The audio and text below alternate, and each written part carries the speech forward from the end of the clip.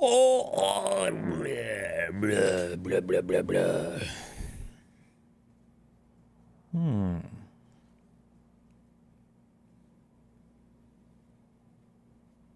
Anybody else? Blah.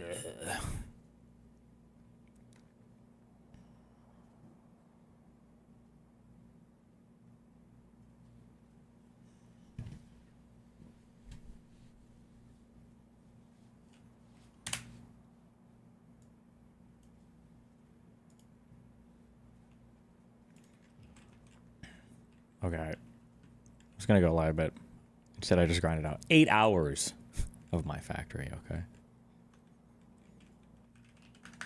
What's going on today?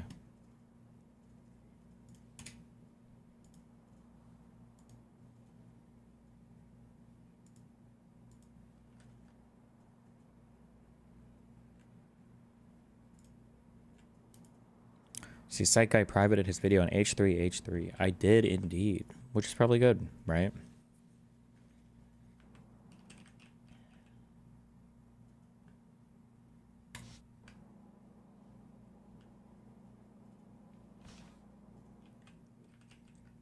Hassan is obsessing over you? Yeah, because he's my #1 fan. Duh.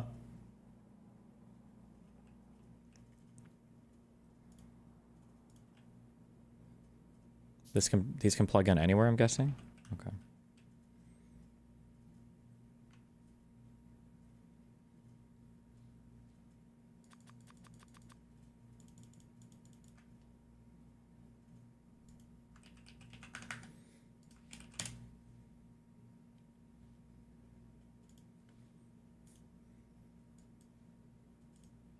So what happened? Did he watch like Destiny's reaction to the fucking content cop and then tried to do a shitty version of it? He sounds like Destiny's orbiters. They're coming here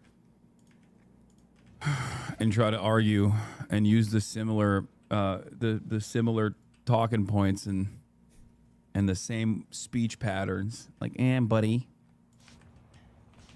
Are there any updates on the court stuff? Nope. All just takes time, and they love. The other side loves wasting time right now, so.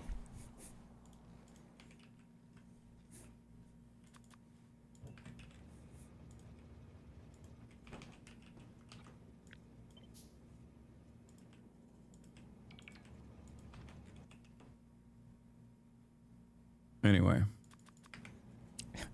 guys. So what happened? Did he watch? Wow, good. Nice clip.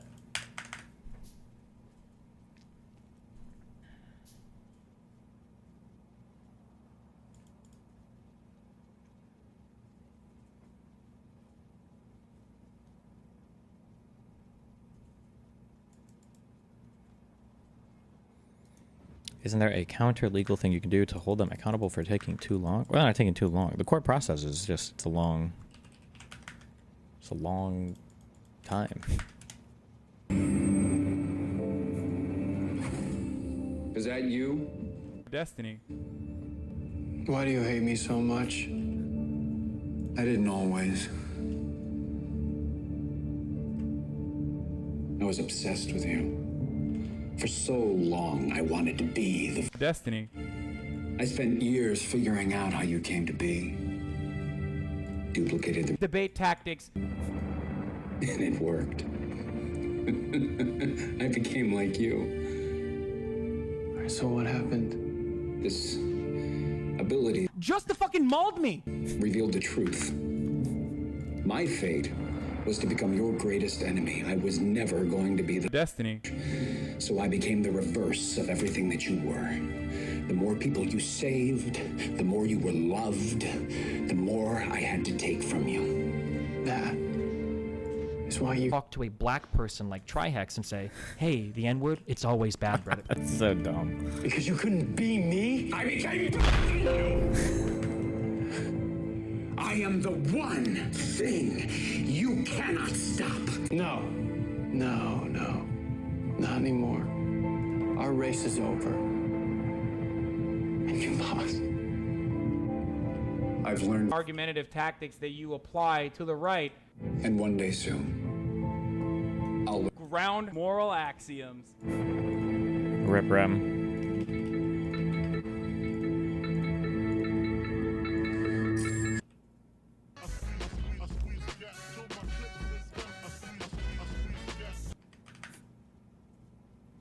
back in the day.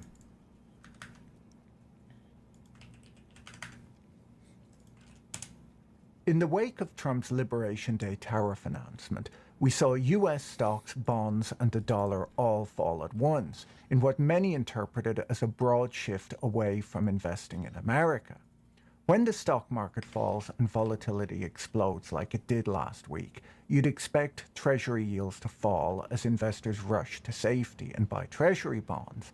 That didn't happen this time around. Investors were instead selling Treasuries, and their yields were spiking higher.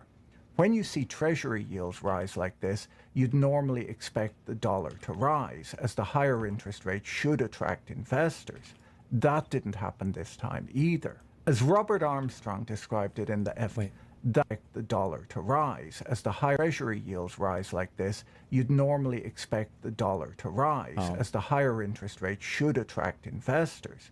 That didn't happen this time either. As Robert Armstrong described it in the FT, was the spike in U.S. Treasury. We saw, as they think, a moment when high deficits either. As Robert Armstrong described it in the FT, the U.S. policymakers had been unpredictable and incompetent at a moment when high deficits and lingering inflation worries mean that there's no room for amateurism.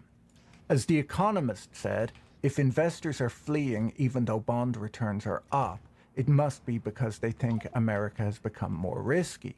They went on to say that rumors are rife that big foreign asset managers are dumping greenbacks.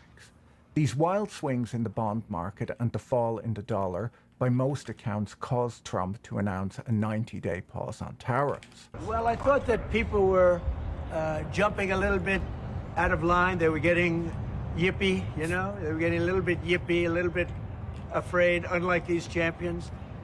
During the market chaos, we saw other safe haven markets rise as money moved into German, Japanese, and Swiss government bonds, along with gold.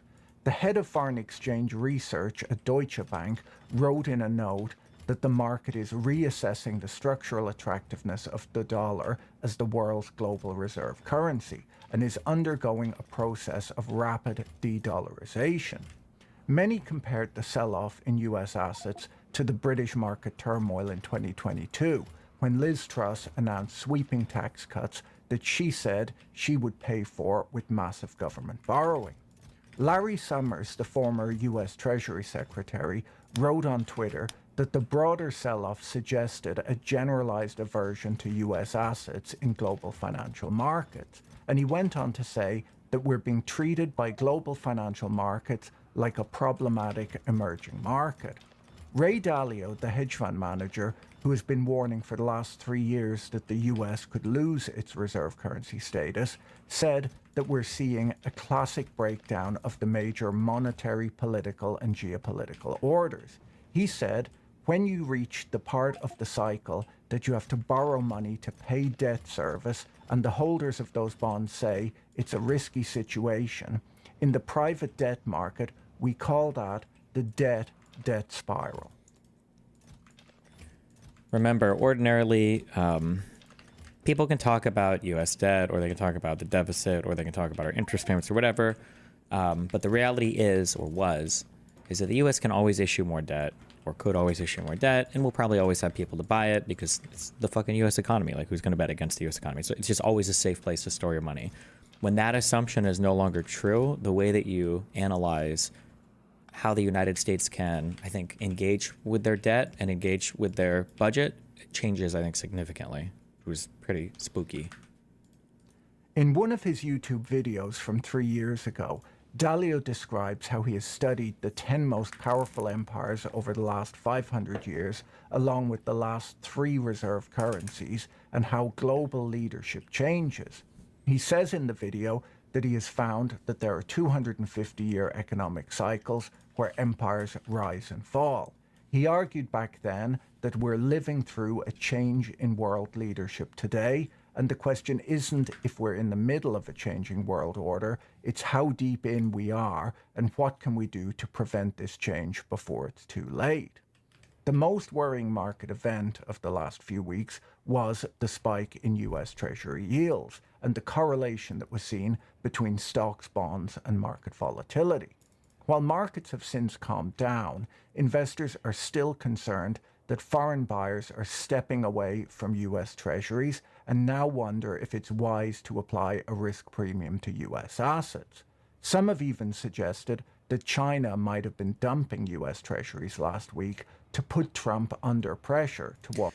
It's important to make sure not to push the idea that no one is buying the debt because most of chat is fucking retarded and would view that as default. The reality is less people want to buy your debt, so the cost of it goes up.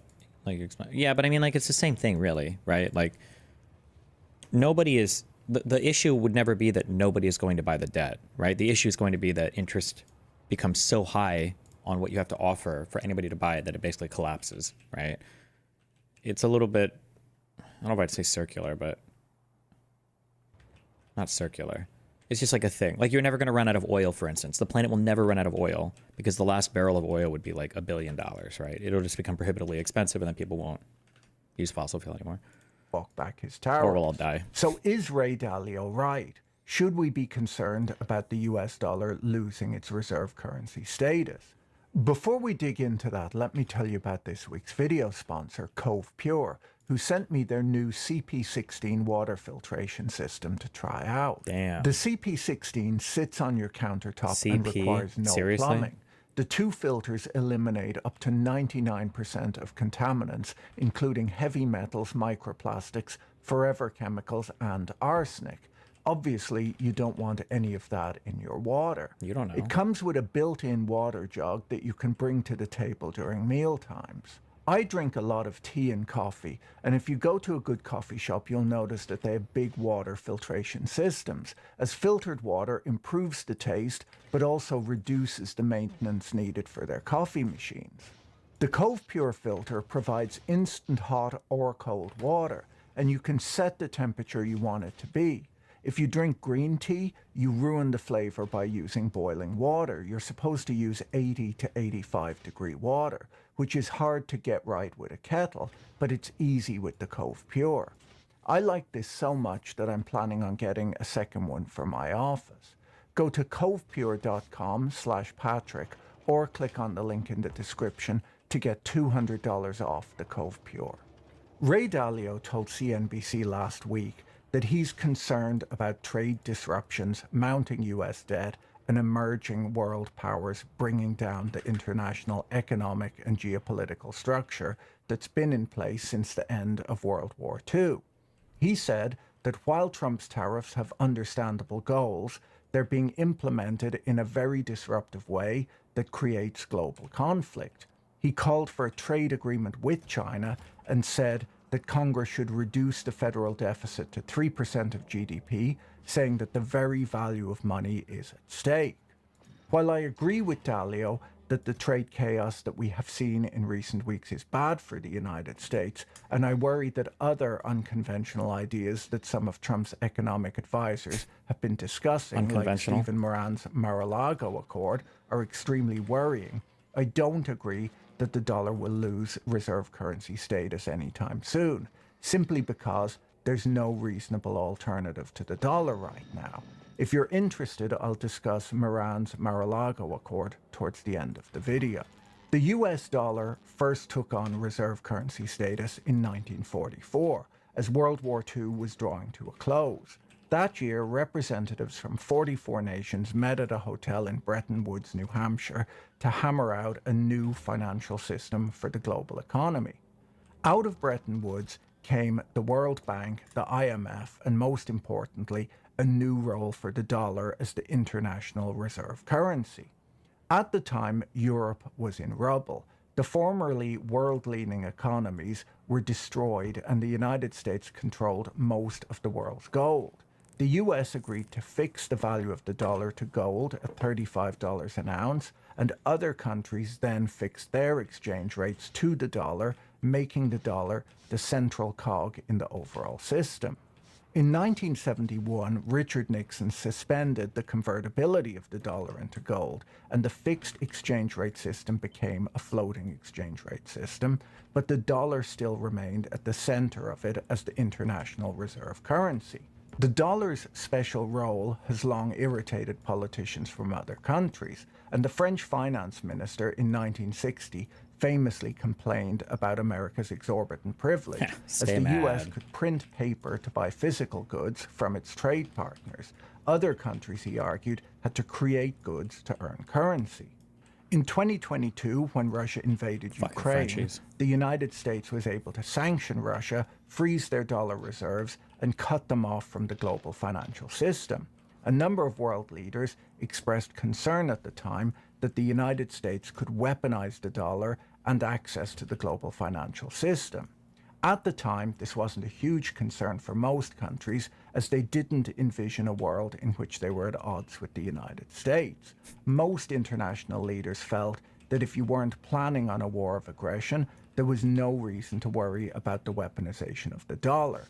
That's how the thinking went at the time, anyhow.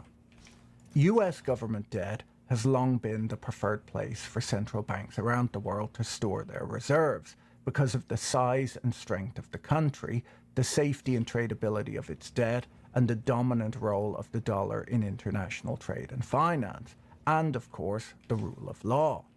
As the FT pointed out this week to highlight the global importance of the dollar, while the US only accounts for a quarter of the global economy, more than 57% of the world's foreign exchange reserves are held in dollars.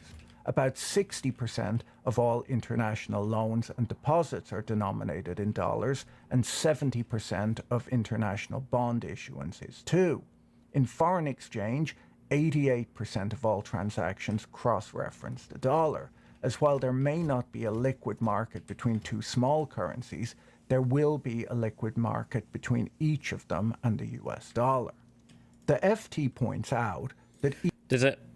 My understanding of that, why couldn't the euro be the reserve currency? The euro is, I think, relatively newish.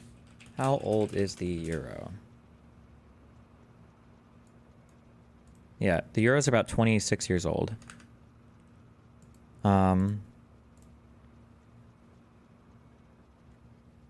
Fuck, I was just saying something, and now you fucked my brain. Between each of them and... Oh.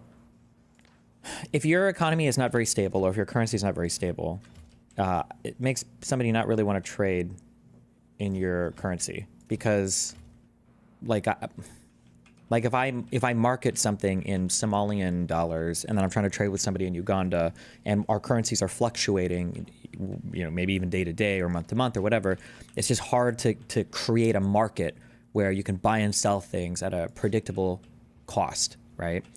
In like the obvious world, you would say that this creates a lot of unpredictability, and so then it's hard to just do business, period.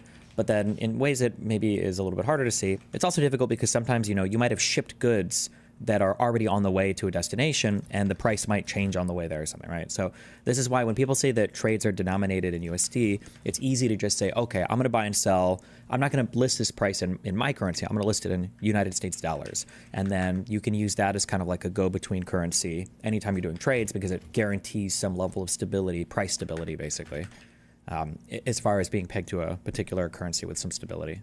The US dollar. The FT points out that even physical US banknotes are widely held abroad, where about half of all US banknotes in issue are held by foreigners. The euro is the principal alternative. And if Dems get back into power, do you think the cat is kind of out of the bag on American hegemony as other countries don't trust us anymore? Yeah, the problem is that now every single country on the planet is going to be looking at the United States like fucking petrified that, you know, we're going to hit a recession or something, because they know that if America runs into any trouble, they're going to be putting in, you know, economic Hitler again. And that's just, it just doesn't feel good to be in a relationship of any kind with that sort of person. It damages our credibility a ton. And it also hurts that, I don't know how to explain this. It's a very frustrating feeling. It's a very violent feeling. It makes me very angry that when Democrats and the rest of the world are kind of like stressed out on like, okay, well, what are we going to do to, you know, stabilize U.S. opinion around the world, or what the fuck, like what are we doing? The Republicans are just kind of like chugging along. They don't give a fuck. Like the Republicans don't care. Republicans on my chat don't care. Republicans on Twitter don't care. It seems like the Republican lawmakers, like nobody actually gives a fuck. So it's that League of Legends situation that I said, where you're like half of your country is like trying very, very hard to stabilize and bail the country, and the other half is like just gleefully inting, and it's just kind of like a big joke, a big meme. And it's just a very, very difficult situation to work in. Like the other side doesn't even give a fuck that they're literally destroying the United States' place on the planet, because they live in a totally different reality than the rest of the world does. So, are held by foreigners. The euro is the principal alternative, and it makes up 20% of central bank reserves. After that comes the Japanese yen and the British pound. In the past, foreign-owned U.S. Treasury bonds were seen. The U.S. dollar became the world reserve currency after World War II in 1944. The euro didn't start existing until 1999, so that's probably the explanation. Well, no, I'm explaining why even today it probably wouldn't be the euro. Also, the euro is the USD is the United States currency. In the United States is 50 states that aren't going anywhere. For the euro, I mean, imagine how scary it would be if the euro was your currency and then like Brexit happens. Waiting 5 seconds for some retarded chat to very quickly spam that the United Kingdom wasn't using the euro. I'm aware of that. But there's a lot of stability questioning sometimes for the European Union. And that same stability question doesn't exist for, or didn't exist for, the United States, right? Like, the European Union could theoretically still dissolve. Nobody really thought that that could happen to the U.S. I doubt the U.S. will resolve, but yeah. Seen in the U.S. as a source of geopolitical leverage. Hillary Clinton, the then Secretary of State, famously asked in 2009 when talking about China, how do you deal toughly with your banker? This way of thinking has changed significantly in recent years, where owners of US assets now instead worry about upsetting the country that holds so much of their central bank reserves. So why do foreign countries own so many dollars? Well, as the economist Michael Pettis frequently points out, if a foreign country runs a current account surplus, exporting more than they import, they accumulate the currency and thus the bonds of the country with the largest current account deficit. The deficit country, which is importing more than it exports, has to borrow money to do this, and it borrows money by issuing bonds. Their bonds are going to be the most available to invest in, and thus that's where the money goes. Central banks keep their reserves in US dollars, euros, yen, and pounds for one very simple reason. Only those economies and financial systems are large enough, open enough, and flexible enough, and trustworthy enough to accommodate large trade deficits.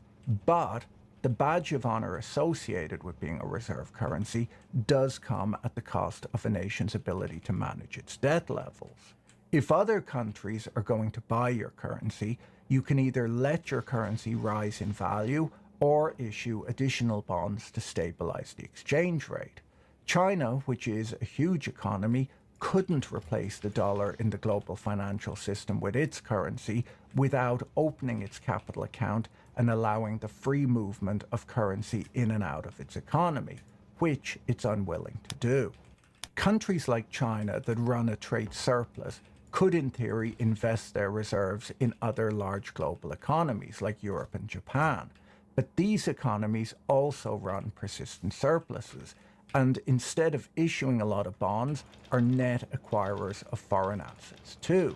If China were to move from US dollar reserves to euro reserves, the ECB would either have to tolerate an appreciation in the value of the euro, or it would have to buy other foreign assets, which means American assets, to neutralize the net impact of the Chinese inflows. You can't get rid, if you're the rest of the world, you can't get rid of dollars. I mean, if you're sitting in Japan, China, or someplace, and you own a lot of U.S. government bonds, if you sell them to somebody in the United States, you get U.S. dollars. So you still have U.S. assets. If you sell them to somebody in France, you've now got euros, but they've got the government bonds. You can't get rid of those assets, but you can't have people trying to head for the door very quickly with them under certain circumstances.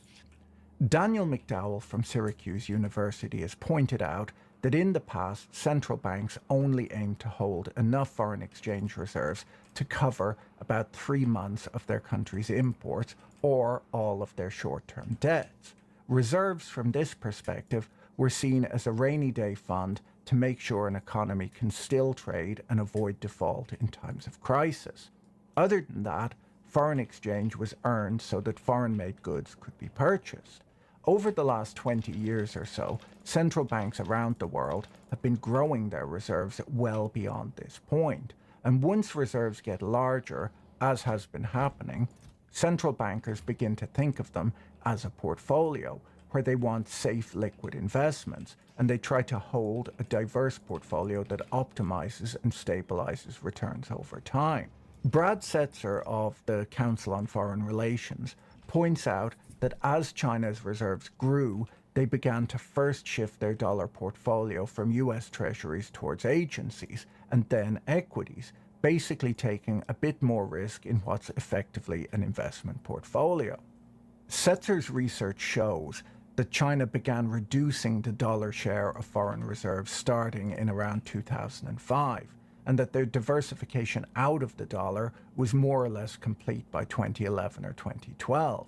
The Belt and Road Initiative, he points out, was a way for China to diversify their reserves into physical assets around the world. The big idea here is that reserve currencies don't quickly come and go. It instead takes decades for a country to gain or lose reserve currency status, Theoretically. not weeks or months. The United States became the leading economic power in the world in the 1870s. It's my birthday today, man. Turned 30. Wanted to show my support. Can I get a shout out from my favorite streamer? Watch you every day.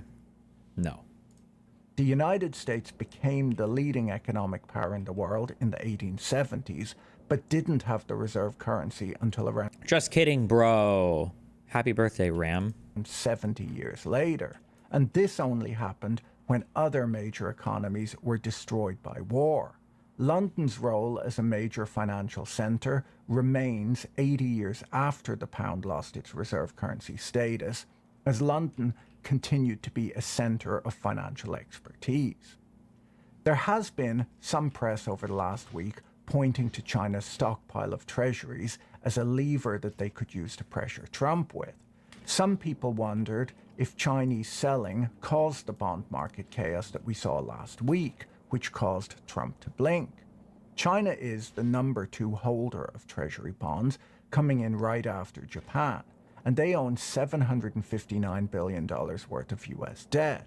We can't quickly work out who was selling bonds last week or why, as there's no real-time data available, but if China decided to do that, they would be harming the value of their investments in order to hurt the United States, which may not make a lot of sense. Not based. Chinese treasury holdings have been steadily falling to the lowest level since 2011, according to the US Department of the Treasury. But it's not easy to know their exact holdings. Brad Setzer points out that some of China's foreign asset holdings show up in the Chinese state-owned banks. Additionally, holdings listed as belonging to countries like Belgium are seen as being linked to custodian accounts in China, and these have been growing too. It's quite possible that China and other international investors might not be actively selling US assets, but they may be nervous about buying any more. And a big buyer who walks away will also have an impact on markets. Oh, that's true. I didn't even think of that. And that's a thing that I always mention, that sometimes it's not about things going up or down. Sometimes it's about things going up slower than they were before, down slower than they were before. People dumping treasuries wouldn't be the only thing that could theoretically drive up bond yields. It could also be that there was a steady influx of buyers who are no longer buying, and that could push bond yields up as well. I never considered that, I guess. Markets, the lower demand will show up in the pricing too. US outperformance in recent years has been a bet on US exceptionalism. Investors bet on America's cutting-edge industries, its unrivaled universities, the rule of law, and a pro-business culture. US outperformance in recent years has been a bet on US exceptionalism. Investors bet on America's cutting-edge industries, its unrivaled universities, the rule of law, and a pro-business culture. Janan Ganesh wrote back in January that unlike other countries, the United States never had a specific growth strategy. But whenever growth bumped up against another imperative, the American bias was to choose growth. Ganesh points out that other countries will claim that growth is a priority, but then add an additional priority, which is the one they really care about. The US was different, he said, as whenever growth came into conflict with another priority, for Americans, growth always prevailed. Robin Wigglesworth wrote this week that whether by accident or design, almost every action taken by the US government over the last 3 months has hurt the dollar. The dollar index, which measures the strength of the dollar against a basket of its biggest peers, fell 2.8% last week alone and is down almost 9% since its peak in early January. The dollar smile theory is an idea first observed about 20 years ago by Stephen Jen, and it refers to the way that the US dollar typically underperforms other currencies This is real. when global growth is moderate, but outperforms when either the US is booming or during times of market stress. In panicked markets, according to the theory, people want to be in dollars for safety, regardless of the state of the US economy. This was clear during the global financial crisis when the dollar rose, and again during Fuck, there are so many ways that, like, I'd never even considered this aspect to, like, our currency or this aspect to our deficit before. It's kind of weird, I guess, how things work out. But I guess, like, the United States truly was like a safe harbor for all economic instability, and we benefited hardcore from that as well. The entire world would flee to US dollars anytime, you know, people weren't sure what was going on. And then that allowed us in the same times of economic instability to run a decently big budget deficit at much, much, much less cost than it would be ordinarily. during the COVID panic in 2020, as investors rushed to the dollar for safety. Reuters point out that so far in 2025, the dollar has failed to respond positively to market stress, suggesting that a profound shift in investor behavior may be afoot. The worry now is that the Trump administration's apparent willingness to upend norms means that previously unthinkable things are now possible. In such a scenario, the dollar can no longer be viewed as a safe haven. Katie Martin wrote in the FT this week that US stocks carry political risk for the first time. Its bonds no longer act like they're truly risk-free. The dollar's not acting like a magnet. So one really scary implication here, and it sucks because this stuff is going to show up like in the form of kind of weird embedded financial problems later on. I guess one really scary aspect to how this works is that the next time the United States runs into any kind of major financial crisis where we do have to print currency, so a thing like COVID, major financial crisis. I feel like I've lived through 3 of these in my lifetime now. 4. Do I get to count the dot-com bubble if I was 12? Because we had 2007, we had COVID, and then we had, well, I guess maybe just those 2 or 3 for the dot-com bubble. I don't know if 2022 counts.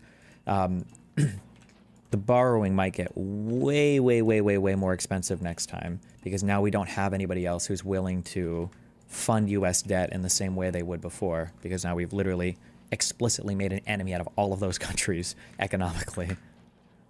During periods of stress, nor like a currency. And The post 9/11 recession was pretty bad too, right? I don't think it was, but I was also pretty young. If it was, I don't remember. I know there was a bit of a shock to the markets, but I don't think so. Can you imagine what happens when Trump installs a new loyalist for the Fed chair who will lower the interest rates just because Trump wants it? If Trump, like, I say this, but we've crossed this line like 10 times. If Trump would install a loyalist in the Fed chair, that should be like a coup moment. But like cooing over financial stuff, that should be the coup moment. Like that's just, it would be the end in a way that might be impossible to come back from. But anticipating an upswing in American economic growth.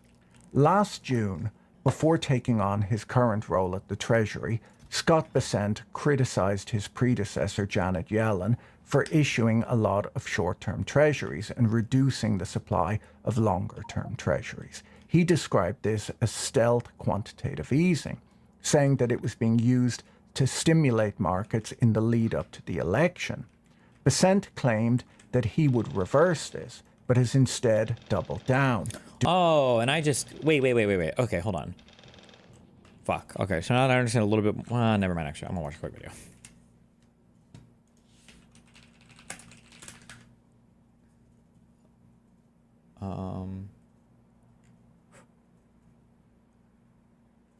Oh, the guy. Hold on. I always trust these guys. Did you hear about the Fed? No, what about the Fed? They announced another round of the quantitative easing. What does that mean? It means they are going to make large asset purchases via PAMO. What does that mean? It means they are going to expand their balance sheet and buy treasuries. What does that mean? It means they are going to print a ton of money. So why do they call it the quantitative easing? Why don't they just call it the printing money? Because the printing money is the last refuge of failed economic empires and banana republics. Okay, never mind. Let's try this one. This video is sponsored by Skillshare. Go to skl.sh/theplaneBagel5 to get a free 2-month premium trial. Quantitative easing is something we've seen pop up around the world ever since the 2008 financial crisis. The US, UK, Eurozone, and Japan are just some of the countries that have implemented the unconventional monetary policy as a way of helping their economies recover from the recession. But what exactly is quantitative easing? Well, Fuck, having a better understanding, I repeat a thing a lot, and then I have like a... I don't really know much about QE other than it's a way to inject money into the economy somehow. That's literally the only thing I know about it, but I couldn't explain the mechanisms, but I will after this video. But it's funny because QE conflicts with something that I've said over and over and over again that I've never really considered before, which is that the Federal Reserve is not supposed to manage your economy. In the United States of America, at least. I don't know if all central banking systems go by the same principle, but the Federal Reserve is here to manage unemployment and inflation, and that's it. Whether the economy is doing good or bad or whatever, economic policy, that's supposed to be up to Congress and the president, and you work out your budgets and your economic plans, whatever, and that's that. The Federal Reserve is not supposed to be here to give you a strong and thriving economy. It's just supposed to manage those two indicators. But I guess QE, I don't know if this would have been the first time or one major time where the Federal Reserve was looking at the economy and was like, well, hold on, we're going to make the economy better, I think. But well, the short of it is that it involves printing money, which is thought to encourage business activity. But it's a little more complicated than just creating dollar bills and tossing them from a helicopter to cheering crowds and businesses below. The central bank will use the newly created money that it produces to purchase assets from the market. And while this isn't different from what the institution actually typically does, it's the scale and the type of assets involved that makes quantitative easing so unconventional and, quite frankly, controversial. So let's go through how quantitative easing works and what it means for the economy on today's Plain Bagel. let's do it. A country's central bank, like the Federal Reserve in the US and the Bank of Canada in Canada, is the steward of the country's currency. They are intended to be an independent institution from the government. And among their responsibilities is the task of actually issuing money and managing its supply, while simultaneously helping the economy maximize employment and stabilize prices. So when a country starts to show signs of a slowing economy, the central bank will typically step in to try and boost business activity through expansionary monetary policy, which involves influencing the country's currency to encourage more spending and lending. One way they do this is by changing their policy interest rates, which you hear about in the news quite a bit, especially within the last decade. By lowering interest rates they pay on their deposits that they receive from other banks, the central bank applies downward pressure to other interest rates within the economy, from interest rates paid on government bonds and corporate debts to car loans and mortgages that you or I might take out. The idea is that a lower cost of borrowing will encourage spending, which is a fair assumption. If you were going to buy a house, for example, you might be more inclined to make a current purchase if you could borrow at a lower interest rate. Whereas if interest rates were higher, you might decide to hold off and, at the very least, increase the down payment you make before making the purchase so that you don't have to borrow as much and pay the expensive interest rate that you're going to be charged. Low interest rates have prevailed in most developed countries since the 2008 financial crisis. But as you would expect, interest rates can only go down so far. In the US and Canada, the central bank interest rates are in the low single-digit range. Are you excited on your upcoming debate with Andrew Wilson? What are your preps? It's like a religious debate, so not necessarily, but like I said, I'm getting back into the swing of things. And in the Eurozone and several other countries around the world, rates are actually in the low negative range. And so with little to no leverage left in that department, many central banks have implemented or considered expanding quantitative easing programs, first started a decade ago, as a way to continue stimulating their economies. Quantitative easing, or QE as it's commonly referred, is the process by which the central bank injects money into the economy. But while it's often imagined as a central bank printing dollar bills and giving them to banks and corporations, it's not that simple. Firstly, the move is actually mostly digital, with the central bank simply crediting themselves electronic funds, and the money enters the economy through open market operations. In Germany, when runaway inflation happened and things like a banana suddenly cost $1 billion, do jobs just keep raising wages to keep up? That part was confusing from the book. Yeah, I think wages just go up every single day. It becomes like really goofy. It wouldn't surprise me if they didn't mention this in the book, but I know this happened in the Soviet Union. I feel like I'm making this word up. I think in the Soviet Union, they used to have little books, and they would call them blots or bliats or something, where what you would do is it was almost like a barter system. You would have a little card and you would start trading favors with neighbors or whatever in order to buy and sell things like flour or whatever. You basically kind of be like on a barter system. I don't know if that's the right word or not, but That is, the central bank inserts a lot is just Russian for clout. Okay, I don't know. I'm not... crediting themselves electronic funds, and the money enters the economy through open market operations. That is, the central bank inserts itself into the market as a buyer and purchases securities and assets using its new money, typically buying government bills and bonds from other banks. This action increases an economy's money supply. By buying the assets, the central bank is replacing them with new money, as if pulling the funds from an alternate dimension and injecting them into the economy. The process also leads to the central bank increasing or expanding its balance sheet, since it will end up holding financial assets. So why does the central bank consider doing this? What's the benefit of buying financial assets from the market? Well, one of the main objectives of QE is to lower the costs of borrowing, i.e. they're looking to ease a country's financial markets. This is done during periods where financial markets are tight, or when banks are more reluctant to lend, like after the financial crisis when the credibility of many businesses and organizations became less certain. Now, when overnight rates are near 0% from the central bank's influence, banks already borrow at a cheap cost, but the rates they turn around and charge on other longer-term loans may still be high.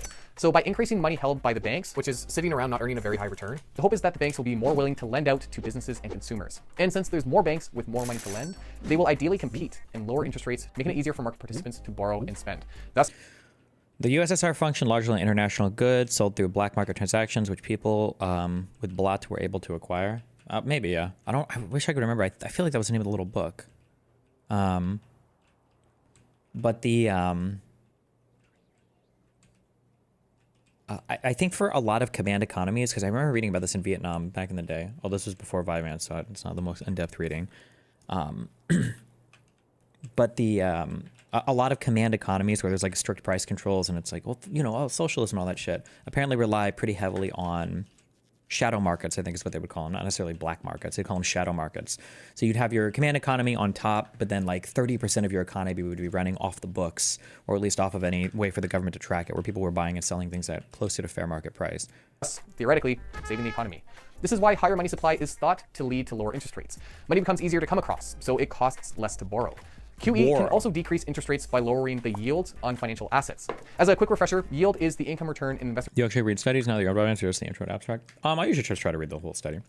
Studies usually aren't that long. Like if you're willing to sit down, you can usually read a study in less than an hour. Unless it's like, I mean, for heavy, like for very, very heavy mathy stuff, I'm not gonna be able to read too much of it, but like most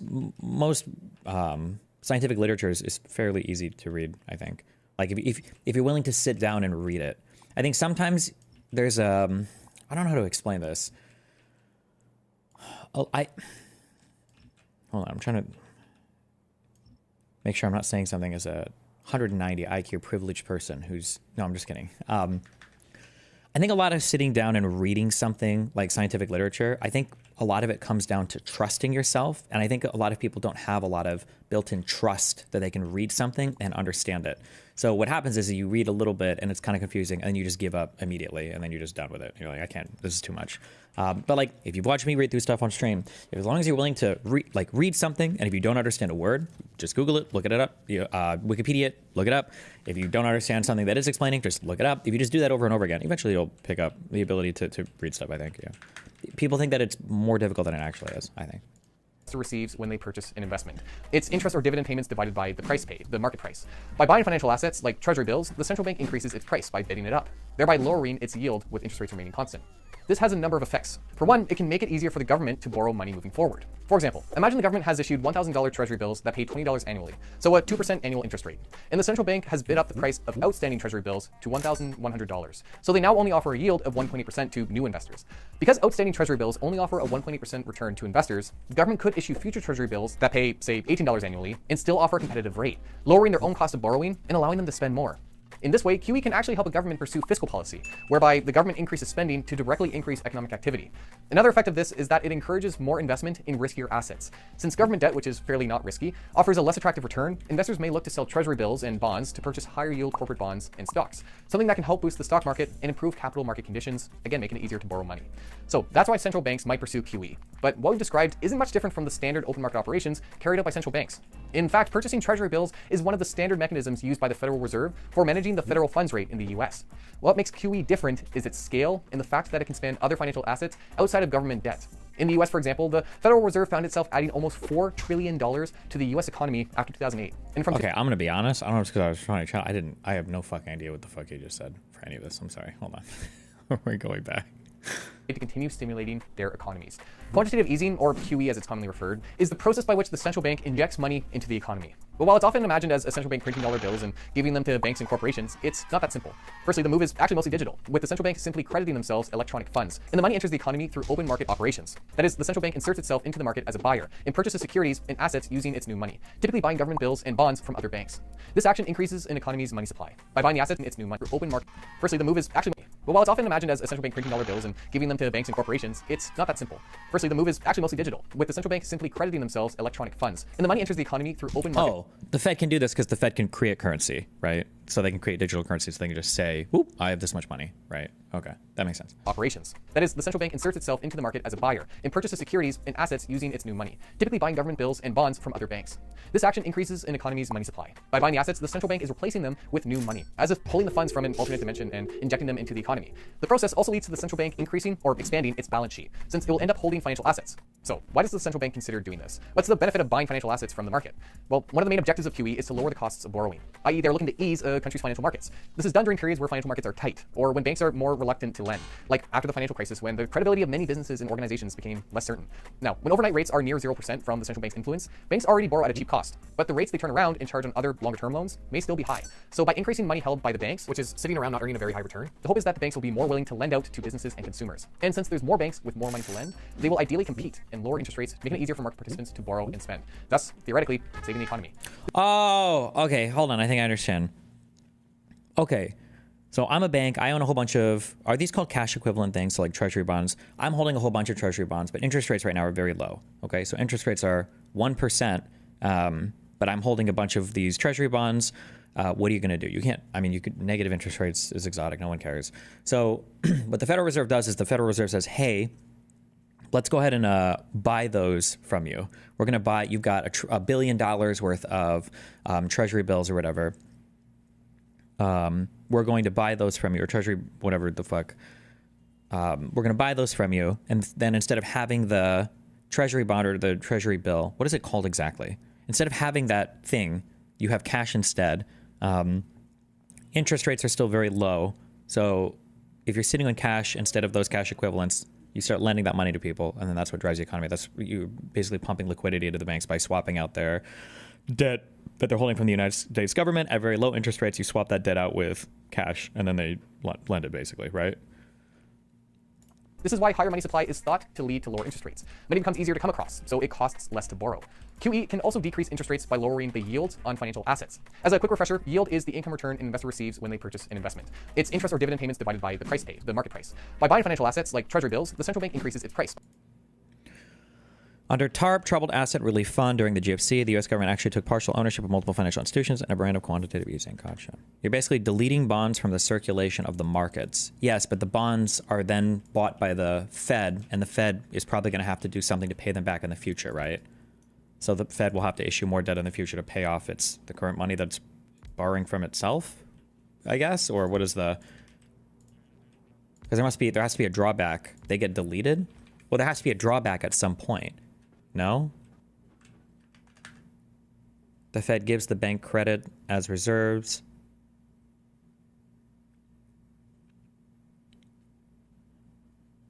So if I have $10 billion in outstanding debt for treasury bonds, and I just buy that debt, and then I issue you a credit. Oh no, because I guess the Fed is the debtor, right? And then the bank is the creditor. So if the debtor buys the credit shit, then it would be just voided, I guess.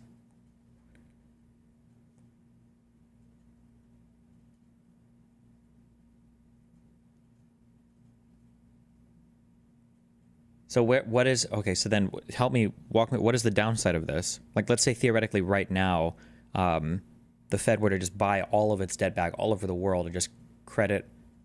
Oh, it would seriously drive down the value of the dollar, because now there would be way more USD in circulation, which would probably drive down the dollar. Interest rates would be insanely low to non-existent because there'd be so much money around, basically, right? That it would be tons of inflation, basically. The drawback is inflation since you're increasing money supply. I see. Okay. I think. Okay. All right. By bidding it up, thereby lowering its yield with interest rates remaining constant. This has a number of effects. For one, it can make it easier for the government to borrow money moving forward. For example, imagine the government has issued $1,000 treasury bills that pay $20 annually, so a 2% annual interest rate. And the central bank has bid up the price of outstanding treasury bills to $1,100. So they now only offer a yield of 1.20% to new investors. Because outstanding treasury bills only offer a 1.20% return to investors, the government could issue future treasury bills that pay, say, $18 annually and still offer a competitive rate, lowering their own cost of borrowing and allowing them to spend more. In this way, QE can actually help a government pursue fiscal policy, whereby the government increases spending to directly increase economic activity. Another effect of this is that it encourages more investment in riskier assets. Since government debt, which is fairly not risky, offers a less attractive return, investors may look to sell treasury bills and bonds to purchase higher yield corporate bonds and stocks, something that can help boost the stock market and improve capital market conditions, again making it easier to borrow money. So that's why central banks might pursue QE. But what we've described isn't much different from the standard open market operations carried out by central banks. In fact, purchasing treasury bills is one of the standard mechanisms used by the Federal Reserve for managing the federal funds rate in the US. What makes QE different is its scale and the fact that it can span other financial assets outside of government debt. In the US, for example, the Federal Reserve found itself adding almost $4 trillion to the US economy after 2008. And from 2009 to 2010, the central bank bought just over $1 trillion worth of mortgage-backed securities, an investment that became unpopular and risky due to its exposure to the housing market. This not only helped boost money supply, but it unloaded unwanted assets from the banks, with the hope that it would improve confidence in the housing market and allow banks to continue providing mortgages to home buyers. Sounds like a pretty solid win-win, right? An institution that can print money. Oh, that's super scummy. That super hits home on the capitalism for the for the customers, or it's capitalism for the citizens, and it's socialism for the for the corporations, because it's a privatized gain and it's a subsidized loss, right? Okay. Money buys assets investors don't want to boost the economy. What could go wrong? Well, as with most things in economics, the action is not without its own risks and downsides. For one, QE can lead to runaway inflation. Inflation is when the value of a currency falls. With more money in circulation, each dollar becomes less valuable, leading to rising prices. QE will most of the time cause inflation, and while most developed countries target a low single-digit inflation rate, they may accidentally push inflation much higher, potentially causing a crisis when QE is implemented. Secondly, injecting money into the economy may not necessarily lead to higher business activity.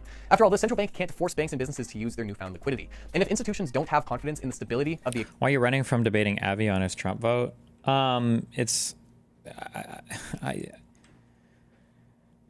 I think that there's like a cost, there's a price that you have to pay with your sanity when you debate Trump voters. And I haven't even tried. I haven't even tried to imagine how absolutely fucking retarded the arguments Avi is going to use to justify that vote.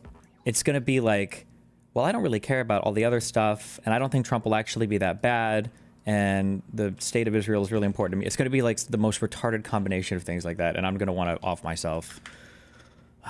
Economy, they may simply hoard their newfound cash. This is part of the reason why Japan has continued to experience deflation, even after implementing QE programs and boosting money supply quite a bit. And even US banks were found to have held quite a bit of the money they were... Also, like, I've worked so hard to kind of like build my audience and kind of push us more like center left or even progressive in some ways, and that conversation might actually turn me into a fucking Nazi. So I gotta be careful, all right? I gotta be responsible for my brain. To experience deflation, even after implementing QE programs and boosting money supply quite a bit. And even US banks were found to have held quite a bit of the money they received from the post-2008 program rather than lending it out. Finally, QE programs are not intended to be permanent. Once the economy has recovered, gotten back on its feet, and inflation starts to rise, the central bank will often reverse its QE program, selling assets back into the market, shrinking or unwinding its balance sheet, and sterilizing or destroying money it receives to reduce money supply and keep inflation in check, effectively putting money back into the alternate portal it pulled it from. But the timing of this step is just as important as the decision of implementing QE. If done at the wrong time, it can make a bad situation much worse, taking away a crutch businesses and banks have come to rely on. Now, QE is thought to have helped quite a bit with the post-2008 recovery of countries around the world, according to institutions like the IMF. But we have yet to see countries fully reverse the programs they put in place. The US Federal Reserve's balance sheet still has roughly $4 trillion worth of assets, up from around $1 trillion in 2008. So while the process can support a country and bring cash to businesses in need, it requires extreme caution and care if a country wishes to maintain confidence in its economy and, importantly, its currency. Thanks for watching. If you like this video, make sure to hit the like button. If you like what we're doing here, make sure to subscribe. Hit the bell icon if you want notifications about future videos. If you have any feedback or topics you want me to cover in a future video, leave a comment down below. For the Plain Bagel, my name is Richard Coffin. Thanks for joining me today. Thanks. Have you heard of Skillshare? Well, they're the sponsor of today's video, and I think you should check them out. Why? Well, it's a website that offers thousands of classes teaching you different... Okay, sorry, we're back. Was being used. Exactly. Why would Trump installing a loyalist as the Fed chair be bad enough to justify a coup? Wouldn't it just be another case of Republicans mismanaging the economy? So imagine you have a retarded mom and dad and grandma and grandpa, and you work at at Google, okay? And imagine that they have a computer inside one of the offices, and your mom and dad says, I'm going to fucking destroy Google, okay? And you see them run into the office and they get on the computer. You don't really care that much. They have an ordinary user account. All the permissions are set up correctly. They, like, what are they going to do, okay? So they run inside and they get on the computer and they try to log into google.com and they try to kill everything. But like everyone just kind of laughs at them and they're like, okay, well, you're kind of retarded. There are a few people at Google who kind of get nervous because they're like, I don't know why there's this crazy dude in the office trying to destroy our company, but he can't really do anything, okay? That's Trump term 1. Trump term 2 has been Trump going back and saying, I'm going to destroy Google. And also, I'm now best friends with all of the people that run the admin permissions department or whatever the fuck that dole out permissions for computer systems. Now, this is a lot more scary because now all the other Google employees are having their shit randomly deleted. Databases of information are getting dumped or destroyed. And now there's like significant damage to the company being caused because now this person has the necessary friends and realize, okay, well, I can't just do it from an ordinary computer. I need permissions to fuck the whole company up. Okay. And this is like the first 100 days so far of this term. That person now saying, I really want to destroy Google. And somebody comes by with the password to like the local utilities company and enables them to basically turn the electricity off with the push of a button. That's the equivalent of Donald Trump installing a new chair on the Federal Reserve. It's just another layer of stuff that we shouldn't have to worry about being politically captive, that the monetary supply might now be a tool that Trump is going to use to do whatever the fuck. Like that's another thing that he shouldn't have. Like he's already fucked up every single thing he's put his disgusting grubby orange fingers on. Okay. That he's had way more ability to do than he did before because he's got more loyalists. Him being able to fuck with the money supply as well on the Federal Reserve, it would be, I say it would be an apocalypse, a financial apocalypse. We're already kind of in a financial apocalypse. It would be an even worse financial apocalypse.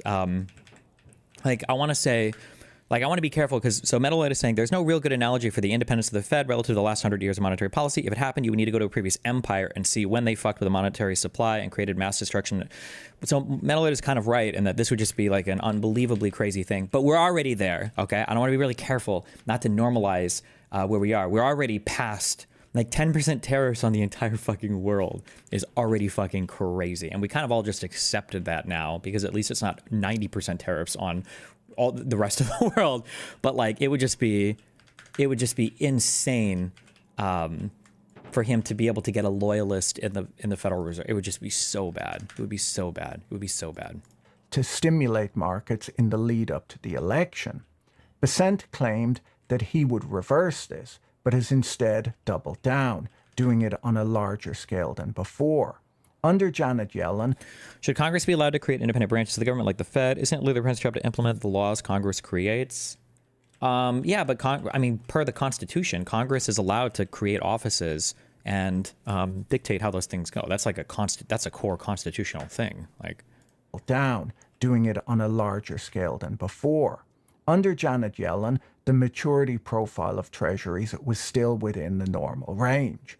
Besant now says that he will keep the dollar quantity of long-term treasuries steady, which sounds fine, but because the budget deficit is growing, this means he's issuing proportionately fewer long-term bonds. What Besant is doing is essentially a bet that long-term interest rates will fall. If he expected them to rise, he would want to lock in today's low rates right now by issuing long-term bonds. Instead, he's borrowing short-term, which means that he constantly has to refinance. And if rates go up... How does he appoint a loyalist to the Fed chair? I thought it was just a member of the board. I think technically the president has the right to do this. They just usually don't fuck with it. They'll usually just reappoint the same one or something. Have we accepted it because it's Trump or because it went from 90% to 10%? I feel like it's more of the former because it was no surprise he would do any of this. No, it was a surprise because most of the world, even the financial and economic world, was not very politically in tune, which is fair because like politics kind of has a band that it runs, like like a what do you call a band, like of probabilities. We have like a tail for your data. There's like a range of things that can politically happen, and I don't think financial markets or economies generally consider things that are way outside the norm, that are kind of like wacky and kooky and crazy. And I don't even necessarily blame them because most of the time this stuff just wouldn't happen. I don't think the world markets were legitimately considering that Donald Trump, that the United States of America might self-destruct and destroy its position as the world leader in the economy, in the global markets. I don't think anybody really thought that would happen. I don't think, even though Trump said it a billion times, and maybe politically you could have made that prediction, financially there's a whole bunch of reasons why this should never really happen, and I don't think people consider that much. But I don't know. We'll see. He'll be We can read this real quick because I've seen this article come up a few times.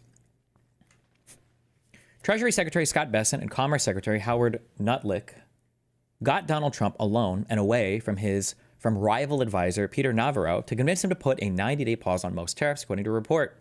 The president's financial team has taken hits over the administration's first 100 days, with many wondering if Nutlick should represent the administration on television. Perhaps no one has been more controversial than Navarro, however, particularly stoking the ire of... Perhaps no one has been more controversial than Navarro, however, particularly stoking the ire of first buddy Elon Musk, who has feuded with a man he's called dumber than a sack of bricks and truly a moron.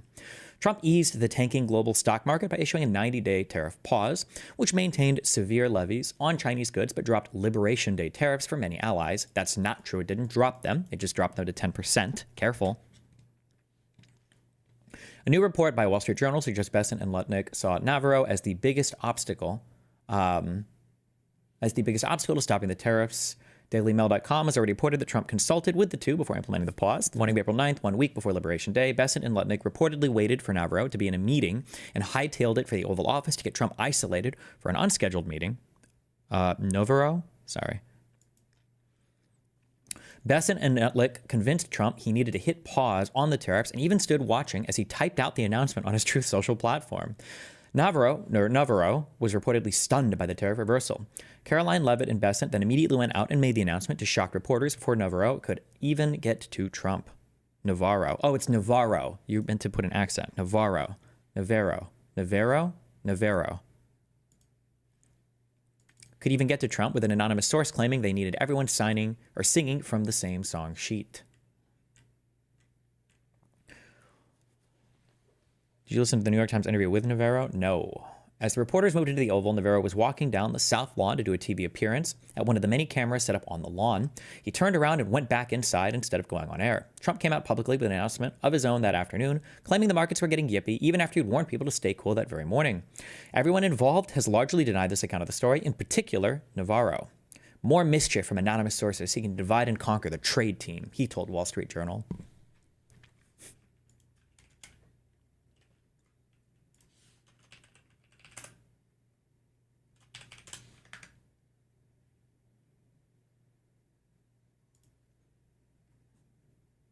Wait, what was this interview? Or when did this happen?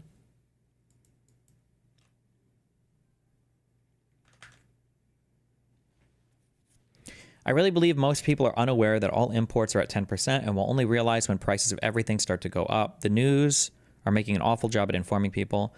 I think, but the issue is that, I'm sorry, the problem is that it's hard to know how bad the economy really was versus how much people were just told it was bad and then believed it because of that.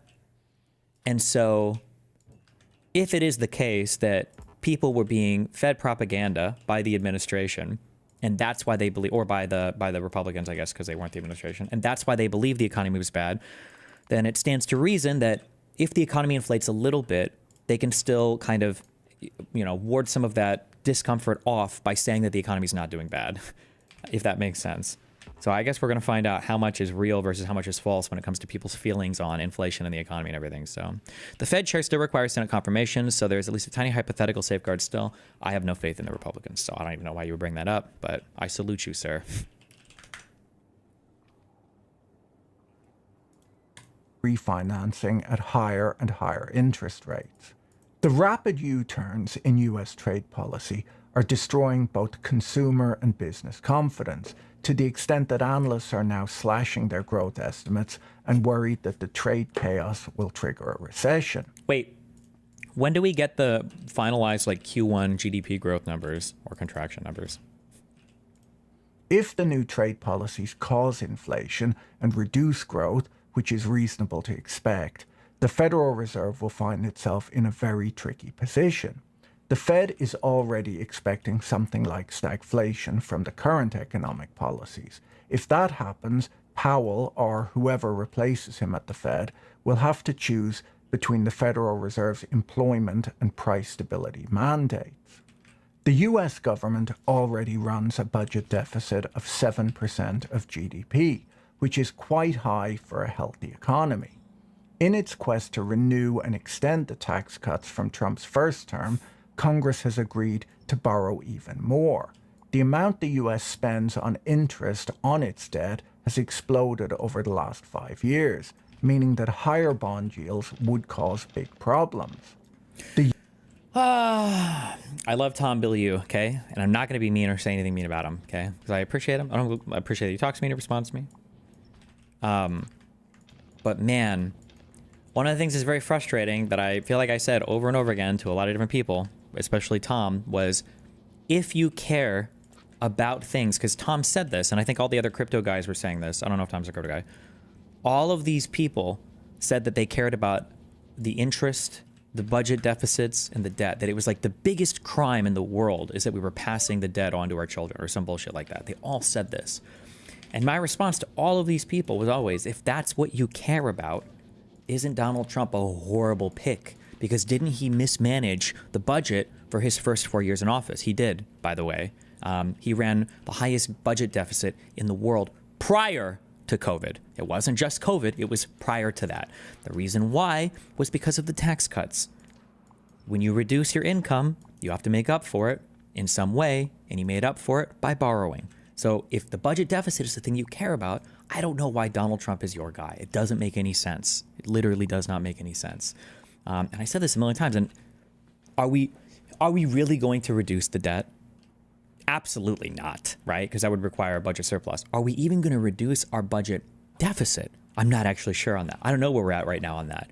Is a deficit meaning the amount that we have to borrow every year to fund the government? Is the borrowing amount going to go down, or is that going to be higher? Because if so, what the fuck are we doing? All of this pain and agony for nothing? All of Doge for nothing? All that talk of responsible spending, the economy that he inherited from Biden, the markets that were increasing, the manufacturing that was exploding, America's second best manufacturer in the world, the best recovered economy from all of fucking COVID. He got that from Biden. My number one fear for the second Trump admin was that Trump was going to come in, do nothing, and take credit for everything that Biden had done.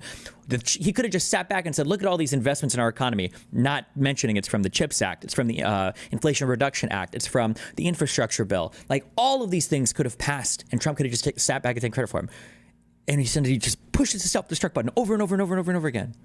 Yield on long-term bonds essentially tells the administration whether they can spend or not. Earlier this month, the House of Representatives approved the Senate's plan for a budget that could add $5.8 trillion to deficits over the next 10 years, according to the Nonpartisan Committee for a Responsible Federal Budget. That's more, they point out, than Trump's... Are we really blaming a single person or looking at the system as a whole? We're blaming a single person. We're blaming a single person. When you want to be a dictator, you're going to be held accountable as a dictator. Donald Trump rules like a king. And at the end of the day, the king's decisions are the king's decisions. You can't blame some other person for them. That's why you're the king. First-term tax cuts, the response to the COVID-19 pandemic, and Biden's stimulus and infrastructure bills combined. The US is already spending half of its budget on interest rate expenses alone.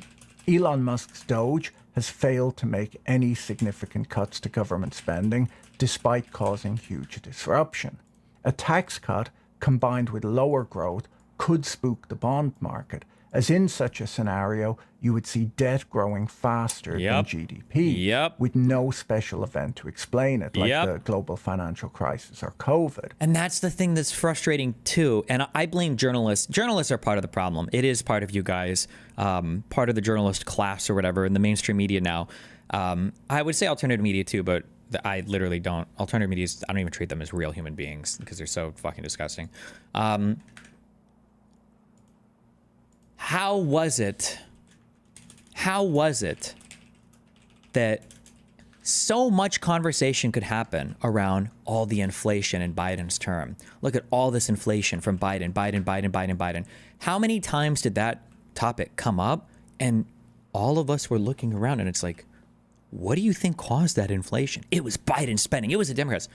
Hello? A little bit more there? It was bad Democratic policies. And anything else? It was printing money. Anything else?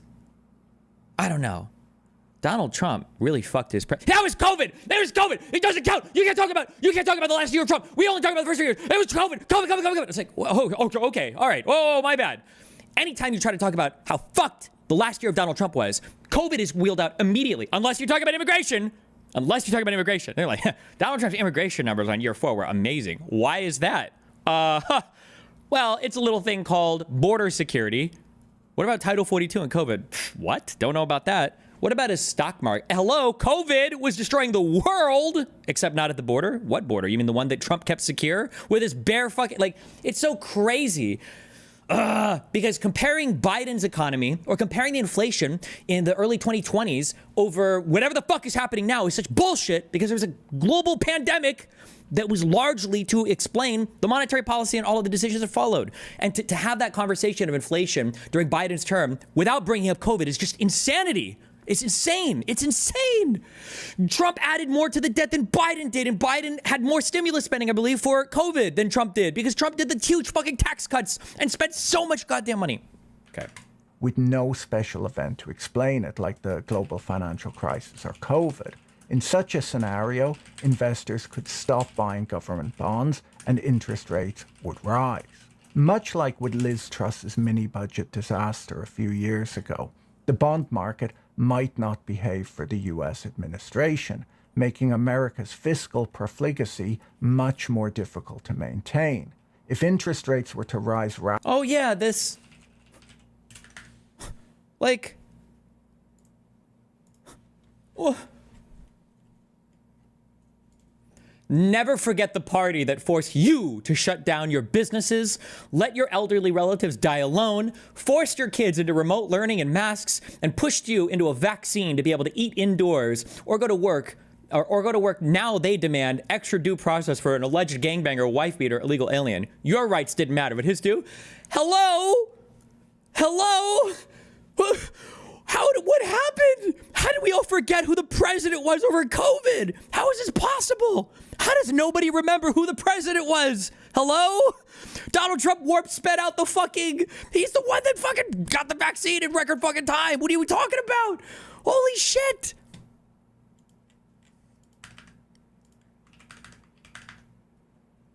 How do you respond to the COVID state policy argument? What do you mean? I thought if you want to say, and by the way, if you wanted to be intellectually honest, it is true that it was the states that had large decisions here. However, if you want to be intellectually honest, then you have to admit fully that your the destruction of the Department of Education was completely and totally fucking bullshit. Because I thought that we took apart the Department of Education to give educations back to the states. Wasn't that the reason?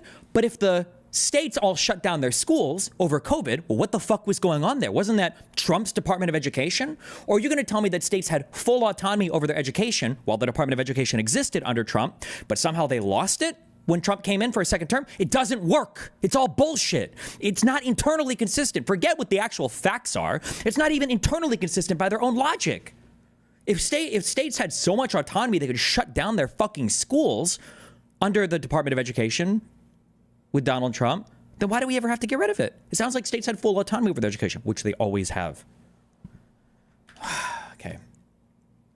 Rapidly as investors backed away from buying US treasuries, Besant's decision to lean more on short-term treasuries to fund the government could turn out to be a huge mistake. We're already seeing real-world problems associated with Trump's tariffs. The Dallas Fed's energy survey showed a small increase in activity in the oil and gas sector for the first quarter of 2025. But with oil prices down and the cost of drilling up, this doesn't work for the oil and gas sector. Tariffs on steel have pushed up the cost of new wells by 10 or 20%, according to some estimates. We've already seen a collapse in ocean container bookings since the tariff announcements. The lack of container... Yeah, but what about the truth besides hypocrisy? Was it more Democrat state policy fault or Donald Trump's? The first grade truth is the states have the absolute end right to say what they want. The actual truth is a bit more complicated. States ultimately could dictate what they wanted, but the federal government provided guidance. And I believe that it literally was the federal government that, oh, fuck, am I making this up? It was so long ago. Didn't the federal government, was it the NIH, Fauci, literally publish guidelines for opening and closing schools that it issued? It just gave guidelines to all those states for how they wanted to open and close and what the recommendations were.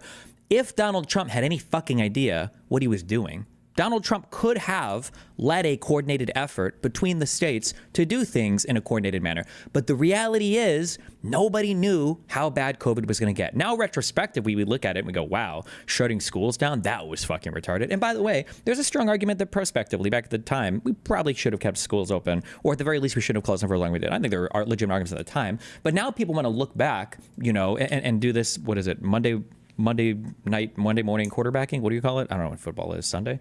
And want to be like, oh, well, we shouldn't have never shut down anything. We should just let the economy run and it would have been fine and blah, blah, blah. It's like, maybe, but we didn't know at the time. We didn't know how bad COVID was going to get. No one had any fucking idea.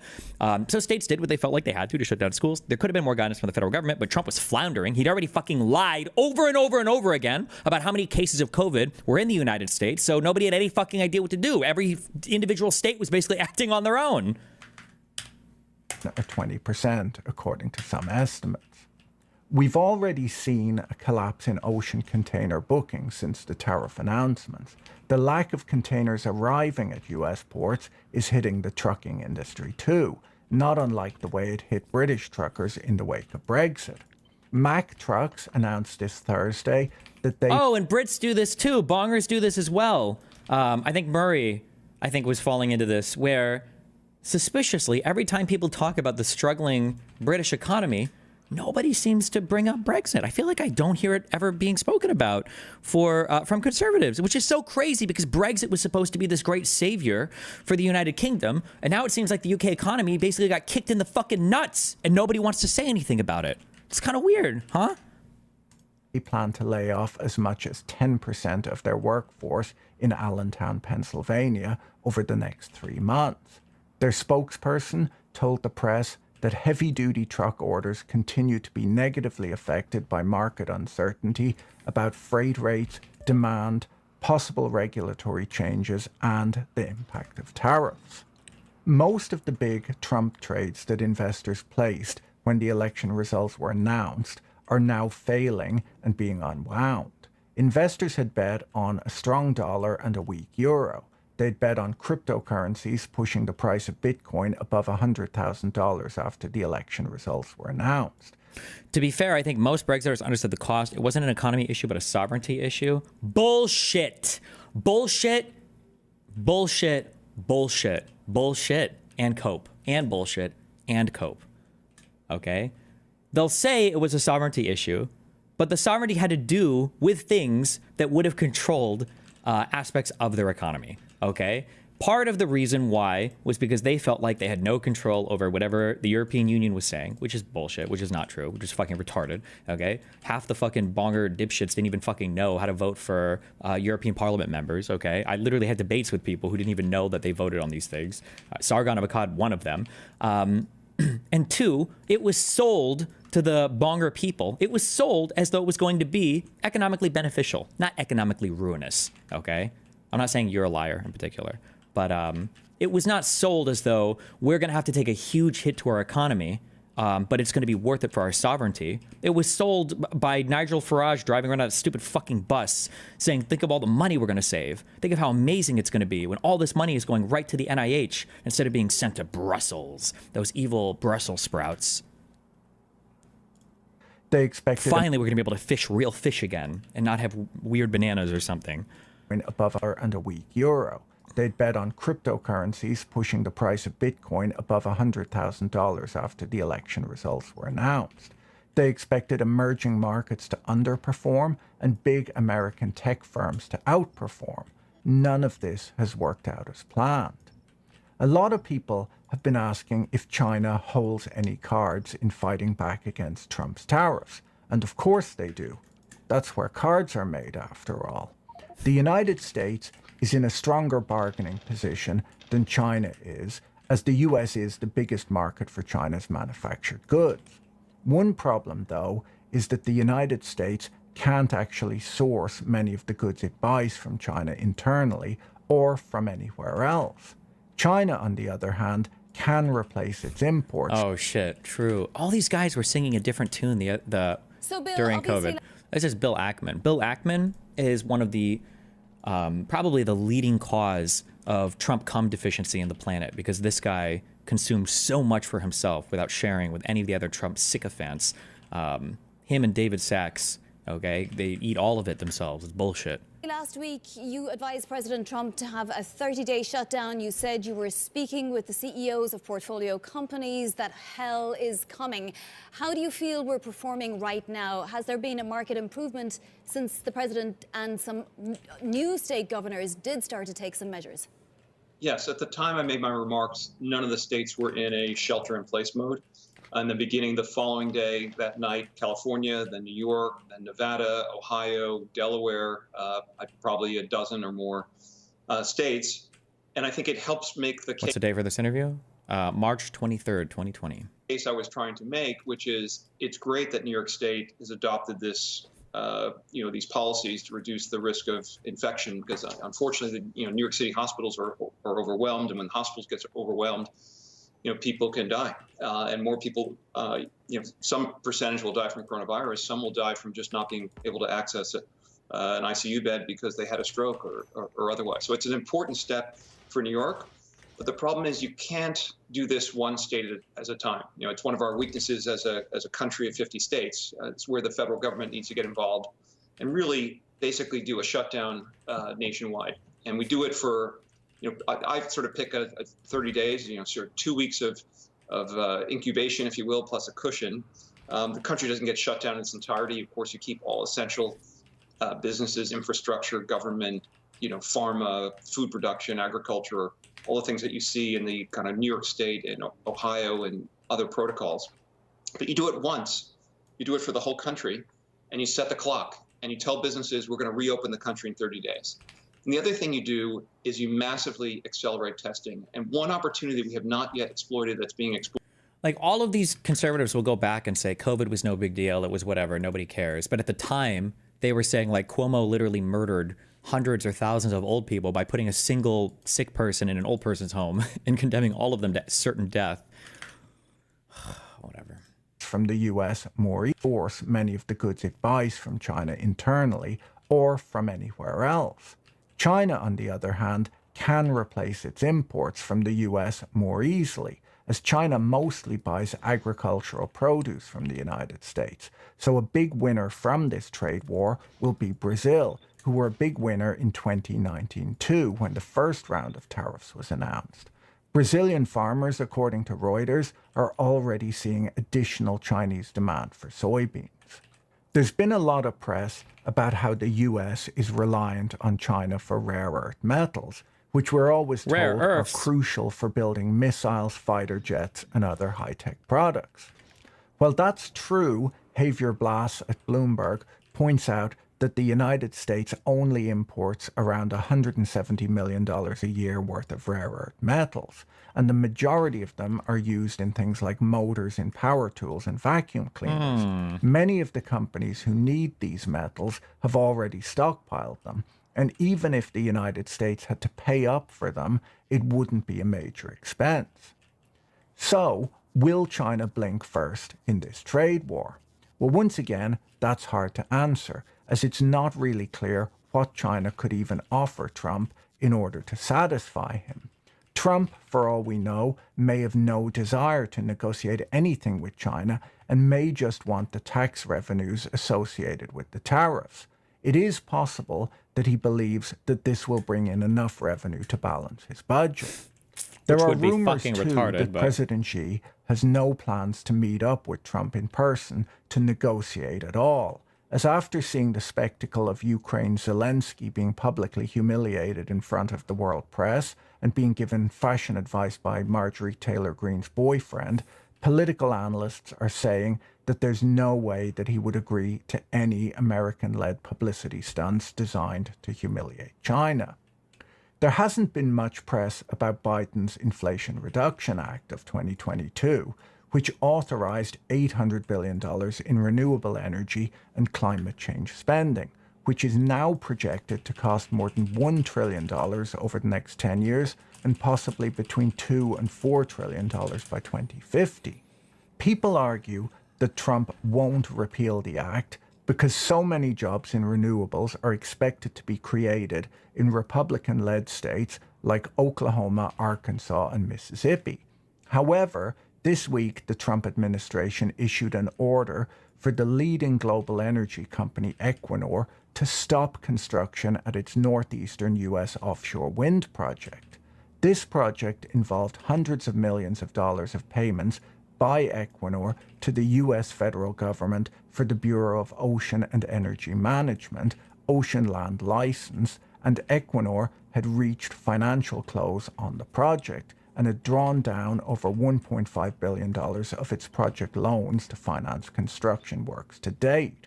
Bankers described the stop construction order midway through this project as having a chilling effect for international investors, given the rarity of administrations retroactively cancelling permitted and approved and in construction projects. Is this because I heard this, but I've never done much reading on it. Were they actually canceling? Did they actually start canceling projects that had already been approved under Biden? I guess that was part of the big deal with the USAID stuff, is that part of the reason why those lawsuits are being brought up is because the government was literally canceling contracts that had already been agreed upon. Like there was already money promised to people, some for the work that had already been finished, like the work had been done, and the government was saying, no, we're not going to pay this out now. Stop work order on a multi-billion-dollar international investment project like this implies that the Trump administration is quite likely to repeal all of the IRA tax subsidies for renewable projects. Cancelling these projects will save far more money than Doge could, and Trump's base is not on side for green transition projects. The investment case for projects like these only works with large government-provided cash tax subsidies. There are many ways that this could work. Trump could keep the subsidies in place and disallow any usage or distribution of them. A complete repeal might be politically difficult, but Trump appears to have complete control over all branches of government, so who knows?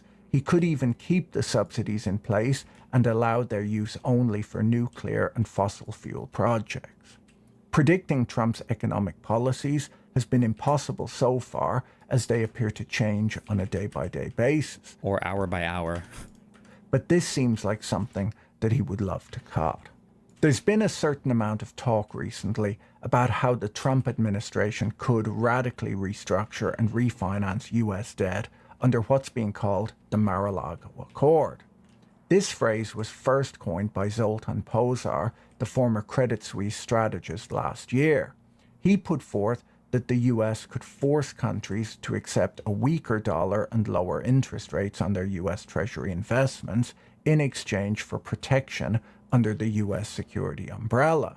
The idea has been described as a protection racket by Martin Wolf. The name Mar-a-Lago Accord is a take on the Plaza Accord, a 1985 deal where France, Japan, West Germany, and the UK agreed to work with the US to jointly weaken the dollar against their currencies. Pozsar's idea was elaborated on by Stephen Moran, the chairman of Trump's Council of Economic Advisors, in a paper which provides a sort of intellectual framework for a lot of what Trump is currently doing with his trade policies. The idea being discussed... I think that's the one thing that's like 3 people in my chat that have been obsessively linking this. Like, read this, read this, read this, read this. I think that's it. ...be to force investors to accept an... Did you say that Trump is one of the worst presidents the U.S. had? On my limited reading of U.S. history, easily the worst president in U.S. history, for sure. Like, bar none. Save for, who was the president of the Confederacy? I have no idea. Did they elect a president? They must have had somebody, right? Maybe that guy is worse.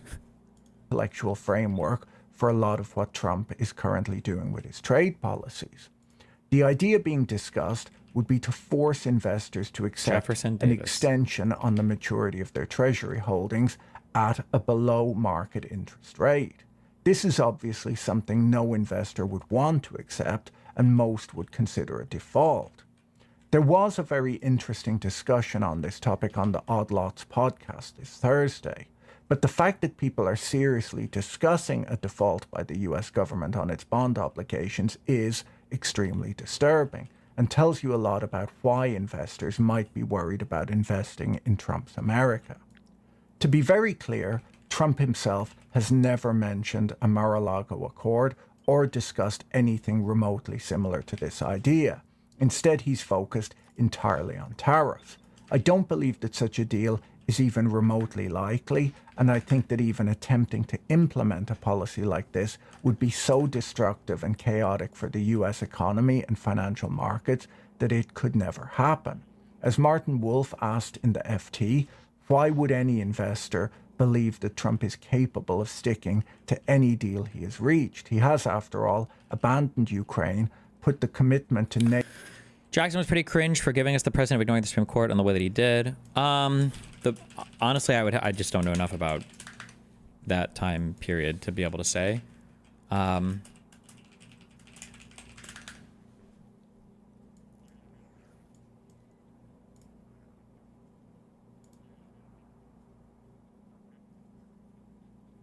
I wouldn't be able to say. I don't know.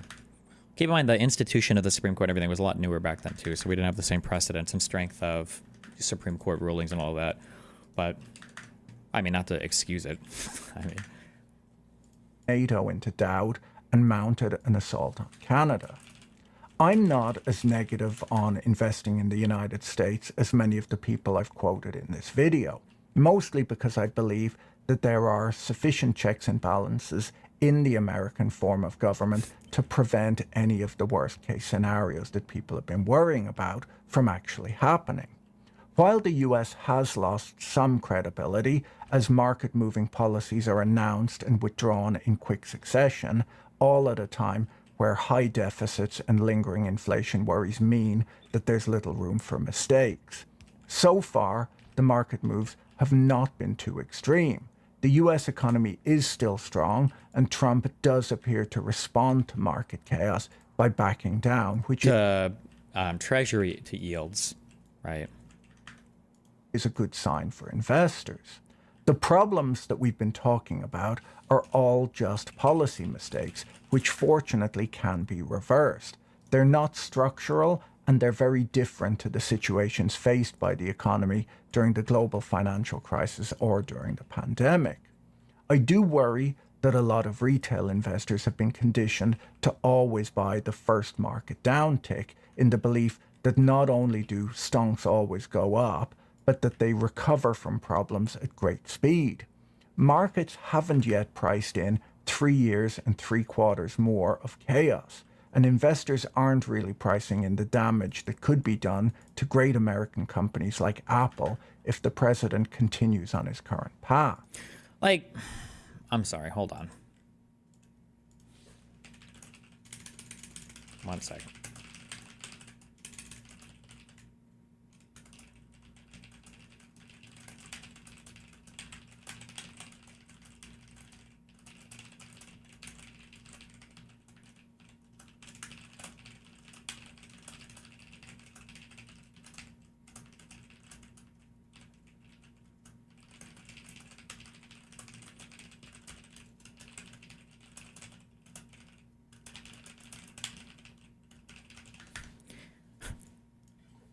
There are so many conservatives who are like, we need to turn down the temperature, guys. You need to be more civil. Why is the left being so unhinged? Happy Easter to all, including the radical left lunatics who are fighting and scheming so hard to bring murderers, drug lords, dangerous prisoners, and the mentally insane and well-known MS-13 gang members and wife beaters back into our country. Happy Easter also to the weak and ineffective judges and law enforcement officials who are allowing this sinister attack on our nation to continue, an attack so violent that it will never be forgotten. Sleepy Joe Biden purposefully allowed millions of criminals to enter our country totally unvetted and unchecked through an open borders policy that will go down in history as the single most calamitous act ever perpetuated upon America. He was by far our worst and most incompetent president, a man who had absolutely no idea what he was doing. But to him, and to the person that ran and manipulated the auto pen, perhaps our real president, and to all the people who cheated in the 2020 presidential election in order to get this highly destructive moron elected, I wish you with great love, sincerity, and affection a very happy Easter from Trump Truth Social 4/20/25 8:46 a.m. Don't ever take these people seriously. Don't take the Asmongold seriously. Don't do it. When they say shit about how important it is to be nice and how you're hurting your side when you're not being so, don't ever take them seriously. Okay? Don't ever take them seriously. Don't ever take them seriously.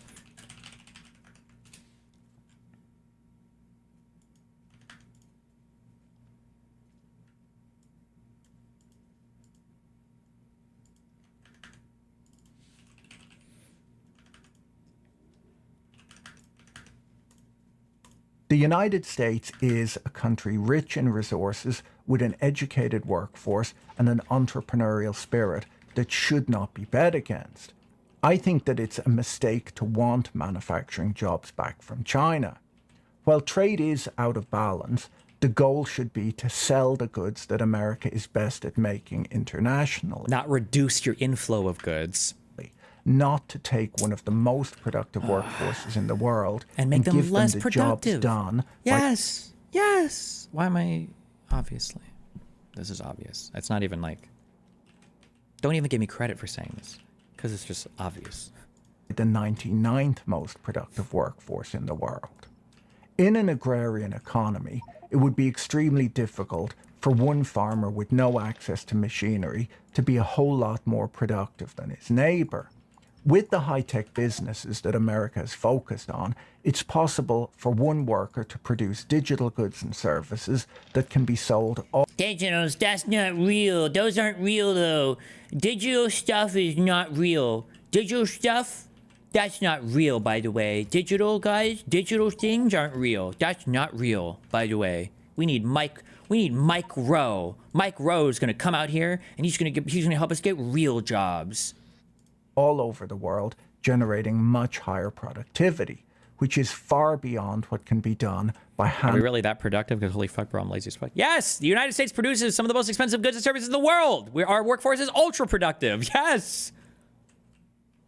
Assembling mobile phones and toasters. It would be a huge mistake for America to destroy this type of business in order to bring back a type of work that's low margin, badly paid, and often dangerous, especially when there's no job shortage in America and we have an aging population who are more likely to be spending on services like healthcare in the coming years than on manufactured goods. At the margin, investors may be less excited about owning US assets than they were in the past, and for good reason. It's worth remembering, though, that the country still hosts many of the best run and most profitable businesses that have ever existed in human history. In the long run, its workforce, its financial system, and its infrastructure are so good that it can overcome any setbacks. Hopefully. If middle class and working class Americans have a problem, it's that home prices have gone up faster than wages have. And I don't see how reducing the purchasing power of the dollar or taxing imported goods will do anything to improve that situation. If you found today's productivity. Productivity is for every hour of labor from a worker, how much revenue basically do they produce for a company? Like how much can you produce? How many dollars worth of things can you produce for an hour of labor? And the US workforce is one of the most productive in the world. Because we're highly educated and because our economy is highly developed, a developed economy, not a resource extraction economy.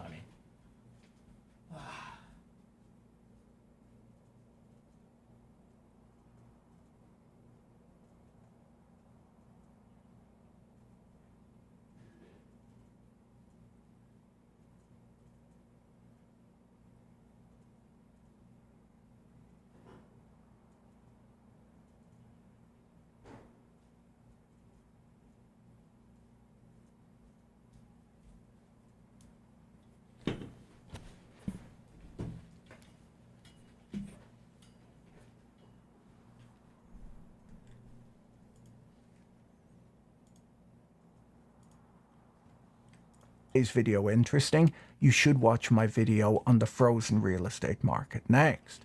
Don't forget to check out our sponsor, Cove Pure, using the link in the description below. Talk to you in the next video. Bye. Bye.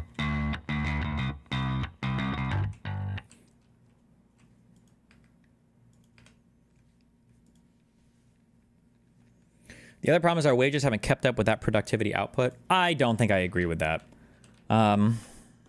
Actually, I don't agree with that. I just think that's a total bullshit myth that's been fabricated by whatever retards on the internet. I would say I need to look into it more, but every time I look into this, it's the same thing. There's one graph that gets cited showing that like wages haven't kept up with productivity. I don't even know. I don't remember exactly even where this comes from. But if you read the captioning on the graph, it literally says that this graph is excluding like the 25% of jobs in order to explain the productivity gap. It's fucking retarded. This everybody is like based it on this idea, and it's supposed to be evident of how fucked everything is. I don't know.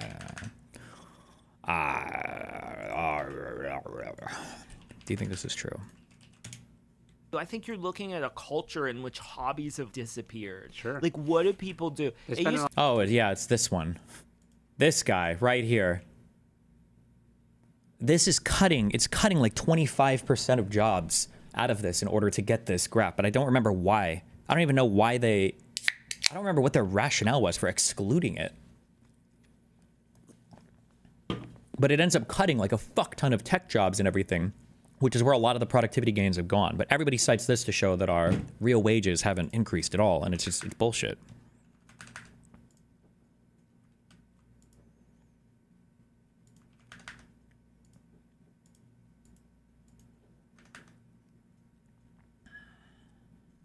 It's not a myth. Our minimum wage hasn't increased in decades. Our minimum wage has nothing to do with wages to what people get paid or whatever.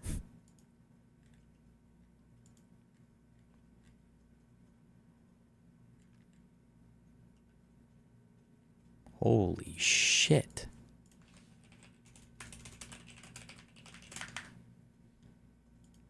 One second.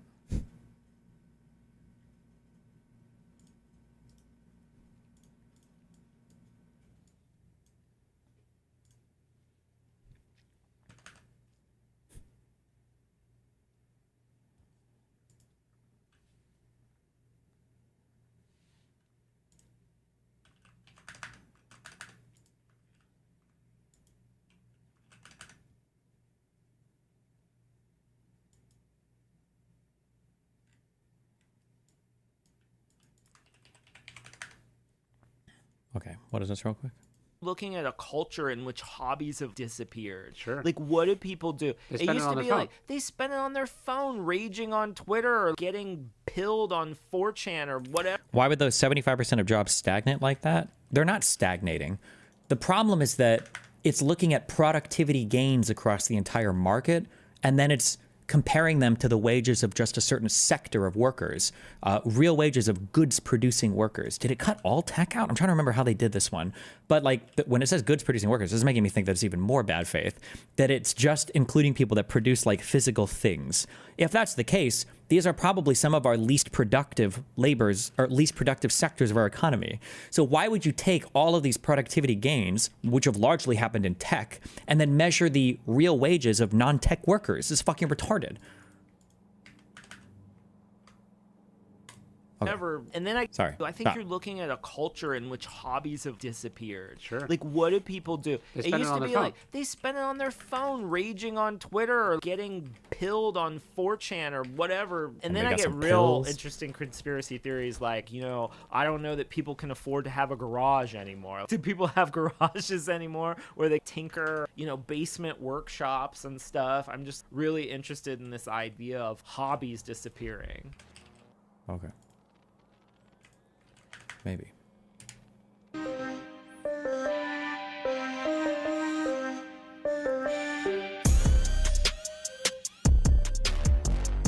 Welcome to Econ 102, where economist Noah Smith and I...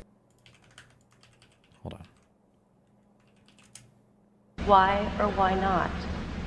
The problems with the Japanese economy, and does that mean that are you thinking particularly about them dumping treasuries or something of the sort? Wait, is this like 30 years old? That's exactly what she's... Yeah. Well, you know, it's very interesting. All the questions about what so-called foreigners do with investments. Let's just assume the Japanese or any other country decides to sell some U.S. government holdings that they have. If they sell them to U.S. corporations or citizens or anything, what do they receive in exchange? They receive U.S. dollars. What do they do with the U.S. dollars? You know, I mean, they can't get out of the system. If they sell them to the French, I can't tell if like. I just assume that you're like a dipshit conservative. When, like, people do this thing where like, well, what do you have to say about this guy? Who, like, what about what Nancy Pelosi or Warren Buffett said? And then it's like a video from 1997. And I was like, aren't they hypocrite because they said this in 97 and now they're saying this? Like, no, the economy has changed. The world has changed. Like, different things are, you know, have different levels of importance at different times in history. I'm not going to take something that somebody said in 1995 and apply it forward in a way that, you know, I'm going to say that they're either hypocritical or there's some deep state conspiracy to change the opinions on things. I haven't even listened to this video, though, so I might just be making too big of an assumption for what you are even like this for, but sorry. Other country decides to sell some U.S. government holdings that they have. If they sell them to U.S. corporations or citizens or anything, what do they receive in exchange? They receive U.S. dollars. What do they do with the U.S. dollars?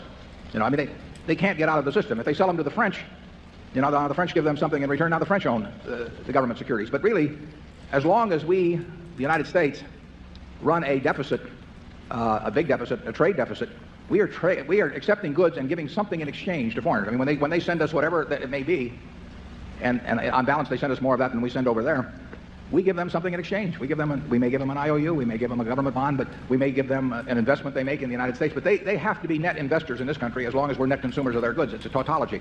So I don't even know quite how a foreign government dumps its government bonds without getting some other type of asset in exchange that may have an effect on a different market. The one question you always want to ask in economics is, and not a bad idea elsewhere too, but is, and then what? Because there's always a second side to a transaction. Yes. And just ask yourself, if you are a Japanese bank and you sell $1 billion worth of government bonds, U.S. government bonds, what do you receive in exchange? And what do you do with it?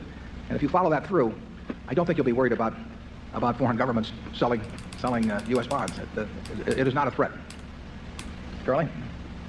If I owned Japan, I would want a large holding of U.S. treasuries. You're on an island nation without much in the way of national resources. I think their policy is quite... If it cuts out 25% of the most productive jobs, that still means that for the other 75% of jobs, wages have not kept up with productivity, no? Well, you're not measuring the productivity of those other jobs. Most of the productivity gains in the United States have been in highly productive sectors of the economy. It's not where our like the lowest level jobs that you work are not the ones that are the most productive. It's all the tech jobs. I don't know how to say, not low level, but like services or whatever. Why are the tariffs different? Saying things have difference in importance, but now have tariffs change. Because when people talk about tariffs, they're not talking about typically broad sanctions on the entire fucking global market. It's not the same thing. It would be like somebody saying, I think I can cure this guy by using leeches to do bloodletting or whatever. And then you're like, no, we don't do that anymore. And it's like, okay, well, can you explain why this doctor right now is saying that, you know, for somebody who produces too much, you know, red blood cells, that they actually do daily blood withdrawals or weekly blood withdrawals to keep their red blood cell count low or whatever? Well, it's not the same fucking thing, bro. It's not all just withdrawing blood from a person's body, whether you're using leeches or needles, right? It's when you're talking about tariffs, there's a difference between like, we think that somebody might be unfair in a targeted way towards our economy, and we're going to fight back using a tariff scheme in order to do it. That's a lot different than saying 10% tariffs across the entire world to bring back widget manufacturing to the United States of America. Those are two totally different things. Quite intelligent for Japan, and I'd be very surprised if they dumped all their treasuries. If they're a net exporter to us, so what choice do they have? I mean, think about it. If they send over more goods to us than we send to them, which has been the case, they have to get something in exchange. Now, for a while, they were taking movie studios in exchange. You know? They were taking New York real estate in exchange. I mean, they've got a choice of assets, but they don't have a choice as to whether if they can send us more than they get from us, whether they get some investment asset in return. I mean, it's amazing to me how little discussion there is about the fact that there's two sides to an equation, but it makes for better headlines when read the other way. Also, the guy talked about this. That was true in this video, but if everybody starts dumping USD,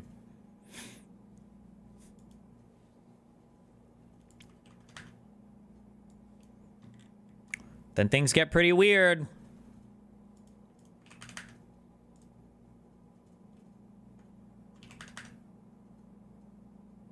Not how tariffs were used historically. They were used for revenue and were general. Yeah, but that was historically. That world sucked. Why do you want to go back? Why do people say like, well, back in the day we used to do this. Back in the day we used to drink mercury and beat the shit out of our wives, base.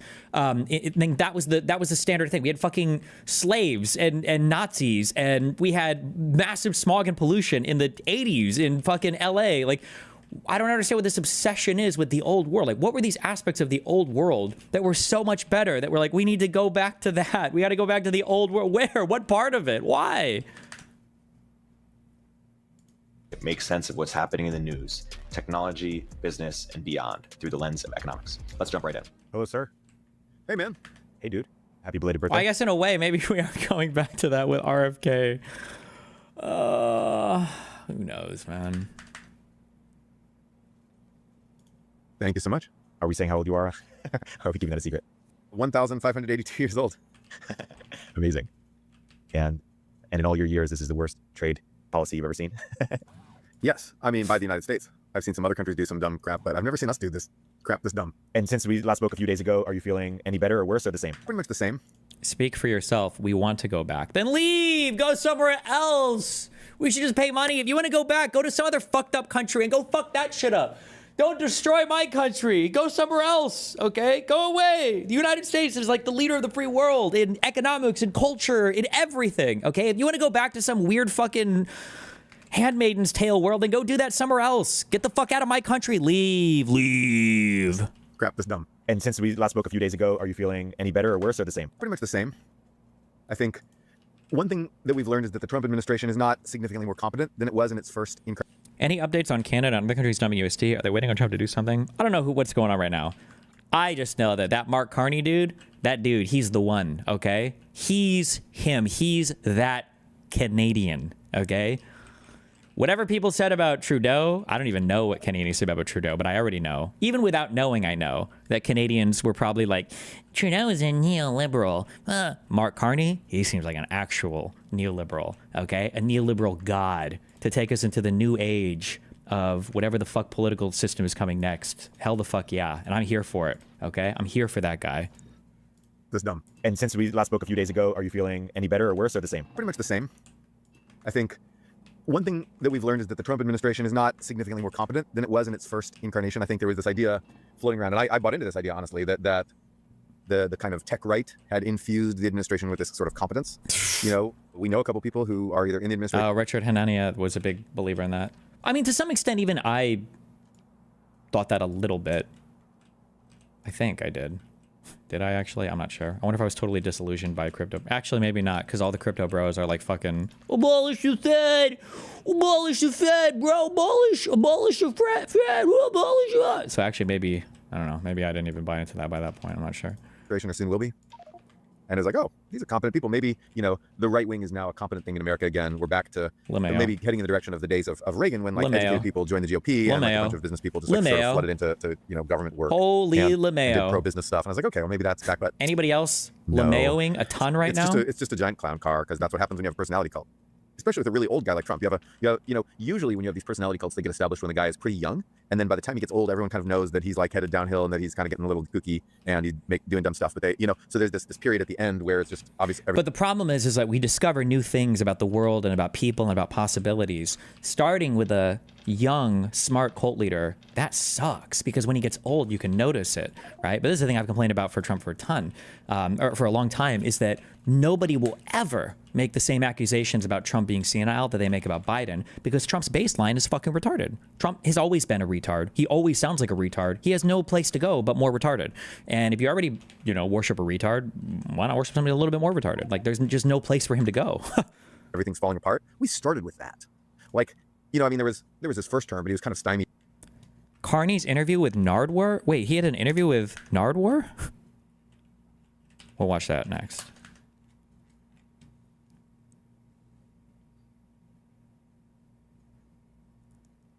Devil's advocate, tariffs will make some goods cheaper by virtue of consumer purchasing American products at different quality, and can pressure other nations / China, Asia to respect IP laws.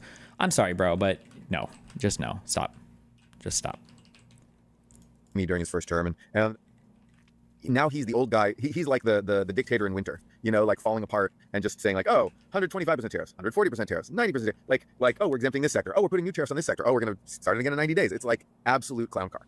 Like, and of course later everyone will say, oh, this is the art of the deal. All this tariff uncertainty Art was of for the a purpose. deal. What we really wanted to do True. is blah, blah, blah. And like, they'll make it up on the fly. At this point, they all realize they're making it up on the fly. We all realize they're making it up on the fly. It's just obvious to all, you know, like they're lying. We know they're lying. They know we know that they're lying. No one cares. And so like that's a line from, that's like an old Soviet Because it's based. actually. So like, we all know that these guys are just making stuff on the fly. And the point is that like, that is at based. some point, like the question of why they're doing it becomes more complex than the question of what do we do about Are you it. gonna watch Scott Galloway with Mark Carney? I don't know. We watched like 20 minutes of it. I don't know if there's anything else. We watched the debate. Is there anything else we need to see about him? He just seems like a base neo-lib dude. I like him. I don't know what else we need to watch about it. Yeah. Well, yeah. Some people will quote the what is this? The madman theory. Like if you know if they act reasonably, then they can be predicted or sort of negotiated with, and there's some sort of negotiation tactic. You know, Chamath and Sachs were saying this to Larry Summers and Ezra Klein. I don't know if you caught that interview, but there was something from that interview I actually wanted to get your feedback on, because it looked like Sachs was basically sort of saying, hey, we made this mistake by letting China into the WTO, and it sort of empowered China, emboldened them, enriched them. And then Larry Summers was sort of asking Sachs for specifics around like what restrictions were removed, or and he had he's no saying, answer. Hey, Sachs, you have this because he's idea that we were retarded. asleep at the wheel, or that we sort of enabled China to get richer, and we should have done much more to stop them. And Larry, I'm not sure exactly what you're referring to, what mistakes we did make. And Sachs, didn't quite, in my opinion, have the exact responses there. I'm curious to get your... What is that generous retelling? Sachs didn't have quite the exact response. He didn't have anything. He had fuck all. He had nothing to say. What do you mean he didn't have quite the exact response? Your read on that question. So I actually haven't seen the interview. I haven't seen that interview, so I can't... You get described as center left. Do you consider yourself a social democrat? If not, what is your strongest case against social democracy? I would be a social democrat, yeah. I think I would consider myself far left in terms of econ policy and stuff. But I don't know. Or socially, I would definitely be pretty far left. But in this world right now, I have no idea. Your read on that question. So I actually haven't seen the interview. I haven't seen that interview, so I can't speak exactly to that. I mean, so I can say Didn't you have a disagreement with Noah Smith about how bad Trump would be? Maybe, I'm not sure. The interview. I don't remember. I haven't seen that interview, so I can't speak exactly to that. I mean, so I can say madman theory is for nuclear war, right? Madman theory is where you scare the other guy into thinking that you're willing to launch a world-destroying nuclear war if they make a funny move, so they can't push you around. So they so you better not try anything, guys, because I'm gonna launch the nukes. Like, that's madman theory. But why would you do that to your own businesses? True. Like, why would you do that to American manufacturers? Really Why makes would you you act like think. a madman to them? Like, what is the nuclear war you don't want them to do? Like, instead, you're scaring them away from investment. Like, you wanted to scare the Soviets during the Cold War because they were bad people who might do bad things to us. But then our own manufacturers and our own businesses, like, there's no reason to be a madman and scare them. What's the rationale of why we want to scare our own businesses? What do we want to scare them about? No, that we don't want to scare them. We want to give them stable expectations. Yeah, I feel like we don't want to scare them. Like, if you want America to be rich, if you want like investment and wage go up and GDP go up and stock market go up and all these things go up, you don't want to scare your businesses. But that's what we're doing. If you look at economic policy uncertainty, it's never been higher than it is now. Like, it's off the charts. And so like madman theory is correct. Like yes, it is causing massive uncertainty. Yes, it is scaring people, and manufacturers are laying people off now. Like, that's real. That's an actual thing that's happening. And then Goldman Sachs now predicts 0 growth for the next year. We were at like 3% growth before.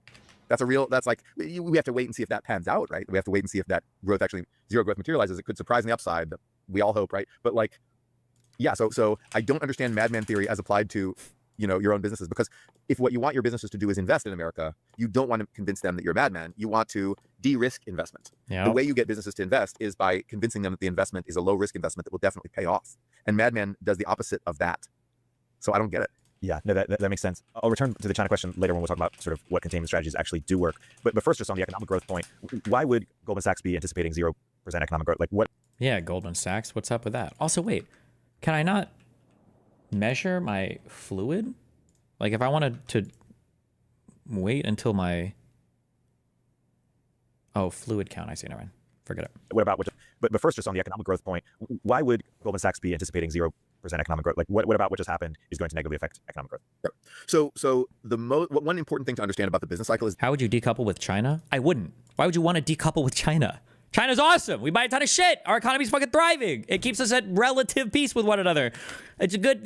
We buy a ton of shit from them because we use it, whether it's to make more cooler shit or whether it's to have shit for our people to consume. Like, I wouldn't decouple from China. Happened is going to negatively affect economic growth. Yep. So one important thing to understand about the business cycle is that investment moves around a lot more than consumption. Actually, most of what happens in a business cycle is not that people buy more or don't buy more. And I think that we all grew up with this idea that the American I can't tell these questions are in good faith or not. China arguably cheats in some ways. Would you address that? Yes, you address it with targeted legislation. Yes. That's a bullshit. You're actually banned. Hold on. I'm sorry. When you ask fucking retarded questions like this, you just get banned for 7 days. Okay? I don't understand like how you think it's even appropriate to ask these fucking retarded questions in like this particular state, right? Like it's like you walk in and some dude is literally fucking torn the arms off his child. Okay? The child is bleeding on the ground, screaming. It's a 6-year-old, and the bone fragments and the blood and the guts are just fucking spilled all over the living room. And the police show up and they arrest the dad, and you're like, okay, sure, but like, wouldn't you discipline the child if they did something wrong? Like, well, what would you do though if the child was talking back to you? Like, what a retarded fucking question. If you want to target China and the fact that they literally steal fucking intellectual property from US businesses, which they do, by the way, there are a billion ways to do that that don't look like driving a fucking nail through the head of your cock, okay? Which is what the United States is doing. I don't understand, like, there's such a weird, I don't even know what you would call this, concern trolling or these fake bullshit ass questions. Like, there's such a retarded fucking point to bring up. Oh my God. Ugh. Most of what happens in a business cycle is not that people buy more or don't buy more. And I think that we all grew up with this idea that the American consumer needs to go out and consume and blah, blah, blah. That's only important really to the degree that it gets businesses to invest more. So like a little more consumption could spur businesses to invest a lot more, in which case you get, so investment is the most volatile component of the business cycle. Basically, when businesses build a lot of stuff, economy go up. You know, and so that's how it really works. And housing is usually the biggest component of investment, though not always. And so that's how the business cycle basically works. And so if companies are scared to build a new factory, to build, new buildings, to build, to like roll vehicles off the lines, to, all that stuff, and they're also not going to hire workers. If they're scared to do that, all that investment, so investment is what hires workers. So like if you build a new building, you need to hire construction workers. If you expand your business, if you expand into new lines of business, get new clients and, make new sales and all this stuff, you need to hire human beings to do all that stuff. If you sell more software, you need to hire more engineers, right? Or like service people to, take care of it. Anyway, the point is that investment drives employment, ultimately. Hey, Stephen, with Trump's comments on sending convicted U.S. citizens to El Salvador, do you have any concerns as a political figure online? Feels like a stone's throw to political persecutions? Not yet. There's a few people that have to go before me, okay? But I'm stocking up, don't worry. My 5 magazines come tomorrow, along with my Trigicon 3.5x magnification scope. Okay? I'm going to be ready to go. Like investment is the thing. And so right now, you've got several factors weighing on investment from Trump, all from Trump's tariff policies and from the uncertainty surrounding them. So you've got this uncertainty, as I said, madman theory is causing businesses not to invest. They all cite, they all cite uncertainty as a reason not to invest. That's one. Number two is the actual tariffs. So if you can't get intermediate inputs, like suppose I have a business that makes like fancy gadgets and I just need some molybdenum, right? And then suddenly I can't get my molybdenum. Well, okay, I could now become a molybdenum mining business, but that, first of all, that vertical integration makes me less efficient because there's a reason I outsource in the first place, because you don't want like Apple to be like a molybdenum mining company and do every single other thing itself. Apple specializes in making phones. And so then you have to despecialize, and that sucks. And then it takes years and years. Like you don't know how to mine molybdenum. So that's a big problem, is lack of intermediate inputs. Okay, and maybe some company will emerge that will learn how to mine molybdenum and will mine all our own molybdenum. I just really like saying the word molybdenum, as you can tell. What the fuck is malignum? It sounds like the king bad guy ant in fucking Hunter x Hunter. What is malignum? Okay, maybe some company will emerge that will learn how to mine molybdenum and will mine all our own molybdenum. I just really like saying the word molybdenum, as you can tell. It's a beautiful name. So then, but the point is that this, would, even if it happens, would take a really long time. Of course, uncertainty is just going to hold that back too. But the point is that America is deindustrializing now because tariffs are preventing manufacturers from getting what they need to make their stuff. And so, of course, they're hurting service business too, but they're hurting manufacturers more because manufacturers are more supply chain, right? They have a larger string of inputs. Like a service business, like, if you write software, it's just like cloud computing, engineers, butt in chair, write some code. It's pretty simple. But then if you make like aircraft, you need like a million little pieces of stuff and like a million little materials. And so it's just, you've seen the Milton Friedman pencil video? Yeah, of course. Yeah. So like if a pencil is that complex, like anything you make is going to be more complex. Ivy's reasons for voting Trump are about experts. Listen, people are saying we should talk about your Trump vote. Angry face. Wait. Angry. If you want to chat, I'm streaming all day today. Smiley face.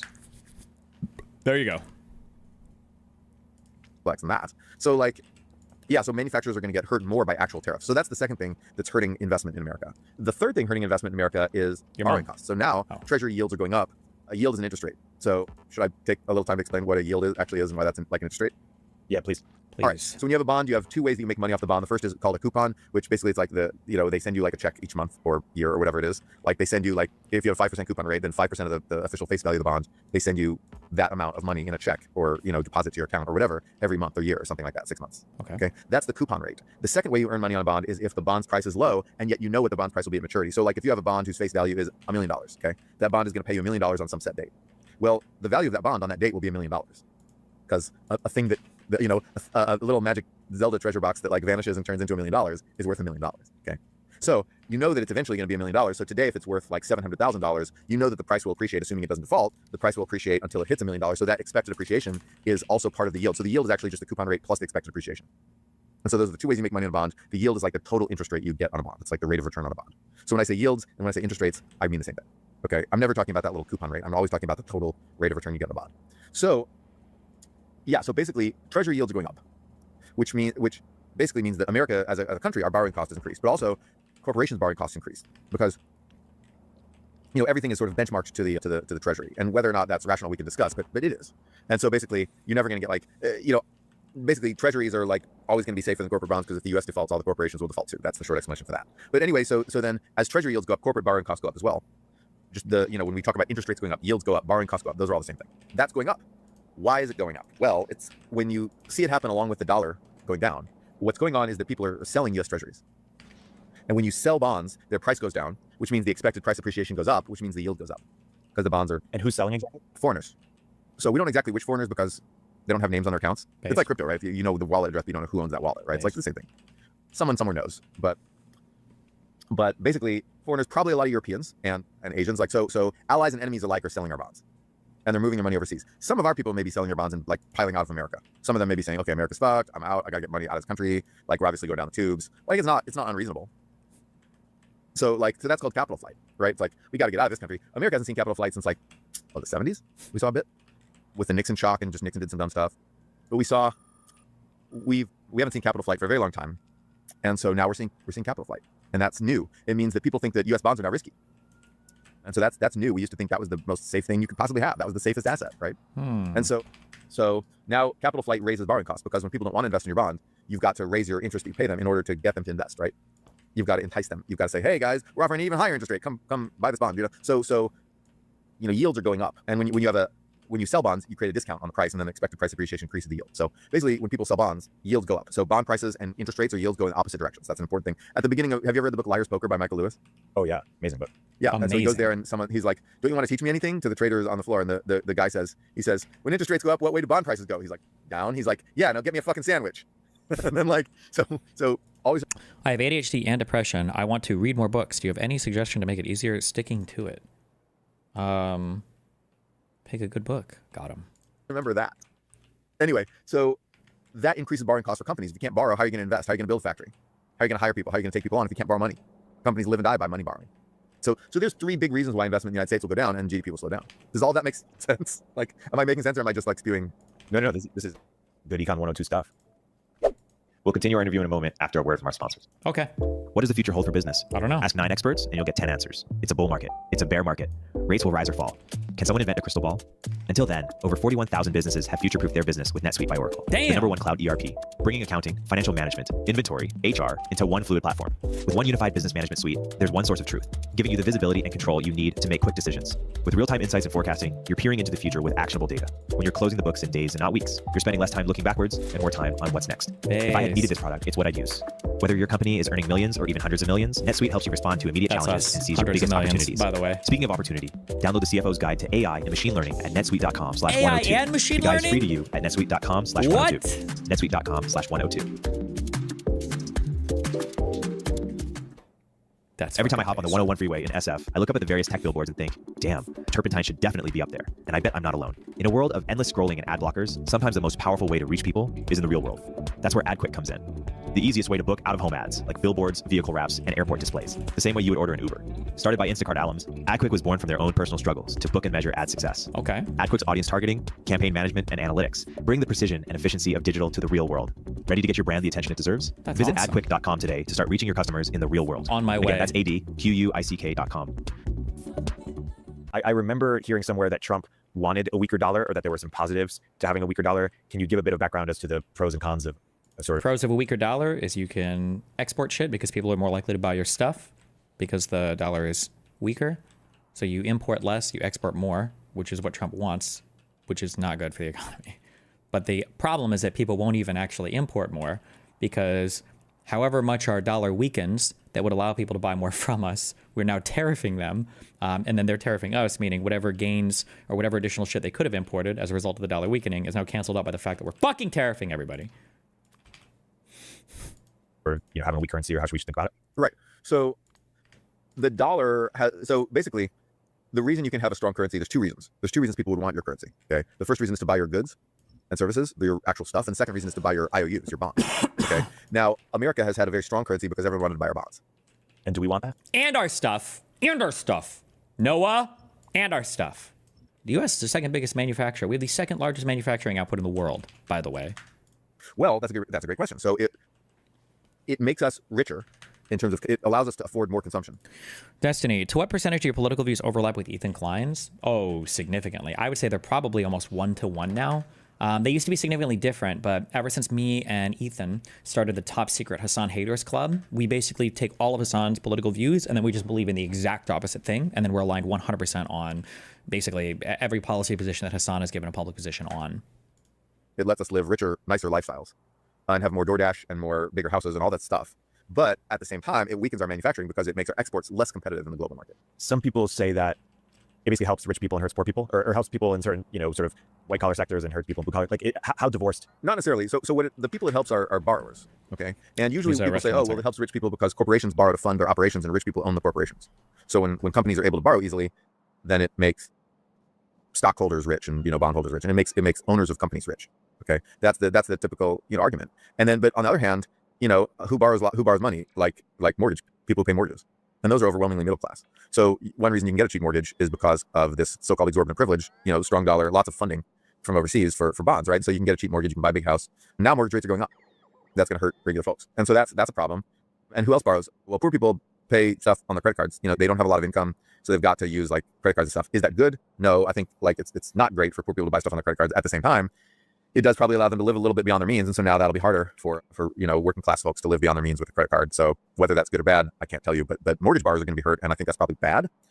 Corporations are going to be hurt. So corporations, you know, yeah, they're owned by rich people, but they also like hire you know, people, not necessarily you because you're entrepreneurial or me, but regular folks are hired by corporations. So when they can't borrow, like, yeah, it's going to hurt the rich people, but it's going to hurt the regular people too. And so it's going to hurt everybody. However, if you think that we're going to be conquered by China, China's going to whip our ass, we need to manufacture more, therefore we need a weaker dollar so that we can use export markets to get scale so that we can have bigger, better manufacturers, well, then a weaker dollar is in our interest there. The problem is, if you create a weaker dollar by cutting us off from foreign trade and by tanking our exports, which is currently happening, you know, our imports are tanking, but our exports are tanking too. If you do that, you kind of defeat the purpose of a weaker dollar. Like, you'd want a weaker dollar. Whoa, I'm back. Did he just restate what I said? That's because I'm a goddamn genius. Where all other things equal, in order to be able to defend ourselves. Because if you have a competitive currency, you can export more. That increases the scale of customers that your manufacturers are able to sell to, which allows your manufacturers to scale up and become more efficient. So a weaker dollar in that sense is good. But if you get a weaker dollar by, you know, smashing your own trade, you defeat the whole hypothetical purpose of a weaker dollar. So that's the problem with this. So we're getting it the wrong way. It's like that's like, you know, like medical care might make you healthier, but if you shoot yourself in the leg to get some medical care, you're overall not healthier. And that's not necessarily true. What if? This is where someone in chat would go, what about that one time when a guy shot himself in the leg and then he went to the hospital because he was just trying to skip his military service, but then they actually found out that he had a cancerous tumor. So in that case, Destiny, kind of what we're doing. I hate all of my chat.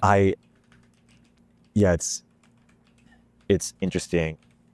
Like Sachs and Chamath are coming up. These are regime apparatchiks, right? These are guys whose interests lie in just saying everything Trump does is great and crazy like a fox and art of the deal or just whatever, right? Their interest lies there, so they're always going to say that. So they just sort of scramble to come up with these ad hoc justifications. True. But as Trump scrambles to change his policies or, you know, clarify what his policies are, like as he changes policies, the justifications have to change. So you see guys like Sachs and Chamath scrambling as well. True. To change their justifications. And it's like, I don't know anyone who sort of like honestly believes in this. Yeah. In fact, we're seeing that Trump represents an accelerant to decline. Trump is sort of, you know, we were sort of slowly rolling downhill and Trump just like kicked us off a cliff. It's like that's what's actually going on. And the problem is that this trade policy is going to deindustrialize us. Like, you can say till you're blue in the face that trade policy, that tariffs reindustrialize us. And I can write you down a model where tariffs do reindustrialize us. Yep. The problem is that model has some very... Thank you. This is the answer to the chatter that I banned for 7 days. You're lucky I'm in a good mood because I should have been for longer. Okay? If you want to reindustrialize the United States, you want to attack China, or you want to do something about intellectual property or whatever, fine. There are ways to do that. Nothing right now that Donald Trump is doing has anything to do with that. So...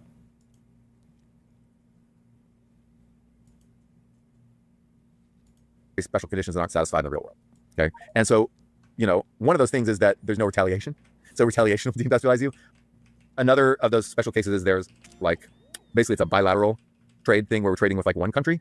The point is that China depends less on our market than we depend on the entire world. So if we tariff the entire world, we're tariffing 100% of our imports. And if, you know, if China just, you know, only 13% of their exports go to us. And if you add in value added stuff, it's still under 20%. They can just find other markets. Or sell themselves. They'll be hurt a little bit, but they're ultimately fine.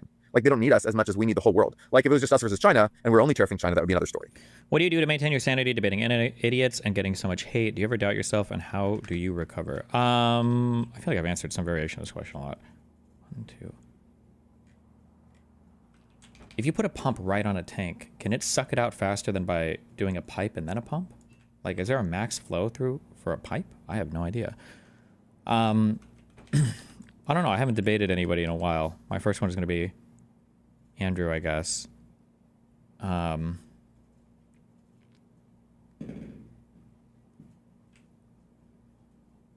What could that sound possibly even be?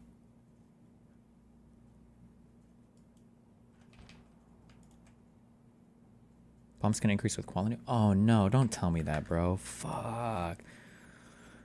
I've already put in way too much time making quality shit, and I shouldn't even be doing it yet. I don't know, dude. I mean, like, it's fun, like the verbal sparring, I guess, when you're making fun of people and shit is fun. So there's like there's an entertainment aspect to it that I guess makes it bearable. But that's all I could really say. Yeah, there's an entertainment aspect to it that makes it bearable, I guess. But otherwise, it's all of it is very disappointing. Right, but we're tariffing the whole world. And so we need the world more than China needs one export market. Okay, so that's why just a simple two-country model doesn't actually work here. Because in the two-country model, their exports are your imports and vice versa. When is the Andrew Wilson shit? I've posted this on my Twitter, on my YouTube community tabs thing, and I've announced this on stream multiple times. Where else do you look at my stuff for communicating? What? We're only trading with this one country. Here, the rest of the world can just be like, okay, fuck you, you're North Korea, we're just going to trade with each other. And we'll be hurt a little bit because this one country cut itself out of the global trading system. But like, if North Korea or Russia or whatever gets cut out of the global trading system, does it really hurt the rest of the world? Well, it hurts them a little. And like, America's bigger. We're a lot bigger than those guys, and so it's going to hurt the world more. So the world will be hurt, but ultimately they'll go play with each other. You know, China will trade with Japan and India and Brazil, and they'll trade with China. Like, they'll all trade with each other, and we will just cut ourselves off and be this little island of North Korea. Like, it's dumb shit. It's you know. Let's go back to the exports part because I'm confused. Does it ever bother you when you see people whose companies you invest in like sort of scramble to say all this stuff? Like, do you worry? I guess I shouldn't ask that because it like does have relevance for your business. I don't want you to make any public statements about these stuff. But like, does it, like, anyway, if you can tell me. Well, it only worries to the extent that it affects their business. And, you know, I don't think it affects Chris's business. But yeah, I think, you know, there was an era of, I think 2025, you can kind of say what you want. These days, I think there was an era where it was much riskier to your business. And, you know, not to say everything you want, but the sort of, you know, cancel culture has died down a bit from people's customers and sort of employees and stuff. But yeah, definitely did during 2020. Yep. I mean, but like, also, if you think about it, like, Trump just called for revoking CNN's broadcast license, FCC broadcast license, for, you know, because they did some stories about him that he didn't like, that criticized him. So there's cancel culture, and then there's just like, you know, the government just says, you know, thou mayest not criticize the government. Like, I don't know. I fear that more than just standard cancel culture. Like, cancel culture is irritating. Like, it could suck. But then, not the wokeness. But like, if the government's actually going to punish you or sue you, or, you know, sort of just crack down on you, revoke your licenses and all this stuff, like, that's actually scarier than cancel culture. Like, that's pretty spooky. That's true. Okay, wait. What's going on here? This should be enabled when the molten iron is greater than 2,000. But right now it is disabled. Enable disabled. Somehow the signal is not getting through. Why?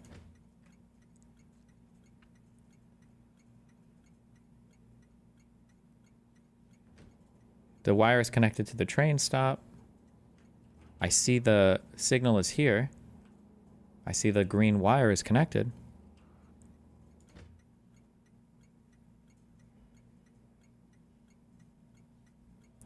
Turn this entity on only. You need a different signal type. You have the recipe signal. It's molten iron.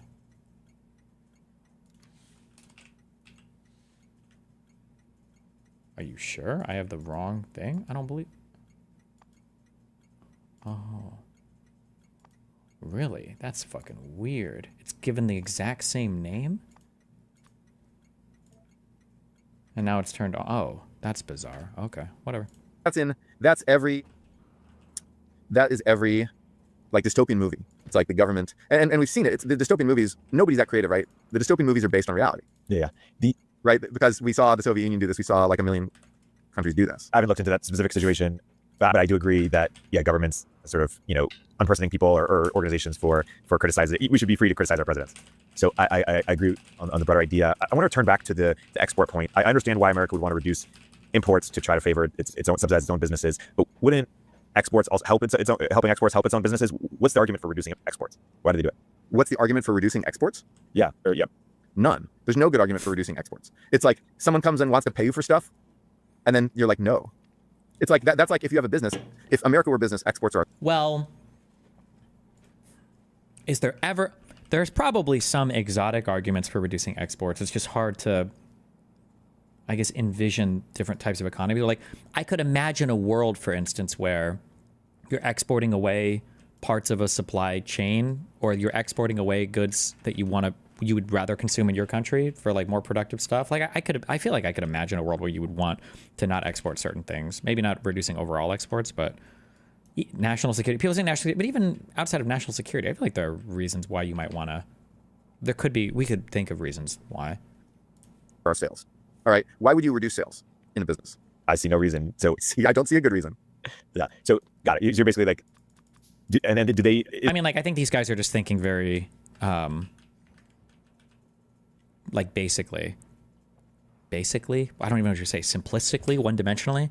But it's fair for the analysis that they're engaged in. They did, because like you just said, could you ever think of a case where you're trying to, reduce sales in your business? Absolutely. If there's like some competitor that you wanted to cut out of the market or completely and totally destroy, or if you wanted to monopolize, horizontally or even vertically, I guess, some part of a market, yeah, you would cut people out. You wouldn't sell them access to services or whatever because you want to destroy the company. You could, right? But that maybe doesn't apply as much here. But is there a desire to reduce exports explicit? Like, no, as retarded as it seems, or you're just, this is an implicit. Ooh, like, do they know that they're doing it? I don't think they really focus on a lot or care very much. They think, I don't know how they're retarded. Okay, just and sometimes I wonder if they think at all. They but don't. To the extent Thank that they you. do think, I think that they harken back to a time when America's exports were relatively small because most countries didn't trade very much. Yep. We didn't have like container ships and the internet.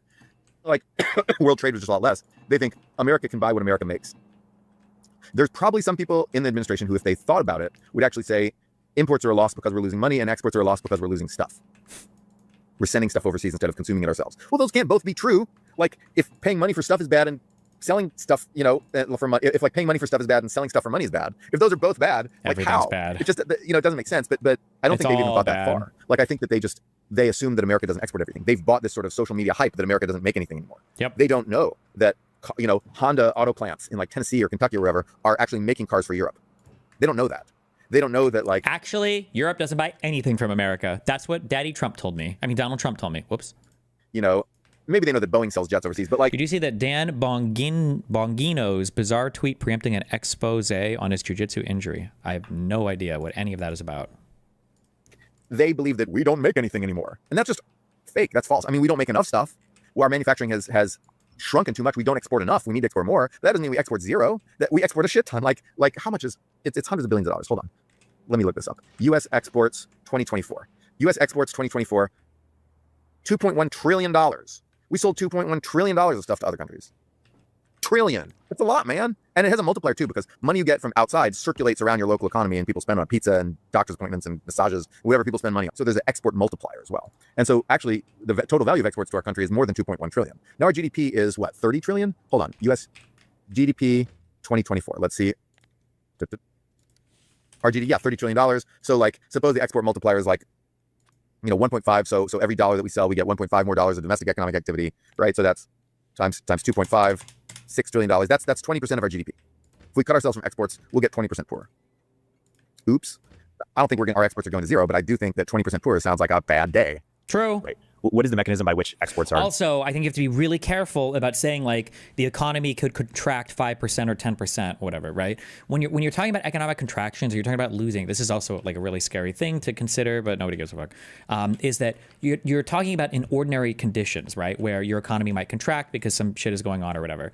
But if this is like a self-inflicted wound for no particular reason, then the ordinary rules might not apply as much, and you might be in a world where actually what could just be an ordinary 10% decline is spiraling because there are so many bad policies on the book that are leading to this decline that it's causing, you know, like these knock-on effects or this like death spiral of, you know, horrible shit, which is something to be considerate of, if that makes sense. We're reducing our exports? Great question. Like if it was the case that people were buying less U.S. stuff and our exports declined, then our economy would decline a little bit. If that was just because of like a global slowdown in production or demand or whatever, then fine. Eventually things pick back up. That's whatever. You know, it happens. The whole world ebbs and flows. There's business cycles, market cycles, whatever. Everybody's ebbing and flowing. But if the United States is doing this via tariffs and then there's a decline in just the United States and nowhere else, right? Well, it's not so much that we're all ebbing and flowing. Now, trade that might have been done with the U.S. is now being done with other countries instead. So people are replacing, they're substituting their consumption of U.S. goods or services with other countries, which would lead to the U.S. producing less, which would lead to us hiring less, which would lead to a decline in wages. And then you get into this really bad, like, death spiral world where it's not just an ebb and flow. It's like a tsunami of horrible fucking shit for your economy. The first mechanism is that So first I'll say traditionally with tariffs, the mechanism by which they reduce exports is by appreciating your exchange rate. If our exchange rate crashes because there's capital flight, you know, then that obviously cancels that out. So the first mechanism for reduced exports would be that. But okay, so in reality, retaliation. Countries are not going to buy our stuff. China just canceled Boeing orders. Okay, that's mechanism number one is just pure retaliation. That's easy to understand, right? We don't buy their shit, they don't buy our shit. They're like, fuck you, America. We ain't buying your planes today. And so like, there's your cold open, I guess. We're not going to buy your planes. And so then we can't sell planes. And so that's number one. Number two is this intermediate goods problem, which absolutely no one in the administration except Joe Lonsdale seems to understand. Joe Lonsdale's like, guys, my manufacturing company is doing bad now. Intermediate goods are when you buy, copper is a thing that I can produce for my furnaces, but I don't do anything with copper, okay? Or like my people don't buy copper directly. Well, copper is used to make other things. The problem when the copper gets more expensive is it makes all the other things downstream from the copper more expensive as well. These are intermediate goods. They're used to produce other things. When those get more expensive, everything gets more expensive as well. So even if there is like good made in America stuff, if you increase the intermediate good cost, all of that other stuff is getting more expensive as well. Now, because we can't get imported components. Oops. And so like then they'll try to give Lonsdale carve out, or they'll just ignore Lonsdale, right? He's not, you know, he's rich, but he's not rich enough to be like the biggest fish. They're ignoring Elon. If they ignore Elon, they'll ignore Lonsdale. Like they're ignoring Elon. Elon was there calling Peter Navarro Peter Retardo. Like, if you think that Trump is crazy... You're being a dimmer on this topic. Trade will balance itself out. It's not all downhill. New partners are formed. Please go look at a recent trade war with tariffs to see its effects. No, I'm sorry, my dude, but you're retarded. There is no upside to this, and there can't be an upside to this because the people running it are actual, literal retards. If the people running it weren't functionally retarded, then you might have a point. But since they are retarded, you don't have a point. I'm sorry. Be like a fox, then you've got to think Elon is dumb. Who do you think is more likely to be dumb, Elon Musk or Peter Navarro, when it comes to manufacturing things? Peter Retardo. Yes. I mean, like... Oh, I wonder if this was one of my big disagreements with Noah. Was he a guy who didn't think Elon Musk was a fucking retard? That's not a hard question. Elon Musk is the only man who has scaled manufacturing, new high-tech manufacturing businesses in America in my lifetime. There's one guy, and he's done it twice. Maybe more, you know, I don't know. We won't talk about the Boring Company. But Tesla and SpaceX, those are world-beating, you know, high-tech manufacturing companies with all-American manufacturing scaled really rapidly, you know, even in our system that makes it really hard to manufacture. Elon Musk did that. He knows about manufacturing things. And Peter Navarro is sort of like, he's about it as good an economist as like I am in terms of research, which is to say he didn't really do research. But then like, you know, in terms of actually thinking and understanding the economy, he's much worse. He just sort of like spews out a bunch of, you know, crazy crap and doesn't even understand. Noah has a lot of great takes, but also a lot of really poor takes. For the most part, I think his takes are good. I just think something about the San Franciscoite, the Californiaite, or Californian, something just got people enamored with Elon Musk, and it's taken people a long time to kind of like disregard that. Destiny, it's never clear to me what your position is. For me, it's pretty simple. Strive to produce at surplus all goods it can, something that is only possible through tariffs. Any lack of competition, turn the imports on. It's never clear. Why? Why would we always want to be a surplus exporter? Why can't we consume more from other countries and also have them like buying treasury bills or debt from us or investing in our economy as well? Why would we always want to be a surplus exporter? Understand how imports affect GDP. Like he couldn't teach an undergrad economics course. You know, in that sense. I think the point here is that Elon is just not as retarded as Peter Navarro when it comes to manufacturing. No, I wouldn't buy that. I don't give Elon any credit for literally anything. I don't anymore. I just don't know. I can't reconcile the businesses that he's been involved with and the actual like subhuman dipshit IQ that he's displayed on every single issue related to governance. I have to believe he got lucky and found other people that were able to manage this for him. Or maybe his skill is finding people to manage it for him. But I can't, there's just no world where I can give Elon realistically any credit for anything just because of how unbelievably fucking stupid he's been. I'm sorry, there's just no way. 250K. You know, in terms of actually thinking and understanding the economy, he's much worse. He just sort of like spews out a bunch of, you know, crazy crap and doesn't even understand how imports affect GDP. Like he couldn't teach an undergrad economics course. You know, in that sense, I'm better. Wait, who is he talking about? As good an economist as like I am in terms of research, which is to say he didn't really do research. But then like, you know, in terms of actually thinking and understanding the economy, he's much worse. He just sort of like spews out a bunch of, you know, even in our system that makes it really hard to manufacture. Elon Musk did that. He knows about. I don't know if you're talking about Navarro or Elon, sorry. Manufacturing things. And Peter Navarro is sort of like, he's about as good an economist as like I am in terms of research, which is to say he didn't really do research. But then like, you know, in terms of actually thinking and understanding the economy, he's much worse. He just sort of like spews out a bunch of, you know, crazy crap and doesn't even understand how imports affect GDP. Like he couldn't teach. Yeah, but like same with Elon Musk. Elon Musk also doesn't understand fuck all about the economy. Like that's pretty clear at this point, I think. An undergrad economics course. Or about anything, maybe. Who knows? You know, in that sense, I'm better. But then, so Elon Musk versus Peter Navarro, like, come on. Okay, so we've got retaliation hurting exports. We've got imported component problem hurting exports, and then those are really the important points. So then we've got borrowing costs, capital flight, borrowing costs. If like exporters need to borrow, Boeing needs to borrow money to make those planes if they want to sell the planes overseas, right? If they can't borrow money because interest rates go up, well then you can't make the planes and you can't deliver the planes, and Airbus is just going to outcompete you, and even China's new companies are going to outcompete you. You're just going to get outcompeted because they can borrow money and you can't. The bond market. So like that's how it works. Like the bond market rules everything, and you can't just order the bond market around. We can talk about that too. Like, you know, Trump can try to order the bond market around by ordering the Fed to do stuff, but that will just make things worse. So come on. Like, so you can't borrow money, you can't get imported components, and then everybody's retaliating against you. That's going to crush U.S. export. Right. And the Fed's not going to listen. How would he try to boss the bond market around? Or how could one try? I don't understand. Why can't Elon just be really fucking good at managing companies, being super invested in them, and having a very high drive to manage them, but be fucking retarded on other things? End of the day, most of the business management is whether you're made to do it and your drive to keep pushing through hardship. You don't have to be a literal fucking mega brain that knows or is good at everything. I mean, his companies are some of the most successful companies in the world. So I don't understand. I can't reconcile that with how actual, like, brain dead retarded he is on everything else. I don't know how to reconcile that. I just don't know. Okay, wait, hold on. I want this train to go to either my iron deposit up here or to an iron mine. And if both of these aren't working, then I want it to go to the idle park. But I only want it to go to the parking spot when either of these two aren't working. How could I do this? Would it be a circuit condition? Or is there an easy way to do this? I can turn these two on and off.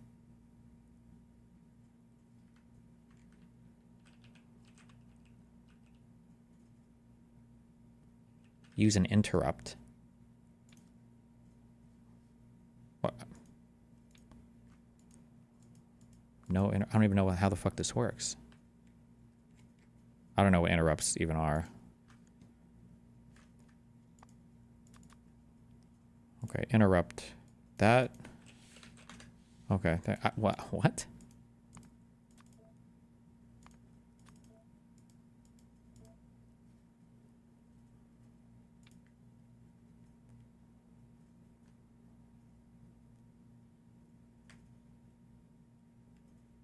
You can send an interrupt so that when there's no available location, the interrupt triggers and selects a new station, the parking spot. Oh. How are you at this point in the game without knowing interrupts? I think they just added interrupts in the DLC or something, or these didn't exist when I played last. Okay. So if you're the government, you're borrowing money when you issue bonds. Okay? You can't you can't tell average people what price to pay for those. You can't. I mean, you can. It's called financial oppression. You can basically say, banks, you will lose your charter if you don't buy the government bonds. That's called financial oppression. We can do that. We talk about that later. I'll write a post on that. But it's not going to really help the situation much. But what you really do as a government is you go to your central bank. You say, central bank, print money and buy the bonds. If you buy the bonds, the interest rate on the bonds goes down. Think about it this way: buy bonds. If you buy something, the price of it goes up, right? Demand go up, price go up. If you go out and buy Nintendo Switch 2s, they can raise the price on you. Okay, demand go up, price go up. So Fed goes, prints money, uses it to buy bonds. The price of bonds goes up, and when the price of bonds goes up, what way do interest rates go? Down. Down. Yes. 100% on top of it. So then, so when you buy bonds, you're actually driving interest rates down. And so the Fed drives, and that's called quantitative easing. We've done it before. It's just QE, right? So the Fed can do QE. You can go buy all the long-term treasury bonds with printed money. What happens when you buy stuff with printed money? Well, if you have no capital flight, and if you have a captive banking system, it can do financial oppression, and if you've got like long-term structural aging and productivity problems and all these other things that hold down inflation, well, then maybe you won't get inflation. Maybe then you're Japan. Okay? So Japan did this, and they didn't get inflation. But most countries, when they do this, they get inflation. Because when you print money, prices go up. Like you're devaluing in dollar internally and externally too, right? Your interest rate will go down more. Your exchange rate will go down more. Dollar will go down more. But then if you print all that money, you will get inflation because you're pumping a ton of money into the economy. And a whole lot of other things have to happen in order to stop that inflation from happening, in order to cancel out that inflation. Well, you need a whole bunch of other things to be in place to cancel out that inflation. In general, print money, get inflation. Just Milton Friedman. Milton Friedman said inflation is always and everywhere a monetary phenomenon. And to be honest, I think he has never been proved wrong. I think a lot of people wanted to prove him wrong, but it turns out because if inflation isn't a monetary phenomenon, then that lets the central bank do magic money tree. And if the central bank is a magic money tree, you can do all kinds of magic with macro. But honestly, it's not. Inflation is the real constraint. If you print all that money, you're going to get inflation at some point. And so that's, I think, Trump's next move. Because when you look at what Trump does in his businesses, when his businesses are doing badly, first he looks around for a cheap bailout. He looks for someone to give him money. He can't do that. He declares bankruptcy. So I think his instincts in America will be the same. Run the country like a business. Unfortunately, it's a failing casino. So then, so his first instinct will be go to the Fed and say, hey, Fed, yields are too high. Print money. Bring these yields down. Buy the bonds. Do QE.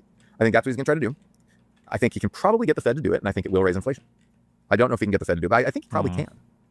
He can. I would be really surprised if the Fed were to capitulate like that, because it would basically be a signal that Donald Trump controls the Fed. That I'm going to crash this economy with no survivors as hard as I can, and I'm going to force Powell to bail me out. That would be pretty crazy if the Fed gave in like that, but can just threaten to throw him in El Salvador in prison or something if they don't do QE. I don't know, whatever, right? He's a crazy tin pot dictator now. I don't know what he can do. So anyway, the point is that suppose he can, then we'll just get inflation, and then everyone gets mad because suddenly your purchasing power goes down. Groceries are expensive again. We're back to 21, 22, except now this time it doesn't necessarily end. Ever. So that's one scenario, and that would be equivalent to Trump in one of his personal businesses, looking for a bailout, looking for free money. Okay, so that's one thing. The second thing that he can do is default on the debt. So America could default. That will immediately make GDP fall by about 20%, or maybe more. It will also crash the global financial system. Every other country will suffer too. You want to depreciate the dollar? We'll default. Sovereign default. We'll do it. And so sovereign default will crush our financial system, absolutely destroy our manufacturing companies because nobody will be able to borrow for years and years. Our manufacturing capability will go out the window, and we will be a deindustrialized country. That's the ultimate fuckage. But Trump has shown no inclination not to do that kind of stuff to us, and it's definitely fits with his business instinct. So sovereign default will crush every company you own and every asset you own. Yeah, definitely don't want that. I want to make sure we have time for the other thing we want to talk about, which is what would a good anti-China strategy look like? Right. So there is some indication that some people in the Trump administration want to take on China. I don't know if Trump cares about this anymore, but certainly there are people in the administration. I think Besant cares, or Besant. How do you pronounce it? I think Besant, but I'm not sure. Besant. Okay. He cares. I think he cares, and I think there's other people who care. And Peter Navarro's written books about how bad China sucks. I just want to call him Peter Ricardo every time. This podcast is so politically incorrect. We're going to get canceled. If cancel culture were still there, this podcast would have gotten at least me and possibly also you canceled 6 ways to Sunday by now. Just my career would be over if it was still 2017. I couldn't do this podcast.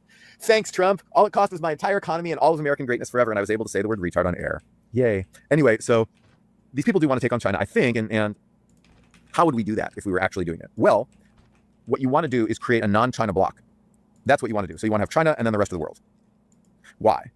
2 reasons. Number 1 reason is scale. So manufacturers get lower costs and they get more efficient and they get much better when they can sell a lot more product.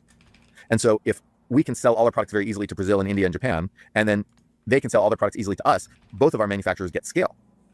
Our total available market increases. You can think of, in VC terms, scale is just TAM. The more TAM you have, the better you can do, because a venture business with a very large TAM can raise a lot of money and can use that money to get better at what it does, right? Just sort of improve. It's the same thing kind of in manufacturing, except it works a little different because you have physical economies of scale with your plants scaling up. BYD is building a factory that's I think bigger than San Francisco, a single factory. It's 4 times the size of our biggest factory we ever built, which at that time was by far the largest factory anyone had ever built.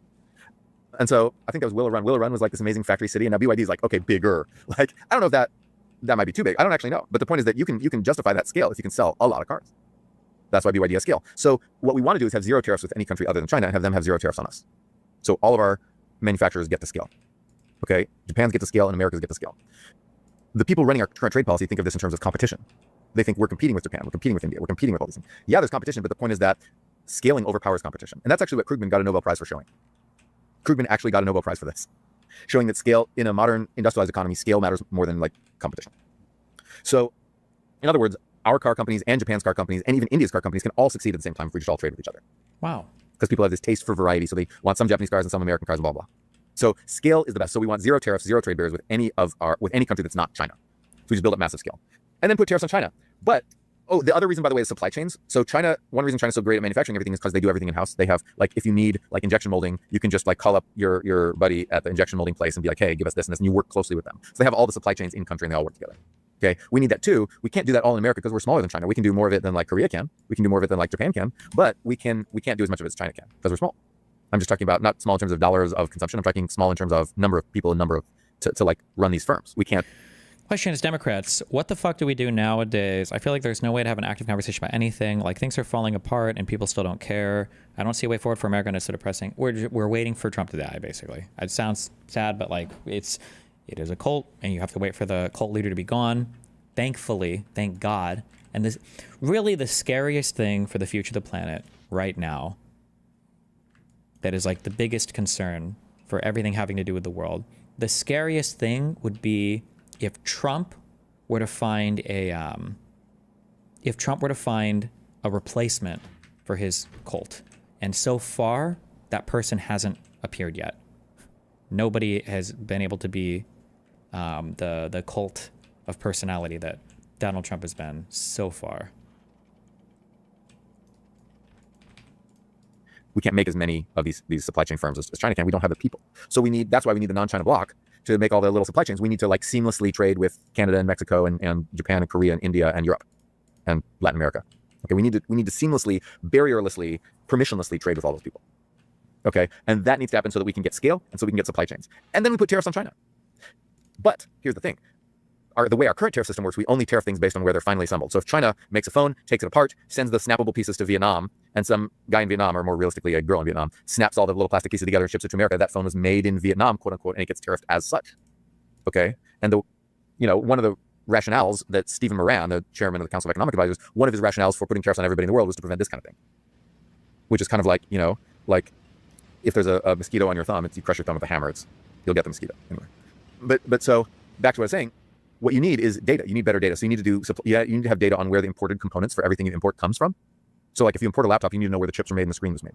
Okay? And where the injection molding was done and blah, blah. You need that. And if you have cars, you need to know where the car parts came from, blah, blah. And so if you do that, then you can put tariffs on China, not in terms of final assembly, but in terms of value added, where were the parts made. And then you can tariff China. Once you get that data. To get that data, you need an army of bureaucrats. Army of bureaucrats building software systems for people to report on and then monitoring the systems. And also calling people on the phone because your software system's not going to be up in a day. You need a ton of bureaucrats. Does it not piss you off that he's describing literally everything Biden was trying to build from a trade standpoint? Yes, like it's very fucking annoying. Like Biden did targeted tariffs towards China when it came to like national security things. I think electric vehicles. We had the CHIPS Act for onshoring chips manufacturing. Like all the things that the Trump admin claims that they want to do, like Biden was actually trying to do, or was doing with the legislation that was being passed. But remember, the virtue signaling is more important than the fact of the matter. Opposite of Doge. You need massive state capacity expansion. Are we going to do this? No. So that is what your system would look like. On top of that, we need industrial policy to sort of like plug the holes, fill in the things that we let China dominate, like batteries and rare earths. Right? We need to do that industrial policy. And preferably we could do that in cooperation with other non-China countries. And export controls will also help. We can poke holes in the Chinese economy even as we... Is it a failure of messaging, or is the right-wing media bubble just too strong? They're just playing a different game. And it's important to... Why do you go here sometimes? They're playing a different game. I don't know what you do when the other side has decided that, it's because I don't need any more. Okay. I don't know what you do when the other side has decided not to govern. I don't know. It's like the inter question on League of Legends. What do you do when you've got a teammate that wants to int? I don't know. Plug holes in ours with industrial policy. And so that's basically what a policy to build up our strength, our manufacturing strength versus China would look like. Yeah, that's a good overview. And let me ask you another question related to this: is if we can go back in time to 2010, 2005, or around this time period, and what would we tell ourselves back then in terms of a China containment strategy? What would we tell ourselves in terms of China if we could go back to before? Well, so before in the 2000s when Bush was president, right? What we could have done was complain about China's currency undervaluation, because at that point their undervalued currency was really allowing them to build up scale very fast and preventing us from building up scale. At that point, we could have declared them a currency manipulator. We could have taken them to the WTO. We could have put on countervailing duties. That cat's out of the bag right now because they're much less dependent on us than they used to be. Okay, so we could have that's one thing we could have done, and we could have done basically and then when in the 2010s when Xi Jinping was increasing China's capacity in all these tech industries, we could have done export controls earlier than we did. Obama could have done the export controls, but Obama was too hung up on this idea of peaceful law. We could have done industrial policy earlier than we did. Trump could have done industrial policy in his first term, but he didn't. Trump, I would say, was the first president that probably could have done a lot of stuff. Maybe Obama could have in a second term. But remember that it's so fucking annoying. Democrats are constantly hamstrung by cleaning up the goddamn global disaster that was left to them by the last administration. When Obama came into office, we were dealing with TARP and the consequences of the 2007 financial crisis and everything, right? That's what Obama came into. Maybe in Obama too, there are other things he could have done industrially to be better, but hell, Trump could be doing industrial policy now. He's canceling whatever Biden did. It's dumb. Yeah. Yeah. So that we missed that boat. Yeah. And when we complain about unfair China trade policies, do we have a point, or are we overstating them, or what is sort of? Oh no, we absolutely have a point. Their trade policies are massively unfair. They're totally mercantilist. They're designed to sell as much stuff and buy little stuff as they can. Right. And by them joining the WTO, were the expectations that they were what did that enable for them? Scale. They could sell. Got it. And also investment. They could get FDI, which allowed them to get our technology because our company set up plants there. They learned how to do our stuff, and then they could do it for themselves. Right. And so, what you recommended is that some version of a TPP? Yes. It's like a souped up TPP, and TTIP was the Europe one. Got it. So we could do all those things. Yes, TPP was great, but we killed it because we had to think of trade in these zero-sum competitive terms where we're competing with every single other country in the world instead of just competing with China. And who killed the TPP? Trump. In 2016? In the first? Yeah, Trump. But to be fair, Bernie was also promising to kill it if he got elected, and he lost. Hillary Clinton, she waffled, she went back and forth. She probably wouldn't have killed it, but she had promised to kill it and probably would have broken that promise. And what was the rationale for killing it? China. None. I mean, they take advantage of us. It was the same rationale, and Bernie had the same thing. Yep. Bernie and Trump were selling the same thing. Kind of retarded on trade as well, but makes sense. Populism, man. They True. take advantage of us. We got to stop them, man. We can't trade with them. We can't have mutually beneficial arrangements with other people. There's no positive sum game, man. It's all just competition. It's all just us or them. That's it. Is that a good note to end on? We've done a bit of explanation on capital flight, on sort of you think about currencies, on thinking about what real sort of China containment strategy or trade strategy might look like. Shall we wrap on that? Yeah, I think we pretty much said it all. I mean, there's we can go deeper on any one of those topics, but I think that fortunately for us, we'll have the ability to do that in the coming months because Trump. I can't say whether Trump is backing off or not. He's reached this weird quantum state where he gets a superposition of constantly backing off and constantly getting more aggressive, and so but. Like a quantum computer, he can do computations in both states at the same time. So in other words, we're getting all the worst parts of both backing off and getting more aggressive. damn. Yeah. Wow. But you know what? DHL to suspend global shipments of over $800 to U.S. consumers. RIP.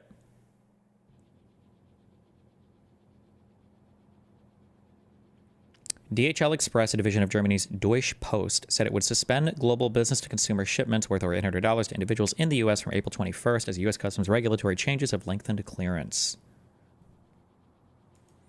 DHL blamed the halt on new U.S. Customs rules, which require formal entry processing on all shipments worth over $800. The minimum had been $2,500 until the change on April 5th. Isn't DHL the really big shipment company? I don't know if it's the largest, but it is a really big one. A lot of shit I order sometimes comes in on DHL. Usually it's a UPS or FedEx, but yeah, we fucked around, and now as a country we're finding out. And I know some people are still scrambling to claim that we're not finding out, but we're finding out. Well, we will keep finding out on this podcast. We'll keep discussing. Indeed. Stay tuned, everybody. Yes, as always, a great episode. Until next time. Until next time. Econ 102 is a podcast from Turpentine, the network behind Moment of. okay, what is this? I hate everything having to do with whistleblowers. It's always the most nothing burger shit ever, but I'll watch it. I start this lawsuit to prove my innocence and to prove how vindictive this monster is.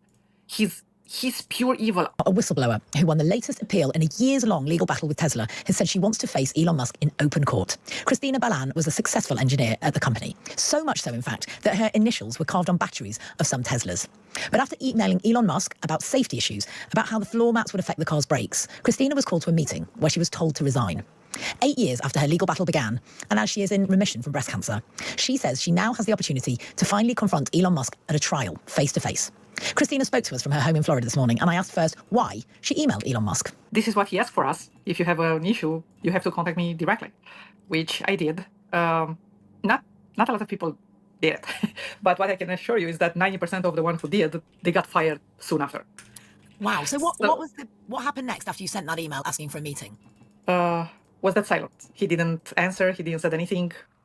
Kind of like he didn't receive it. Is that? I don't know anything about Tesla. I don't know how high up she was. Emailing the CEO directly ever? It sounds like the worst way to ever have anything set up ever. It also sounds like if you're emailing the CEO of a company, either you're getting fired or whatever you're emailing about is having somebody else getting fired. That would be my assumption, because that means somebody is fucking up really bad if the CEO is getting emails from employees. But and 3 days after, because I was in such a good relationship with all the vice presidents, I had quite a few patent ideas that I was dealing with just the highest, the second and the third in command on Tesla. I knew that on Wednesdays he will be in there, in the company. By the way, the reality of his puffery that he's working late and sleeping on the floor is just bullshit. Elon Musk was present in Tesla 1 day every other week. With small exception, Elon Musk was in Tesla every other Wednesday. Well, imagine how much can you do in 2 days per month. And I knew that in that day he will be there, and I was so close, and I was helping so many VPs, and my desk was actually in the line of sight from him, a few desks away. And I was waiting to talk to him and present what I have in the emails. My friends, the VPs, were preparing to talk about everything that I emailed him. But instead of that, the HR and the legal department had another plan for me. And what they've done, they told me that they have some details to talk to me before I'm talking with Elon. So they knew about the... She said Elon said to come to him directly with their problems. Yeah, but that sounds like a thing you say at an employee, not like meeting, but like when the boss shows up and he's like, we got to do our jobs well, guys. And if you are trying to get something done and it's not getting done, or you need something and it's not happening, make sure you email me and let me know directly and I'll take care of it. But the CEO doesn't really mean like email me with every fucking random thing. They mean like if shit is like super fucked, you can email me. But there's a reason why the chain of command exists in businesses. And if you're going over the chain of command, it means that the person above you is not giving you the resources that you need to get your particular job done, which means somebody's fucking up, which means my guess is if you're emailing the CEO, somebody's getting fired because somebody fucked up hard. If you're having to email literally the owner of the company, if you're jumping through layers of management to email somebody above them, it's because they're fucking up. The meeting. I was a bit surprised. I was like, how do they know what I have in my email, and instead of taking me into a normal conference room that we had upstairs, they actually took me into a dungeon. If you saw one of those horror movies that you are getting into like a dark factory, like abandoned, and you have like drapes coming out from the ceiling and you have to take them away. Well, this is how it was. And we got into a room, and in there they forced me to resign. How did they force you to resign, Christina? Explain what the terms of this dismissal was. They've told me that if I'm not resigning on the spot, they will deport my entire team, because the entire team of Tesla, the entire interior team, was backing me up. And their entire interior team was backing me up. Picking me up? What's she saying? The entire interior team was? My entire team. Because the entire team of Tesla, the entire interior team, was backing me up. Oh, backing me up, okay. And their plan, Tesla's plan and legal department plan, was to convince the entire team and myself to close the investigation, an internal investigation that we open in the company, to fix a serious safety issue. And this was an issue with the brakes, right? Correct. With the brakes. And that's what you'd emailed Elon Musk about. I emailed him about a lot of stuff because we had hundreds. Okay, that's starting to make more sense. Okay, because I was curious, like, how much is she emailing this guy? Okay, so we're emailing him a ton. Okay. Of defects per car, and we are sending the cars out like that, knowing how many. Like, I'm not kidding. We had cars with hundreds of defects, and their plan, you know, when I'm saying there, it's, you know, legal and HR department. Their plan to shut us down didn't work so well because when they start, you know, threatening everybody to keep their mouth shut, they end up to myself, and they said, if you don't drop the internal investigation, and that was before, like a week before I emailed Elon. They said, I can assure you that nobody will believe that, you know, the entire team was backing you up, and we will frame it in such a way that you will look like a disgruntled, crazy employee. And I said, what do you mean? Every single person that was, you know, backing me up and trying to fix the issues that we have in Tesla, they were all having the same, different issues, but the same outcome. Each time that we tried to fix something, we were threatened, we were, you know, demoted, retaliated against. Well, this time, their plan didn't work because they said they've told me nobody will believe you instead of us, and I said, well, your plan doesn't work, and they're like, what do you mean? Well, I have the evidence that everybody had the same issue, and it's like, what do you mean? What do you mean you have the evidence? And I said, the meeting that we had before we opened the internal investigation, the meeting that we tried to fix everything before we got to Elon, was with the vice president of engineering. And in there, he actually admitted that it was a safety issue. He said it. Of course, it's a safety issue. And guess what? He added, it's a safety issue bigger than Toyota recall. Wow. Okay. So and I dropped. I couldn't believe it. And of course, the legal and the HR, they said, well, nobody will believe you. And I said, yes, for sure. But your problem is that I record the 2-hour conversation. So you recorded the conversation? Yes, I have the admission. So you have the evidence of that conversation. So can I just clarify? Elon Musk had sent an email, or several emails company-wide, telling you that you should be able to give feedback. But when you gave feedback, the response to criticism of corporate practices was essentially to silence people or to dismiss them. Is that right? Exactly.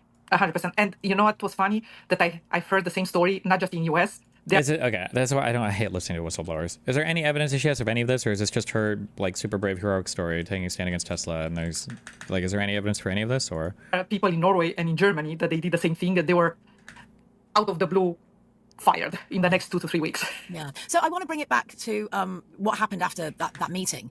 So you were forced to resign. You brought a wrongful dismissal case, as I understand it. And then Tesla publicly accused you of using its resources for a secret project, which essentially amounts to embezzlement under US law. You've called their action vindictive. Did this seem like an act of hostility from the company? Oh, it was 100%.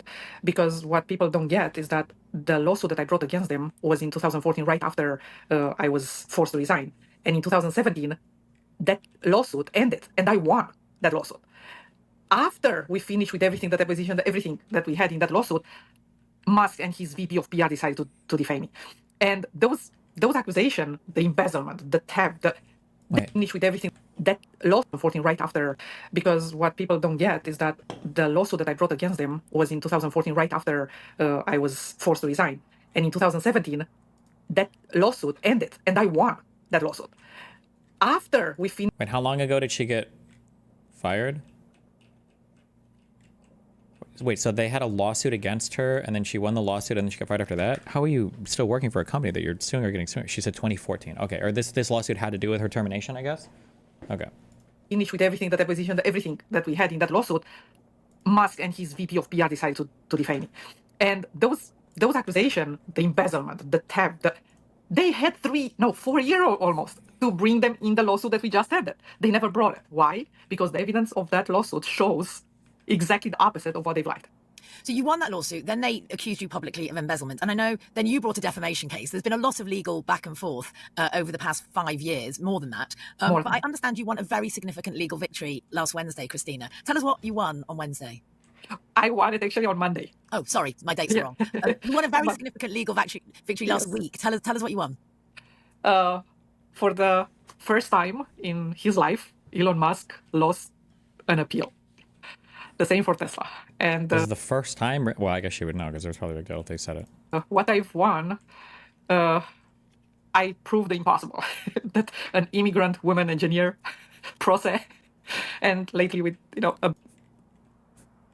An immigrant woman engineer pro se. She represented herself. She didn't have a lawyer for this. Is that what she said? that an immigrant woman engineer, pro se, and lately with a bit of my the help of my new lawyer, Okay. who's my friend, not just my lawyer. Jesus. We did it. We actually beat Elon Musk in court. We beat his hundreds of hardcore legal team. So you won the right you won an appeal, which gives you the right to now bring another suit and potentially to face him in court. I know that this won't happen overnight. This could be another long legal process. Do you want to see Elon Musk in court? Oh yes, this is why I start this lawsuit, to prove my innocence and to prove how vindictive this monster is. He's pure evil. In this, up to now, it's no movie that can paint it exactly how Elon Musk is in real life. He's enjoying hurting people. Like he's getting pleasure for seeing people hurt. He destroys so many people in Tesla that you have no idea, but you don't know about them, because each time, and this is very important, I wish the entire world to find out, each time that you're signing an employment agreement with Tesla and with Musk, and not just with Tesla, Musk is asking this for every single person that he ever worked with, even if it's SpaceX or any other of his companies. He's forcing everybody to give up, and this is the pathetic part, their freedom of speech and the right to sue, the First and Seventh Amendment of the Constitution of the United States. Why do you think is that? Because without those, if they will not have the arbitration agreement, the whole smoke and mirrors that he paint around him, it will crumble to pieces. Christina, what would a win look like for you? Just to see me in front of a judge. That's a lot of people they were asking me, like, how much do you want from me? How much do you want to, the judge to punish me for? Or I said, the only thing that I want to see in front of a jury and a judge. Because for 10 freaking years, I'm fighting with him to just show my evidence, to show the truth. And he's going around the world and lying and faking that he's the free speech absolutist, when every single person of his team ever on all his companies doesn't have any rights on it. Imagine how frustrated are everybody in Tesla. But what's the reason why I can talk to you right now, and the reason why I'm allowed to share all these insights inside Tesla and about Musk, is that in 2019, when I filed a lawsuit against Tesla, I won something that nobody else won before. My freedom. I convinced the most senior federal judge of Washington State to void all the confidentiality clauses that Tesla and Musk had on me. And I convinced her to allow me to get, into a public court. Well, guess what? I won. After I fight with them, I won in June 2019 a right to get Musk to court and show his evidence.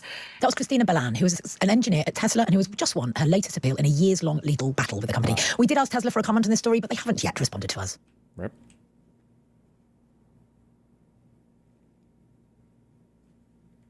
That's crazy, chat.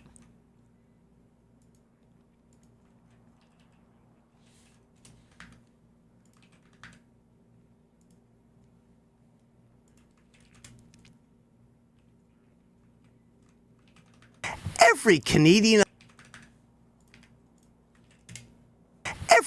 election, I approach all the different party leaders and see if they will do an interview and a hip flip.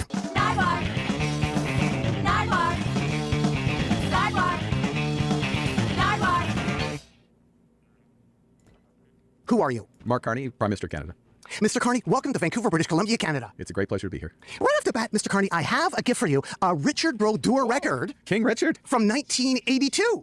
Yes, no, hey, goodbye, that's right. Now, is that the Storm and Norman era? It was the Storm and Norman era. And you know what? I coveted that Northland goal stick. I could never afford it, but I coveted that stick. Storm and Norman was my coach during the Brodeur years. And you actually played goalie? I played goalie. He was one of my idols. The Penguin era? The Parkview Penguins, yes. I played 1 year at the Parkview Penguins. Yes, that's correct. What was that like? It was memorable. It was cold. It was cold because all the games were outside. Or actually, that's not true. We had like 2 games indoors. Yeah. And then you traveled to Michael Deveau. Death Row DeVoe. Death Row DeVoe. We played together at university. That's right. He was from Medina. Well, he still is from Medina, Minnesota. Yeah, could you tell about that team? The Harvard team. 10-2. The Harvard team. That's right.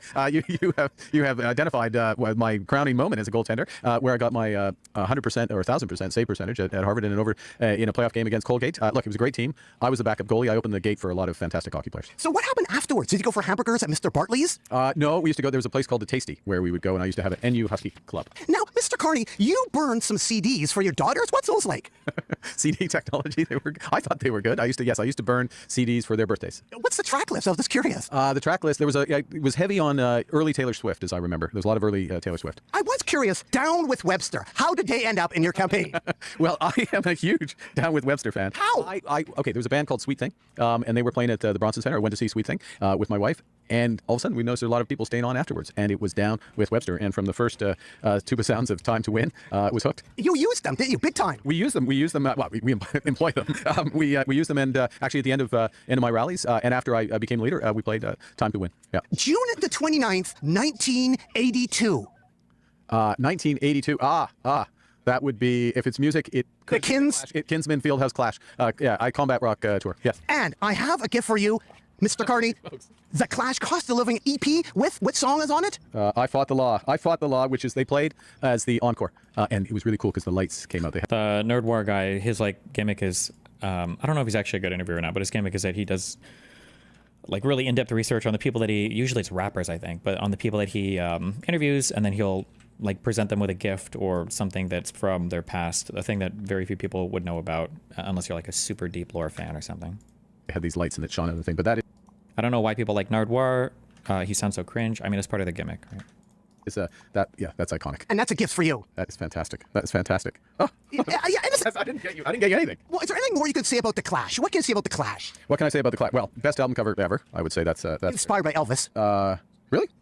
Okay, Yeah. that I didn't know. I didn't know that. So I slightly lost it at Sandinista. I didn't love all the Sandinista. I know that's probably sacrilegious in the Clash Parthenon, but path-breaking band. I mean, just extraordinary band, and sadly no longer with us. I will say one other thing about the Clash, which I think people remember, that their first drummer was Tory Crimes. Baboom, Terry Chimes. They changed his name without him knowing. Terry Chimes to Tory Crimes. The Brothers-in-Law, a band from Canada, wrote a song called The 51st State in 1966. Wow. That hurts. Yes, and I was curious. Shelley Looney has this ode to Canada from 1980 called Thank You Canada, Love Shelley, and she's an American. If you could read, what does it say on the very bottom there? P.S. Canada, you have a special place in my heart and in my country's heart. Well, that's nice. That's nice. So Canada has a special place in America's heart. Yeah, exactly. Okay. And that's a gift for you. It's a cool Thank you, Canada. The black heart of America. Yes. Thank you. Thank you, Shelley. We should track her down. Maybe she could run for office. She actually plays hockey, too. They've tracked her down. They have tracked her down. She could run for office, maybe. I was curious. So what do you think? In Vancouver, we had a band called The Window Jumpers with the song Crash of 87. Crash of 87. That's, well, there was a Crash of 87, wasn't there? It's funny, those things. You forget about them over time. Yeah, it was Crash of 87.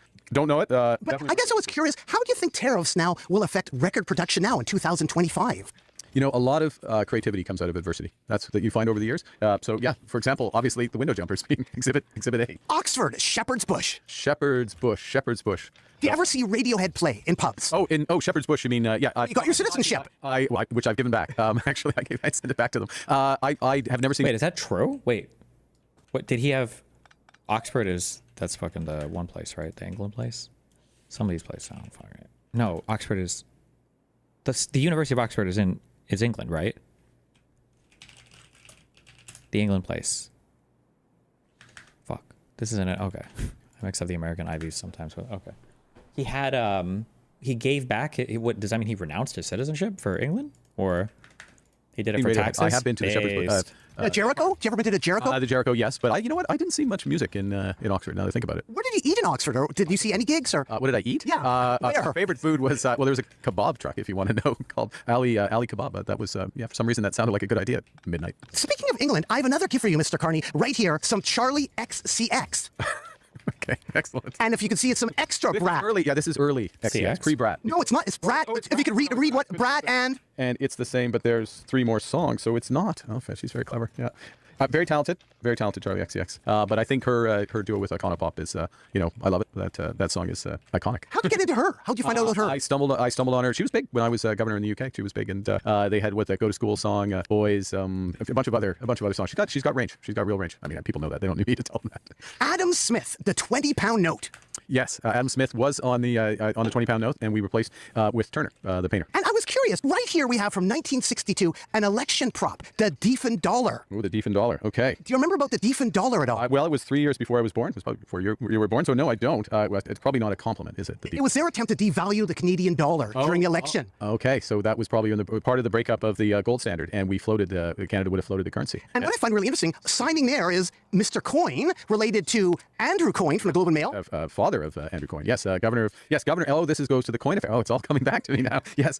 So there was a crisis because the Diefenbaker government effectively fired the governor of the Bank of Canada, which is not a good idea if you want independent decisions and inflation under control. It's interesting how history rhymes, because now another Conservative government is threatening to do similar things. And his signature. This could be the result. This could be the result. Yes. And at one time, your signature was on the money. In fact, yes. What's that like? It's kind of cool, to be honest. And I still stumble on every once in a while. You'll see my signature on a 20 or a 50, if people still use 20s or 50s. Mr. Kearney, I was wondering, I wanted to show you, the CBC had a record label at one time. I did not know. Amazing. Like, look at that. Amazing. Oh, look at that. Okay. And if we pull it out right here, the CBC Northern Service. There was a record. Look at that. The CBC had a record label. Wow. Okay. The Northern Service. And also on the CBC Northern Service, and another gift for you winding up here, some Willie Dunn. He's an amazing Indigenous artist. Rest in peace, from Canada. I've heard, but I don't know it well. I don't know his work well. Well, it's for you to check out. Check out the booklet where you can, the information on this is incredible. Oh, wow. So you can find out all about him, all the details, and check out on the back, he started on CBC Northern Service. What's important about that to me is, and I'm going to little plug for CBC Radio Canada, like its role in preserving and also developing our culture. That's an example. I could give many others, but it's an important institution for a country at a time where, because of crisis, if I can pull this together. Make sure you don't pull out the Charlie record for crisis. I don't want to pull, but crisis and volatility. You look and you think about identity and Canadian identity, and the CBC supporting it. Good for them. Wow. The Carney cut. The Carney cut. The haircut. Is there a Carney cut? Yeah, what is a Carney cut? What could you imagine being a Carney cut? I presume I've got one right now by that definition. What is? I don't know. I heard people are going into different places and asking for the Carney cut. Well, that would be a bit unfortunate if they want a bald spot at the back. This is okay. Good. I'm flattered. And at Wally's Grill, you met Doug Ford. I did. We had breakfast. Okay, random quick thing. We listened to Dr. K talk about balding and how balding is just, it sucks for guys because you're like just basically becoming a worse version of yourself. There's not like a lesson to learn. There's no wisdom. It's just like, it just is a net negative, I guess, for men that have issues related to balding. Why do you think, or am I hallucinating this? It feels like at one point in time, maybe before the technology was there, but also I was younger, so maybe I just didn't think about it. It feels like at one point in time, you just had like bald actors, or they were like bald famous people, and the balding wasn't ever that big of a deal. Was it? Maybe it was a big deal, and I was just younger and didn't notice or care about it, or like I feel like in Hollywood and shit, there would just be a ton of people that were like bald or balding. There were like male pattern baldness patterns that were just like, oh, he's just an older guy.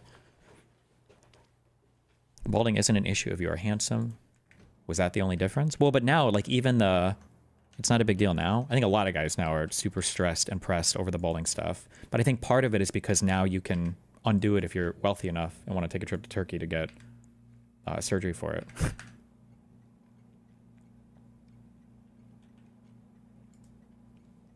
We both had poached eggs. That's what I was curious about. We had poached eggs because we decided that was healthy. Yeah, and good coffee. And I was wondering, Mr. Carney, would you do the hip flip game with me? Oh, that looks like so much fun. Yeah, why not? Oh, that's amazing, because Paul Martin did the hip flip game. Paul Martin did the hip flip game? Okay. John Kretschmann did the hip flip game. Really? Okay, good. Justin Trudeau did the hip flip game. That doesn't surprise me. Stephen Harper did not do the hip flip game. His security carried me away. That doesn't surprise me either. That doesn't surprise me. I'm sorry that you were carried away. Hopefully we're much more under control here. This is kind of fun. This is, whoa, Stephen Harper, please, will you do the hip flip? You guys don't have to, Aaron, will you do the hip flip with me, Mr. Carney? Yes. Great. Yeah. Well, then let's pull it out. Why should people care about Mark Carney? Why should people care? Because we're in a crisis. I can fix it, and I care about them. Anything else you'd like to add, Mark Carney? Great. Thank you. Well, thanks so much. This guy seems so based, and I think it still looks like, right? Or it's very close, I guess, which party's going to win the elections. But if this guy was a U.S. politician, I don't think anybody would even know his fucking name. I don't think anybody would give a fuck about him at all. That's the state of U.S. politics right now. Mr. Carney, keep on rocking in a free world and do... Destiny, wrong. The surgery isn't a guarantee since you have limited amount of donor hair until they invent the hair cloning. It seems like today, if you are, just based on the balding subreddits that pop up on my fucking Reddit all the time now, it seems like the, if you catch balding early enough, as long as you're willing to do the finasteride, minoxidil, and the derma roller, and then a hair transplant if you want, it seems like that stuff basically lets you fight balding forever, I think is where it's at right now, unless you're super ultra unlucky. It's still pretty iffy? Oh, okay. Well, the balding sub guys all show that stuff like crazy. Unless you're like super balding by 20. Boring, serious politicians still have value outside the US, I suppose. They're coping. It's 2 lifelong meds with sometimes crazy side effects like suicidal ideation. I feel like men don't really care about that when it comes to certain appearance things. Like, look at how popular TRT and shit has gotten. I don't think any guy that's on TRT gives a fuck about the fact that he'll have to be on it for life. I don't think anybody cares about that. Do. Yeah.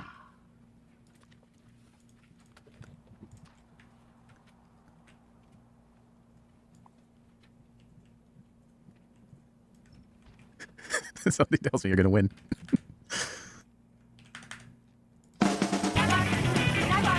Very cute.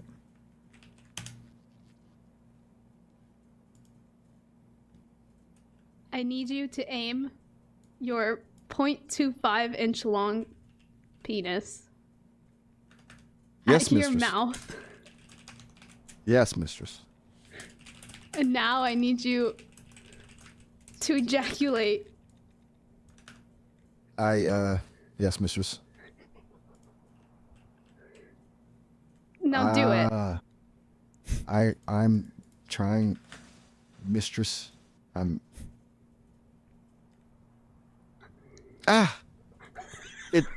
It's keep coming. Jesus.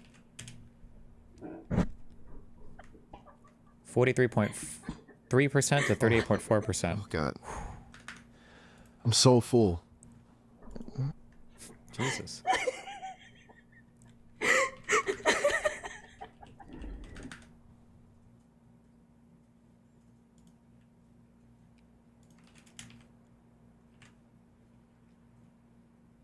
No, fuck that. Well, here's the problem with fuck that.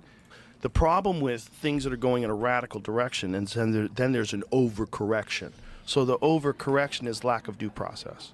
The overcorrection is like round them all up, ship them to jail. Like that's like some things that you say when you're not thinking things through. Like, what do you do about all the criminals? Take them all, fucking send them to El Salvador. Yeah. What about due process? No, fuck that. Well, here's the problem with fuck that. What if you are an enemy of, let's not say any current president. Let's pretend we got a new president, totally new guy in 2028. And this is a common... The video comments are unhinged about you. 66k views. What video comments? The Nardwar one? Or the LSF comments?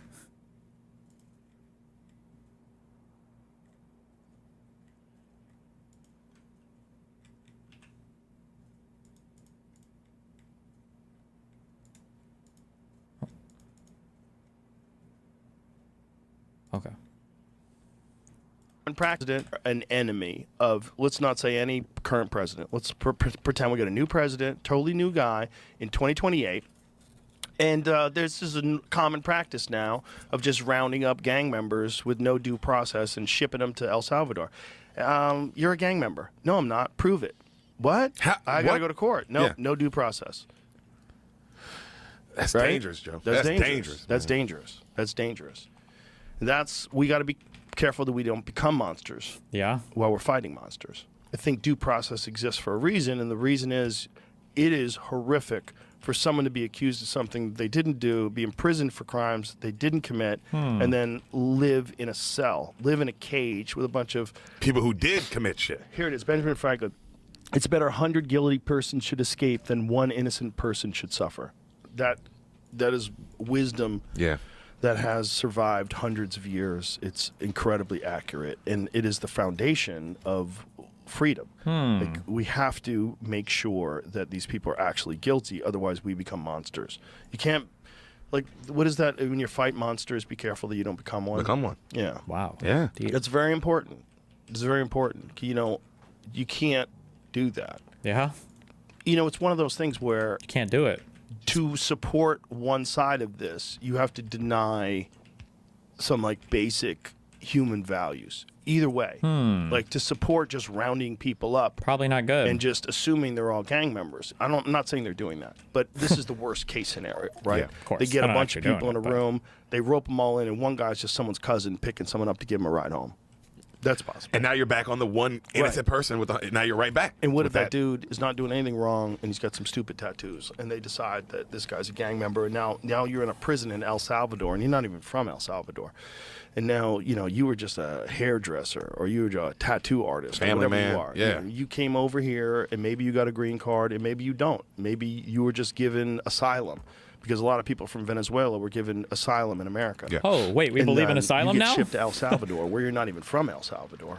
So that the fact that that exists scares the shit out of me.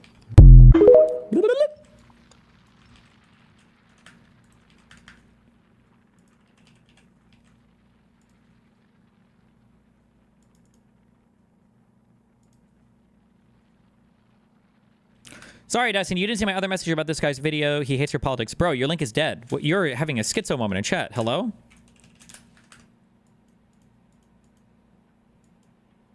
Oh, you deleted the last letter of the link. Good job, dipshit.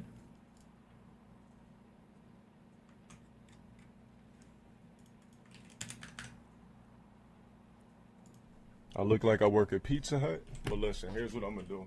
Uh-oh. Because I look like I work at Pizza Hut, I'm gonna go ahead, grab one of the empty boxes that are in my motherfucking stove. Because I always keep an empty, an empty pizza box just for the fuck of it until I feel like throwing it away. What's the empty pizza box for? What's he gonna I'm do with it? go ahead, and I'm just gonna ring your mom's doorbell Oh, when I know you're asleep. Uh-oh. I'm gonna ring your mom's doorbell. What's he doing that for? She's not gonna answer it at first because she's gonna see a tall black man, but she's gonna peep through the peephole and see that I'm peanut butter complexion, so everything is gonna be all right. I'm gonna have the pizza box and be like, "Excuse me, ma'am, did you order pizza?" She's gonna look at me up and down, see the abs chiseling and busting through the Under Armour, see the BBC slightly protruded to the left, and just pull me in. The pizza box flies. She said, "Wait a minute, there's no pizza." I said, "Well, you just pulled me in the house." Throws me on the couch, gets to her knees, grabs one fist, grabs another, gives me a double stack because I got the BBC. Starts sucking. Not the double stack. Twerking, twisting. I'm Not like, the double stack. That's all I can really do. And I submit. And I just bust infinite hot loads of matrix juice right down her motherfucking throat until she gulps and gargles and asks for more. Get that ass banned, bitch ass nigga. Get the fuck up out of here. Somebody ban this nigga. Get that ass banned. Hell yes, get that ass banned. I brought this guy. I resurrected this guy's career from the grave, and I think he somehow managed to throw it all away again. Isn't he like canceled or something? Didn't something happen? He got perma canceled again. Fuck.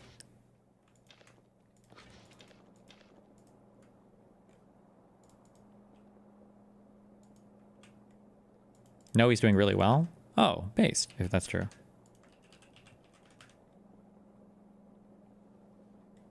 I thought he got like permabanned again or something.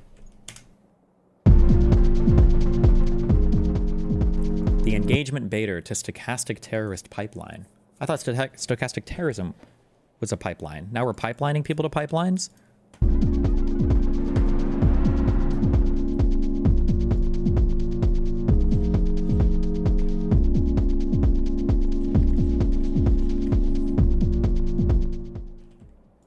Hey, internets. The time has come to examine political violence and the rhetoric that leads up to it. Uh-oh. Because there is a very unfortunate pattern and some very bad political discourse and some very stupid takes that we have been witnessing in the last 10 years or so. Which is that there's a lot of people out there, both social media influencers, as they're sometimes called, and corporate statist media journos, who just kind of appear to have no sense of responsibility for the wide audiences that they reach. Hey, Unless that's they me. see nothing wrong with using rhetoric that is effectively a call to violence. Oh, shit. Or as it's sometimes called, engaging in just obvious stochastic terrorism, where someone indirectly incites violence against another person or a specific group of people, or just whatever, often using rhetoric that is dehumanizing, demonizing, inflammatory, and just in general designed to rile up people's emotions, in a way that can very easily lead an emotionally unstable person to try and commit a very serious aggressive crime in real life, which can range from assault to attempted murder, or to things like swatting, where someone tricks the police into doing a raid on a person's house, in a way that can very easily lead to that person's loss of life. That's crazy. Such as by lying to the police and claiming that a person at their house is holding somebody hostage at gunpoint or something like that. Dude, don't tell and them how as to do I it. get close to 100,000 subscribers and notice how many views my own videos are getting, I'm realizing more and more just how important it is to not act like a completely deranged man-child. And just how unfortunate it is that so many journos and other influencers don't really seem to share my perspective on this. However, this video is not just going to be me calling out various buffoons for abusing their platform. Rather, I'd like to examine this topic seriously and offer some real solutions.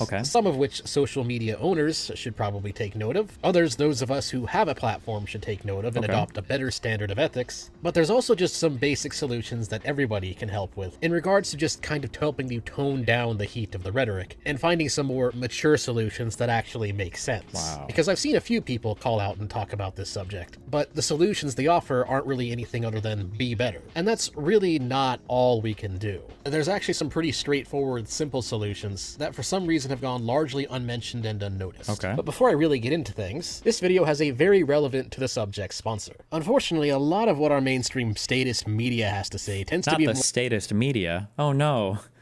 More focused on the US pushing State deceptive Department. narratives than an honest reporting of reality. And so I'm proud to be partnered with Ground News for this video. Now, Ground News is more than just another news source. It's a brilliantly designed service that lets you sort through all the news and see through media bias in mere minutes, as opposed to the countless hours that it would normally take one to research and see through corporate media deception without it. What they do is they go through the hundreds of news sources that are out there and they compile it for you into an easy to read format that lets you see how different sides are reporting on similar stories, but often in completely different ways. Since this video is about the problem of political violence, let's look at this story as an example. A New York City woman who sucker punched a pro-life activist during street interview arrested. First, Ground News gives you an AI summary of the event that is designed to briefly explain the facts of a story with as little bias as possible. It also shows us coverage details and a bias distribution chart which shows how many sources are reporting on the issue, which sources they are, and also where those sources tend to lie on the political spectrum. In this case, let's predict all helps are also mean by Reddit access. But anyways, to really understand what exactly I mean by rhetoric that kind of counts as a call to violence, let's just start with a very simple run-of-the-mill example from Destiny. No! Like, the problem is that people like Asmongold will never admit it, but Asmongold has already said things that I think would entitle him to a full-on fucking ass whipping if certain people saw him in public. Like, if I had family members that were being deported and this guy's out here saying, like, oh, I think they should want to be fucking epic, or family members that worked for USAID or any of these government institutions, and Asmongold is sitting here, like, laughing with his teeth falling out, making, you know, $1 million a month about how epic it is that they're all getting fired and shit. Like, he's already so far beyond the pale. Where's the In lie? terms of reputation, which is what I usually do when I show a clip of a Bedtoid, there's not much here other than the fact that the private sector tends to create more jobs than the public sector, and thus whining about Doge taking away jobs from US aid isn't really a good argument because more jobs would have been created had that money been left in the private aid. Isn't more job show a clip of a Bedtoid. There's not much here other than the fact that the private sector tends to create more jobs than the public sector. The private sector tends to create more jobs than the public sector.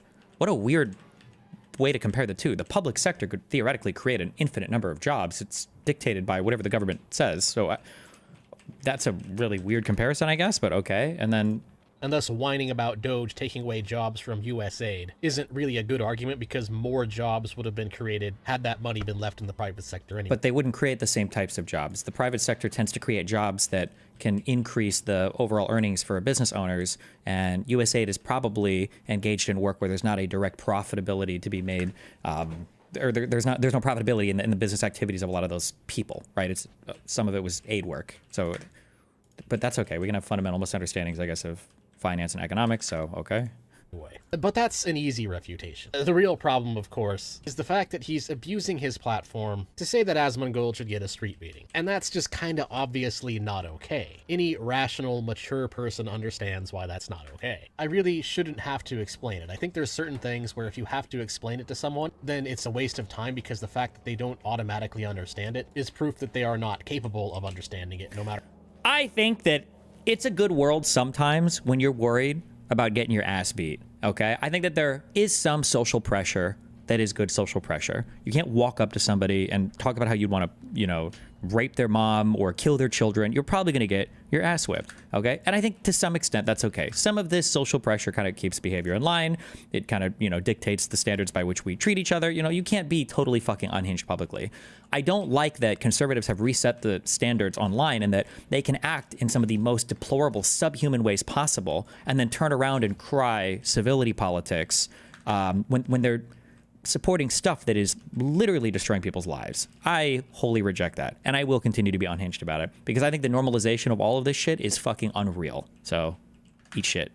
Matter how it is explained to them. And of course, the real problem here is that it's actually much worse. Because whether or not Destiny himself is just talking smack, and whether or not he himself would assault Asmongold in public is obviously irrelevant. The real problem here is, of course, that Destiny's videos get hundreds of thousands of views. Oh no. And therefore, it really only takes one emotionally unstable person hearing this to have a problem. Because obviously, most people watching this are not going to unironically... The biggest issue, I don't know if people understand this, let me say this very clearly. The biggest issue with the people that cry civility politics is what they're doing is they think they're supporting, we'll do the leftist definitions here in a way. They think that they're supporting a nonviolent status quo. And that is a myth that needs to be absolutely and utterly crushed. They think that the status quo as it exists right now is perfectly okay because there is no violence. And that when somebody comes along and says something crazy, unhinged, like what Destiny said, that now all of a sudden shit might get violent, right? But that's because they're refusing to engage with the status quo being incredibly violent. That's just inconceivable to them. Like, well, no, people are allowed to have a difference of opinions about things. The difference of opinions is whether or not somebody's getting fucking deported from this country with no due process. That's not a simple matter of a difference in opinion. Inarguably, this is a violent action from the United States to forcibly remove somebody from their home and then fucking deport them. But there's just this, it's this weird, cringe kind of status quo defense of the current situation is just not violent at all. And so when you say unhinged shit like this, you're making it violent. They think that they now have a moral imperative to hunt down Asmongold and give him a street meeting. In fact, also to be clear, I'm not advocating, like at least in plain words, I'm not saying that like somebody should go and beat these people up. I guess the point that I wish that people would take is the system that you're taking part in right now is being this violent. This is the system that you are right now taking part in. It is more violent than my suggestion.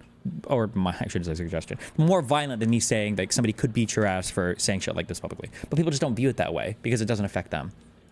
That number is probably near zero. But then you also have to ask the question... Like, it's so crazy to me that the same crowd that endlessly cries taxation is theft seems to be neutral when it comes to government deportations with no due process.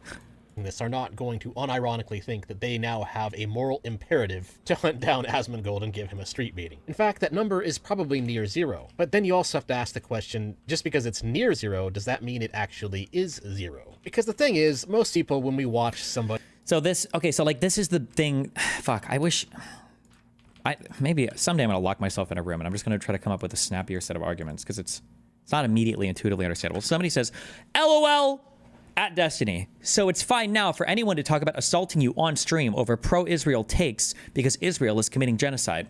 So like you're playing an interesting game here where, and it's kind of related to the fallacy, I think one that I was talking about yesterday. You're playing a clever game here where you're pretending that I'm advocating for something that would lead to a position. I did talk about this yesterday. That's different than the one you already have. Because anytime somebody says that, oh, so if you're going to say that, does that mean that somebody could kill you or beat you up for your pro-genocide takes? You're pretending like your position will become that if I have my position, rather than the truth, which is that's already your position, right? Anybody that says, oh, well, if that's your position, then could somebody beat you up for being pro-genocide? Probably supported the October 7th attacks. So you're way past that position, but you're playing a game where you're pretending that my lack of civility is pushing you towards a lack of civility, when the reality is you're already past that position. You're just pretending not to be. You're trying to hold me hostage with a position that you've already committed yourself to. But yeah. On the news, watching some pundits talk to each other, or what you're doing right now, watching somebody on YouTube for their political takes. I mean, you probably don't believe every single word we say, and you probably don't take everything we say serious. And that's a good thing. You shouldn't take everything we say seriously, because a lot of it is just banter. It's not even really meant to be taken seriously. In fact, a lot of it is just blood sports. You're just looking for something to be entertained by. However, the issue is there are a few people Just to be clear, I don't think you should engage, at least not right now, with politics where it's just an LOL joking, something to be entertained by. I think that's a super, super, super bad way to engage with political discourse, but okay. Out there, a very small number, but there is that one guy who really does take everything he hears seriously. And this is something I've been again starting to think about as I get near to 100k subscribers. When you have an audience, you kind of have to respect that audience and take a little bit more responsibility for what you're saying. And since I've been thinking about this lately, I find it really bizarre and really sickening, really, that there are people out there with audiences 10 times, 100 times bigger than mine who aren't thinking about this at all, apparently. The subject just kind of somehow slips their mind. And the sad part is that's actually the good faith interpretation. The other possible interpretation of this is that they know exactly what they're doing. For example, in this case, maybe Destiny really does want somebody in his audience to assault Asmongold. That's obviously much, much, much worse. And that's what makes this such an important topic. That even the good faith interpretation of this is still very much a big yikers. They're either fully aware that what they're doing is inciting violence, or they're just being completely immature and irresponsible and completely lacking any sense of self-awareness around the fact that, hey, you kind of have an audience where you kind of tend to get hundreds of thousands of views. You know, maybe you should be aware of this fact and be a little less cringe. And of course, this isn't just a Destiny problem. I mean, we've seen this from a lot of other political content creators, like Voosh, for example. As a Canadian, it kind of baffles me how people can say over and over that things will just be fine when things are clearly not just fine being like 2 months in. It just feels complacent. Yeah, like, we need to get militant and fast, okay? They're going to start, like, disappearing U.S. citizens. There are going to be bodies, like, washing up on the shore. They're going to build the camps. They're going to try to do everything they can. The whole thing is like a loot and burn experiment. Yeah, pretty much self-explanatory. Again, even the good faith interpretation of this is that they just have no filter, no awareness, no respect for their audience. And this particular clip also kind of shows a really basic example of how stochastic terrorism tends to come with a bit of spice of fear-mongering behind it. We need to get militant because the other side is going to attack us and do bad things and disappear us in the streets, when in reality that's probably not going to happen. So it just... What's the date on this video? 1 day ago? Okay. Just gets people riled up for nothing. And unfortunately, like I said earlier, I don't think there's really anything you can do to change certain people. Someone past a certain age who still behaves this way is probably going to be like that forever. Some people sometimes manage to learn this kind of thing and this kind of behavior past the age of 30 or so, but it's not usual. However, what we can do is try and at least fix the behavior to tone it down a bit. You probably won't get them to change internally, but there is a simple thing that the community needs to do to kind of tone this type of rhetoric down. And that is more people who are fans of that creator need to call them out on it. See, it's very easy for me, a right-leaning Mises-Hopian libertarian, to kind of call these trash libs out on their BS. I know that a lot of people who watch my content are the types of people who are already... I love that it took, I don't even know what it took. I guess Trump too, and all the unhinged shit he's doing for conservatives to jump over to the feeling that stochastic terrorism is like a real thing. Like, now we're worried about this. Do you think this guy has any, like, even looking at that Easter message today, I think I said this literally in regards to the Easter thing. Do you think this guy has a video on, I'm really disappointed with how much Trump's rhetoric is fucking unhinged. All the crazy stuff that he said. Today is Easter. It should be a holiday. We should all be celebrating and, you know, kind of like having more unity with each other. I don't know why Trump is being so divisive. Fully aware that bread tubers in general are grifters and not even half as intelligent. Oh, wait, he has a video on me about Trump derangement syndrome. Oh, boy. intelligent as they want people to believe they are. And so in many ways, this is just expected, ridiculous, immature behavior from them that confirms this to be true. However, there's probably at least a few people out there watching this who are fans of Destiny, who are fans of Voosh. And what you need to realize is that you need to kind of hold your guy accountable. And I mean this for myself too. If I ever slip up and say something a little yikesy, I want the people who actually care about my content letting me know that. And so this is my message to any Destiny or Voosh fan who happened to click on this video because, hey, it's kind of including Destiny and Voosh. Y'all need to start holding your boy to a higher standard of ethics. A big reason why so many content creators do insane things like inciting violence is because they just kind of get away with it. They often only get criticism from the outside. But I think on the internet, within various communities surrounding various people, or surrounding various influencers as they're called, even though I absolutely hate that word, you kind of have to hold people accountable from within. And because you don't do that, what ends up happening is that the stupid behavior continues. There's no punishment, there's no pushback, nothing. Especially when one of these ways to hold them accountable is actually very easy to do, and that's just to simply stop watching them for a bit. Which might not sound like anything, but it actually kind of is. You see, the way big tech algorithms work is that they tend to work on engagement. And unfortunately, big tech algorithms don't really know the difference between negative and positive engagement. And so what happens is that clout goblins, people who are seeking attention, seeking engagement, people who are trying to get their post thousands upon thousands of views, or someone who's already an established influencer, again, I hate that word, just trying to maintain the views that they normally get. There's a very perverted incentive out there right now in the way these algorithms operate, the kind of engagement farm by intentionally saying stupid things, intentionally posting rage bait, intentionally saying crazy stuff, because the way things currently work, they'll get views over it. And this is something that's very important for everybody to understand, because if you find yourself getting recommended crappy things by the algorithm, that actually may simply be because you're interacting with crappy things too much. And so what happens is when you watch an immature man-child say something stupid and you comment on them and call out why what they're saying is stupid, the algorithm doesn't really see a lot of my videos, damn. Much of a difference between that and you giving another video the thumbs up and commenting on them and saying why you liked what they said. And so you'll get recommended more of the garbage content that you didn't like. And this is actually another reason why calling out this kind of behavior from the outside doesn't really work, because the algorithm sees that, doesn't know the difference, and then starts recommending you more breadtube schlop because you want. Just to be clear,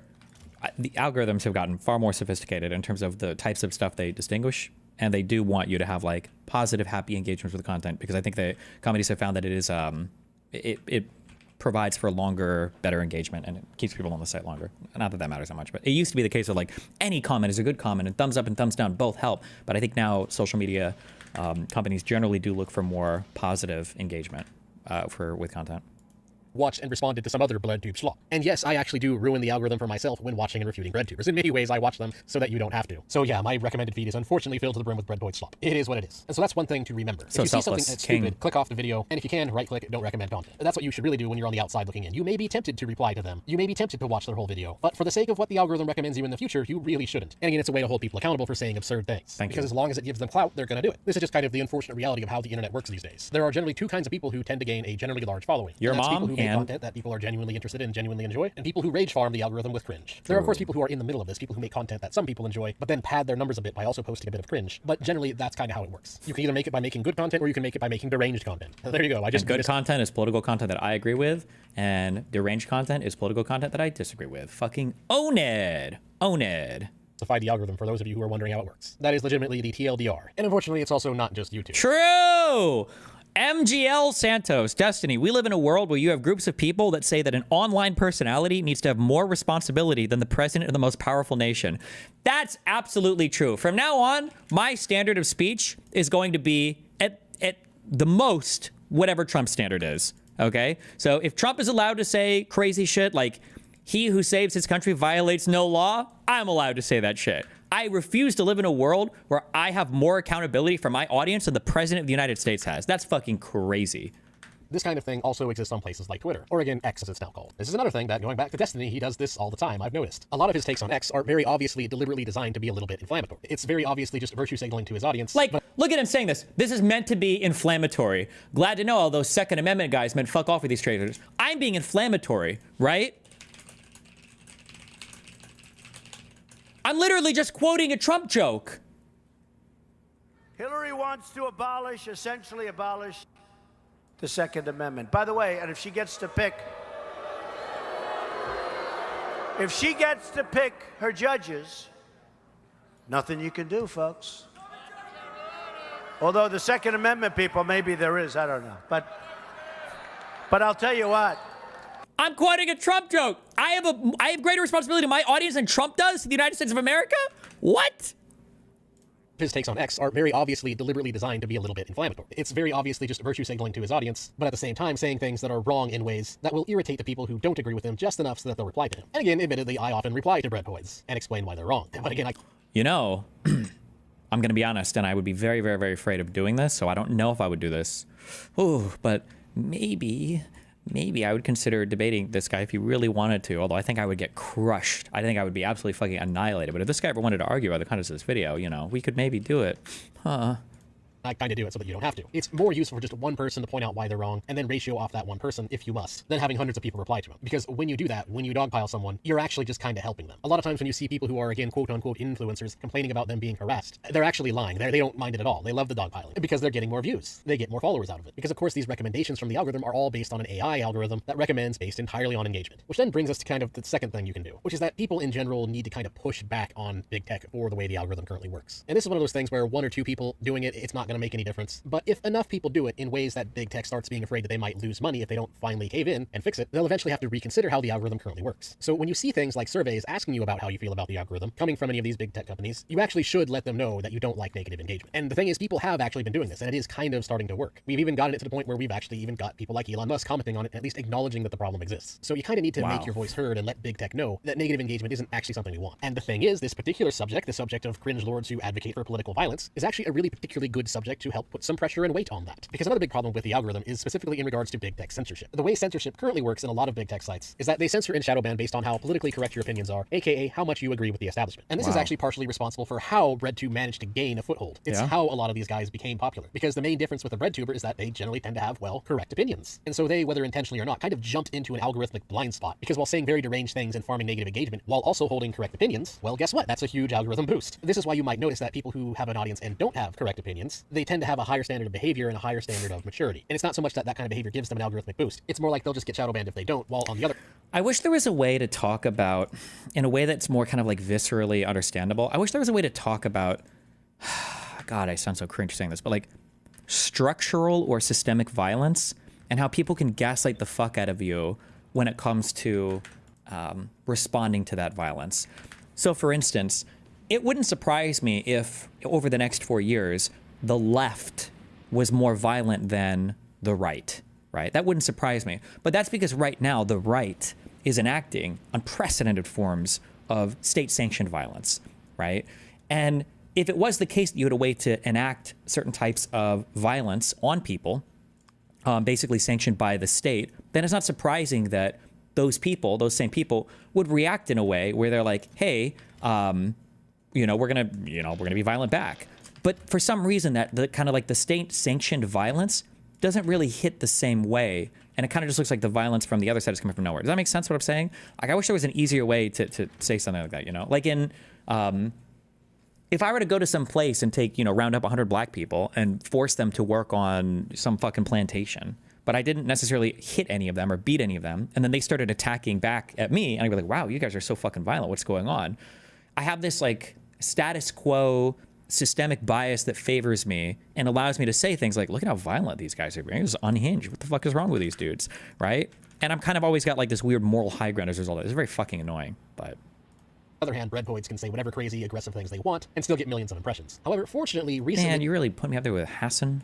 This seems to be changing because people are already kind of complaining about this. But there's still, unfortunately, a lot of work to do. The algorithms in big tech, unfortunately, still kind of work like this. They've gotten better, they've gotten tweaked a little bit since 2017 to just a couple of years ago, but it's still very much not good. A lot of people have kind of gotten complacent about this. A lot of people are thinking, oh, hey, Elon Musk owns X now, and he exposed the algorithms for being cringe and rigged. Everything's good now. No, unfortunately, that is just not true. The algorithm still sucks. It still very much rewards people for being a bully while wearing the mask of political correctness. Oh, no. And you can tell this because the people who act aggressive and behave like this still have massive audiences, which is annoying and unfortunate because the way shadow banning should work in an ideal and more just society is that shadow banning should be used instead of a way of censorship, should be used against people who try to abuse the algorithm and try to farm negative engagement. It shouldn't be a thing, but unfortunately it is, and it still is. And we can see evidence of this just by looking at recent happenings. For instance, Hassan Abbey got banned from Twitch for 3 days. And you might first hear that and think that, okay, great, Twitch is finally holding some of their big streamers accountable. But of course, if you know Hassan Abbey and you know the kind of rhetoric that he tends to have, you know that that's actually just a massive slap on the wrist. Hassan Abbey has been outright flat out supporting Hamas terrorists for quite some time now. And so a 3-day suspension is really nothing. And this is of course because Hassan Abbey's opinions are very much within the political correct sphere. Okay. The kind of socialist light breadtube schlop trash lib opinions that tend to make our decadent elites clap and gurgle and hork. And so you can see that they still get away with it. I mean, let's just be honest for a moment. If a right-wing content creator out there said anything even remotely close to 1% as anti-Semitic as Hamas Abbey has said. How also, listen, I'm going to agree with you. This might have been true several years ago, or especially at the height of COVID, that there was more political pressure to, I don't want to say censor, but to, in a way, censor like voices on the right, for sure, for a variety of reasons. Some good, I would say, and some bad. While that might be true, Are we ever going to update our assumptions about the world? Like, why do we keep pretending that that's the same world that we live in right now? That's clearly not the world we live in right now, right? Elon Musk owns Twitter. Like, are you ever going to stop crying about this perceived oppression? Heck, probably even 0.1%. We all know that they would get their channel yeeted into the sun. The moderators of Big Tech would shadow ban and demonetize that content so hard that it would never organically be seen Like, again. all of these moderators of Big Tech are all massive Trump dick sucks now. Are we never going to update our priors about that, or we're never going to talk about that, or... But again, because Hasnabi has correct trademark opinions trademark, he's allowed to be deranged and only get a slap on the wrist. Thus proving that, yes, the algorithm still sucks. And so we see that being aggressively PC is still very much a way to get a free pass in the world of social media today. And one of the things we can kind of also see from this is that, well, a lot of journos behave this way too. See, unfortunately, violent rhetoric we see from breadtoids is really just coming from the top down. Because unfortunately, a lot of corporate statist journos do the same thing. They tend to be a little bit smarter about it than breadtoids. I mean, after all, they're hired generally entirely based on their ability to spin things and say certain things without outright saying it. In fact, journos can often be very sly and crafty in how they do this. For example, look at this New York Times article right here. Can voters be held accountable for their candidates' behavior? Or shouldn't Trump voters be viewed as traitors depending on when you're looking at it in the Internet Archive? Now, the article itself eventually concludes that no, you can't really hold voters accountable for... Don't you think this violence you talked about is similar to Israel-Palestine? Maybe? I would need a more specific question, but... the behavior of those who they voted for. Which of course makes sense because one of the basic flaws of democracy is that candidates don't actually have to do what they were voted in office to do. They can go in a completely different direction once they're in office. And of course everybody who's well informed on candidates knows that democracy really is often just choosing who's the lesser evil. Voting for... Oh my god. How is that a flaw in democracy? What... That the candidate could just do other things. I think that's just a flaw in human free will. Like, complain to God. For a candidate doesn't automatically mean you agree with everything that candidate says that they're going to do. And that's kind of the problem here. It's a stupid question that doesn't even need to be asked. So why are they entertaining it? Well, because engagement farming. You see, it's not actually obvious. It's a stupid question to ask if voters can be held accountable for who they vote for? Choosing who's the lesser evil. Voting for a candidate doesn't automatically mean you agree with everything that candidate says that they're going to do. And that's kind of the problem here. It's a stupid question that doesn't even need to be asked. So why are they entertaining it? Well, because engagement farming. You see, it's not actually obvious that they're against this kind of thinking until halfway through the article. And so it's entirely clickbait. A more responsible and more honest way of titling this article would be why voters should not be held accountable for their candidate's behavior. Instead of this clickbaity headline and clip art that suggests the opposite. But of course, journals have to chase that clickbait. And plus, they know that a lot of people don't actually read articles. A lot of people just read headlines and then infer based on those headlines. Wow. The result of this is that a lot of people will walk away from this article thinking that political violence is still okay. Typical journo behavior. But on the other hand, sometimes journos are a little bit more obvious about things, although it's still in ways that are very manipulative. Do you think they intentionally lifted this like slang from fucking like is it like cyberpunk? Not like the cyberpunk video game, but like that world or whatever, like corpos and journos. Is that where this comes from?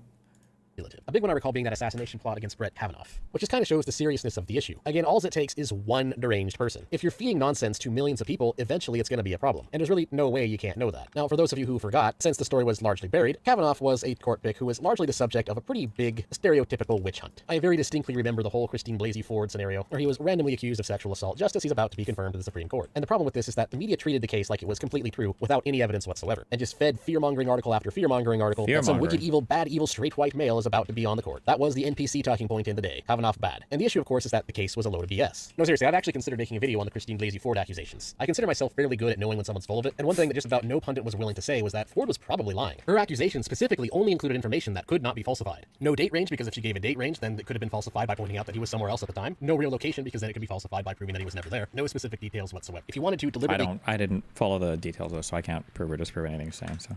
craft a bogus case that was deliberately designed to waste people's time, the Ford case is exactly what you would want to make. Wow. Mainly because sexual assault is one of those things that people automatically kind of have an emotional attachment to. It immediately gets people's gears grinding. And as a result, people kind of turn their brain off when they hear it, which makes it the perfect go-to bogus accusation for when you want to smear somebody and get the public on your side. Because ordinarily, any other crime that has no time, no place, zero information other than who's being accused... Like all of the Hunter Biden stuff?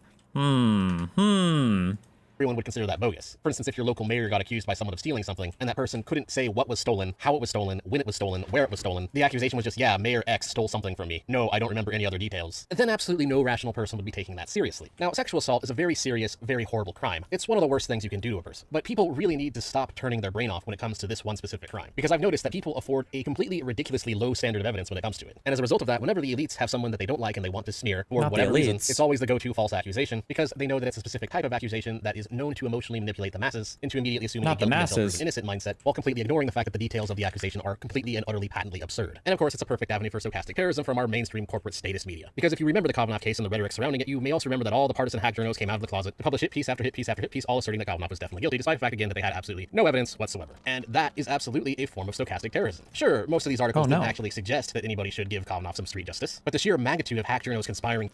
As in, Israel uses the status quo and any fight back looks crazy from Palestine because Israel is using systemic violence. If that is an exact take that you have, yeah, I would agree with that 1,000,000,000%, of course. Israel, but I've said that 1,000,000,000,000 times, so I don't even know why you're asking me that. I've said 1,000,000,000,000 times that Israel prefers the status quo because the status quo allows Israel to continue to expand into the West Bank and deprive the Palestinians of any kind of, even having a representation of forming any kind of state.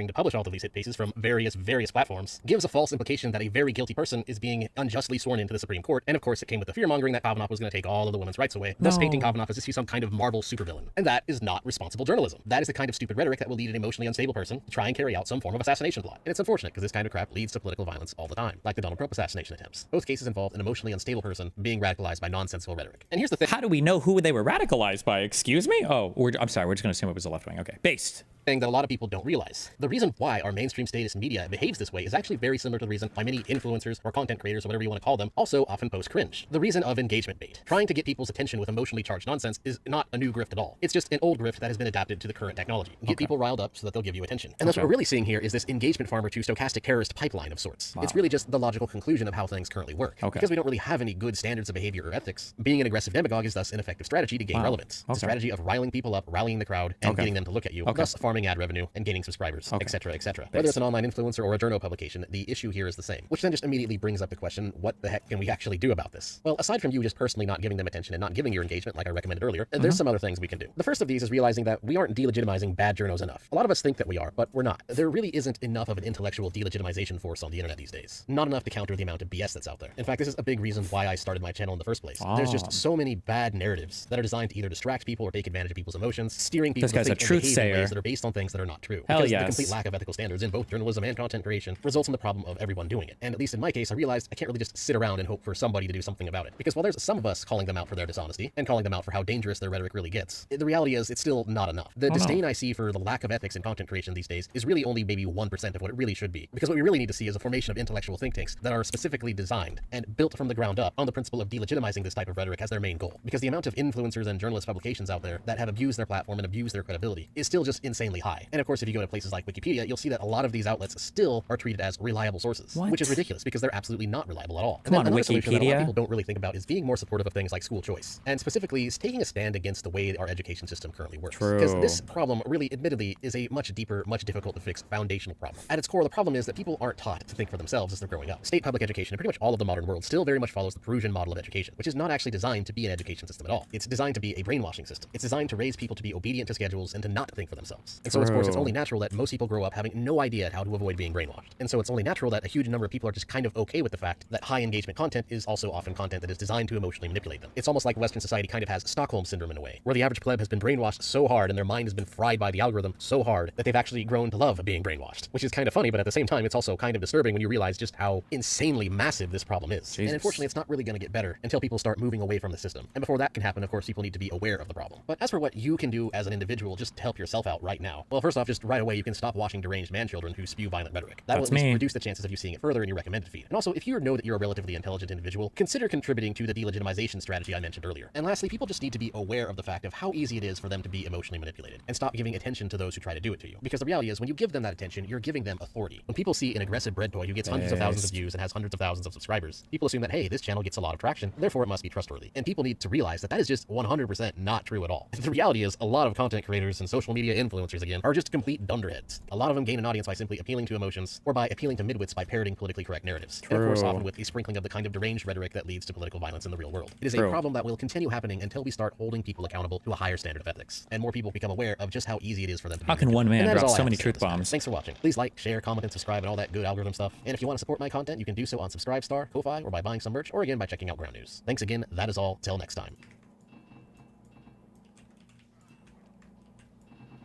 Okay. Let's get a real truth bomb. Since this guy is such a good truth sayer. First off, this is another self-sponsored video by a sale on my merch store. I'm putting all the taxation is theft gear on a temporary limited time sale, and this allows you to both support my channel and trigger.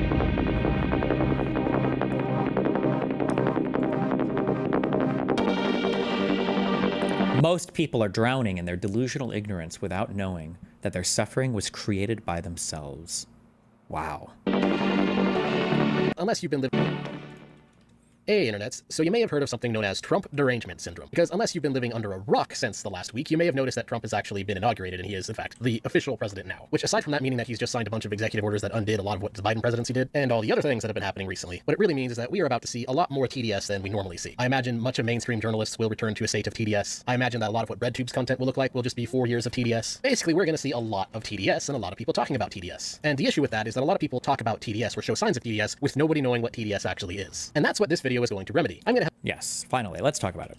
So, ever run into a pesky piece of shit who seems to be destroying every single thing the Trump admin is doing with facts and logic? Well, now we've created a clever shortcut called TDS, so that every single time somebody gives a criticism against dear leader Donald Trump, you can easily dismiss every single thing they say by simply calling them deranged. LOL. To help everybody out in understanding the next 4 years of political discourse by going over what the diagnostic criteria for Trump derangement syndrome are and how the disease actually presents itself. Because a lot of people may know how to spot TDS on the surface, but not really fully understand just what exactly is going on inside these people's heads. Because it's actually kind of interesting. It's not just funny, it's actually quite fascinating how the rusty cogwheels in these people's brains churns, and the absurd lengths that they will go to accidentally humiliate themselves. But also, aside from being kind of funny, it's important to be able to spot Trump derangement syndrome in the wild, because it's also a way to detect bad takes. So knowing how to spot TDS can also save you a lot of time, because it lets you know which journalists out there aren't really worth paying any attention to. As they have unfortunately come down with this very horrible disease that tends to cause people to completely lose their minds. So first off, what exactly is Trump derangement syndrome? What exactly can we consider the diagnostic criteria for it? And what about it specifically differentiates itself from simply disliking Donald Trump? Well, the first and most important component is bad faith. This is the main symptom of TDS required for a diagnosis. When someone has TDS, everything that Donald Trump says or does is interpreted by them in the most utterly insane and unhinged bad faith light imaginable. Whenever somebody says or does something, it can always be interpreted in many different ways. For example, if someone says the phrase, "I hate waffles," there are many ways to interpret that. The realistic and most likely interpretation is that they just don't like to eat waffles. But it's also possible for someone to analyze that statement further and extrapolate a lot of things from it that may or may not make a whole lot of sense. For example, a bad faith interpretation of it is that when they say "I hate waffles," what they really mean is that they hate Waffle House. And then they may commit a further leap in logic where they assert that because they hate Waffle House, they then go by the association of it with African American culture to say that they must be racist against black people, all from the statement "I hate waffles." That would be an... I'm so sorry, and I just might not know. I thought that the stereotype for Waffle House was white trash, not African Americans. Am I crazy? Or maybe he's just using this as an example and just happened to use the exact opposite. You're wrong. Why not both? It's a crossroads. It's just Southern, no? Okay. An example of an insane bad faith leap in logic. It doesn't really make much sense. It's very unlikely that someone who says they hate waffles is racist against black people. It is extremely and ridiculously unlikely that that is the case. But it doesn't matter, because if a person is willing to be bad faith and intentionally interpret words in bad faith, they can absolutely draw those conclusions by virtue of the fact that they can argue it. Of course, the arguments don't necessarily need to make sense. In fact, they're usually fallacious and usually nonsensical. And going back to Trump derangement syndrome, that's what it really means by bad faith interpretations. Insane, unhinged bad faith interpretations of everything Trump says and does. Rather than trying to understand what Trump is actually saying or actually trying to do or what he really means, the person who suffers from TDS will always engage in the most bizarre leaps of logic in order to find the most unhinged interpretation of what Trump has done. Wait, what am I interpreting incorrectly here? Trump says he is conditioning aid to California following LA wildfires. That was impeachable. By the way, there's like 20 different things that Trump has done that is impeachable. Donald Trump playing politics, playing political games with FEMA funds is fucking disgusting. Okay? Is absolutely fucking disgusting. He did it in his first term, and he continued to do it into his second term. It's gross. But all I did here was make an assassination joke, so I don't even know what this has to do with interpreting him incorrectly, but okay. Done. And the best way to understand this is by looking at some examples. A recent one being this interesting little take about how Trump is going to have the U.S. military invade and annex Greenland. Various bread tubers were saying it, for instance, counterpoints, thank God Joe Rogan and Andrew Tate prepared Gen Z alpha males to die in battle for the annexation of Greenland. Or this guy, Dean Withers, FYI, Trump literally said he might invade Greenland. And it's not just some weirdos on Twitter. It also, strangely enough, appeared in the mainstream media, NBC News. Trump suggests he could use military force to acquire Panama Canal and Greenland, and economic force to annex Canada. And yet, when you look at the actual conversation, it quickly reveals itself to be a steaming load. What Trump actually stated is that he wants the United States to purchase Greenland. And then someone asked him if he would rule out the military. And the thing is, Trump being Trump, he of course didn't rule it out because Trump... Oh! Trump being Trump! I forgot it was just Trump being Trump. My bad. Oh, why don't we ever talk about TDSS, which is Trump dick suck syndrome, which is where every single unhinged statement Donald Trump makes can be excused through some leap of faith that he's just saying random memes, except when he's not. When Trump talked about tariffing the entire world, that was just a joke until it wasn't. When Trump talked about renegotiating borders with Canada or annexing Greenland or whatever for the Panama Canal, that was a joke until it wasn't for Panama. But okay, good one.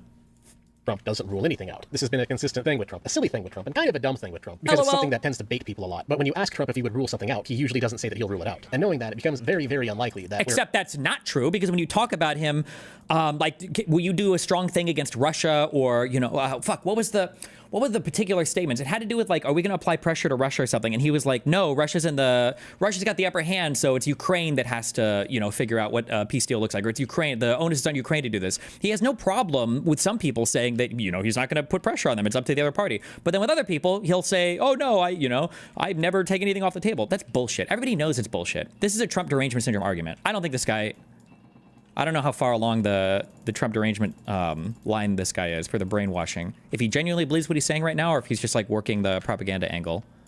You're actually going to see a military operation from the United States invading and annexing Greenland. The reasonable interpretation is that Trump will most likely just try to purchase it from Denmark, which later when Trump actually talked on the phone with them, we found out that's exactly what he really wants to do. There's not...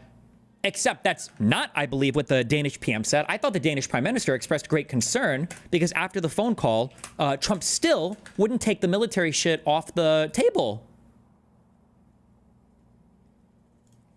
NATO ally utterly freaked out after Donald Trump call. Report, President Donald Trump had a fiery phone call with Denmark's prime minister last week, putting the NATO ally into crisis mode, the FT reported, citing officials briefed on the matter. European officials told the FT the call did not go well and that Trump was aggressive and confrontational with his Danish counterpart. So I don't know where he's getting this, but okay.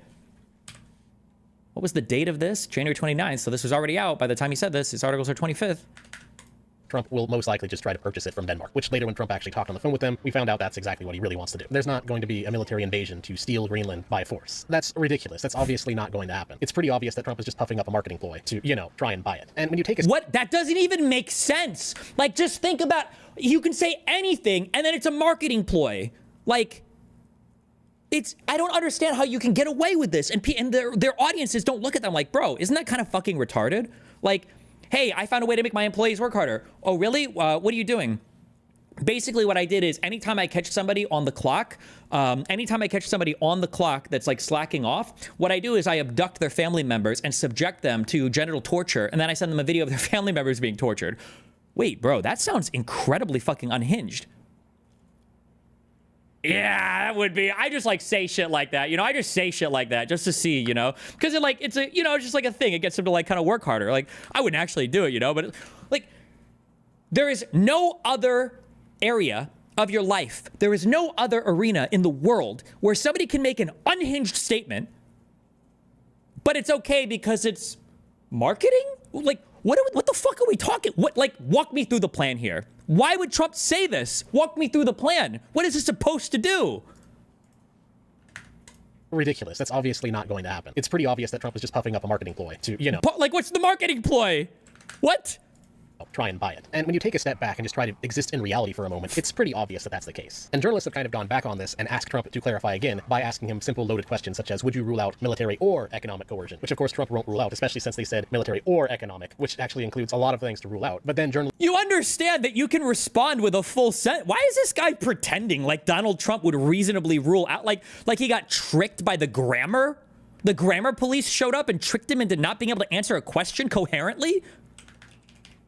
Report it as only saying that he didn't rule out the military. They conveniently leave out the part of the conversation where they were also having an either-or factor in there in regards to economic methods. And this is where we can kind of identify one of the... Oh no, not the either-or trap. Oh no. Main causes of TDS, which is mainstream media sensationalism. Whenever Trump says something that can be interpreted in a weird way, often the media will intentionally interpret it in that way just so that they can get a clickbait title out of it, which is just another way of how the bad faith operates. A lot of times bad faith interpretations come from intentionally taking things out of context or leaving things out of the conversation in order to make it seem like their bad faith interpretation isn't as crazy as it actually is. And what's interesting is that this tends to come in stages. So for instance, stage 0 of Trump derangement syndrome would be simply disliking or hating Donald Trump. However, at this stage, TDS isn't really apparent. They aren't necessarily guaranteed to move on to stage 1. It's just the beginning requirement to get TDS. But then you reach stage 1 of TDS. That's where the bad faith arguments and bad faith interpretations start to come to a boil. The difference here being that someone at stage 0, aka someone who doesn't have TDS but could get TDS if they aren't careful, is that stage 1, once TDS is actually started, people begin to ignore reality. And I think the best way to see some stage 1 content is to go all the way back to 2016 and reread some journalist takes about why Donald Trump was certainly not going to win. There was an interesting kind of journo obsession at the time, kind of trip over themselves. Our example of TDS is people thinking that Donald Trump couldn't win. You understand that that was everybody, right? That was the left and the right. That wasn't just the right. Or maybe, well, he'd probably say, because it was establishment Republicans, he'd probably say, well, they all had Trump derangement syndrome as well. It could just be that it was a very new candidate and nobody had seen that type of politicking before. I think there are good reasons to assume or to imagine why a person like that could never win an election, but okay. The competition of one-upping each other on how the latest silly thing Trump did means that there's no way he can win the election. Or in some cases, it just manifested as bad polling, like Bloomberg claiming that Clinton had a 12-point edge over Trump. And today, it's easy to look back at that and laugh because of how obviously wrong they were. But on a serious note, it also shows you the kind of beginning stage of TDS. And that's kind of how the bad faith starts to manifest. You see that they are obsessed with Donald Trump, but they refuse to try and seriously understand where the man is coming from. There's no... You just said that we can't seriously understand him because he might just say shit that's a fucking meme. How are we supposed to understand that? How do you make sense of that? Serious effort to understand Trump or understand his supporters. It's all fake, all surface level. There's no real attempt to understand the man anymore. Their dislike of Trump has overwritten their ability to understand Trump. That is the basic essence of where Trump derangement syndrome starts. And we saw a repeat of it recently. For example, this wonderful tweet from Destiny. Trump is the only candidate on stage who was called to suspend the Constitution. Oh my, did Trump actually want to do that? Such dangerous anti-American rhetoric. And then of course when you go and read what Donald Trump actually said, it reveals itself to not quite be that. It was just Donald Trump accusing the 2020 election of being fraud, something we... A massive fraud of this type and magnitude allows for the termination of all rules and regulations and articles, even those found in the Constitution. He literally said it verbatim. And I can't say that I'm worried about a thing that he said verbatim. And by the way, he basically has said in more ways than one that parts of the Constitution aren't valid. But what, like, how much of a dick suck do you have to be that you're getting ass pained when somebody is upset about a thing that your daddy actually said? It's so unfair that Destiny is criticizing Trump. He has derangement because he's doesn't like a thing that Trump actually said. Like, hello? Actually said, it reveals itself to not quite be that. It was just Donald Trump accusing the 2020 election of being fraud, something we all know that he said, and him saying that the rules and regulations getting in the way of that being investigated should be cut out, interpreting that as completely and permanently suspending. What do you think? You're softening it a little bit. You're being a little bit euphemistic, but you're saying essentially the same thing.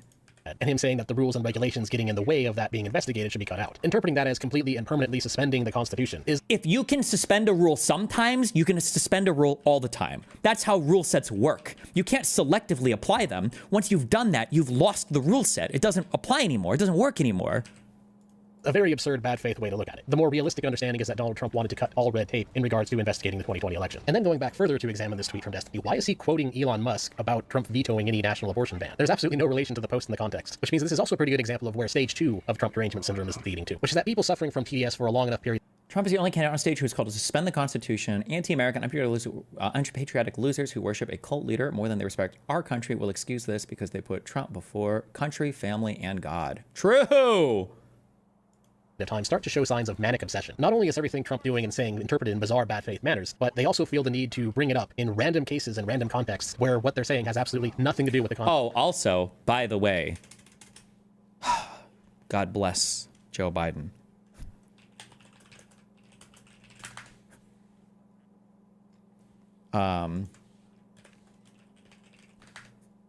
Trump was fuming a few days ago, by the way.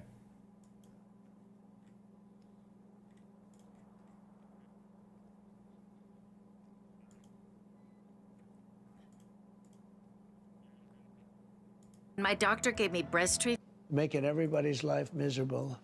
They really... Nice video.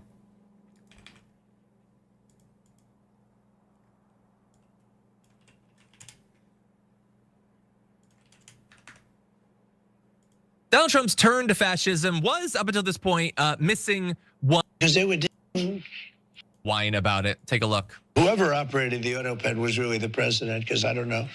But Biden gave them all their freedom because they were dead. I mean, they literally, and you know how they announced it? It was like a little sentence in a document that nobody saw but me and a couple of others. It said, for the sake of clarity, we have decided to destroy all documents, destroy and delete all documents. Could you imagine if I deleted and destroyed all documents from, and this is a hearing, a big deal. Like the signal that was stuff? set up that shouldn't have been allowed to go forward. And that's it. Yeah. So we can't even go after them because they were pardoned. Based. Absolutely fucking based. Absolutely fucking based. Good job, Biden. Fuck this piece of shit, Trump. This fashy fuck. Weak. Good pardon. Get fucked. Biden pardoned everybody that worked on the J6 committee out of fears that Donald Trump would try to go after all of them. He'd stick the DOJ on them. What a god. What a god. What a god.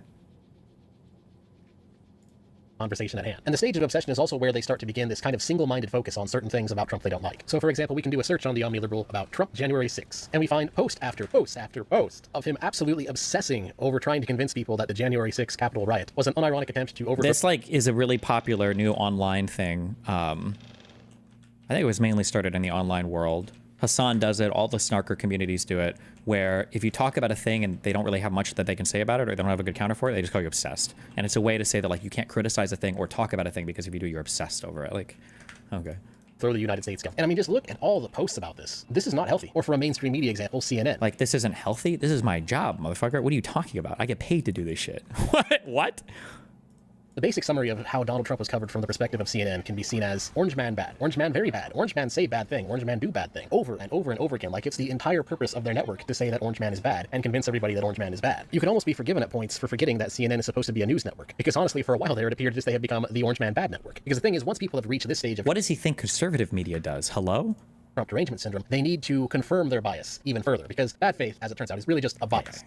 This is specific retarded. This is like every retarded video ever made on. Hey, internets. So there's no denying that what happened on January 6, 2021 was a pretty stupid and pretty embarrassing display of some of the worst— Stupid and embarrassing? Humanity. Riots can be, in layman's terms, described as when a bunch of adults decide to act like toddlers throwing a temper tantrum, and the violence that ensues tend to cause hundreds of thousands to millions of dollars of property damage while accomplishing, well, absolutely nothing of note. This is one of the reasons why it's important to condemn this type of behavior on all sides of the political spectrum. The vast majority of riots cause unnecessary suffering, and generally in the end just result in bad optics for the people that caused the riot, going against whatever cause they claim to believe in. Unfortunately, these bad optics can also sometimes be exploited by people on the opposing side for the sake of a political power grab through dishonest methods. And that's exactly what we see with the bizarre narrative of that the January 6th Capitol riot of 2021 was an actual serious coup attempt as an insurrection to overthrow the United States government. So in this video, I'm going to explain why this is an example of trying to make a mountain out of a molehill, which is an intellectually dishonest argument where events are greatly exaggerated, often as an attempt to play victim over a massively exaggerated wrongdoing in order to justify a heavily disproportionate response. The January 6th Capitol riot was many bad things, but calling it a coup is a really dishonest stretch of reality, and it's also completely inconsistent with the evidence of what actually happened. First off, before we even go anywhere, we must first start with forming an honest definition of what an insurrection is. This is extremely— Okay. Let's start with forming a definition of what insurrection is. Are we going to consult old Supreme Court cases? Are we going to consult any of the historical record anywhere? Are we going to consult anything that was written by any scholars or current legal people or the Colorado Supreme Court, anybody that's like currently ruled on or talked about this? Or are we going to just make up our own fun definition? Let's find out. Extremely important because I recently saw a debate where Destiny tried to argue— oh no, at least you saw my debate where I had a formal definition. Or are we going to go to the dictionary? My bad. Don't ever rule out the dictionary, okay? That's a good source of truth as well. Let's first start with forming an honest definition of what an insurrection is. This is extremely important because I recently saw a debate where Destiny tried to argue it was an insurrection while describing it as simply disruption of the peaceful transfer of power. This is a complete— A disruption of the peaceful transfer of power? That's the only thing I said? Oh, and this is my Alex Jones, Glenn Greenwald debate. I don't know if I'd read the paper by then, but okay. Completely nonsensical definition, since technically, if the Magat simply went to the Capitol and loudly protested the election results and never did any property damage or any rioting, but caused the vote count to be delayed for a few minutes due to them being annoying, then technically, that would also still count as an insurrection. This was the main mistake made by Ian in this debate with Destiny, was that she allowed him to get away with this crazy definition that basically lets him call January 6th an insurrection, even if the only thing the Trumpies did was stand there with their Trump signs and seethe. In fact, pretty much any protest or riot about the election results, such as the leftist Antifa riots that happened during Trump's term, could also be subjectively argued to be a disruption of the peaceful transfer of power. Or how about Russian collusion, which turned out to be a giant nothing burger, or as the Mueller report specifically stated, did not establish that members of the Trump campaign conspired or coordinated with the Russian government in its election. Okay, this is just retarded conservative slop.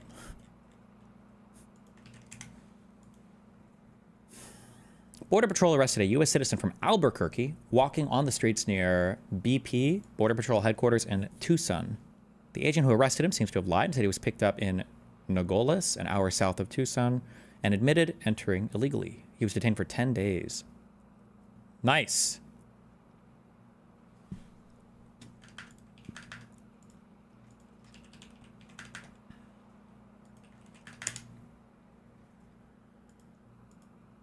Hey, bro, what do you want, bro?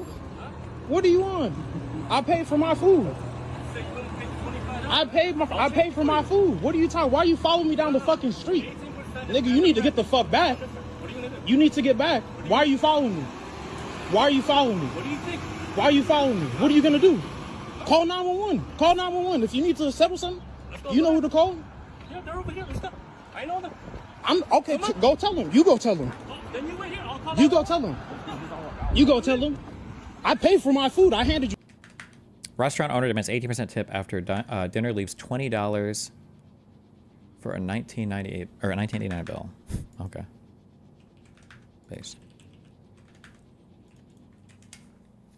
Senator Blumenthal, if you're ready, I'll turn it over to you. Thanks very much. Facebook whistleblower. Please don't link me. This is the last one I'm watching, and then don't. I don't care about whistleblower shit. If whistleblower shit ever amounts to anything interesting, it'll turn up in the news at some point. 99% of whistleblowers are them giving a one-sided, retarded, like, telling of some event where they were probably a retard and got fired for being a retard, and now they're trying to fucking sue their employer or some bullshit, okay? If something interesting comes out, it'll show up in the news elsewhere. I'll watch this last one, but I hate Mr. these. Chairman,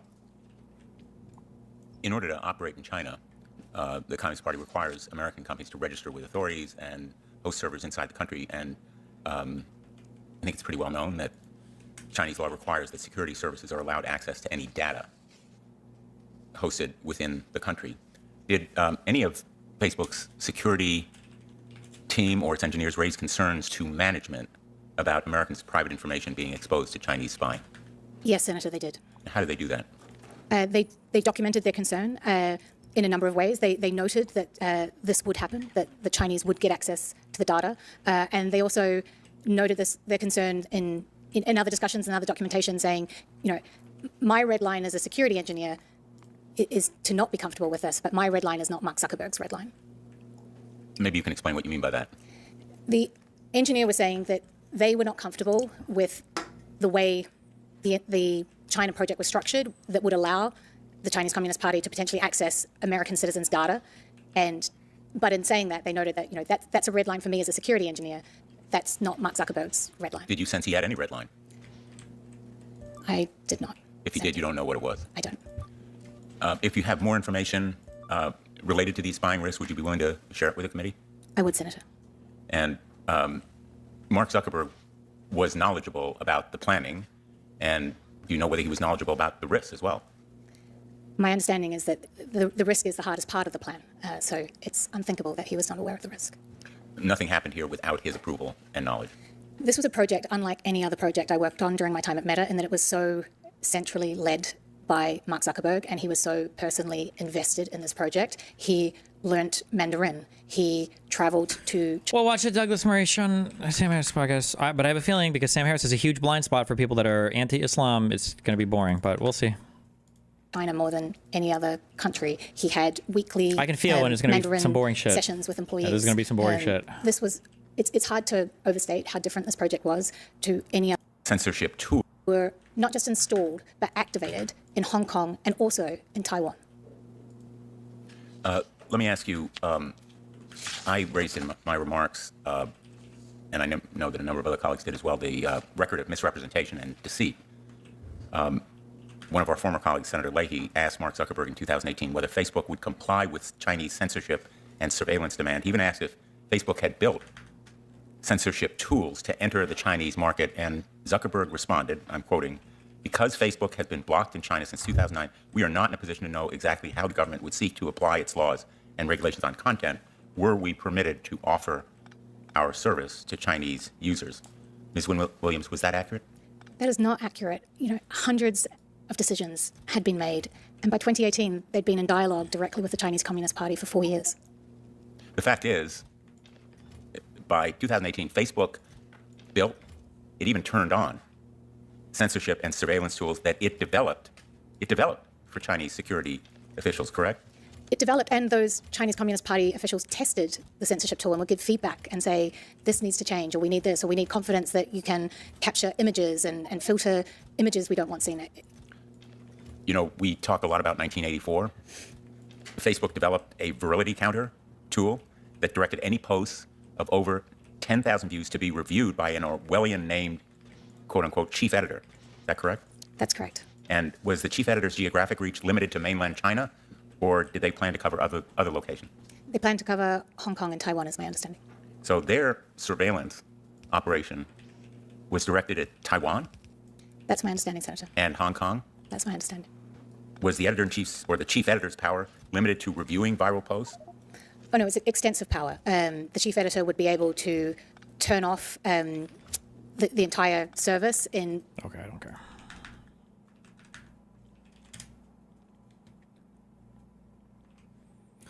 Apparently the kid's dad, the white kid who got stabbed by the black kid that everybody wants to turn into a race war, has been like talking out a ton in the media because he's getting really irritated that everybody's trying to weaponize this into like a race war thing. This country is wrong. Why in this country is wrong? Why can't you stand that and say with that? Maybe you can. Would you be willing to stand by me in a press conference or in an individual interview and talk about this issue that is larger than Austin at this point? God rest the beautiful young man's soul that would have been one of our strongest voices if he was still alive today. Are you done? Yes, I am, sir. Okay, my turn to speak. You are part of the fucking problem, my friend. You're trying to create more race divide than bridging. You're trying to create a fucking problem. Part of the fucking problem, my friend. You're trying to create more race divide than bridging the gap. I do not condone anything you do. You do not have any fucking... That's called white guilt. No, let it talk. Jesus, that's called white guilt. The audacity to say that. Like, this is some shit that you should be afraid of. You should be afraid of getting your ass whipped for saying shit like that publicly. To a dad whose son got killed recently, and you're like, yeah, you should. There's just no, like, social pressure to not be a fucking piece of shit anymore, you know? Let me finish. I give you your time. You take my son's face off your website. I am not associated with you. You're creating more Austin Metcalfs with your weakness, sir. You are creating more Austin Metcalfs with your weakness. You are being weak. I gotta be honest with you about that, sir. You're being weak. Condemn your son's killer and the culture that caused it. Hey, Jeff. That's the problem. You've been submitted. Hold on, hey, Jeff. You've been submitted. I'll handle it from here. You've been submitted, sir. You're not gonna make If this we were... Jesus Christ. This country is wrong. Why can't you stand that and say with that? Maybe you...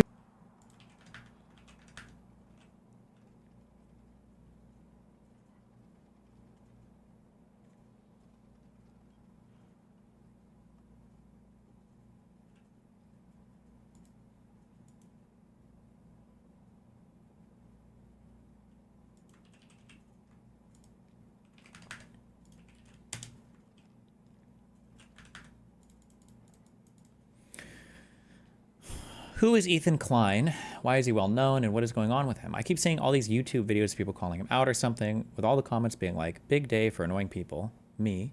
And I've seen videos of him, but don't understand who he is or what his deal is or what's going on here.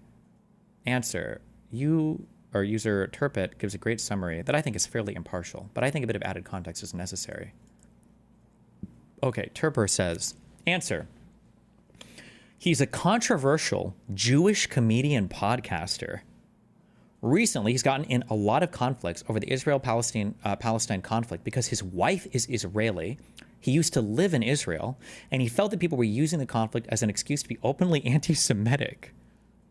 A lot of people interpreted him as being anti-Palestine, but he's vocally supported and donated to the Palestinian cause. Recently, a group of Twitch streamers who don't like Ethan because they think he's anti-Palestine spread rumors on a stream, which led to CPS being called to Ethan's house. One of his longtime collaborators, iDubbbz, and his wife were friends with the creator whose stream this happened in. Ethan and his wife, Ela, asked them to speak out denouncing this, and they refused, so Ethan publicly called him out. iDubbbz is friend of 8 years and posted a video about Ethan with all the people he's currently in conflict with. This also puts some of Ethan's employees in the crossfire as they are fighting in iDubbbz's charity boxing match. Did not tell them before posting the video. I know people are heated on both sides of the conflict, so please be nice. I'm just one person. If you disagree with my summary, you can add / subtract from it. Okay. I think this guy was trying to be impartial. Calling him a Jewish comedy podcaster and Israeli wife, that's a geez, but okay. All right, what's the important context? First off, Ethan used to have a podcast with his son Piker, who's very much on the pro-Palestine side. But after October 7th happened, they started falling out. At first, they tried to reconcile their different points of view on both the war and differing views on other commenters commenting on the conflict. Eventually, the dam broke, and they had a falling out. Since then, numerous factors have led the split to becoming increasingly toxic. Ethan claims that his son is being anti-Semitic and giving cover to other anti-Semites, whereas Hassan accuses Ethan of doing the same, only with racism against Arabs. You add to this how toxic streamer culture can get, the harassment, it's difficult. Oh, okay. Oh, somebody said I couldn't believe this and link this. This seems to be not the most unfair way to cover this. This meme got linked earlier and I didn't click it. I'm sorry. Inflation was falling and more interest rate cuts were on the cards for generally good reasons, not to fight active recession risk. Now we're starting to stomach new rounds of autos and goods inflation with potentially more underway. We had a good thing, you stupid son of a bitch. We had Powell, inflation was falling, every remaining lag was in our favor. You could have shut your mouth and still got credit for lower inflation and interest rates, but you just had to blow it up. You and your pride and your ego. Really good question. And it also shows that we have completely lost sight of how these things are supposed to be. You're not wrong. It is technically, and I know people will lose their minds when I say this, it's not illegal to be gang affiliated. Okay? It's entirely dependent on what your affiliation is. It's entirely dependent on what kind of investigation has been conducted and what kind of facilitation of gang activity that you've participated in. So yes, it is technically not even illegal to be in a gang, which is so crazy to say because when those words even come out of my mouth, okay? When those words even come out of my mouth, it's like it comes across like I'm living in a separate planet here. Like people will hear that and go, "What the fuck are you talking about?" Of course it is. No, it's not. It's illegal to do a crime. I mean, this is true. Now there's a clever workaround to where they've declared a gang to be a terrorist organization, so. Really good question. And it... What is this? Hold on.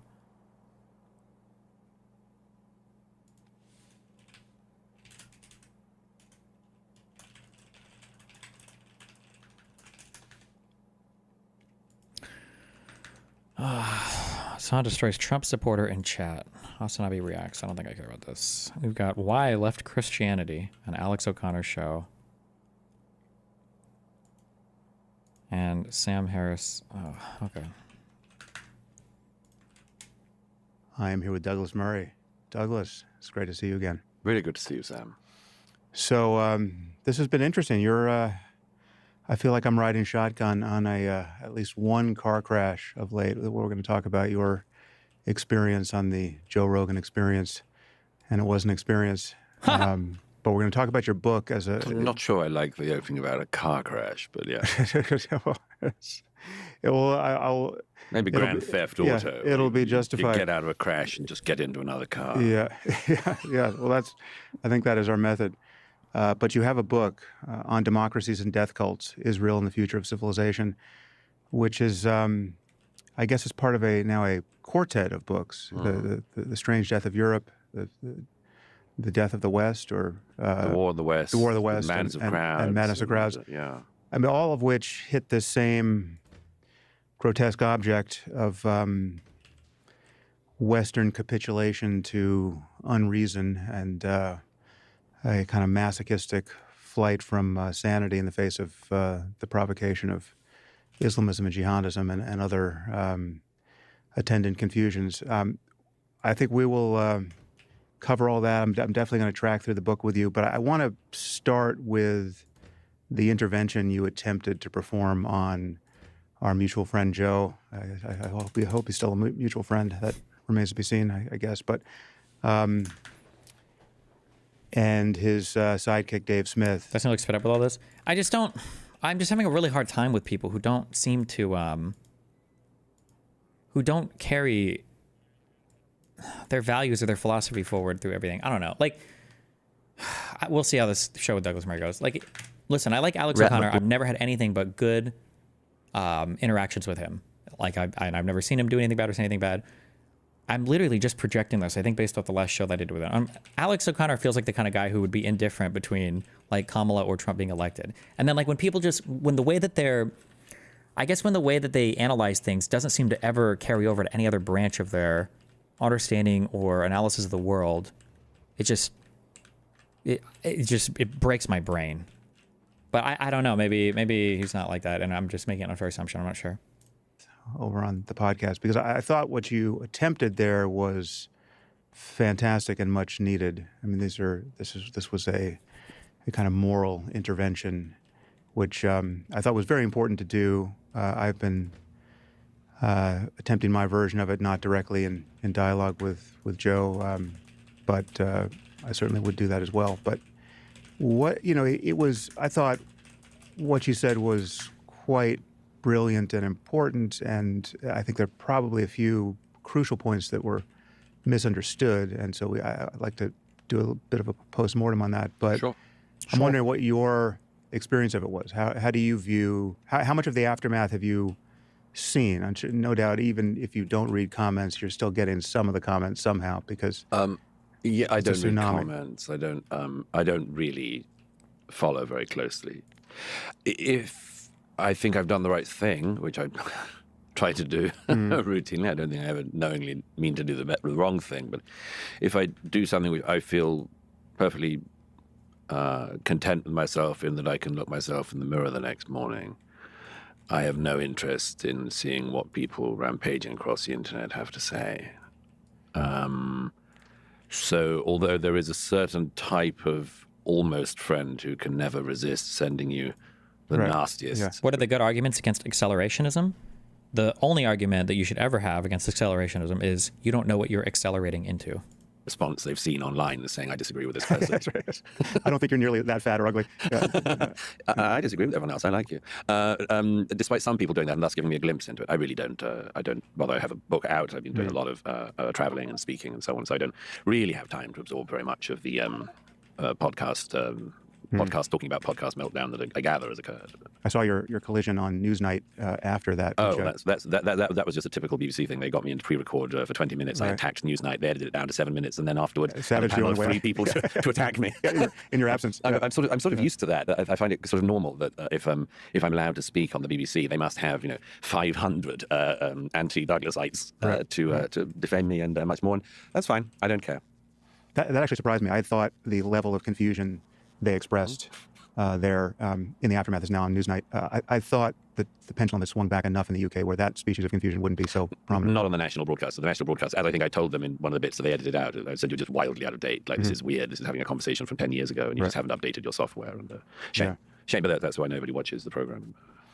Okay, so we're going to focus. So I want to know what was your experience of attempting that intervention? How did how did it strike you in the moment?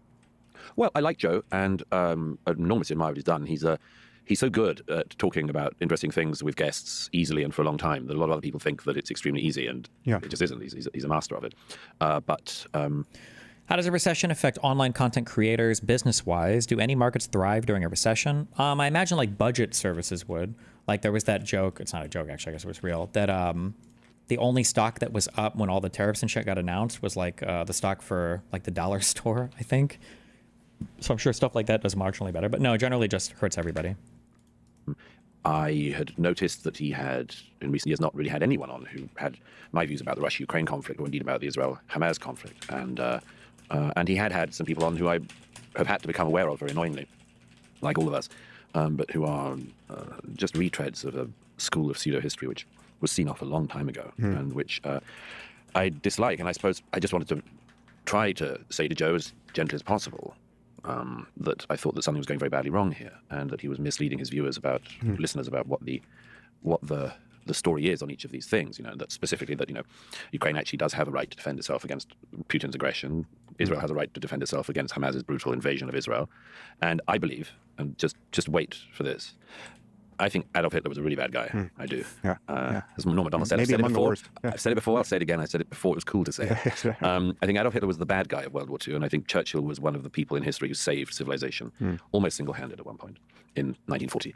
And so when I see people just throwing out this absolute rubbish about, for instance, what they try to do is they try to minimize the crimes of Hitler. They try to maximize the crimes of Churchill. This is what David Irving used to try before he was completely debunked as well. And then what you do is you have this thing where you say that the Allies and the Nazis were on an equal footing in World War II, and then you go for your next move, which is actually the Allies were the baddies. Right. I can't put up with that. It's intolerable to sit by and see this stuff going on. And so, yes, I tried to cite that.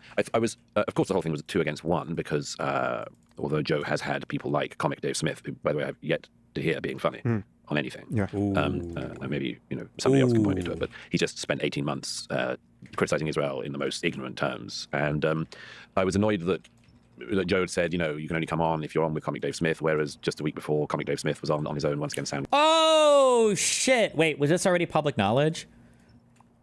Then it's true. The Douglas Murray and Dave Smith thing, that was Joe Rogan doing responsible platforming. That's actually, there's a really big implication to that. That means that Joe Rogan does understand responsible platforming, but he was platforming against the anti-Israel or the pro-Israel take. Because he knew that he didn't want to bring on Douglas Murray, because Douglas Murray was going to give a bunch of talking points that were anti-Hamas, I guess, or pro-Israel that Joe Rogan couldn't deal with. So then he has to have Dave Smith on as the responsible platforming. Oh my God. It's in his New York Post op-ed. Often he didn't seem to need a bodyguard or tag team double or anything like that. So okay, it's 2 against 1. I've had worse odds, but it makes it extremely difficult, undoubtedly, because, you know, if I'd had a sidekick, they could have mopped up some of my points, but, you know. I mean, I think there are several reasons why it was almost an impossible task. I mean, there's something, you know, I should just say the only tasks worth doing are the impossible. That's right. Yeah. I mean, I'd like to try to track through what I think is kind of the center of their confusion, because I think there's something that's genuinely hard to parse here around the role of expertise and you know what it is, how we recognize it, when we honor it, how you avoid arguing from authority, etc. I think that some of that stuff is genuinely confusing, and they were mightily confused by it and quite content to be, and felt that you were simply arguing from authority and urging upon them some kind of mere credentialism. It was clear to me you weren't doing that, but and this relates obviously to both the topics you were touching, the war in Ukraine and the war in Gaza. We'll focus on Gaza because I want to track through your argument in your book. But one thing I would just point out is that the war in Ukraine and the war in Gaza are connected in at least 2 senses. For one, it's clear which side of those conflicts you should be on if you... Oh, God, no, not the... I'm not going to be able to watch this. Gaza, the Israeli-Palestinian conflict is legitimately steeped in tons of both sides' history. And you can make very compelling arguments for why both sides fight for the reasons that they do. Ukraine and Russia are not even remotely comparable. Ukraine-Russia is boring compared to Israel-Palestine because it is so obvious and clear what the good guy and the bad guy is. That is a crazy statement to say that it's just as obvious in one as it is in the other, who you should be supporting, but... 2 senses. For one, it's clear which side of those conflicts you should be on if you want to be defending the West and open societies and liberal democracies against their enemies. And secondly, Vladimir Putin is on the wrong side of both of these conflicts. And Joe and Dave couldn't seem to untangle that. And I just think it's worth noting. So, by the way, there's an additional problem there, which is that I'm supportive of both countries' rights to self-defense.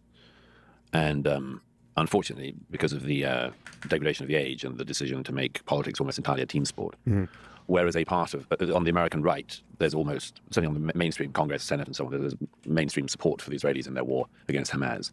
There's increasingly contempt for the right of the Ukrainians to defend themselves against Putin. And the opposite exists on the left. So the left increasingly believes that Israel does not have the right to defend itself, but the Ukraine does.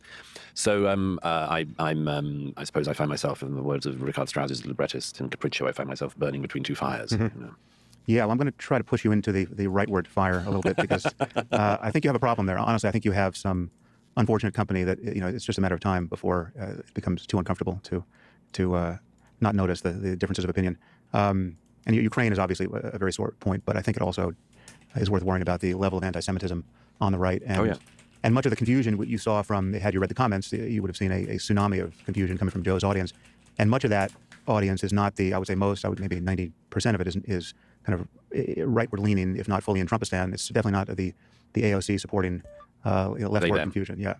But let's talk about expertise. So I have some notes here because I find it's all very clear in my mind, but I find that whenever I talk about this, I fail to track it through systematically enough for people to have their doubts removed. So the first point I think we need to make is that everyone acknowledges, whether they want to or not, everyone acknowledges the reality of expertise and its importance. And this is a point I think you've made before, and I've made it as well in response to the aftermath of your podcast with Joe, that, you know, if you put someone in front of Joe who wants to talk about MMA as though they were an expert, as though they knew something, and they knew next to nothing, very, very quickly, Joe would recognize the problem there and begin to turn down the screws, and it would be excruciating. Right? There's no way you can pretend to know about MMA sitting in front of Joe Rogan when in fact you don't. Everyone, when they get on an airplane, wants their pilot to be a real pilot, not just, you know, one who's LARPing as a pilot or who's self-taught, you know, in a simulator. What if it's a woman? They have at home. Unless they don't want to land the plane, right? In which case, unless they're jihadists, but let's leave that aside. If you go in for brain surgery and just before you're wheeled into the the operating theatre, comic Dave Smith appears and says, "I'm doing the task." Yeah. I'm not an expert, but I never claimed to be an expert, but I am carrying out the operation. Yes, yeah. I've got a free 4 hours. I'll be inside your head. Okay, so there is just simply indisputable that there's in any domain that matters, and certainly in any domain that purports to be in touch with reality, any side of it, whether it's journalism, history, science, or just how to get things done, just physically, whether you're a plumber or not a plumber, right?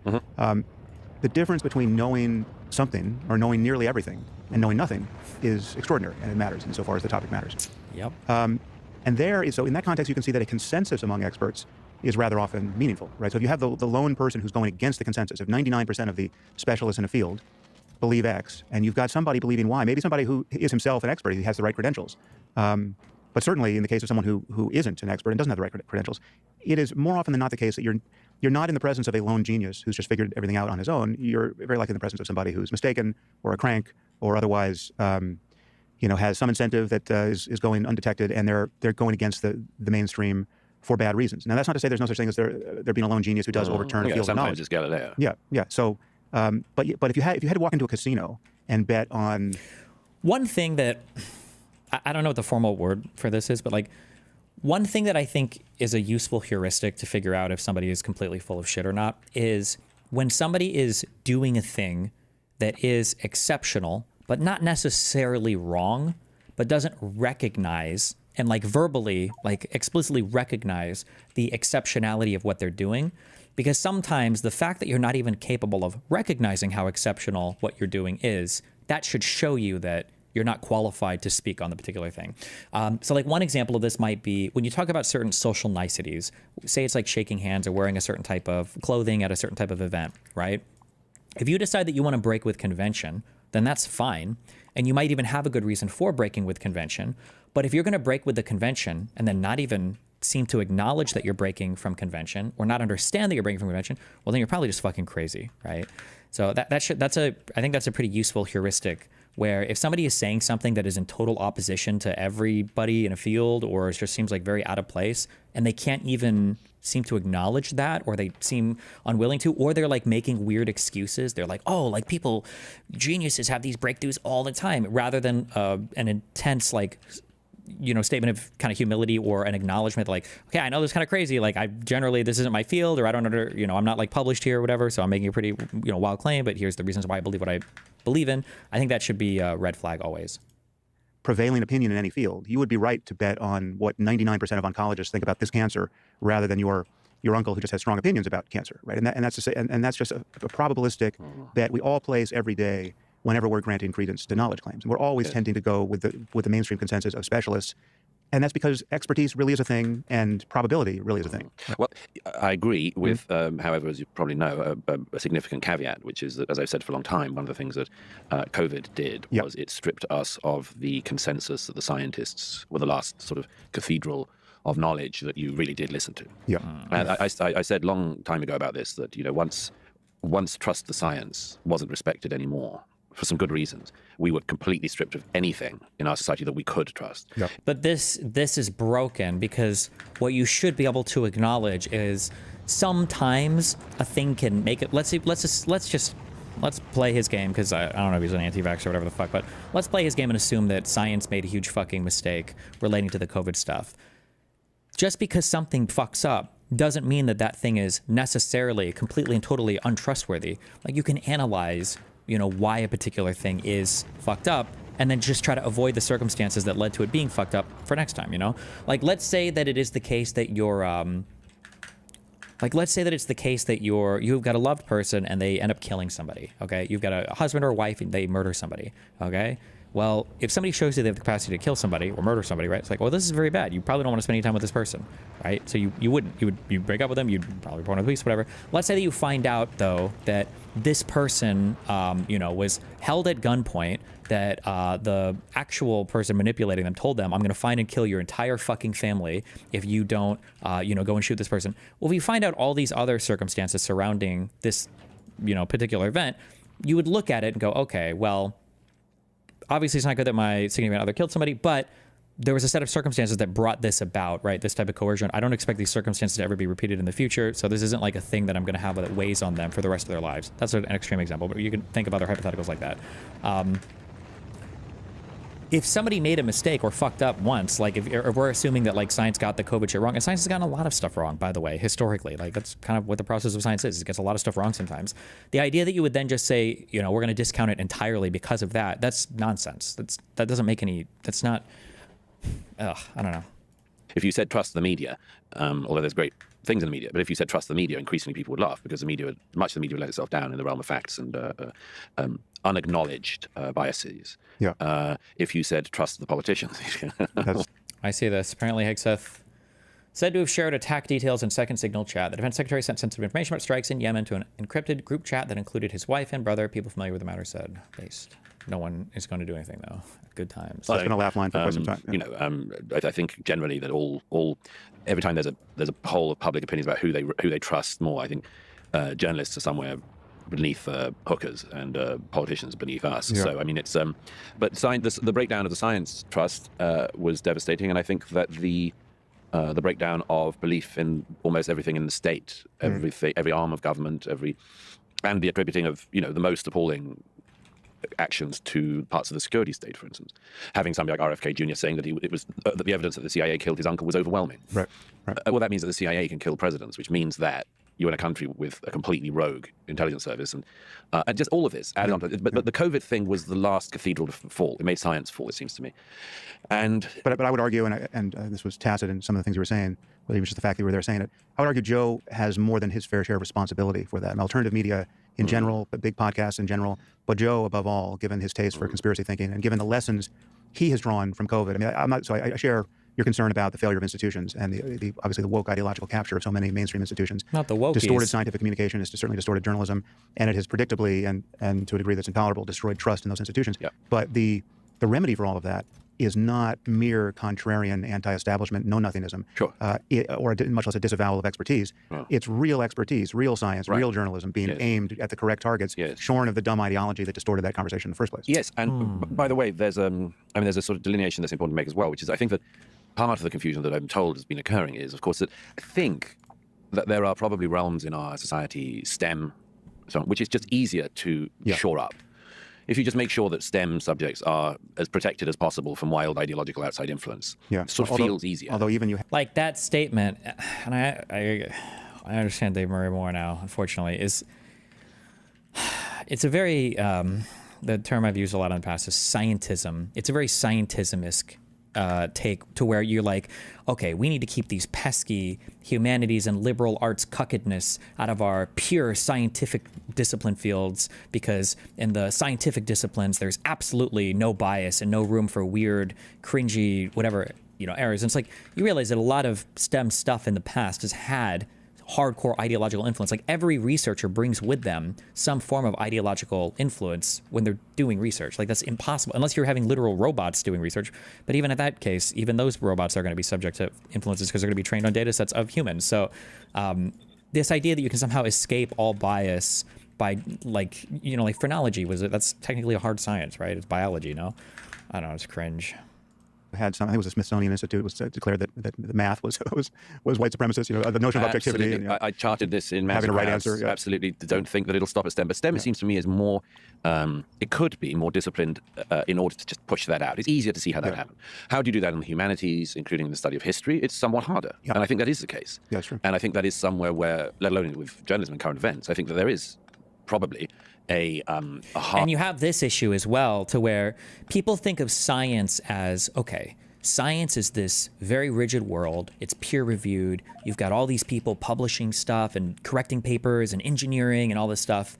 And history is when like a bunch of like wokey retards go into a room and they have a big kumbaya and they talk about like how epic and cute it would be for, some historically revisionist concept of, I don't know, white supremacy or some bullshit. Like, oh, this will be so cool. But like, history has a discipline as well. I don't know if he's ever spoken to a historian before, like a real one, or asked him about the process of, how you put together a historiography or what historical research looks like. It's not just this arbitrary, whimsical world of random bullshit. Like, that's just not the case. Harder way for people to pass what expertise would look like. But as I said in my column in the New York Post today, although journalism has been significantly deracinated of late, we do still have rules. Yeah. I mean, one rule, for instance, is that if you are writing from a country, you are in the country. Right. You're not you allowed. don't have a VPN that's sending you through. You're not allowed to sit in West Palm Beach pretending to be on the front lines of the Ukraine conflict. Right. And a friend of mine who I do listen to said to me after that podcast, maybe you were too annoyed with the lack of any credentials of Comic Dave Smith, and were just angry that you needed to show that you were right and he was wrong. And I said, well, of course that.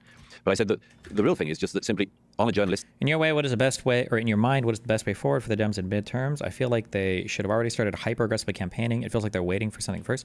Dog, nobody campaigns this early. It's going to be years before, it's going to be over a year before we even hear about the midterms that much. Nobody campaigns this early, okay? Chill, calm down. Everybody's like, what are we doing? What are we doing? We're doing nothing, because we're nowhere near an election right now, okay? Chill. Jesus. Show that you were right and he was wrong. And I said, well, of course that.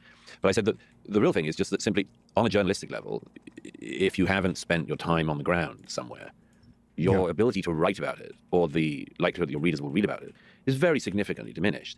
And I can't say that I don't resent, rather, spending so much of my life on the ground in places, going through the things that my readers know I go through, but I don't go on about, only to be told that my witness, my testimony, my evidence is to be compared with somebody who has never gone further than Wikipedia in their sourcing, or I did the research about the region. Right. It seems rather galling to me. Well, this was a genuinely confusing point. See, like, even on this, and I know it's become like the new, like, Wikipedia is like the popular meme talking point, I guess.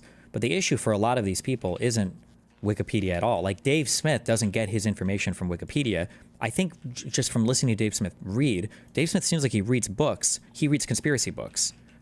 Dave Smith sounds like a guy who is actually reading about the things he's talking about, but he's reading books that are like explicitly written from a conspiratorial point of view. That's why every time he seems like informed on a topic, and every time he wants to talk about a particular thing, he's always saying like, this is why the head of the CIA said this. This is why this president said this. He's always speaking in these quotes. And I think it's because he's grabbing quotes from these conspiratorial books. I think that's where Dave Smith gets most of his info from.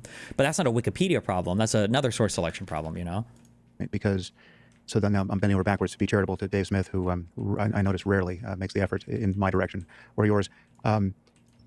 When you were saying to him, I mean, you're basically shaming him for pretending to know what was going on in Gaza without ever having been there. Yeah. And it was quite natural for you to do that, because the point you were making really would have been resolved had he been there, because what became clear in the conversation was he was reading into certain phrases like blockade or concentration camp or open air prison, a notion that life was such, pre-war in Gaza as to be completely intolerable. And you said, well, were you ever there? Did you ever see what life in Gaza was like a few years ago? And no, he's never been to the region. And so it was relevant to make that point. But on his side, he was wanted to argue, and generically I agree with this, that you need not, in order to judge the ethics of a war, right, provided you are actually in touch with the facts about it and you're reading good sources and you know what is actually happening, you can judge the ethics and you can know who's on the moral high ground without ever having been to either of the respective countries, right? Like you could obviously judge. We could be talking about a war that happened 100 years ago, and be scholars of that conflict, and the burden is not upon either of us to have been to the region. Well, that was a rather lame point that Comic Dave Smith tried to make, which is he said, Comic Dave Smith. I haven't been to Nazi Germany either, but can I not have views about that? Yeah. As I pointed out to him. He does have views about that. Yeah, he does. So he does have views about that. But I said, yeah, but you can't time travel, but you can travel. Yeah. And this is, to me, quite an important point, which is that if the reason why it matters in the now is if you were litigating a foreign conflict or a domestic conflict that happened 100 years ago, much, if not all, of the dust would have settled. You'd be able to get a rounded view of what was happening, what had gone on, and be able to reflect on it. When it's something that is happening now, the dust is not settled by any means, literal or metaphorical, and the consensus view has not emerged. And much, if not most, of the reporting and what comes out of the region is wildly off. So I don't think it is possible, actually, to simply rely on some published sources. No, I don't think that at all. And I think it is the duty of somebody commenting on such a thing to go and see it firsthand, and that is a journalistic standard. But there we get into the follow-on problem, which is the shapeshifter thing. And I'm not talking about the language in which the far right talks about the Jews. The shapeshifter thing, which I was also trying to fight in that conversation, is I never said I was a historian. Yeah, I just spent 5 hours on television this week declaiming about the topic. I merely, when people introduce me as a historian, I don't demur from the introduction. And if somebody introduces me as the world's greatest living historian, I don't say, now you're talking about Daryl Cooper. Yeah. But if you were to have, at the beginning of this podcast, introduced me as the world's leading engineer of suspension bridges, Douglas Murray. I think I might have. I don't know. But if I started to speak as if I was that, at some point you are pretending to be that. If you keep being introduced as a historian, but then you have the move of saying, I never said I was a historian. If you keep saying, I'm a comedian, but I'm not, I'm a commentator on a particularly febrile foreign conflict, and then you say, but you don't know about this, and you go, well, I'm just a comedian. And you play these endless games of assertion of knowledge, followed by, if you get caught, okay, I don't know about this. This is a very, very annoying rhetorical trick that some of us have observed, because it means you can never be pinned down.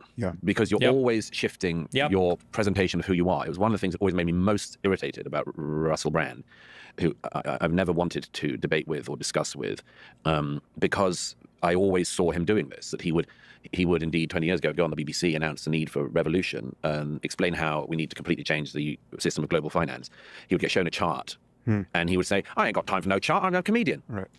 Yeah. This is a very annoying move. Jon Stewart used to do it as well. True. Well, it's tennis without the net, and you find you can hit the ball rather hard when there's no net. Jon Stewart had a semi-legitimate excuse for it, though, which is I don't think anybody realized how much all of our political education in America was basically just shifting towards comedians back then, right?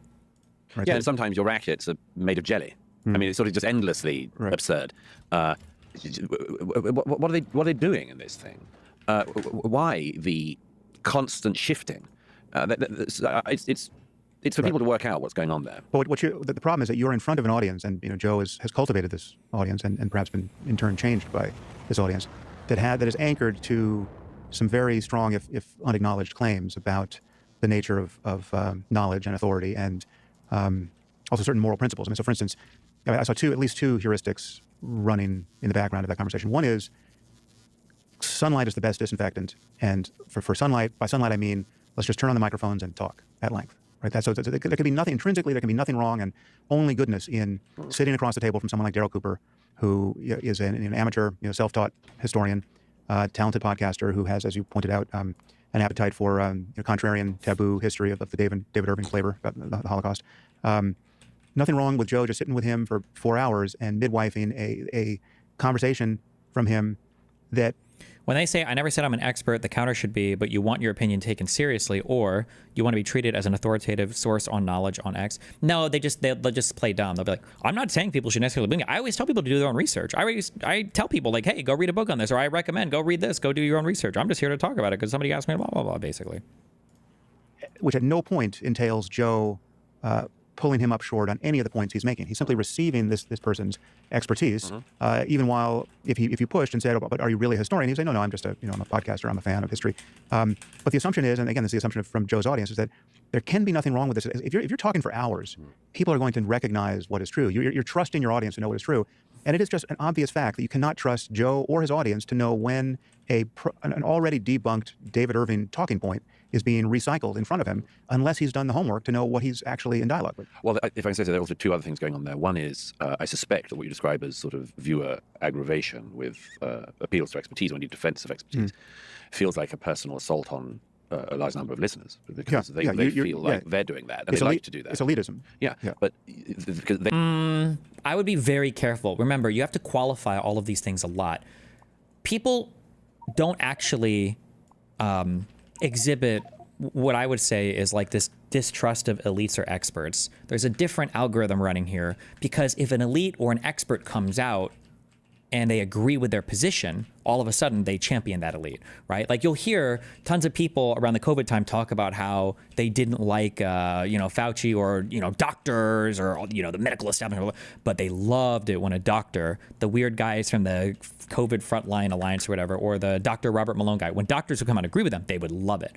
So there's something a little bit more sophisticated. There's something a little bit more complicated running there in their brain than just, oh, I hate the elites. It's like, I hate people that disagree with me. And if they are an elite, then I'll just use that as a way to kind of shoo them away.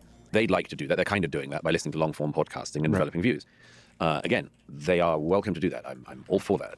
But the point that I keep trying to bring across is that you can still hold on to the principle of truth, of standards, and much more. And the second thing is, I think there is a very obvious algorithmic excuse for this, which is that if you do a podcast in which you say Adolf Hitler was bad, definitely the bad guy of World War II, and Churchill was a hero, the algorithm doesn't favor you. Yeah. Whereas if you say, aha, I've got this fantastic new view on it, which is that Hitler was trying not to be at all anti-Semitic in the 1930s, he was keeping the whole stuff down, and then he just sort of, but he had his reasons to dislike the Jews, and I'm going to get into those in the next podcast, and that sort of thing, you forgot the part that there was no intention to kill the Jews. They just found that they couldn't feed them once they rounded them all up, so it was more compassionate to stuff like put them to this, death. stuff like Might this, it not be more compassionate to euthanize them? And that, unfortunately, that's what certain people are doing and pushing.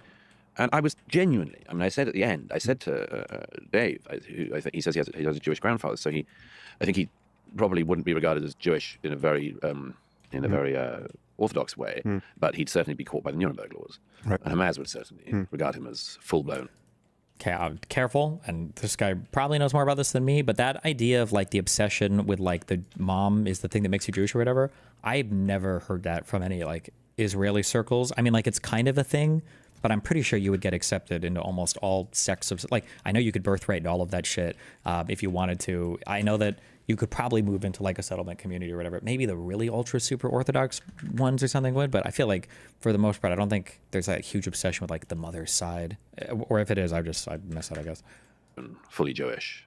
The complete catastrophe, as Tom Stoppard memorably, incredibly describes it. But people like him who are doing this, I just warned him. I said, you must know, because he said something like, there's this sort of fertile ground. I said, you're doing the watering of it. You're watering this. You're bringing it up. You're conspicuously engaged in the process of trying to grow an extremely poisonous tree, and it's going to get you and then all of us, by which I mean, of course, you encourage the most ugly, debunked, destructive bigotries of human history. And they are always ones which, once they flourish and once they grow, burn everyone. Yep. Yeah, so the crucial point is that you were not saying that Dave Smith couldn't possibly be right because he's a non-expert. No. You're saying that he's a non-expert and it shows because he's making obvious errors. And so it is with Daryl Cooper, and so it is with any of these people on the platform, right? And so it's not the consequence of being a non-expert in this case is that these guys are trafficking in recognizable distortions of fact and coming to the wrong moral conclusions as a result. And then a very easy way to summarize that problem is, listen, you're talking to people who are non-experts. Why not talk to the experts? That's not to deny the fact that people are entitled to. He isn't talking about Jewish perceptions. He's talking about anti-Semites' perceptions of people with some Jewish heritage, bro. There is no anti-Semite anywhere on the entire fucking face of the earth that will hate you less if you're just like Jewish on your dad's side. So, unless I don't know what anti-Semites you're talking to, but. For their own opinions, that sometimes someone can be self-taught and actually make a valid contribution to knowledge. Absolutely. And to flip it around, it's also the case that arguments from authority are illegitimate, and nothing is true simply because a consensus of Nobel laureates says it is. It's just that a consensus of Nobel laureates is often a very good guide to the best state of the evidence. Right? I mean, that's shorthand for finding the best evidence and the best arguments. Sure. By the way, I just would say one other thing, which is that That's what he said, I think. Okay. I think a lot of people aren't aware of, but I don't even know if I don't think I was necessarily disagreeing with anything he said. I was just saying that I hear that mom thing brought up a lot, but I don't think most people give a fuck. I don't think I was trying to contradict anything he said. I do believe that when something becomes very fetid on what is roughly your political side, you should call it out, identify it. It's very difficult to do this, of course, at the moment, because there is a movement on the right in America and elsewhere which says that anything that is gatekeeping is demonstrably bad, and therefore let's lift all of the sewer sluices, and let all the shit run.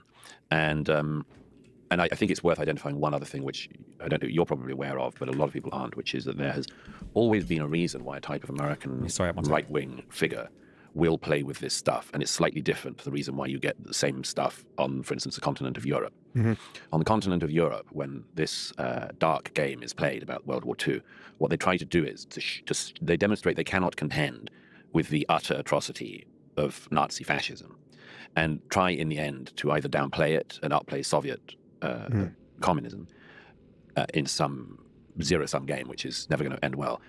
Try to get around the mountain of the Holocaust, and in the end find a way to absolve their country's history of this. And I understand this, but it's also lamentable because they have to contend with the histories of collaboration and fascism and much more. One of the reasons, again, why, in an incredibly British way, I reassert that the fact that some of us, historically, our countries didn't do that. So I have the right to feel some pride for that. But the thing on the American right that's always existed on this is that that World War II was a catastrophe to enter into, as was World War I.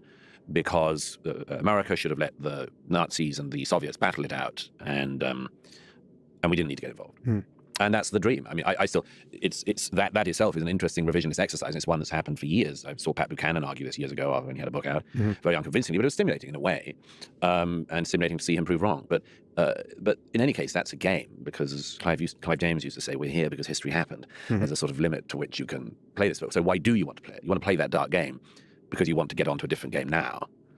Yeah. There's also, I don't know if you have the same degree of conspiracy thinking in the continental version of this. I mean, yes, the Jews are often at the bottom of many conspiracy theories going back over 100 years, but it seems to me that there's an appetite for conspiracy thinking in America now. Again, as I look at the epicenter of this somewhere near Joe's podcast, unfortunately, it's just,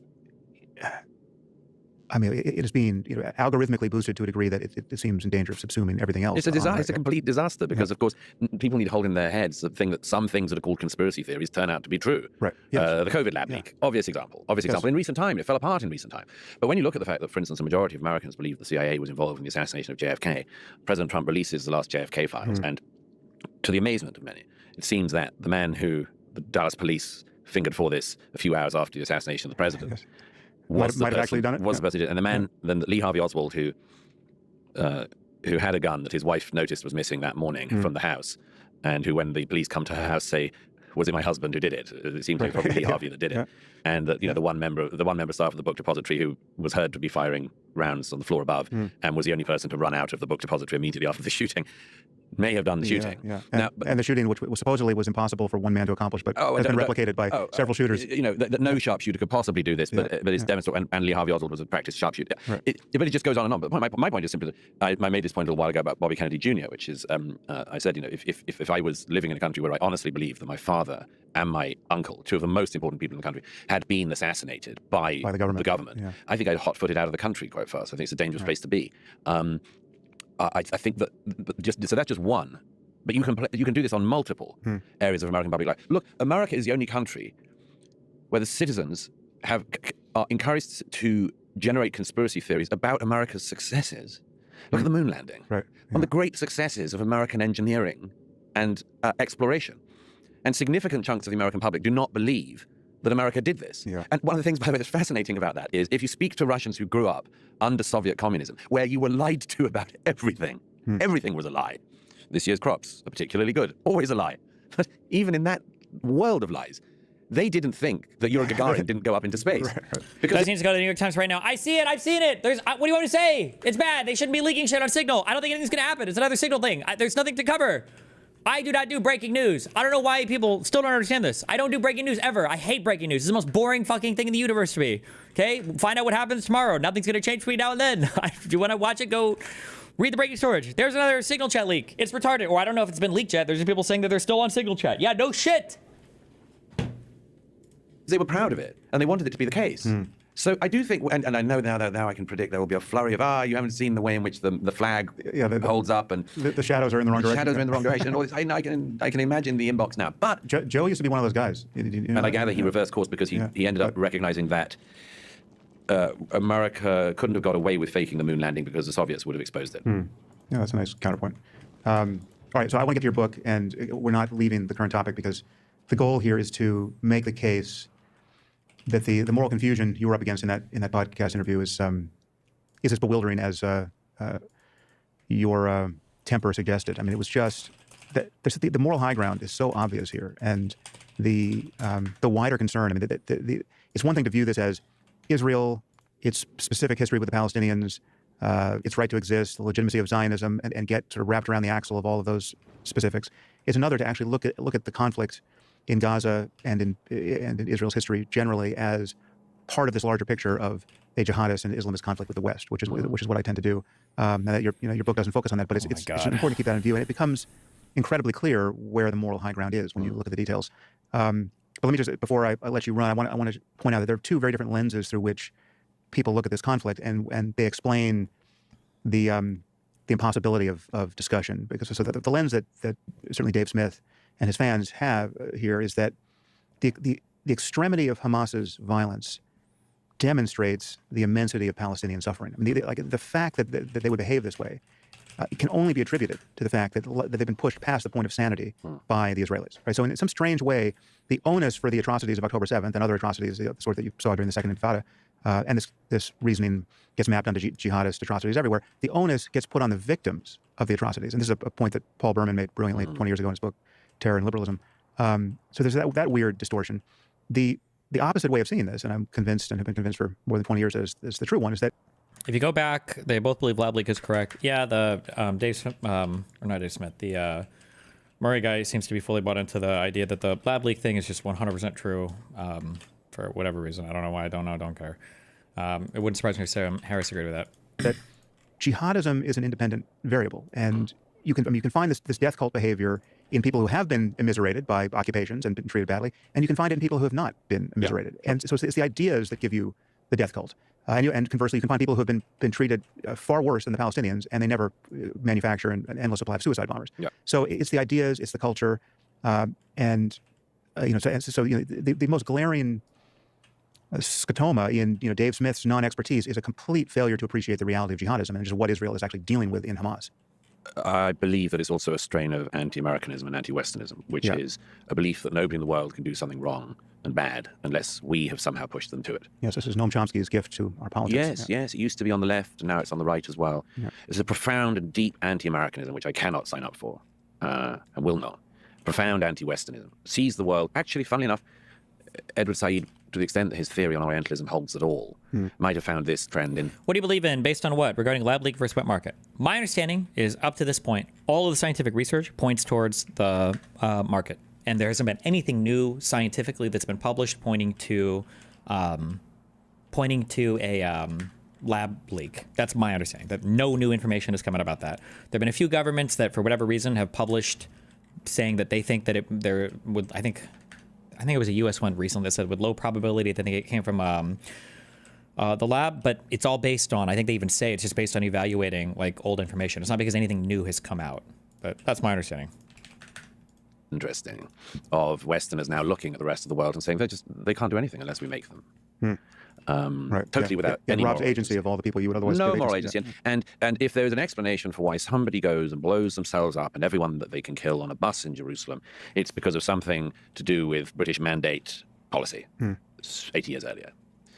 I completely reject this, and I reject it for many reasons. But one is that riding shotgun with the claim that only the West, only America can lead anyone to do bad things is what you rightly identify, Sam, as the utter inability to recognize that some people seek utterly different things than we do.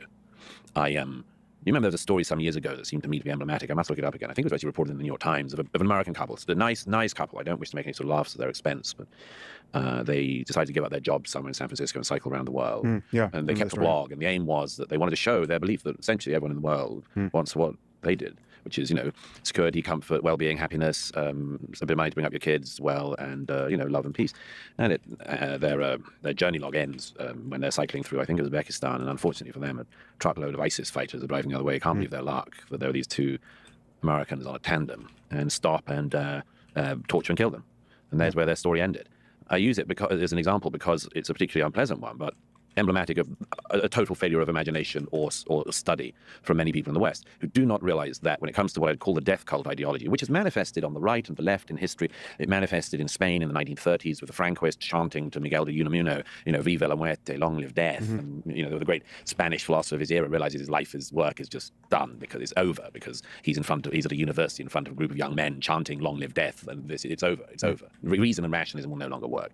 Well, the death cult that I write about here is a death cult of Hamas that really could have not done what it did.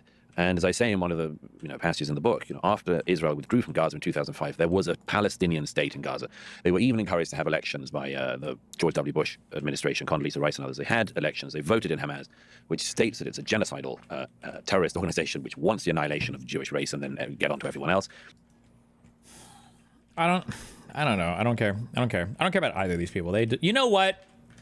Palestinians and Israelis, they deserve each other. That's what I think.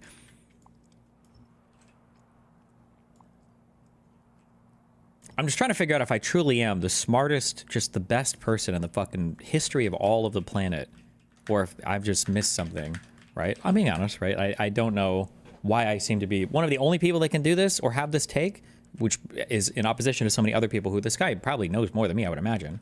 But I've said this is always my complaint. Every single time somebody brings up Israel-Palestine, they always have one-sided retellings of history. It's always one side and that's it, right? I don't know why everybody has to do this. The George W. Bush administration, Condoleezza Rice and others, they had elections. They voted in Hamas. The reason why they voted in Hamas is because the Palestinians in the Gaza Strip felt like the other side hadn't gotten anything done.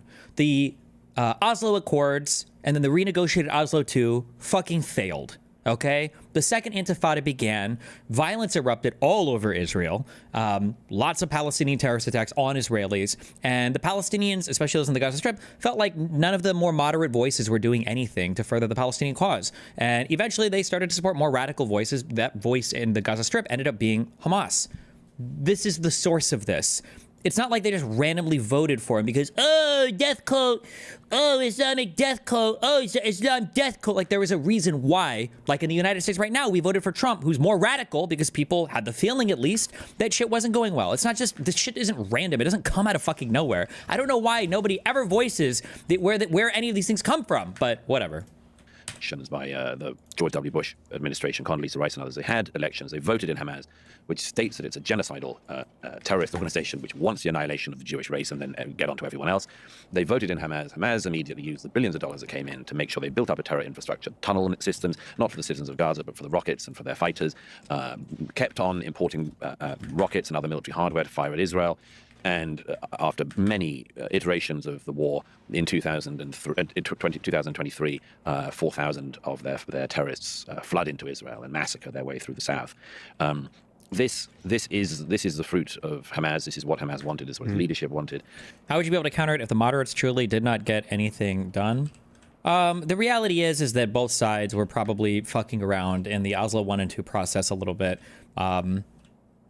Arafat just could never bring himself to commit to a position of nonviolence. Arafat could never bring himself to commit to telling everybody to calm the fuck down and that terrorist attacks and the constant military actions against Israel were improper. Because Arafat was born out of military conflict. That's what he got famous for when the PLO fought against Israel's incursion into Jordan in the 60s, I think. When the PLO started, there was a huge battle where it was really the Jordanian, I think, military fought back the Israelis, but they let the Palestinians take credit for it. I think Arafat was involved in some of that fighting, and he became like the symbolic leader of the Palestinians for finally winning a military fight against Israel. But the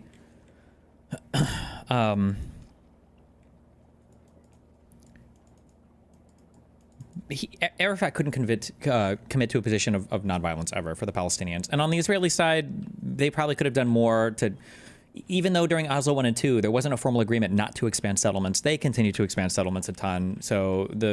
And then you also had your big terrorist attacks, sometimes that were even coming from the Israelis. The Palestinians did a lot of terrorist attacks, but you got big terror attacks sometimes from Israelis too. That super ultra Zionist guy, the Goldstein dude who did the Cave of the Matriarchs terror attack or whatever, where it was like, was it 50 or 60 people shot or killed? Both sides it was just not good. Like, it's a fraught situation. It's difficult. You have to have like very big leadership, very brave leadership, willing to take huge political risks on both sides. I think Israeli leadership was there for it. I don't think Palestinians ever found their good leader to lead them into that direction. So you just get endless fighting as a result. And they do not want to live in peace and coexistence. They want to murder and slaughter, and they even want to die themselves. And I think that, we're sitting here in LA. Why would anyone in Los Angeles understand this? Like, you do. But we had 9/11. We had our own. Insofar as you're a student of the news, this is of a piece with. Would you argue that it's Israel that should be the bigger person and come to the table since they're the one holding the power? A little bit, but I think Israel in the past has been willing to do that, and the Palestinians have not. The big problem here, though, has to do, I think, initially it was Arab states, but I think those have largely fallen off, kind of. The big problem is this weird international community, this white person fetishization of the Palestinian that allows the Palestinians to have this hope that one day they can conquer all of Israel again. And as long as Palestinians have that hope, they will never come forward and negotiate with Israel. There is no, if you ask the Palestinians, what is your position to negotiate peace? They'll never give you one, because their position is they want all of Israel back. And that's just a fact. what happened in Paris on multiple occasions, the Bataclan most horrifically, in your country, the Manchester bombing. I mean, this is just, I mean, we memory hole it, and other things, other bright shiny objects capture our attention. But this is, you know, we're talking about, it's the same species of confusion and anti-Western bias that caused people to blame the Charlie Hebdo cartoonists for having the indecency of getting murdered by jihadists, and then you had the PEN America Foundation, rescind the award that they were going to give them, and for courage. And, I mean, this confusion is everywhere. I want to actually just draw a few bright lines where people can see them to show the moral high ground here. So there's just some striking differences between the two sides that you elucidate in your book. I mean, one is that one side takes hostages, even young children and old women, and its community, the non-combatants, receive these hostages not with looks of horror, but with open celebration. Right? It's like it is completely intelligible. I feel like any society behaving the way the Palestinians do without Western coddling would have been obliterated for most of human history. It's only today that it's allowed. Absolutely, that is true, 100%. But they wouldn't get obliterated because their behavior would probably moderate. Like, Palestinian terrorism exists because they know they can get away with it. If there wasn't the coddling from the Western world, they wouldn't behave in that way because they know that they would face utter annihilation for it. But from a cultural standpoint within Gaza, that this is exactly what you do. This is the good is on your side for stealing these infants and young children and old women and forcing them underground for years at a stretch. One side uses its own civilians as human shields. One side murders its civilians when they try to flee to safety. And if you try to flip this, if you try to imagine the other side, that is the Israelis, doing any of these things, it is obviously unthinkable. And anyone who is standing in criticism of their behavior, I think still wouldn't go so far as to imagine that the people of Tel Aviv are capable of using their own women and children as human shields, right? Or that they would celebrate that the IDF would want to seek to maximize civilian casualties on its own side. I mean, even that is not, as confused as people are, no one, it seems to me, is confused about that, and yet they don't see the relevance of these differences. Lots of reasons why they don't want to. If you were supporting a side that turned out to have done October the 7th, and some people say to me, oh, no, the world's sympathies were with Israel. No, they weren't. No, some of the world's sympathies were briefly with Israel. But in London on the evening of the 7th, hundreds of people gathered in the streets of Knightsbridge to wave flares and celebrate the ongoing massacre. On the 8th of October, Same for Israel, USA coddling. I'm sorry, but it's just a historical lie. If you want to believe it, I understand why, because Jewish people somehow bring out the deepest levels of ass pain in everybody in all of human history. Israel would have been a superpower without help from the United States. They largely were unassisted by the U.S. until probably 1973. And the Arab states had a ton of support from the Soviets prior to 73 anyway, so Israel probably would have always been there for a variety of reasons. Relate in the book that I was in Times Square to see a pro-Hamas protest as the massacre was still going on. This started very early. And we get back to that strange collection of simultaneous thoughts that people can have. Hamas GoPros and records and Instagrams their atrocities. To be fair, Palestinian terrorism also exists in part because some concessions were made by Israel as a result of it, i.e. Israeli disengagement in the early 2000s. Israeli disengagement in 2005 was not a negotiation with Arabs. Sharon himself, I think Yossi Beilin told me in Loner Box this in person. I don't know if this was in the interview or not, but Sharon said he never trusted Arabs, and he would never trust Arabs. That's part of the reason I think why he didn't even bother to make a deal. He said we need to leave because this is going to be the destruction of our country if we continue to fight here forever. He wanted to leave from the West Bank as well. He only got out of the Gaza Strip, but that wasn't a concession. That was a unilateral disengagement. There were no deals made. There were no treaties signed.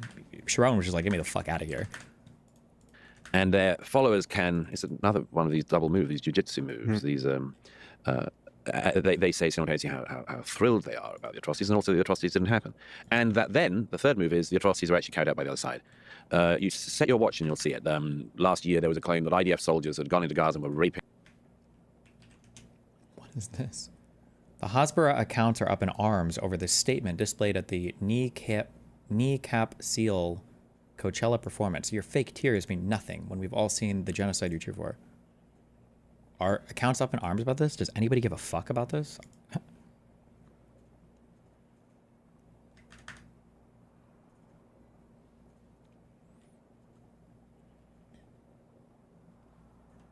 Okay. The women of Gaza.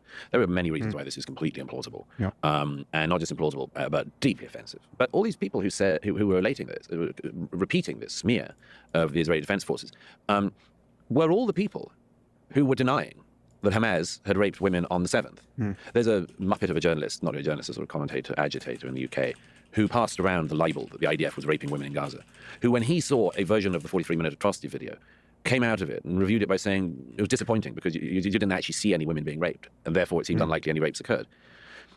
Yeah. This has become, as you know, I call it Grossman's law now, after Vasily Grossman. This thing of tell me what you accuse the Jews of and I'll tell you what you're guilty of. It's absolutely 100% application of this law. The side that says it's both good to kill babies and denies that they kill babies, then attack the IDF and IAF for killing babies. It's kind of, although I would be careful, don't conflate the white Westerners with Hamas. Hamas doesn't make in general, at least I haven't seen Hamas make like cringe soy statements. Like Hamas will usually gig a Chad about murdering civilians or about using human shields. Like Hamas doesn't say like, oh, we don't use human shield. We would never do. Like Hamas just says, yeah, of course we do.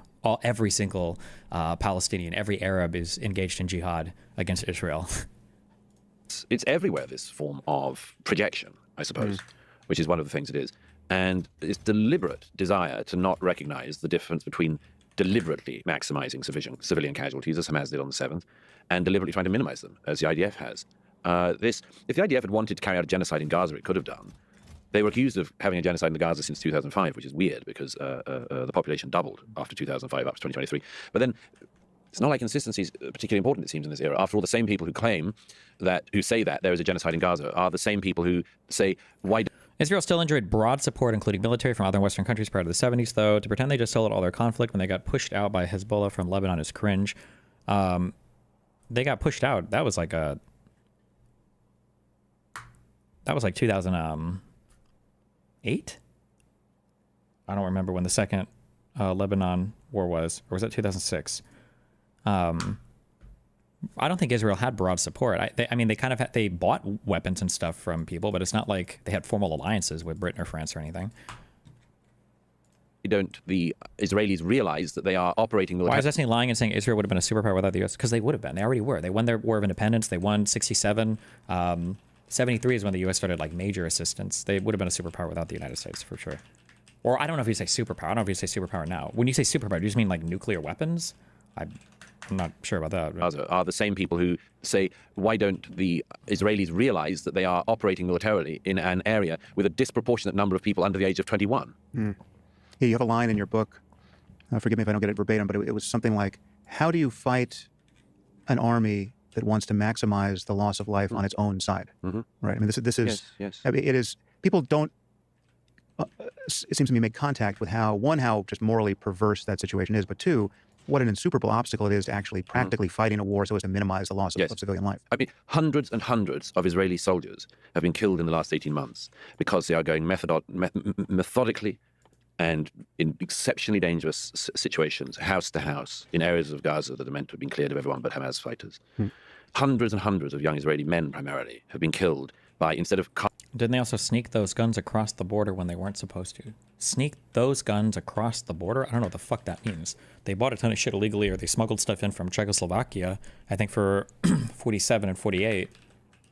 But I mean, everybody was mind-fucked in the Middle East at that point. I mean, carpet bombing an area, going assiduously through it at enormous personal risk.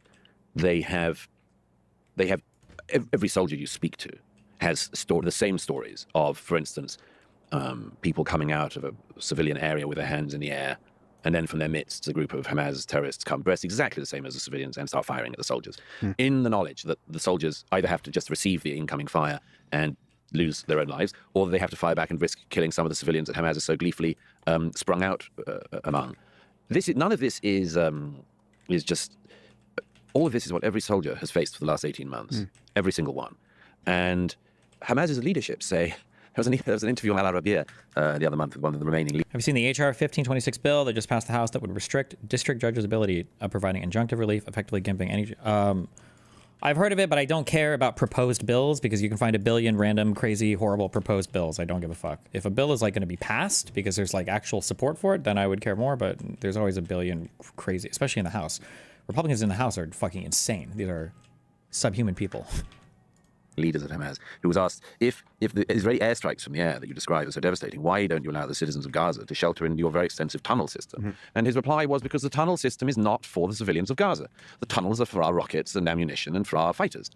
And asked who should build shelters for the citizens of Gaza, he said the international community. That's their responsibility, the international community. But I have the same community that gave them billions and billions of dollars to build those tunnels effectively over 18 years. And I have a genuine offer I'll put out there. I can't attach cash prize this time, but it is a completely sincere offer to anyone listening to pick me up on the following challenge. Your listenership, I'm sure, Sam, is intelligent enough to understand what it is to extrapolate out. Nah, I still don't think they got through the Van Allen belt of radiation to land on that round rock in that tin can from 1969. I'm sticking to it. Do you believe that ICBMs existed in 1969? Well, we could already shoot rockets to other sides of the planet. Why do you think we can't shoot a rocket to the moon? Also, what does the Van Allen belt have to do with not being able to get to the moon? Out civilian or other casualties by ratio of population. Not everyone gets me on this. But of course, Israel is a country of 9 million people. America is a country of, what, 340 million people. Nobody knows how many people are in the UK, so it doesn't work there. But well, we soon won't know how many people are in America, given all the dojing. But and again, just preempting any of the morons who want to claim that I'm saying that a Jewish life is worth 10 American lives. No, extrapolating out from population. So, if October 7th had happened in America by proportion of population, it would have been 44,000 Americans murdered and burned alive in their homes in one day, and another 10,000 Americans taken hostage. So, my challenge is, whether in Gaza with 1,200 civilians in Israel murdered and 250 taken hostage, and the two stated war aims of the Israeli government, the return of all the hostages and the destruction or capture of all of Hamas's leadership and fighting brigades, whether it's in the case of Israel trying to carry out this operation of rescue and so on in Gaza, or whether it would be how America would get back 10,000 hostages in an equally built-up, intensely booby-trapped terrain.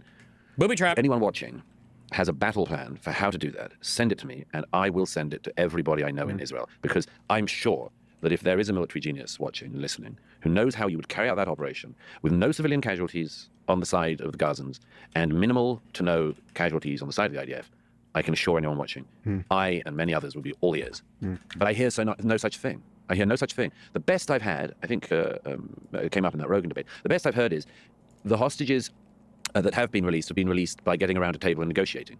Horseshit, said by people who don't know what they're talking about. The only reason Hamas has released any of the hostages to date, including the dead bodies of babies, is because of the kinetic military force exercised for 18 months by the young men and women of the IDF. Only military pressure has made Hamas give any of the hostages back. They would all still be sitting in underground tunnels and in the basements of Al Jazeera journalists and much more if there had been no military action in Gaza. Sinwar would still be alive if the IDF had not painstakingly fought in Gaza for a year. People simply do not understand this. And when they say things like, but why don't the Israelis just get around the table with Hamas? I'm afraid you completely demonstrate you know nothing about Hamas. What do you think Israel's policy should be going forward around hostages? I know this is difficult for you to answer, perhaps given the fact that you know many of these families, but I think I can only imagine that there are very few people in Israel now who think that the Gilad Shalit deal was wise in retrospect. That was you might summarize what that was, but that was I think the 1,027 terrorists to one hostage exchange that freed Sinwar to mastermind October 7th. That piece of history looks increasingly untenable. And given the understandable pressure brought to bear by the hostage families throughout this war, given the fact that the leverage is undeniable. Once you have hostages, you have leverage. How does this get broken in the future? Let me preempt that by saying that there are similar cases around. When I was reporting from Ukraine recently, I was, among other things, interviewing families and children who had been behind the enemy lines. God, I hate it when these bongers say Bean instead of Ben. It's Big Ben, not Big Bean. So why can't they just say it correctly? Territory captured by Putin's forces. And it's thought that around 20,000 Ukrainian children have effectively been kidnapped by Putin and the Russians. This includes people in orphanages, but it also includes children that were encouraged to go to summer camps and their parents sent to summer camps and then were disappeared. I found out something very interesting the other week when I was looking into this story and trying to bring some more light to it, which is that there seems to me to have been an almost deliberate attempt at the Ukrainian side not to maximize this story. Because, and this is something of a supposition speaking to some of the people campaigning for the kidnapped children, that the Zelensky government knew that the minute that it is about getting the children back, you will get intolerable pressure from your domestic population because anything is worth it to get the children home. Yeah. It's just a terrible, terrible thing. And I suspect that some of their thinking on that has been influenced by watching the Israelis being pushed into this intolerable position.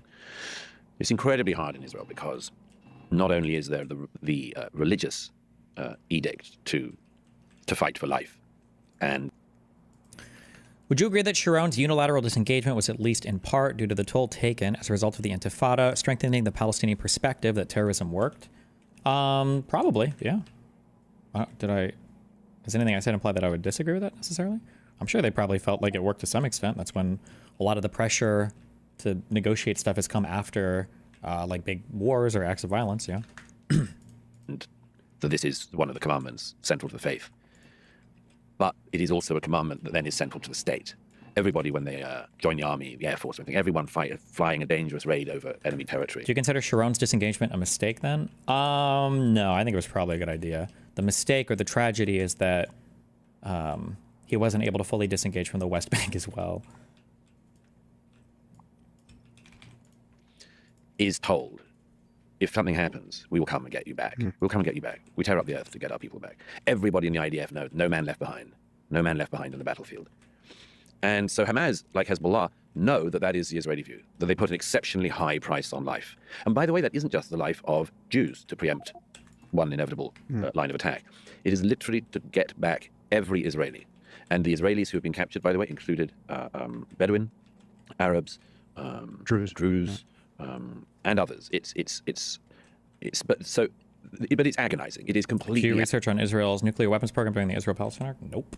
Although the meme that I've heard is that they stole secrets or somehow from the United States. Although I don't know exactly how that works, because they would still have to like enrich uranium and stuff. Maybe there are the processes for it and all that. But I do know for sure they had nuclear weapons available to them for the '73 war, because I think there are conversations between Golda Meir and Moshe Dayan, the Minister of Defense, about potentially having to use nuclear weapons. And I think in the early morning, I think of the first of the '73 war, of the Yom Kippur fight. Agonizing as Hamas knew it would be. Some families of the hostages refused to engage in the Hostage Families Forum and its work because they said, "We know, and our child knew." And sometimes the child had left a message saying, "Please don't swap me. It's not worth it. Other families will suffer," and they really do. I mean, there was in one of the swaps. I myself, having spent all this time there and getting to know so many people involved, victims and families and more. I myself had one the other month where one of the hostages released was someone whose family I know well, and one of the terrorists released in swap from the Israeli side was a man who killed the brother of a friend of mine in Israel some years ago. So one family is celebrating in a way which it's like a miracle. Yeah, you cannot begrudge that celebration. And on the other hand, there's a family who knows that their loved one's killer is free after only a few years in prison. So this is all just horrible, and it's deliberately horrible because Hamas makes it so. The torture porn they push out on videos, videoing hostages, watching the release of other hostages in order to double up the pressure. But interviewing a hostage they're releasing, knowing that his family has been killed, but he doesn't know it. Yeah, that was. It's every permutation of this. Is yes, so he got back. The Bieber's father gets back, believes because he's been separated from his wife and kids that they must be alive, and then finally is released from over a year of torture and deprivation in the underground tunnels of Hamas, and then discovers that both his babies and his wife dead. But I think, if memory serves, I think they asked him on camera whether he was looking forward to seeing his family, right. knowing the status of his family. That's right. Yeah. Jesus, I never even heard that story. It's pretty fucked up. Not good. That's right. It can't be understood enough, this, from the Western viewpoint, that the reason I use the term death cults is that some people, some groups, literally worship death. They glorify in death. They love death. We love death more than you love life. Yeah. That has to be taken at face value. Yes, and as Nasrallah said in 2004, he said the great weakness of the infidel is their love of life, and we will use it against them. I understand. I know, and it's sexy to fucking identify all the crazy Islamic Muslim wacko shit this way. I get it. Okay, listen. I like hating religion as much as the next guy, but like, when anybody that's fighting for an ideal will look up to the ideal more than life itself, right? I've given the American quote a billion times, right? Give me liberty or give me death. Like, everybody feels this way. They feel like they're fighting for a greater purpose. Like, they're going to fight for something. I love my ideal more than I love death. or more than you think you live life or whatever. Like, I'm willing to die for my bullshit. Like, all of the early Israeli shit is literally emblematic of this. Bro, when you were moving to Israel early on, that shit sucked ass. And not only did it suck ass, you were literally moving after, like, I think it was 2 prior waves of Israelis fucked off completely because it sucked ass so much. I think the first group was in the 1880s. I think there was another group in the 1890s. And then I think they tried to finally get their finances and shit together to do it better in the first serious group. I want to say it was in the 1910s, maybe. I don't remember the exact dates, but I think it was the third Aliyah. Is when I finally like had a serious group that was able to go and stick and be there. But like it was like a shitty time going to Israel. This was a land that had no fucking resources. It wasn't developed at all. Okay, you're literally going there to work in your itty bitty fucking crazy retarded farmlands. Like, this place sucks shit. You weren't necessarily going to a better life, but you were there. You know, early Israelis or early Jews, I guess I should say, were willing to make the sacrifice to move to the early Yishuv because they thought it down the road there would be a better life for them or for the Jewish people, and that was I think a big motivating force to get them to make those sacrifices early on. So Jews should understand. Everybody understands this. Once we've gotten comfortable and once we've accomplished some sort of status quo that we're happy with, everybody seems to forget, or everybody seems to be, you know, so confused as to how can these people continue to fight even though they're all dying and losing all the time. It's like, motherfucker, like every big country basically did this. Where do you think all of our countries came from? Were people willing to fight like this? But as you know, that's one of the things I meditate on in this book is what is the answer to that? Because for much of my life, I thought it was almost unanswerable. What do you do against a movement that not only glorifies in your death, but glorifies in the deaths of their own side and sometimes in the deaths of their own family, like Ismail Haniyeh, who finds out that his sons, all Hamas leaders, have been killed in an airstrike. Yeah, we have the video. We can see his reaction to that knowledge. He's happy. Yeah. He's happy. So this is a piece that I think it's very difficult for people to understand, especially secular people. And it's easy for us to allied or seem to allied in our description of this phenomenon as other people. Hold on. Yeah. He's that his sons, all Hamas leaders, have been killed in an airstrike. Yeah, we have the video. We can see his reaction to that knowledge. He's happy. Yeah. He's happy. The death of sons is pretty crazy. I would agree. Now, I don't know how many kids he has. Maybe he didn't like these kids. But you can see aspects of this even in Western culture today. For instance, and it sounds bad to say, and nobody else will admit it probably, or maybe they will, I don't know. But like when a major attack happens, you're praying to God that it's a whole bunch of people that you like that got killed. You're praying to God, holy shit, there was a shooting at whatever. Oh, fuck.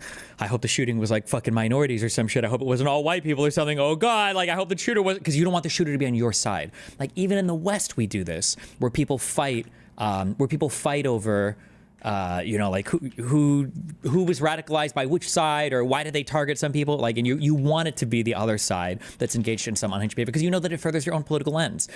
Same thing with this shit, with the Hamas or anybody else. Like, yeah, of course they're happy when civilians dies because they know they're getting a huge political payoff for it. Anytime this is why I say Hamas fights in a way that maximizes civilian death. For some reason, all the pro-Pallies can never, ever, ever acknowledge this. Well, it's not for some reason. It's because they're bad faith as fuck, but... So this is a piece that I think it's very difficult for people to understand, especially secular people. And it's easy for us to allied or seem to allied in our description of this phenomenon as being evil or as being an expression of hate, because it's worse than that.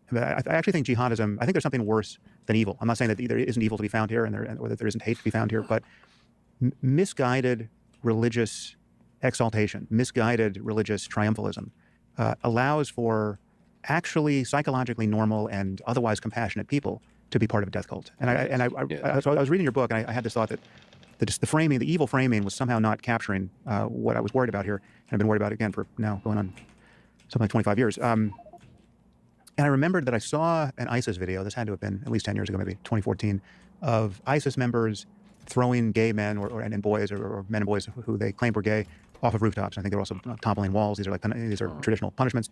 But I remember seeing some video where there was actual tenderness being expressed by the ISIS fighters toward the people they were about to kill. Like I remember seeing, and I wasn't sure whether I hallucinated this or that, just that it was fabricated in memory. I remember seeing the reassurance, like it's going to be okay, bro. Like we have to do this to you, but this is, you say the shahada and you're going to be fine, right? Like it was not clearly not an expression of hatred. Do you think the point they were trying to make is that while there are aspects of this in Western culture and other groups, the degree to which religious groups, particularly Islamist extremists, champion and revel in death is what makes it unique? The issue that I have with them is they're fighting against people in the West having a poor understanding of how like crazy these people are. which I think is fair, because people in the West are delusional when it comes to the pro-Palestinian people. Oh, they're just like a peace-loving people that want a democracy and everything just like ours. A really great example of this was Hassan when he said, and other people have said this too, but I remember Hassan saying on stream, the only reason why they don't have equality for gays and stuff is just because we bomb them so much, LOL. Like, if America would just stop, they would have like total equality for all their gay people. Like, it's just like an unhinged, retarded thing. Like, no. So they're right when they push back against that absurd notion that, especially white people in the West have, that, oh, these societies are just like us. They're just like us. It's just the imperialism is standing in the way of us seeing it. However, where they go too far, in my opinion, is they start to essentialize it to either the people or the religion, saying they're not like us, but the reason they're not like us is because of Islam and jihad and blah, blah, blah. And it's like, no, well, they're probably not like us for a variety of reasons. Like, one is because they are like embroiled in constant conflict, and these things are going to be more present in your mind versus, you know, LGBT rights or some bullshit like that. But these things can change, and they have in groups of people, like including Muslims, even ones from the Middle East. And just before this, I did a search. I couldn't find the video, but I found a still from what I'm sure is the video. And I want you to look at this, because there's so much contained in this image. There's so much. Now, the vibe being communicated by the two people who have hands on that man's shoulder, right, is not hatred, right? Everyone you see there is an ISIS fighter, and the man who's in a hood is about to be hurled off a rooftop, right? There's something more disturbing about this for me than mere evil. Again, the evil is there. I mean, I have no doubt that Sinwar was a psychopath and, you know, a sadist, and we have a tremendous amount of testimony on that point, much of which you give in the book. But what is worse is that it's possible for a death cult ideology to subsume the values of even good people, like even normal people. Once you recognize that these people actually believe that they know the moral structure of the universe and how to live within it, and they know there's one way to get to paradise, and that's the only thing that matters, and this world is worthless, right? This is just an antechamber to either hell or paradise, and the only thing that matters is that you're going to the right place. Then I think we're in the presence of a very different phenomenon, which is quite a bit scarier. What is scary is that when you think of something like the Nova Music Festival, which you write about so in such a searing way in the book, I mean, that for me crystallizes this collision between Western freedom and tolerance and compassion and the jihadist project. Crystallizes it. Also, oh no, Mohammed Hijab.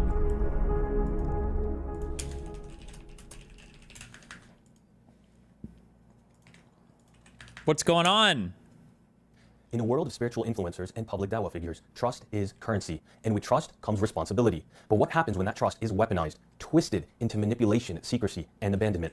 Before I proceed, let me level with you. I do not want to be here speaking about these issues. I do not want to be the face of any online movement. I have nothing to gain, yet have everything to lose. But why? Why do I feel so compelled to speak up? Because someone has to speak up. Someone has to do the not so popular work, especially when all the leaders and organizations. Will these tree stumps and shit go away eventually, or do I have to build like a track over them to get rid of them? I don't like this shit. That should be fighting for the rights of those transgressed within our community, they all remain silent. You know why? Because it doesn't help their brand. It doesn't bring in the hundreds and thousands, if not millions in donations. I ask Allah subhanahu wa ta'ala to keep me and the others helping behind the scenes sincere in our efforts. Allahumma ameen. Behind Veils is not just a channel, it is a movement, a space for the unheard, the betrayed, and the silenced. And today, we bring forward one of the most troubling stories we've encountered, because the man at the center of it isn't just a figure in our ummah. He's a global personality who commands influence, wields scholarship, and yet, behind closed doors, denies a marriage he once entered. This is the case of Sister Aisha. Her real name is concealed for protection, her voice unshaken, her truth revealed. After months of conversations, evidence gathering, and consultation with scholars, we reached out to Mohammed Hijab, not to ambush, not to sensationalize, but to give him the opportunity to speak. Instead, we were met with deflections, threats, manipulation, and a disturbing refusal to acknowledge what multiple witnesses, texts, and even a sheikh confirmed, that a secret nikah did occur, and a woman was left in emotional and spiritual devastation. We were told it was all fabricated. We were told she was obsessed. Not a we secret were told, nikah. Produce evidence or That's leave the me alone. worst. But here's the thing. When a man of influence hides behind false oaths, auto-deleting messages, wears a mask to a hotel, and tells a woman, you accepted this, after promising her love, family, and care, this isn't just about a failed marriage. It's about abuse. It's about deception under the guise of Islam. It's about the power dynamics in the realm of spirituality. It's about betrayal from someone who called himself her teacher, her leader, her protector. This is not entertainment. This is not fitna. Destiny, respectfully, I was at a comedy show 2 nights ago, and a crowd of several hundred cheered for calls to replace democracy with Muslim caliphate. That's not good, but half the United States of America right now wants to replace the U.S. democracy with a Trump aristocracy, or a monarchy. So I mean, like, what do you want me to say? I mean, is the fallout of unchecked power in religious clothing. The sister sought help after what she deemed was a deceptive secret marriage, going to different shiyu. Yet no one wanted to step up and investigate Muhammad Hijab's actions. Everyone turned a blind eye. Sounds all too familiar, doesn't it? Subhanallah. She even met with Adi Dawa, who conducted a 1.5-hour interview with her, under the condition that she doesn't mention the name, but focuses on the allegations and her experience. Despite agreeing to that, he later informed her that he will not be publishing the interview. Go figure. After all, Adi Dawa is buddies with Muhammad Hijab. Just prior to Ramadan, the sister filed for a case to be opened with the Islamic Council of Europe. Only time will tell if they are willing to investigate one of their peers. Here is Sister Aisha's voice, uninterrupted, unfiltered, and finally heard. Finally. I never thought that one day I'm going to have to come out publicly on social media and speak about something like this. People who work for Islam and to protect our religion have always been more than family to me. And Muhammad Hijab in specific, I had a lot of respect and trust in him because of how scholars are praising him worldwide, and obviously because of his position and his knowledge and all of that. I'm going to share this today not because I want to, but because I have to. And I take an oath in front of Allah subhanahu wa ta'ala that I'm only going to be sharing the truth. And my purpose is for the truth to prevail and for justice to be served and for there to be accountability, and that we don't give unconditional impunity to our elites, because this is not how our religion has been preserved. This is the story of my marriage to Muhammad Hijab and how his actions that he claimed are permissible by Allah have completely destroyed my life. I'm coming from a religious family. My father is part of the da'wah himself, organized da'wah work. I was part of an organized da'wah group in my own country growing up since I was a teenager. This is the life that I wanted to have, and I just wanted to make sure that when I die, I'm going to die on the faith of Islam, and I'm going to try my best to spread it everywhere as much as I can. Why are we watching this? Because Muhammad Hijab, I think, is like the largest of the... Do you call it apologetics when it's Islam, or is it only apologetics when it's like Christianity? But he's like the largest like online like Muslim debater guy. Like Sneako's talked to this guy a few times and everything. That's how we met. It was for da'wah work. That they call it da'wah? Okay. Through an Islamic institute. Asked me a few questions about myself, if I was married. Told him I was going through a divorce. So he told me that he worked for an Islamic council at the time. He gave me his contact details and told me to contact him if I needed help and to go forward to that council to try and reconcile the marriage. He was very respectful. He was trying to help me. He knew all the details about that case, and he was helping me throughout the whole process. Fast forward, he started giving me hints that he's interested in getting married to me. He spoke to me about himself, his family, his childhood, his preferences. He told me I am not like your ex-husband. Whatever you see on social media, don't worry, because I'm very good as a husband. My life was extremely hard, and he knew that, and I'm his neighbor. I couldn't understand why he was giving me all those hints every time, but he never took that step. Whenever I found a suitor that I started considering to introduce to my father, it was extremely hard for me to navigate that by myself. Muhammad Hijab used to come back again. This cycle continued a few times. At that stage, I didn't know if he was divorced or not. Until he asked for my hands. Formally, he told me, would you like him to consider me as a husband? He told me it's going to be polygyny. At that stage in my life, I wasn't ready for polygyny. Polygyny? That's multiple wives. What? When he proposed to me, he told me it's polygyny. I asked him to give me some time to pray istikhara. I wasn't sure. But when I thought about it, I thought he's a good man. I think from what I see and from how the scholars are praising him, he is going to be capable of taking care of a big family. He is qawwam, he is a guardian. He's wealthy. Damn. Even in Islam, you're not safe from these gold diggers. I'm just kidding. He is knowledgeable, he is religious, he is pious, and he is praiseworthy. Further to that, he was pushing the idea and reassuring me that I'm going to be very happy with him. He reassured me so many times and told me that I should never worry that he's not going to be keeping this family safe. He told me that he's ready and he's going to be taking care of everything. So there were so many things I took into consideration based on which I built my trust. Muhammad Hijab was trustworthy for me 100% for so many reasons. It's not only that he gave me his words and he's famous. I took time. I thought about it very deeply. Are polygyny and polygamy the same thing? I think they're the same thing. Polygamy is multiple wives, I think. Polygyny is probably the same thing, I think.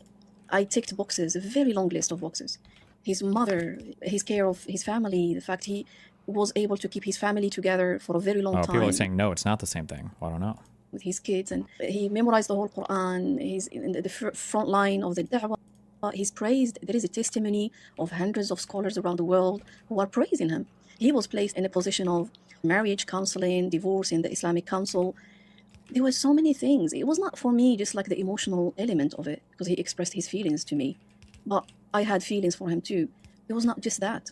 For me, it was a very big, rigorous process that I took, based on which, at that stage, whatever promise he would make, I would trust him. إن قالها فقد صدق. I'm excited. I'm excited. I am happy. I'm gonna have kids. And I was ready to have children. And we have the same ambition, the same lifestyle, the same priorities in life. All of a sudden, he stopped everything. He said, I think the best thing for me to do for you right now is that I wouldn't go ahead with this marriage. I was confused, especially after he opened up about his feelings. He spoke to my father. He's been pushing the idea forward. I had feelings for him too. I tried to get explanations from him, but he didn't give me any reply. So we stopped contact. It took me a very long time trying to recover, and we stopped contact completely. Okay. After like 8 months, he contacted me again. He apologized and said, I couldn't go ahead with the marriage last time because I had personal reasons. I am back, I am here now. Let's go ahead with this. I am ready. Don't worry, we're going to go ahead with this time. Let's just make things quick. And he was rushing up the process. Obviously, I told him you have to talk to my father again. And like, it was quite hard this time, especially that he told me he's not ready to make a big wedding back in my country. I told him that's okay. He said, I am not ready. I'm not able to go and meet your dad in person for personal reasons. And I trusted him. He said, let's do this over Zoom. It's actually halal. And you just have to convince your dad. But he told me I'm not ready to show my face. I was confused. I told him my dad is not going to agree to this. My father told him that my daughter and her child go together and they are a trust around your neck, an amana. I told him, don't worry, they're going to be in very safe hands. He promised that he's going to be meeting my family later. My dad gave me the permission to go ahead with the marriage. After we consummated the nikah. Wait, what? I told him that my daughter and her child go media. No, I accidentally pushed one. God damn it. Is now part of the work that we're I couldn't understand why he was giving me all those hints every time. I ticked boxes very long. We have the same ambition, reasons.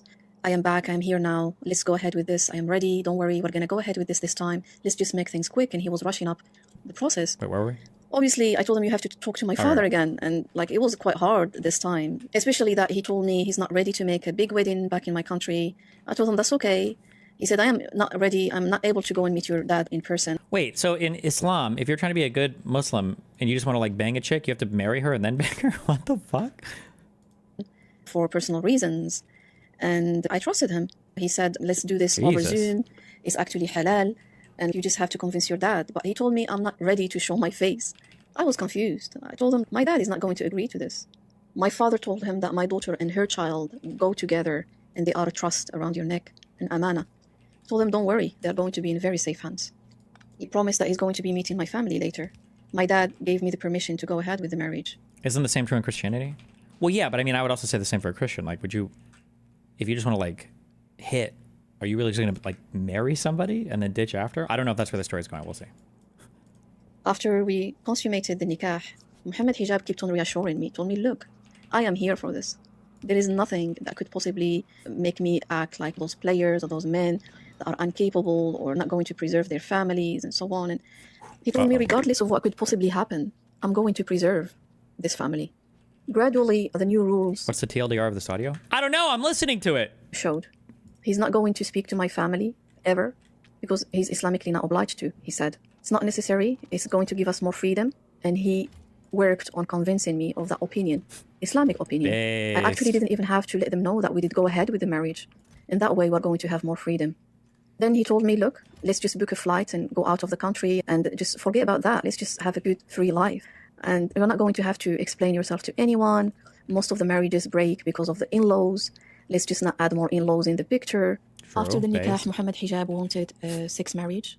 He wanted a hotel marriage. After the nikah, Muhammad Hijab wanted a sex marriage. He wanted a hotel marriage. But it didn't stop there. There was more to come.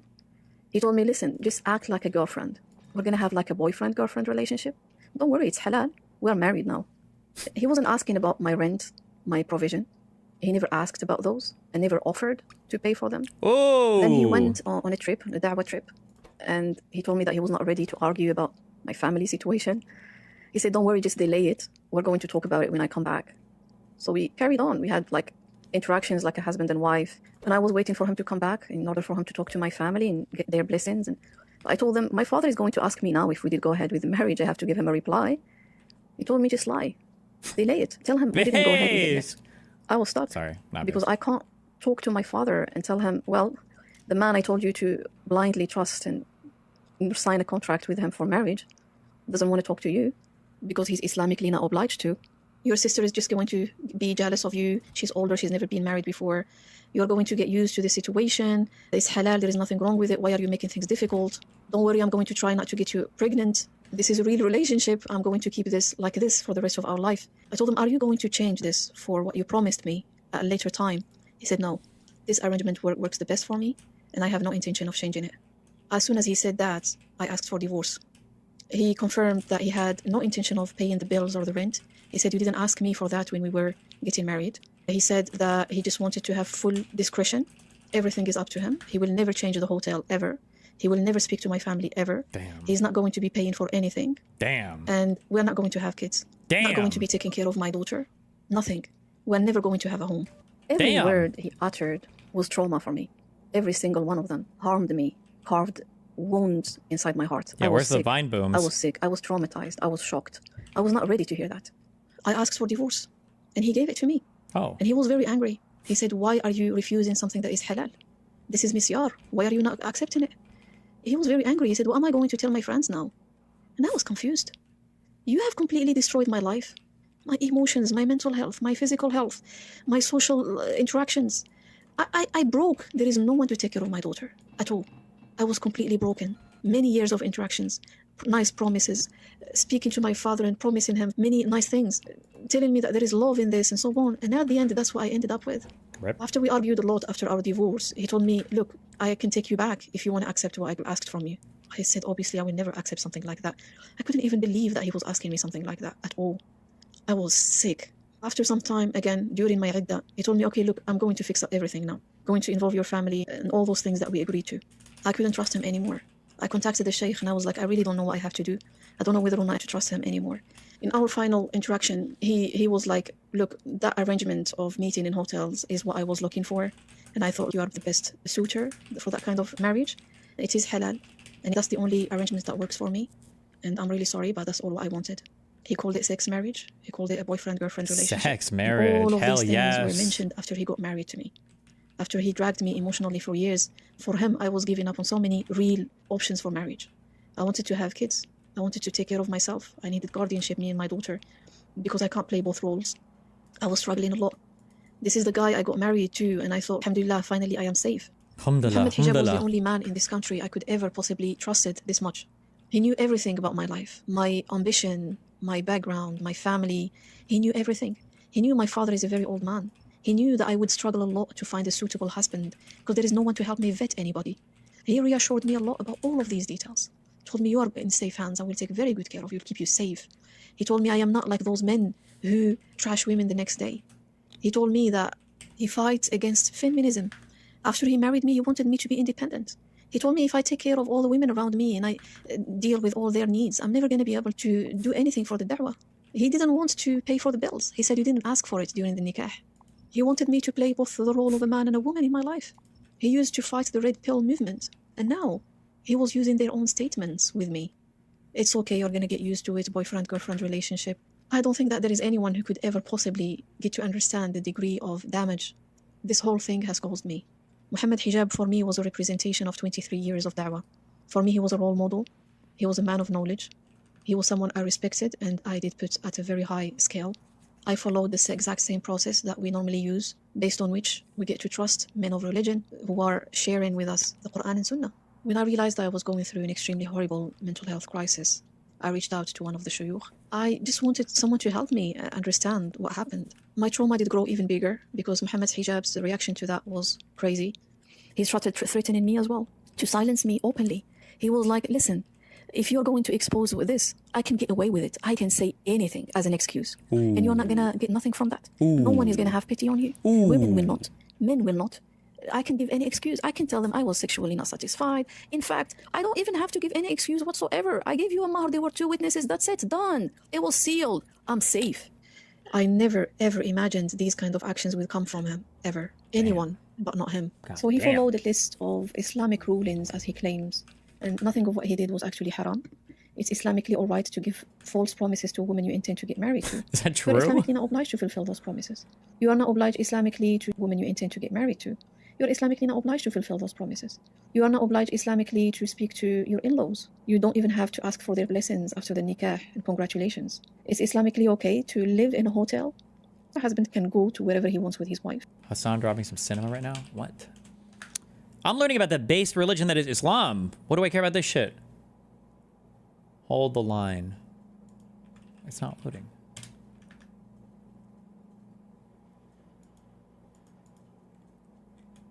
What? Oh. Oh, I went to the wrong... Oh my god, I'm so stupid.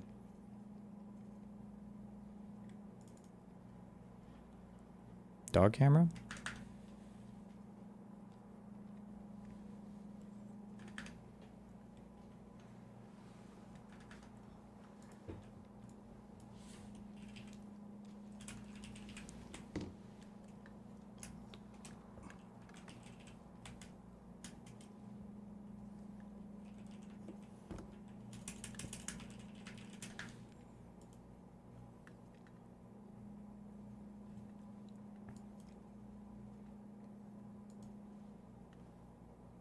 Look who it is. Look who it is.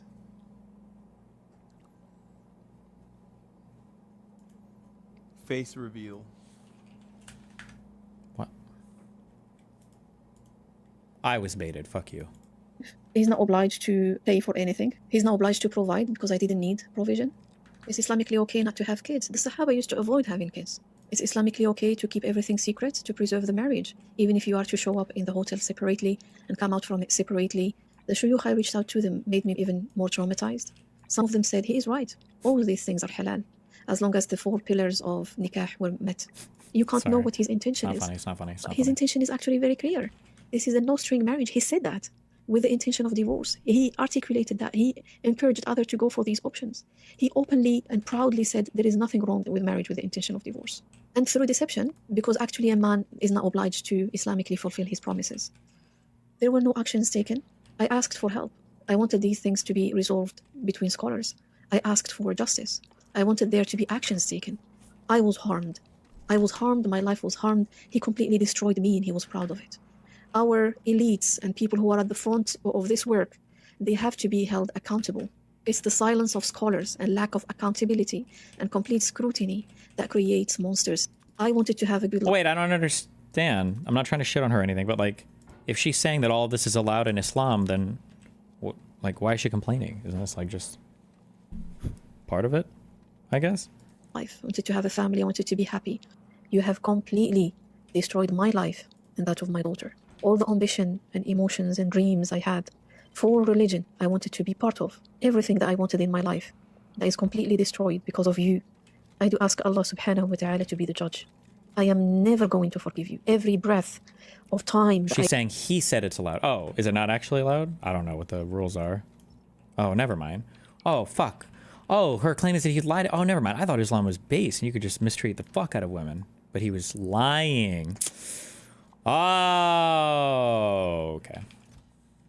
I have gone through all these years because of you, in your falsehood, in your oppression, in your transgression. I do ask Allah subhanahu wa ta'ala to pay me back for that. I will never forgive you. I would like you to bring forward your evidence, and I want to challenge you to mubahala. Your sin is not a sin that has to... Oh my, what is that? Is that Islam for, do they have their own word for debate? She wants to debate him out of the divorce or whatever? Oh, shit. Be concealed. This is not something you did between you and Allah subhanahu wa ta'ala in hiding and you repented. This is not what you have done. This is something that you have doubled on. This is something you were proud of. This is something you spread. This is something you encouraged others to follow. This is something you continued with the McDonald's nikah. This is something you have articulated. It's a curse from God, Ariel. Who is telling the truth? From our own religion. Jesus, she's like casting spells right now. Wallahi, because I know that I'm talking about it is the truth. Oh no. I'm calling you out to these 2 things. Number 1, I'm calling you out for mubahala. Come out, give me just that This mubahala. poor lady, she just wanted to turn her inshallahs into humdallahs, and now she's going to be engaged in mubahala. Oh no. with that dua. Give me just one dua and then disappear. If you are ready to do this, I would like to tell you something. I give you full permission to go ahead and file defamation case against me in the UK. 100%. You destroyed my life. I had dawah projects. I was working with 10 sisters. I was doing my dawah work. I was taking care of myself. I was ready to get married to a real man, someone who's really going to be caring for me and my daughter. I wanted to have kids. I had ambition. I had emotions. I had love. I had trust. I had belief. You destroyed absolutely everything. You took away my health. You took away everything from me. And I'm going to tell you this. This sounds like the fucking beginning of like a sick fucking track, except there's no beat dropping. I am here. Come and face me. I am ready to come out for mubahala, and I am going to be ready to go to court with whatever you would like to accuse me of. If you would like to go ahead with that, wallahi.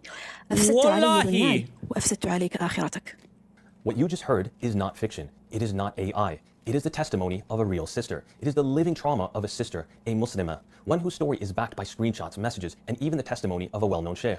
And yet, the man at the center of it, Muhammad Hijab, continues to speak from pulpits, to find it humorous, to perform marriages over WhatsApp and a McDonald's meal. Okay, why is it that... Okay, hold on. This is bullshit. When Asian people come to the United States, okay, they name all their kids like John, J-O-N, or like Eric, or Emily, or it's like the most monosyllabic or dual syllabic, I guess. Emily, that's 3 letters. It's basic bitch names, okay? They do this because they're like, oh, well, nobody can pronounce our names, okay? And then when they bring the words over into English, okay, they like Americanize or Romanize or whatever the fuck, all the words, because like, oh, nobody can pronounce this. But when Muslims, when they bring all their shit over, they have all their own original pronunciations and shit. Like, this guy is talking about all this shit, and it sounds like he's giving, like, fucking lore to Skyrim or whatever. Why are they allowed to keep all of their cool pronunciations for everything, but everybody else always talks about how, like, oh, no, like, no one would be able to pronounce it correctly if we did it this way? That's bullshit. They pronounce everything in the original way, and it sounds like they have their own fucking, like I'm getting, like, a plot synopsis for Dune 3 or some shit. That's bullshit. If they can do it, Asians should have kept doing it, and we all should have kept doing it, okay? As the mahr, and to promote ideologies that leave women like Aisha discarded and humiliated, left with a scar of betrayal, one that she will have to carry for the rest of her life. I've gotten people married in 1 minute and 60 seconds because I was busy. Honestly, someone comes to the office and say, listen, I need to get married, this and that. I say, listen, I need to go to the toilet. So this is going to have to be a quick one. I'll tell you the truth. I've even gotten people married on WhatsApp. And now there's a difference of opinion on the matter. But I was driving and this guy called me and said, look, I'm going to commit haram. He goes, I've got 2 witnesses ready on this WhatsApp group. Can I add you and you do the thing? So I brought them in. This is babe, so I can have casual sex? Can you go ahead and just fucking wed me to this chick real fast? I said to the woman, I said to her, listen, this guy's probably going to leave you. I know this guy. And he's like, what are you doing? You're here to try and make things easy for me. I said, but it's not fair on the poor woman because we know that you're a pernicious man. You're a khabith. And I said, what's the matter? And the guy said, you don't want to hear this one. This is before McDonald's was on the boycott list. He goes, I'm going to give her a meal in McDonald's. I said, sister, don't do this. I said, at least have something. No, she said, I don't mind. I don't care, whatever. It happened. And he did, in fact, divorce her, unfortunately. But I said, I told you so, and that was it.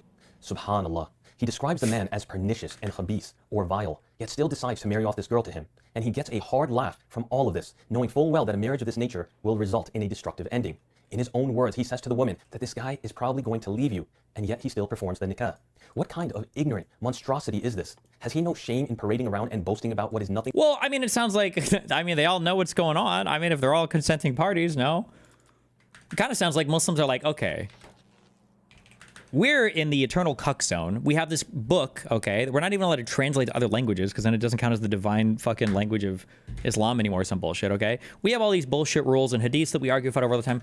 Jews, meanwhile, okay, will take the most insane readings of anything and they'll say, well, hey, listen, as long as it's not breaking the actual fucking rules themselves, like verbatim, then they're cool. So it sounds like Muslims are like, well, okay, Jews clearly kicked their ass in Middle Eastern shit. Maybe we should copy some of the shit that they do. And now the Muslim dudes are like, okay, well, it's not a crime to get to have a quick nikah, okay?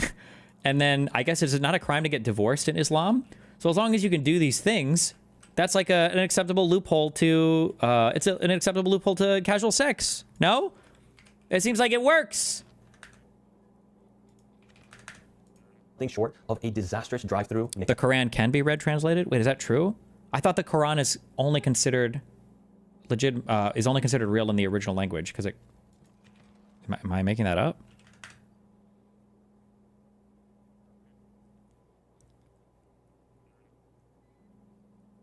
Wait, what am I thinking of?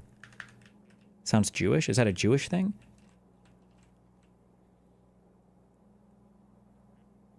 There's translated versions, but they say they can have a translated version. Like, obviously, there are versions of it written in English, but I thought it's only meant to be understood or whatever, or like the original words that Muhammad wrote or whatever are only...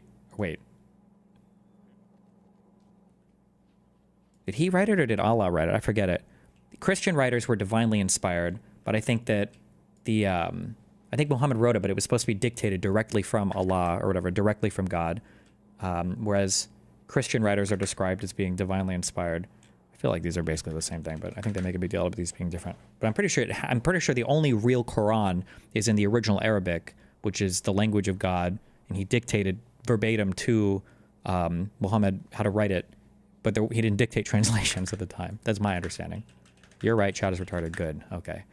And I know that because I've been to Arabia, aka the West Bank, where I learned everything about Arabs.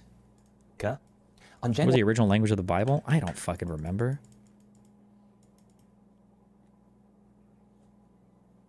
It was probably, I don't know, some combination of Hebrew, Greek, Roman, Arabic, some bullshit. Hebrew? Was it Hebrew? Wasn't it Hebrew? And I thought some early parts of it was, people said Aramaic. Belongs to the Northwest group of the Semitic language family. Okay. The New Testament was written in Greek? January 28th, you proudly broadcast to the world that you completed a bachelor's degree in Arabic and Islamic Studies from Al-Azhar University after 4 years and 80 exams. But here's the real question, Hijab. Is this what... Wait, when did Arab as a language, when did that become a thing? When was Arabic language invented?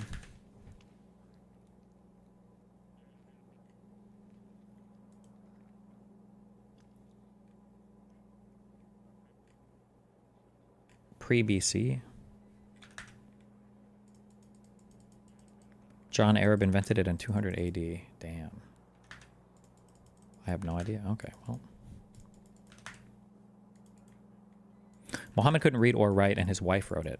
Damn, the 9-year-old? What they taught you in family law, that secret marriages without proper rights, witnesses, or dignity are acceptable, that you can twist sacred rulings into self-serving loopholes? Did Al-Azhar really train you to weaponize the deen like this, all at the expense of his sister? If this is your personal opinion, who gave you the authority to issue fatwa? And if you're suggesting that this is Al-Azhar's official stance, then that's not just misleading, it is flat out dangerous. Because if it is not their stance, then shame on you. Shame on you for dragging a trusted, sacred tradition through the mud just to justify your actions. You don't get to wear Al-Azhar as a badge and use it as a shield when it suits you, and then toss its integrity aside when it doesn't. Whichever way you try and frame it, this is disgraceful. Subhanallah. Is this what we have reduced our standards to? To praise and platform orators and speakers who fuel an industry of religious entertainment, sensational stories, and have no reservations or reflections on the harm and misguidance that results from such? Damn. Allahumma musta'an.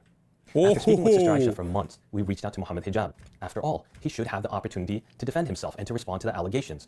When we brought the case to him, he didn't simply deny it. He quickly attacked. Rather than clarifying the situation or addressing the evidence respectfully, he immediately redirected attention to my own past, accusing me of possibly wronging my ex-wife, Dunya Shuaib, and claiming that I should be questioned instead.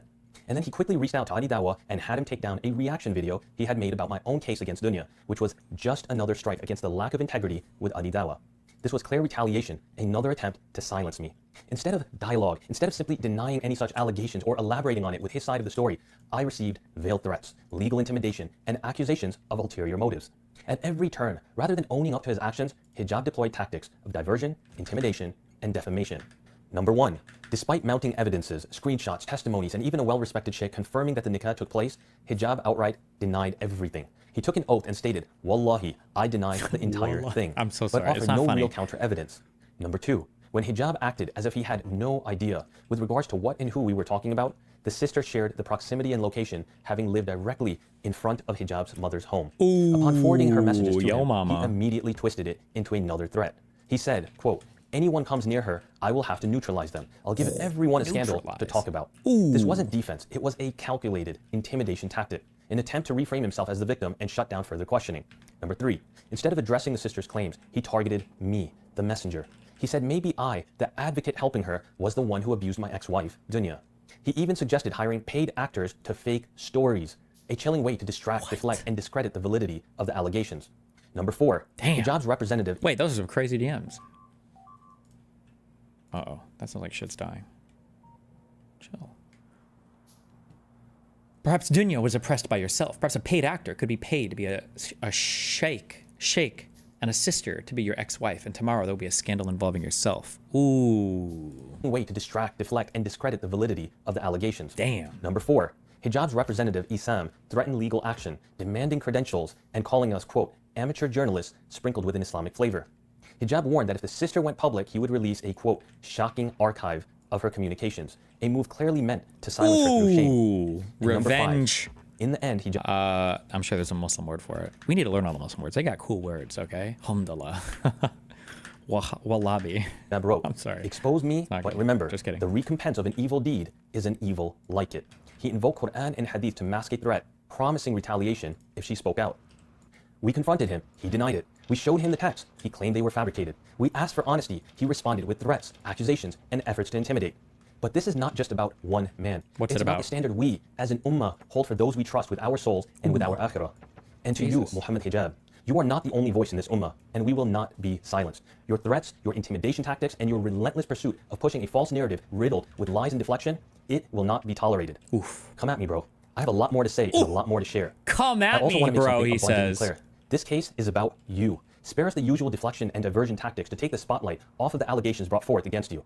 Also, as you indicated that maybe I'm the one who committed dhulm against Dunya, please do offer your services to her and bring forth the case to the entire public. But do not conflate the two. Your case is about you, not about me. You're the one preaching religiosity, not me. Attacking the messenger and the one representing the case on behalf of the sister is from the first chapter of How to Squeeze Yourself Out of Accountability. And as the sister mentioned, she challenges you to do mubahida. And if you truly want to double down on your claims and the oath you took, that there was no secret marriage, that this was just a woman who was desperate and became upset when you apparently rejected her, well, why not call upon leaders and the Islamic Council of Europe to investigate these so-called false claims? But there's one more thing I want to highlight. The sheikh that knew about your secret nikah with this sister and tried... Fascinating. Since we're going over this Muslim drama, I actually wanted to ask you for some advice. If I accidentally break my wudu while I'm still in salah, like inshallah, if I accidentally break my wudu while I'm still in salah, what should I do? Well, you're going to have to go ahead and break off the salah, and you're going to have to repeat your wudu again, unfortunately. You're not allowed to do that. You should just go and do wudu. I'm just reading what I Googled. I'm so sorry. If you break your wudu during the prayer, by passing wind or otherwise, you should go and do wudu, then come back and start the prayer from the beginning. Is wudu pooping or something, or farting, or... Destiny, thanks for always streaming and making content. Your content personally helped several full MAGA, complete Trump supporting people I know calm down and actually reconsider their views. Wow, it's washing yourself. Oh, gotcha.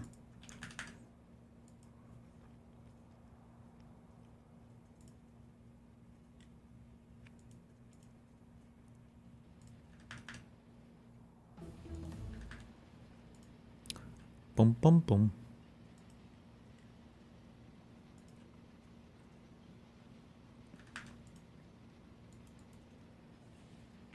Tried to help during the fallout between the two of you?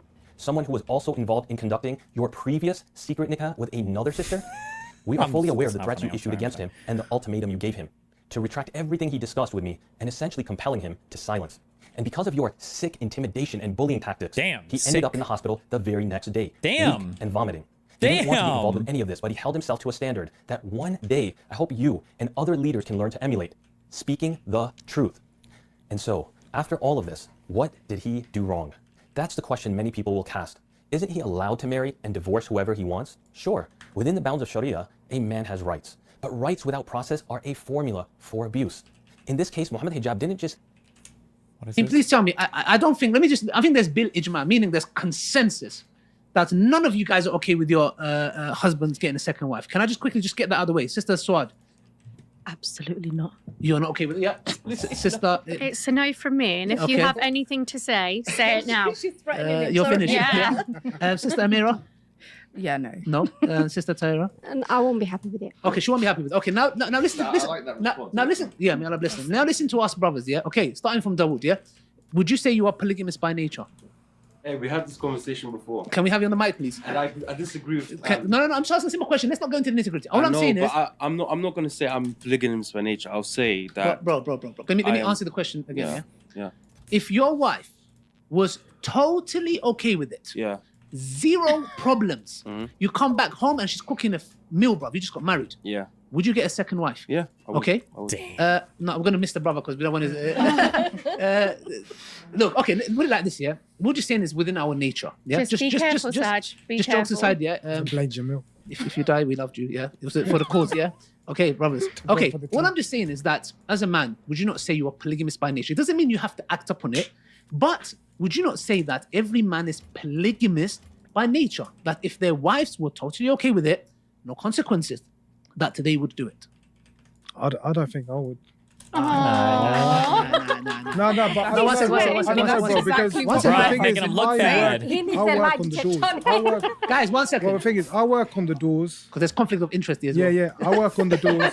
Let's say I work on the doors. Okay. Yeah, the thing is, I work on the doors. There's so many women out there, but the thing is, it doesn't do nothing for me. No, we know that. Look, I have no doubt about that. What I'm saying is the following, Aki, yeah? The reason I'm saying this, yeah, and we need to be brutally honest, yeah? The reason I'm saying this, you know why? Because sisters are under the impression that there is a man out there that is not polygamous. I believe. But that's true. That's delusion. Anyone that thinks that is delusional. Okay, no, it is true. Not every man is polygamous. One second. They're having their own red pill If they arc. put a lie detector test right now, this second. No, 1 second. You know why? And they, if they listen. If they put me, hijab, brother Sataj, they would on lie detector test, and they said the following questions: do you love your wife? Yes. Pass. Would you die for her? Yes. Pass. If your wife was okay, would you get a second wife? Yes. Pass. There is not a conflict between a man loving his wife and a man. I know they'd have like a religious escape for it, but then I feel like what would they say if the women were like, okay, cool, well, can we just get second husbands? Because obviously they would lose their shit, right? Wanting to be polygamous. I agree. And this is very important. If we're going to, and I'm not saying, I hear you out here, but what I'm saying is. I wonder if that ever comes up. No, listen, let's pass you, okay? Let's pass you because we're here to. Another husband. Second husband. Second man. Would have been good memes. Marry and divorce a woman. He became the groom, chose his own witnesses, appointed a friend as the sister's wali. Oh my God, why the did I do entire this? event I'm so behind a veil of secrecy and intimidation, all over Zoom. No names, no faces. He hijacked the entire marriage process. Judge, jury, and executioner. This wasn't Islamic. This was manipulation masked in religious garb. We don't know if the marriage was valid or if it was simply sanctified by fake formalities, because the witnesses, handpicked by hijab, are too afraid and unwilling to testify. Never mind. Then what really is the purpose of having witnesses? She never received her marital rights. No home, no support, no companionship. Just 2 hotel sessions, newly instated conditions that there would be no family. Hotel sessions. What does that mean? They just went to meet someplace to bang and say that, okay, now our marriage is real? They're consummating their marriage with a hotel bang? Damn. Communication, and that the marriage would be confined to exclusively meeting at hotels. Damn. And upon refusal to such ludicrous conditions, abandonment paired with gaslighting. Damn. When asked, hijab offered silence and countered with threats. This is why we speak. This is why behind veils exist. We don't expose to shame. We expose to protect, to hold power accountable, to say no more to hacked versions of Islam paraded as being legitimate. We are a collective and no one is above this deen. Not Yasser Birjas, not Omar Suleiman, and no, not even Muhammad Hijab. So if you're watching this and you're uncomfortable, ask yourself, why? And if you're one of those who thinks this is just fitna, ask yourself, what happens when the next victim, possibly your own sister or your own daughter, walks into a trap like this and there's no one left to speak? This is not just her story. This is all of ours. My final message to Sister Aisha: you are not alone. Your voice may have been silenced, dismissed, or buried, but today you are heard. Today, our ummah stands with you. That's beautiful.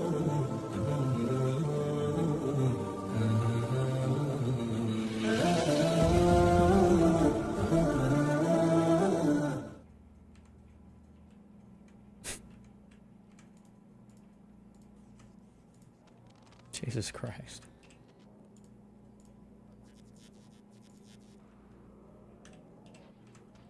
I fucked this up. They shouldn't be providers.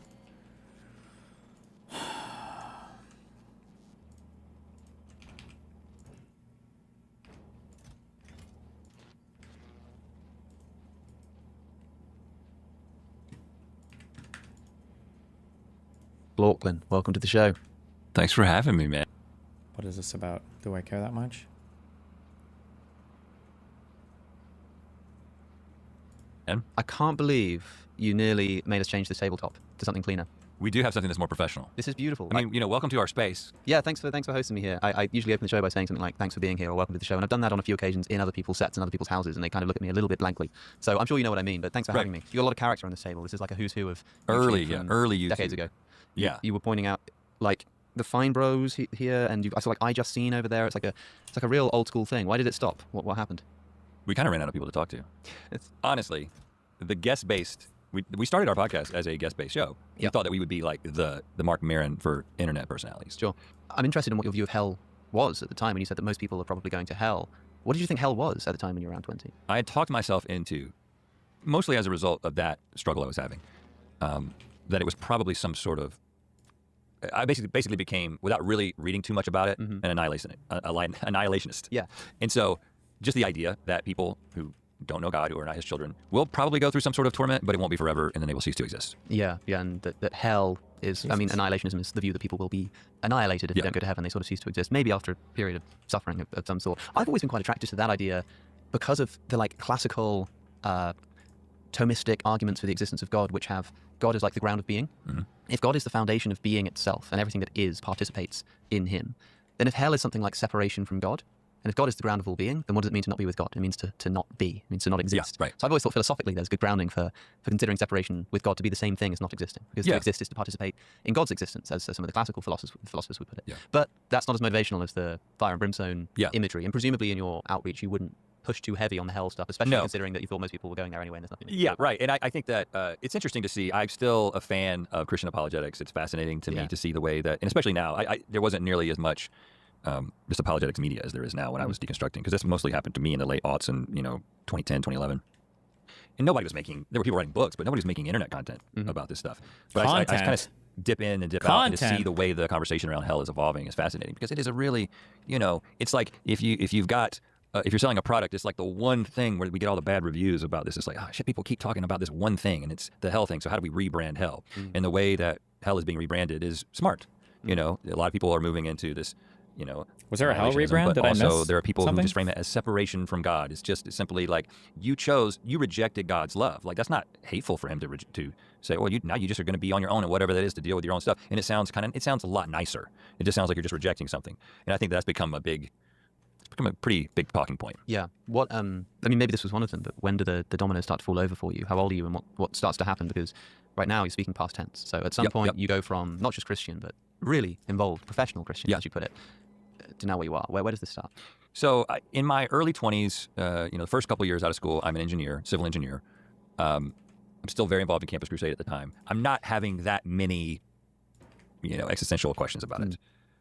If anything, I'm thinking about how I'm moving towards being a professional Christian, because my wife was still in college at the time. And so Link and I had kind of, we've been best friends since first grade in 1984. So we kind of knew what we were working towards. And the idea that we were going to develop this ministry where we got to be funny and make our comedy videos, and we were really trying to find a way to do the thing that we loved for the cause that we loved. So it sort of started as, with God in the periphery here, of like all the video stuff, and it's all sort of directed towards, at least subtly to some degree, evangelism? Yeah, definitely. And I think it was a way to have my cake and eat it too, because I really wanted, like, we are entertainers at heart. We wanted to be filmmakers. We wanted to make things that, had significance culturally. We wanted to do that from the very beginning. So we always had our minds of, like, on this idea that maybe we'll kind of, we can use this ministry, or we can have a ministry where we're doing these things that we love, and then maybe something that we make will be impactful enough so that we could one day, maybe we'll move to Hollywood and maybe we'll have a ministry there just through the things that we create. That was sort of the thought in the early days. So shortly after the engineering stint, going staff at Campus Crusade, at that point, you're going to the staff training. Hey, Dustin, your analysis about people see their own views in Trump, like that he is a vessel for people and their own views. Isn't that the case with most political figures? Why do you act like this is some profound idea? I don't think it's the case with most political figures, because most political figures can't afford the same vagueness that Trump has with every single idea that he has. Trump can afford to never take a strong position on anything, or literally recommit to any position at any point in time ever, and his fan base never holds him accountable. I remember that one of the disqualifying things for Kerry, like, it's funny to imagine U.S. history like this, but like the go-to insult for him was to call him a flip-flopper because he had changed. It was like one big position that he changed. was that Kerry or was that Gore? The flip-flopper thing? Like changing your view ever is like political suicide back in the day. But now, with Trump, you can say or do or believe whatever, and it'll change the next day, and who cares, and his fans will defend it. So it is different with Trump. I don't know why, it just is. And you're taking the seminary classes and your initial, and I was always I was not like a super deep student of theology, but I would say moderately deep. And there were certain ideas that I would gravitate towards and things that I like to think about and talk about.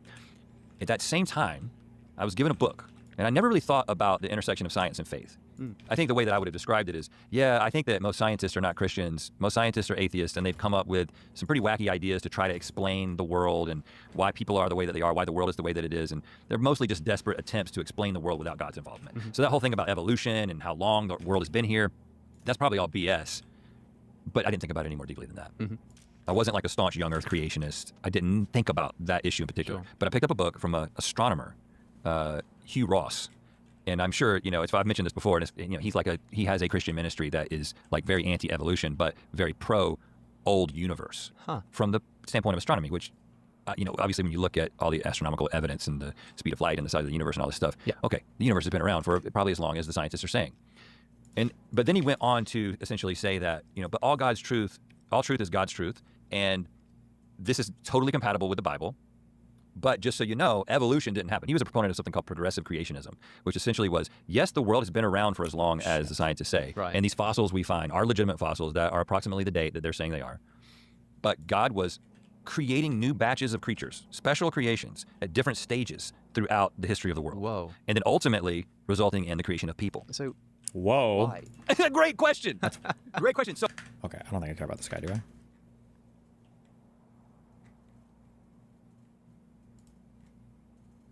I don't care about this guy. Sitch and Adam. 1.4K viewers. Damn, that centrist grift is going hard. Hijab in 4K. Uh-oh, what happened?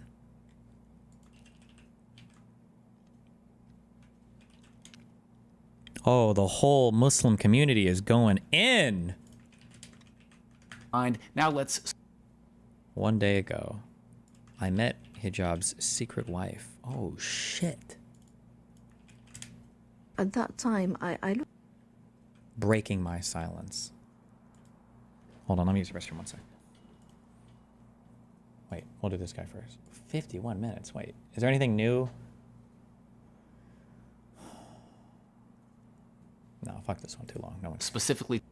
Bismillah, alhamdulillah, wa salatu wassalamu ala rasulillah, assalamu alaikum wa rahmatullahi wa barakatuh, and welcome all viewers. As you can see here on the screen, these are some thumbnails of videos that have recently been coming out. There are literally dozens of videos coming out about this topic. There are thousands of comments, hundreds of thousands of views. So that being the case that this is such a public discussion at the moment, I wanted to make a video in order to share some teachings of our Prophet Muhammad sallallahu alaihi wasallam, and I ask that Allah make this video beneficial. Now, I want to make it very clear from the outset, this particular video is not going to be about any individuals personally. Now, I am a convert to Islam, and I did not become Muslim because I wanted to make friends and have to defend people, nor did I become Muslim because I want to make enemies and I feel like I have to attack people. I became Muslim because I believe that the Quran is the book of Allah and that the Prophet Muhammad sallallahu alaihi wasallam is Allah's messenger. So that's what I am concerned with, and that's what I recommend all of us be concerned with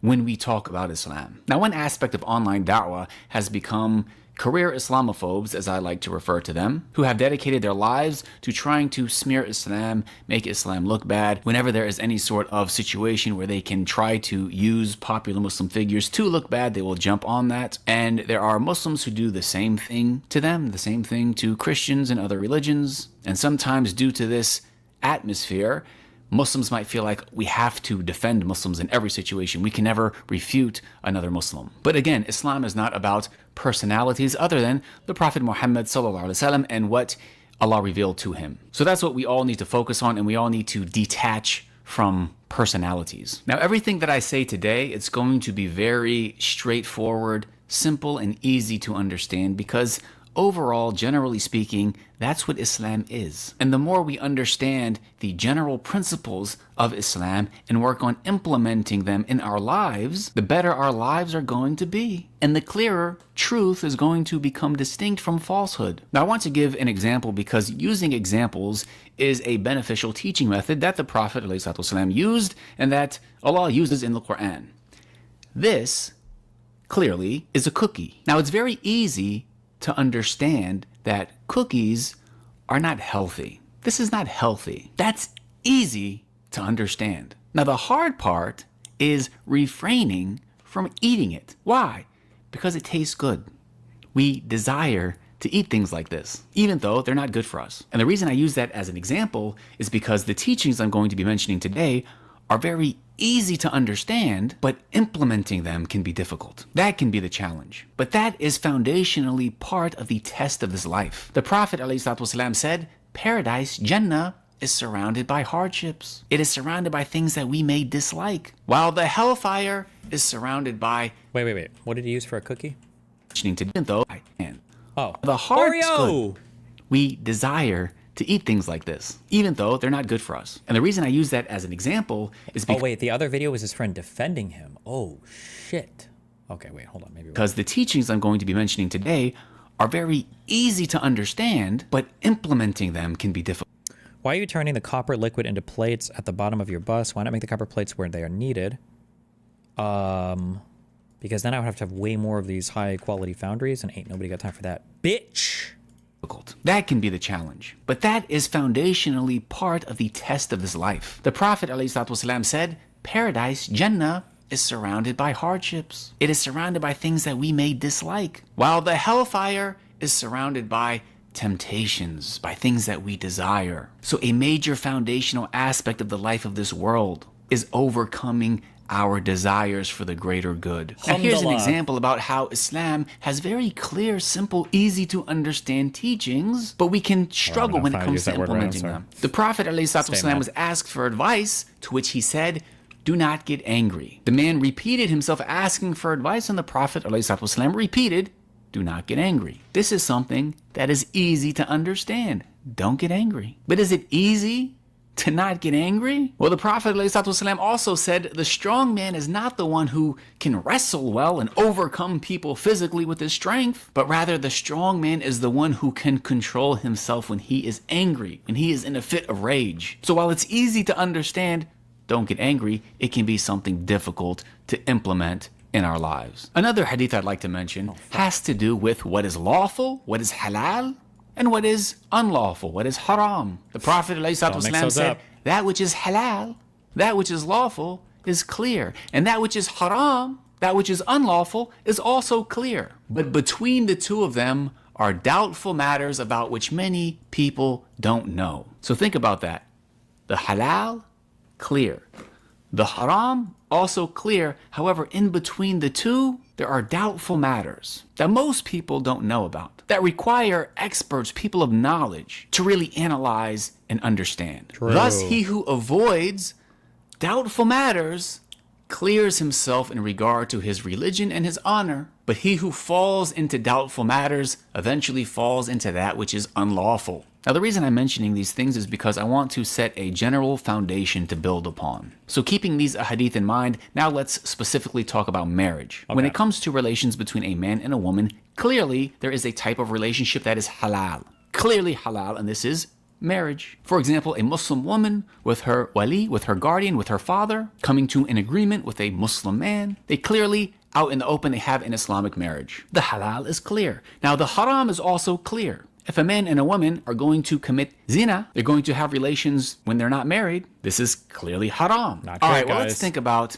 kind of in between, where somebody doesn't want to have a public marriage, where out in the open, they're taking care of the wife, they're sitting down, they're meeting the wali, they're meeting her father, they're getting to know each other, they're having that sort of traditional Islamic marriage. Okay. Nothing ambiguous about it, nothing questionable about it. Let's say that they don't want to do that, but they don't want to commit zina. Is there something that can be done that's sort of in between? Well, from the very outset, just keeping this hadith in mind, you should understand this is dangerous territory. Dangerous, now, firstly, guys. when it comes to being secretive about certain things, the Prophet ﷺ, he said that righteousness is good character, and wrongdoing, sin, is that which wavers in your heart, and you dislike that people should come to know about it. So that's one thing to keep in mind. Another hadith comes to mind where the Prophet ﷺ said, one of the sayings of the early prophets, which the people have got, is if you don't feel ashamed, if you feel no shame, then do as you wish. If you are feeling shameful about something, then perhaps that is an indication that it's sinful, as the previously mentioned hadith indicated. Now, clearly, there are certain types of marriage where somebody's not going to feel ashamed at all about it. For example, let's say that there's a Muslim man, he wants to marry a particular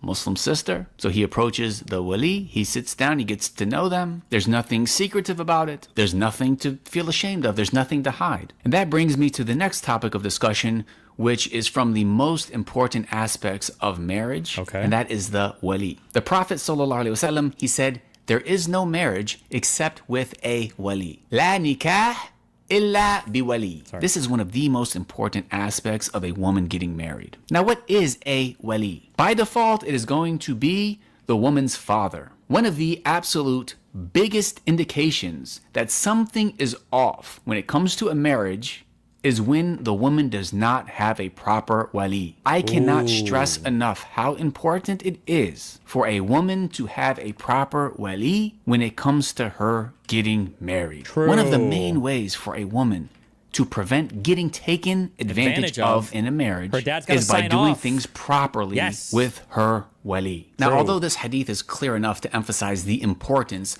of a wali, I want to mention two additional reasons. Number one, a woman's father, for example, is a man. So as a man, he can safeguard against the other evil men. He is going to understand the mindset of another man in ways that a woman never can. So a woman might think, oh, this guy, he's going to be great. He's going to be the best husband in the world, based on how she is interpreting the looks at him and the dad goes, Chad Thundercock over here, he ain't it. Sister, daughter, sorry. Things that he's saying in his behavior. Whereas another man is going to be able to see things differently because he's a man. He knows how men think when it comes to women. That is one thing that a woman will never be able to do. However, there is a second aspect that is very important, and that is a proper wali, like, for example, a righteous father. He is going to have... He's going to make the guy... What do you think he's going to say? He knows the contract the guy needs to sign to take care of the woman, maybe? Have ghaira for his daughter. He is going to have protective jealousy for her. He has a unique type of care and affection and love for his daughter. So he wants to make sure, to the best of his ability, that she is marrying the right man. However, when this process is not properly implemented, this can lead to so many problems where women are taken advantage of. And the purpose of this video is not to get into the specifics of things. Again, we're talking about the clear halal, the clear haram, and we're keeping things simple. If a woman does not have a proper wali like her father, if that person that she's going to act as her wali doesn't know her, doesn't care about her, basically has this sort of attitude of like, come on, let's hurry it up. Yeah, let's do this marriage. Oh, what's the dowry? Oh, you're going to take her to get some fast food? Okay, sure. Then clearly this person is not acting as a proper wali. No father in his right mind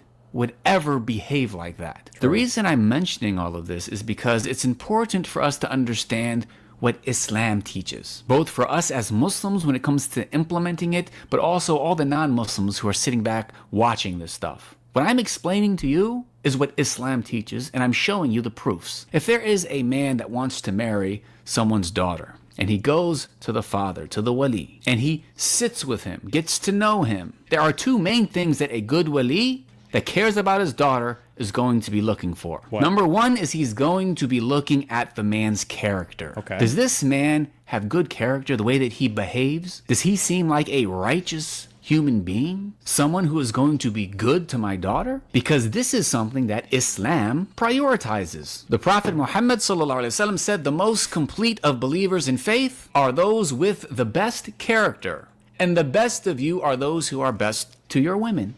This is what Islam teaches. A wali is going to want to know, do you have good character? Do you seem like a good person? But also they're going to want to know, are you going to take care of my daughter? Clearly, there are things you want from a wife. Well, as the father of this woman you want to marry, there are certain things she wants from you and certain things that I want for her from you. True. I want you to take care of her. And this is also from the religion of Islam. The Prophet ﷺ said, all of you are shepherds and each of you is responsible for your flocks. The man is specifically a shepherd regarding his family, regarding those of his household. This, brothers and sisters, is what Islam teaches. The halal is clear. These teachings are clear. The haram is clear. Come on. It is these situations in between that people play with that can cause them to fall into haram and cause all sorts of problems. So when it comes to these discussions of marriage, this is what Islam teaches regarding a man, a woman, her wali, her guardian, what is expected of a Muslim man, who are the best of the believers, what their responsibilities entail. And I emphasize this to try to prevent anyone from misunderstanding what Islam really is and what it really teaches. And for those of us who are Muslims, this is the behavior that we should strive for. And this is clearly based on what? On clear ahadith. Wait. This doesn't even cover the drama. This is just a fucking Islam teaching. I just got baited. Authentic teachings of the Prophet Muhammad sallallahu alaihi wasallam. So there's a lot more that could be said, but inshallah this will suffice, at least for this video. What's the thing? Every time they say his name, is he just saying peace be upon him in Arabic or whatever? I'm sorry, I shouldn't make fun of it. My bad. Allah knows best. May Allah guide all of us. Charlie Hebdo. My bad. May Allah forgive us. May Allah protect our daughters, our sons. May Allah put barakah in. Wait, do you have to say peace be upon him for Muhammad to put respect on his name, but you don't have to put respect on Allah's name? Isn't that kind of weird? Marriages. May Allah guide us to be true representatives of His religion. Subhanaka Allahumma wa bihamdika ashhadu an la ilaha illa anta astaghfiruka wa atubu ilayk. Assalamu alaikum wa rahmatullahi wa barakatuh. Jesus Christ. And now let's.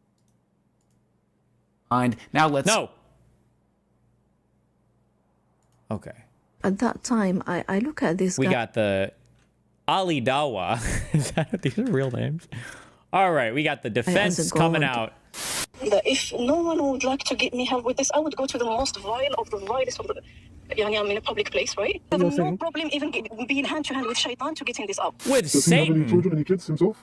Yes, and I'm making dua on them as well. You're making dua on his children as well? Yes. Their atoms, their cells, their bodies, give him cancer.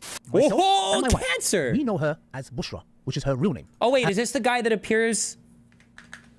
I feel like that Muhammad hijab guy always has like a sidekick. Is that this guy? Are they they always appear like in pairs? I don't want to say sidekick, but there's like he's got like a crew. Is this one of them? Yes. Okay. Yeah. All right. Okay. Let's go. And some of you guys, and most of you guys, have never met her. I have met her face to face on multiple occasions. Assalamu alaikum wa rahmatullahi wa barakatuh, brothers and sisters and dear friends. Before I start this video, I want to say, A'udhu billahi minash shaitanir rajim, bismillahir rahmanir rahim. Brothers and sisters, many of you guys know this sister who's come out with these accusations as Tuba, as Aisha, as Sarah. Many of you guys have heard her stories behind the screens and her accusations. Myself and my wife, we know her as Bushra, which is her real name. And some of you guys, and most of you guys, have never met her. I don't know. I have met her face to face on multiple occasions. He's got the truth. And I'm going to, inshallah, tell you guys exactly what happened when I met her, to when I interviewed her, and how this all transpired for me finding out what really happened. Now, in the beginning of the video, guys, you heard some things that were very, very disturbing. And I can remember when I first heard them, I was like, really? Would someone... You debated this guy, right? Did I? I don't remember debating this guy. If I did, I don't remember it. Go to this level, no matter how much you hate someone, to say yes to his kids' selves. Now, there are people who kill children. What? Like the Zionist regime. Children? And every single one of you guys, and all of us, have come together in the past years condemning the atrocities. And we have been shocked over and over again when the Zionists have come and justified their actions to us. So you guys know exactly what I'm talking about. Now, when somebody comes and says, not just making general dua, I hope his children, this happens to them, or something bad happens to them. They go to specific details by saying, I make dua against their selves. Jesus. Who talks like that? That's like some Amalak Number shit. two, to come and say that he sees hijab as a god is number two. Number three, making dua that he himself, hijab, gets cancer. And the most shocking of them all, because all of them, you can say she's making dua. There's no active thing that you can do. But no, they've got like a name for like every action. That's kind of crazy, right? They have like a making dua. What does that mean? You're making like an idle threat, or you're just like talking shit, but you're not actually gonna fuck somebody up. Is that what that means? They got like a cool name for everything. I want cool names for everything. Dua is prayer equals literal translation. Okay, but you're not gonna act on it. My guess is the intent of that word is that when you pray on something, it's a thing that you hope that God does. It's a thing that you are not going to do, right?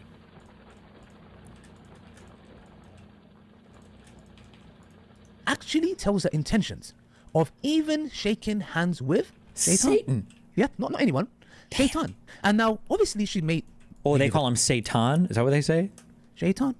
Yeah, not anyone. Damn. Shaitan. And now, obviously, she maybe have attempted or not. But then she says, I will go to the most vilest of the vile. And she did exactly that. By going to human Satans and going to the most vilest of the vile. And when I'm saying this, brothers and sisters, we are talking about people who rip the Quran, who spit on the Quran, who insult the Prophet Muhammad, peace be upon him, who curse. Wait, why do they say peace be upon him sometimes in the wizard language, and other times they just say peace be upon him? Like, why didn't he do the Muhammad? Why did he say it in English that time? To do everything and say everything to insult Islam. Not only that, these two individuals... Oh, shaitans are evil spirits. Oh, wait, I can't tell if you're trolling or not. He said Satan. He was saying... Jules, Apis, and Rottenwood, who went to Israel, walked the streets of Jerusalem, and said, we don't see any genocide. Mockingly, while the Palestinian kids were being blown into pieces, they said, we don't see any genocide. So you know what? One thing that I will give her, she did go to human shaitans, and she did went to the most vilest of the vile. She definitely fulfilled that promise that she gave you and all of us. And she went to them and told them... That was not then. We would say that was not dua, okay? Because she did okay? You know what I mean? She didn't just pray on that one. She did that one. Stories. We're going to come to that. And Salman, yes, Dunya's ex-husband, very shortly, inshallah. And how he casually dismissed in his latest video, not even mentioning about the dua against his kids. Yes, their cells. I mean, these are children. These are innocent kids. No matter how much I can hate someone, and believe me, Apis and Rottenwood are people that I make dua against, and I ask Allah to destroy them. Like, if they were destroyed in front of my eyes, I would have popcorn. I would never, have you ever seen me ever say that I would like to see their children get killed? Oh, wait, did I miss? Is that what the cells mean? The children? Or was that a different thing and I just missed it? Damn, I don't want their children to die. Which human being would ever get and pick on innocent children unless you have psychological issues? Damn. Now let's break this down step by step of my occurrence and my wife's occurrence with this sister, where she messaged me. Oh, she means she curses their atoms and cells. Oh, so even the... Okay. This down step by step of my occurrence and my wife's occurrence with this sister, where she messaged me when I met her. Why is every Muslim influencer a bonger? Because I feel like Muslims in the U.S. are just like chill for some reason. I don't know what it is. They're just like, they don't give a fuck about any of this shit. Well, that's what it seems like. They're always bongers. It's kind of like if you meet feminists that hate trans people, they're also like always bongers for some reason. I don't know why.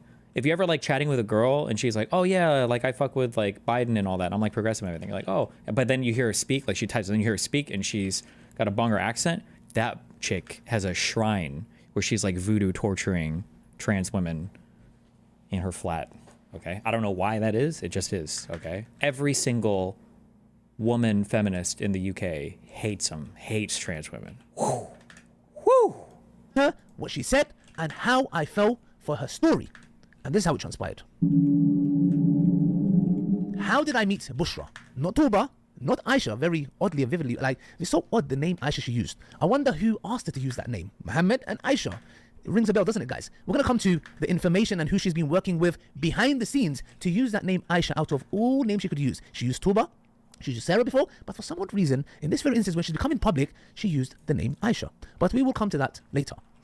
At first, she messaged me on Instagram. And I get many messages on Instagram, and I prioritize those who are on the verge of suicide, they have a doubt, or whatever it is for that matter. I got this message. I saw this message. And my wife has access to my phone. She read it, etc. And she said to me, you know what? Stay out of it. Because I don't know what she saw. I'll be honest with you. I sometimes see and I'm just like, come on, I'll just say, look, can you just read this for me and see what it's about? My wife read it for me and she clearly told me, do you know what, Ali? Don't get involved, whatever it is, etc. And there are sometimes sisters out there who just come to me just for attention or whatever it's for. Wait, what? She read it, etc. And she said, doubt, whatever it's for that matter. I got this message. I saw this message. And my wife has access to my phone. She read it, etc. And she said to me, you know what? Stay out of it. Okay. Because I don't know what she saw. I'll be honest with you. I sometimes see and I'm just like, come on, I'll just say, look, can you just read this for me and see what it's about? My wife read it for me and she clearly told me, do you know what, Ali? Don't get involved, whatever it is, etc. And there are sometimes sisters out there who just come to me just for attention or whatever it's for that matter. And I'm not saying she did that or she didn't. I'm just saying my wife clearly told me, Ali, just stay away from this. I said, no problem, I'm not really bothered. But later on, she was persistent. And when she persisted, I said, you know what, let's have a look. She's a sister in Islam. She has a concern. She seems like she's very adamant. Something may have happened. I consulted with my wife and I said, you know what, let's just see what the situation is. So my first occurrence with her after that was when she came with Mohammed Tarawna. Yes, and came to me and I sat down with her and I heard a story. Mohammed Tarawna came and said to me, this is what she's gone through, hear a story. I said, no problem. I mean, if it's coming from yourself, I mean, okay, there must be something, serious for that matter. Yeah. From what I vividly remember. Or it might be that I had that meeting first with Mohammed Tarawna and then the messages came one way or another. Anyways, so I sat down with her. I can remember in the little room in North Star Studios and I heard a story. She told me this person and I said, look, number one, first thing first, I don't want to know who it is. Do not tell me who it is. Because it can be, like this is an accusation by the way, it can be someone that I know and I don't want to be biased. I want to be just, my loyalty is to Allah and His Messenger. I have no loyalty, I'll be making it very clear, categorically clear. Not Muhammad Hijab, not Zishan, not my dad, not my mom, not my daughter, not my sister, and not my sister. I have no loyalty, let me make this clear, to nobody except Allah and His Messenger. Okay, anything to do with that, no problem. So I said, listen to me, sister, I don't want to know the person's name. You're claiming this has happened. Please tell me your story. And the story was similar from vividly what I can remember about marrying somebody, misyar marriage, he treated me like this, girlfriend-boyfriend marriage, hotel marriage, all of that stuff. I said, okay. I mean, when you hear that from a sister, and this is another thing as men we fall into, sometimes we can be very naive. We believe it. And I'm not going to mention the sheikh that I'm going to talk about, but he does marriage counseling. He says one of the mistakes that we would do is when a sister comes in and she starts crying, we automatically think the husband is wrong. Yeah. And this is wrong. Ali radiallahu anhu said, women are fucking liars, bro. Okay? That shit transcends race, religion, time. Okay? Listen. Don't believe a crying woman. True. We call that, what was the name of the confusing one? Not halal or haram. What's the thing where like, you're on the edge, man. You better don't do anything you'll be ashamed of, is what Muhammad would say. What was the thing in the middle called? Makruh. That's makruh, okay? When a woman comes in and you want to blame the husband and take her side immediately, that's more confusing, okay? Don't do that, all right? For you to understand justice, you have to hear both sides. And this is where I failed. As a human being, I failed. Because when I heard a story and she's told me this, oh no, I sympathized. I was upset. I was angry. I was like, which human being would do these things to this sister? I was upset. So was Mohammed Tarawna. He fucked up. He was, when I was with him, he was upset. Yeah? Now, moving forward. Then afterwards, there was a communication through Instagram, if I'm not mistaken. After that, she asked to come and meet me in my dawah table. I said, no problem, sister, but I got my wife. Alhamdulillah, actually, she said, can I come? I said, you can come. I said, if you're free, you're not doing nothing, leave the kids at your mum. She came with me. Actually, no, she came with the kids, if I'm not mistaken. She came, and this sister, Bushra, said that she would be more comfortable. I said, alhamdulillah, to me it's better. It's a public place anyway. It's not like we're meeting anywhere private. No problem. My wife came, we went to Cafe Concerto, we sat down. And we spoke. One thing my wife noticed was this. She said this to me actually herself. She said she didn't even acknowledge my wife's presence there. Like for someone, and I'm not saying anything. She's like, she seemed very, like to me, she seemed like she wanted blood. Like I could just see from her eyes, she wanted nothing but blood. And my wife even said like, it's as if like her body positioning is as if my wife didn't even exist. And I even met her daughter, beautiful young girl. She was playing with the kids, etc. We bought some ice cream, etc. They were sitting there. That was my second occurrence with her. I spoke to her. And the third occurrence was when I heard her story, when she told me, you know, she was lied into getting a secret marriage, she didn't want this, and rah, all these kind of stories. And I thought to myself, subhanAllah, whoever this person is in the dawah scene, I don't care. I said, I want the public to hear your voice. Now, I could come and say, hold on a second, you know, it's in the dawah scene, it might be someone that I know, let me be biased, you know, because, you know, if we're biased, I would say, you know what, sorry, sister, your story's lied, don't contact me, don't message me, go away, get it. No. I took her voice and I said, let her have a voice and express herself. Only one condition. Because it's an accusation, no names are going to be mentioned because it's an accusation. I don't know who it's about, etc. But you want to voice your opinion. No problem. So, however, later on, I did find out who it was. But I still went ahead with the interview because I said, look, it's an accusation and it's my duty now to find out the other side because the name has been mentioned now, which I did not want it to be mentioned. I let her have her voice. Now, she said that she did not want to get into a look. Let's read from the website. Let's read clearly. what she said. So the question is asked. Did I agree to a secret marriage? She starts off with never. Now listen very carefully. Two words I want you to pick up on. Never and secrecy. Never and secrecy. This is very bold for someone coming and saying never and secrecy. Now let's read some messages. Let's read. Which when I saw And when in this very studio, because when these accusations were unfolding, and then I happened to know the name she mentioned, I didn't ask for the name. I told her clearly, I don't want to know the name. When she mentioned me the name, I still went ahead and done the interview. The most blameworthy thing that people come and say to me is, hold on a second here. Actually, what you done was a violation towards your friend Hijab. And I was saying, no, actually, you're right. Because if you think about it, my bias was actually... True! Where are the loyal men at? Absolutely true. Towards her when I didn't know who it was. And when I knew who it was, I said, look, in order for me to be just, which actually I was unjust, if you think about it, I was thinking I was just. You were unjust. By hearing the story, this whole interview that we took, and then I came to this very house. And then I played this thing. I said, somebody approached me. Yes? And this was my indirect way of getting Hijab to, like, see if there's he can come out. If this is someone that he even knows. I wanted to see, does he even know her? We played the full interview. And Hijab said to me, bro, I know this voice. I know this woman. And I said, okay, who? And she said, he said, come and let me show you. This is the messages that he showed me that made me change my mind. It made me embarrassed. Okay. It made me realize the mistake that I did. Because to me, of not wanting to be unjust, I ended up being just. I ended up being unjust towards Hijab. So if you think about it, if I have any loyalty, I would have done the opposite, right? Would I not come and say to her, look, you're a liar? No. I actually had to apologize to Hijab and say, bro, I'm sorry. It's just I didn't want to be biased and I took it into whatever. This is what he said. I want you guys to listen carefully. Yeah, I'm listening. Tell us. Could I ask you today, please? I need some advice. So Hijab is replying saying, I know a 28-year-old brother, Tunisian, not married, no kids. I've known him for 20 years. Would you consider him for marriage? Okay. I know a 20-year-old brother, Tunisian, not married, no kids. I've known him for 20 years. Would you consider him for marriage? Thank you for thinking I could be suitable for someone you know 20 years. Damn, this is what we need in America. Arranged marriages. Okay, this would help all the red pillar, or not the red pillars, the incels. You can see. She says, thanks for thinking I could be suitable for someone you've known for 20 years. I would consider, I can't see the text here, that has high religious level and practice. The next message. Sorry about those texts. I got emotional. Lol. And then Hijab replies, listen, I honestly think what you deserve and what is most likely to ensure that you don't go through heartbreak or repression is a normal monogamous relationship. I must give you this advice. Otherwise, I would be cheating you. Third message. Now listen carefully, this is very key, because remember she said never for secret marriage and secrecy. I can go for a religious man, inshallah, and give up on equality. Did you hear that? Okay, now, I go for a religious man, inshallah, give up on equality. I just don't want to be cut off in case she finds out with no mistake of mine. And then I would still go for a religious man, even if he has to cut me off if she finds out with no mistake of mine. I'm guessing these are these texts translated? I'm guessing, like, is with no mistake of mine. That there's probably some Arab word for that, to where like if shit gets fucked up, like I won't hold it against you or something. Is that what that means? Does anybody have? Where are my Arab speakers? This is some red pill shit. She's like, I'll settle for the alpha religious male if I have to share him, and if the other guy finds out, then I'll bounce. I just don't want to be cut off in case she finds out with no mistake of mine. Steven, you will be blessed with a daughter. Thank you, Kendra.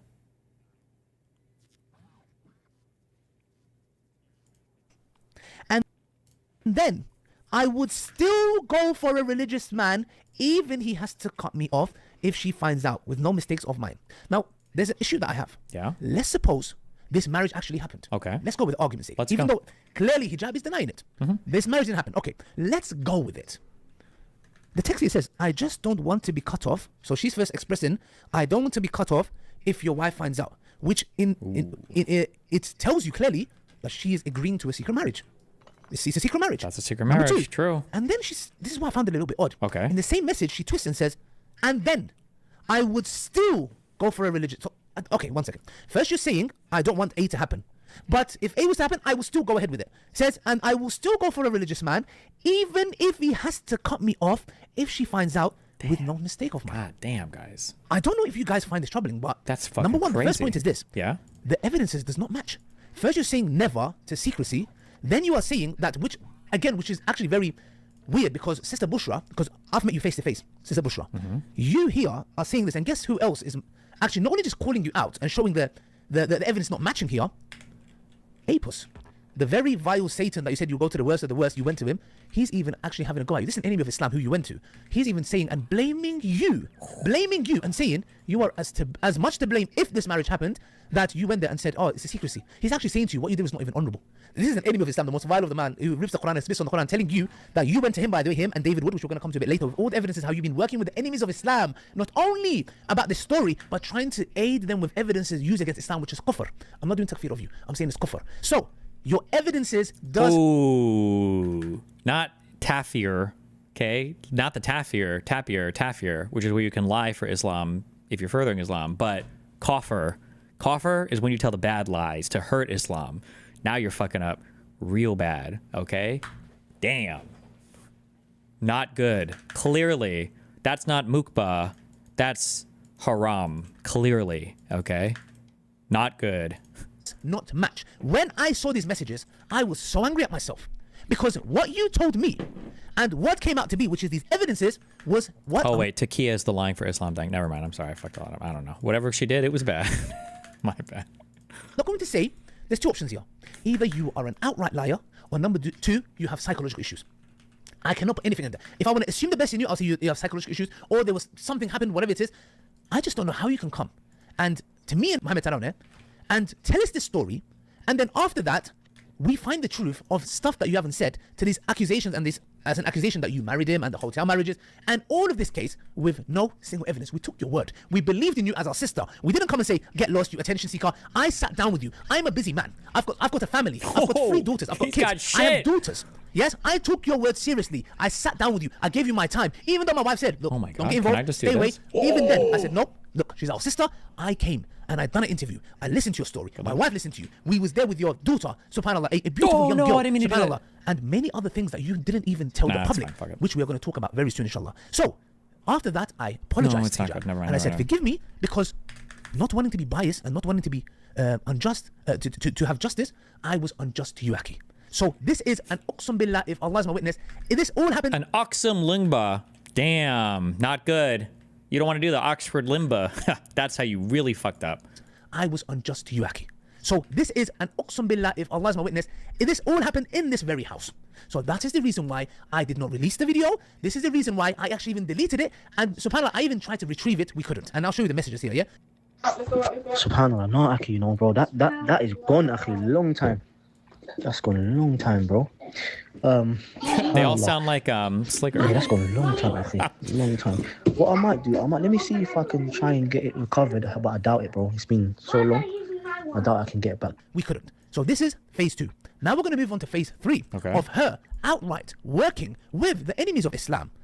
And you are going to be shocked. And one thing that you said, which, because I didn't hear the thing of I saw him as God, but if you remember Bushra, Sister Bushra, if you remember, get ready. We sat down with you and my wife, and I was talking to you. You said, I saw Muhammad hijab like his Abu Bakr. Now, when I heard this, I was thinking, like Abu what? Bakr. Like, no disrespect to hijab. Yani, I was just like, excuse me? Like Abu Bakr. Like, well, I don't understand. Like, why would you hold some human being? Like, Abu Bakr human as well, but... Like, he's cool, but he's no Hagubaga, okay? That would be another level of coolness. And no offense to Muhammad hijab, but he's absolutely not him. He's not that guy. You know, someone to that level. I was shocked. This showed me that there was a deep level rooted obsession, because for you to message and give, because you're basically giving hints to hijab in that message. I'll be honest with you. You're basically saying, whoever this man is, you know, if he takes me as a second wife, etc., I don't mind foregoing my rights. This is another level of misyar. So to my dear sisters who are supporting Sister Bushra, etc., look, I'm not saying whatever she went, I don't know what she went through, that hijab thing, clearly it's nothing to do with him, but simple question, my dear sisters. Defending her, no problem. And actually, there was one sister who messaged me on Instagram like, yeah, your friend done this. I said, are you married? She goes, yeah. I said, what if she approached your husband and said, I don't mind being a secret, even if your wife finds out? She stopped messaging me. I said, I thought so. Ooh. If she messaged your husband and said, I don't mind being a secret second wife, I don't mind that if your wife finds out that you can leave me. Look, I'll be honest with you. Yes, okay. I've been in situations where people have been in polygamous marriages, and mainly sisters will say, look, if your wife finds out, are you going to leave me? I might do. Sorry, I don't want it. So, to me, in that instance, brothers and sisters, it shows that you are obsessively, you're pursuing him when you are accusing him of pursuing you. That's point number 1. And not only that, Mohammed Taraweh, he's got an audio recording we're going to play for you. Now above this case, Akhi, when Sister Bushra reached out to me and she told me about the marriage between her and Muhammad hijab, I believed her. Later, Muhammad denied this marriage. Now on my side, I tried to speak to Sister Bushra. I tried to advise her. Also, I tried to make her feel that she's hurt and to calm her emotions down. But none of my efforts made any difference to her. Okay. And at the end of the day, Allah Azza wa Jal is the one who judges between all our affairs, and Allah Azza wa Jal is the one who is just and fair, tabaraka wa ta'ala. So I will leave this matter to Allah, tabaraka wa ta'ala. Also, my brother, I don't want to get involved in this matter any further. So please, my brother, don't contact me for this matter anymore. Pussy. Do you think I'm gonna coerce? Uqsum billah. Do you think I'm scared of Mohammed Hijab or Zishan or anyone? Do you think somebody's gonna? And to be honest, my psychology actually, if somebody threatens me, if someone says sweet words to me, I might work with it. Yeah. But if someone threatens me, I work the opposite way. Yeah. Okay. So listen to me. I don't care. Like I said it before as well. I'm telling you exactly what transpired. Okay, so before someone comes and says, you know, hijab's got a gun, you can't see it behind me, is telling me what to do, yeah? Okay, Mohammed Tarawne and myself both fell for this, and Dunya's ex, I'm gonna call you Dunya's ex, okay? You are so obsessed with your ex, you've made your whole Dunya. And I'm gonna come to you very later, because we are gonna be exploring many episodes to come about Dunya's accusations about you and how she claims that you committed zina, my friend. Yes, and I'm not saying you did. I'm just putting it out there. We'll come to it later. So, brothers and sisters, as I told you guys before, when Sister Bushra came to me, I heard her story. I heard her out. We listened to her with my family, my children, because we took her seriously, and she is our sister in Islam. Okay. But brothers and sisters, what? This matter has become personal to me. Not because hijab is my friend or my brother, but rather the messages that I'm about to show you means now world in Arabic. will leave you jaw dropped. Because this matter has become about Islam. Because what I'm about to read now is a message from her account, and we're going to prove to you it's from her account, saying the following. Hi, David. I have some important information to share with you that you may find useful to share about Islam. How can I contact you? When I saw this message, this matter became very personal to me, because I told you guys before, my loyalty is to Allah and His Messenger. And since, Bushra, you have decided to throw Islam under the bus, I'm not going to do the same thing, and I won't. You have not said here, I have information to share about Muhammad Hijab or Ali Dawa or whoever for that matter. You have directly made a statement of kufr. Share what information? Kufr, what is that? Is that a bad statement about Islam? That's attacking Islam? About Islam. With who? Are you sharing information with Sister Khadija, who wants to know how to defend Islam? Rather, you are going to the vilest of the vile, and you are shaking hands with Shaitan, and that Shaitan betrayed you. Not Shaitan. So from these messages, guys, for somebody to drop so low, no matter how much you hate one individual for whatever reason it is, to go and say that you will be sharing information that an enemy of Islam who laughs and mocks the death of Palestinian children who are being blown into pieces, who rips the Quran, spits on the Quran, who burns the Quran, who insults your messenger day and night. And we are going to take the testimony of this woman serious, yeah? Bushra, it has become personal now. Damn. And what we're going to do, brothers and sisters, is we're going to show you the first mistake, or the many mistakes they made, but one slip up. I like how when it's attacking the whole religion, now it's personal. You went after my friend before, not cool, but now that you're going after my religion, now it's personal, okay? Family, Islam, okay? You can attack my friends and my family, but don't you dare come after my goddamn religion. Of a message. I will end you. A fake, photoshopped message that we have to give it to our brother, Salman. Photoshopped? Ex-husband, should we say, who came out and said that this was photoshopped. Just one thing you missed there, brother Salman. Should I say Dunya's ex-husband? Oh no! How do we know it was photoshopped? Message that you missed out on your video to inform your viewers. Bro, why do we have like Christian people that do shit like this? No wonder Christianity is losing the popularity contest. What the fuck? I feel like Christian influencers are cut. I think the red pill people were right. What the fuck? Done by Bushra herself. Every time there's Christian drama, it's just about Catholics raping kids. Boring. These guys are allowed to marry kids, okay? They're way ahead of us in the online drama world. What's going on over here, guys? The message that you missed out on your video to inform your viewers was done by Bushra herself. Damn. And here is the evidence. In this relationship and so on, I want you to help me make things easy. I really want this to happen. So I thought, like, at that time, I look at this guy as a god, like, because I trust him. We got the fucking audio analysis. We need to get the spectrogram out here. Oh, shit. I was like, I didn't see at all anything wrong that's going to happen.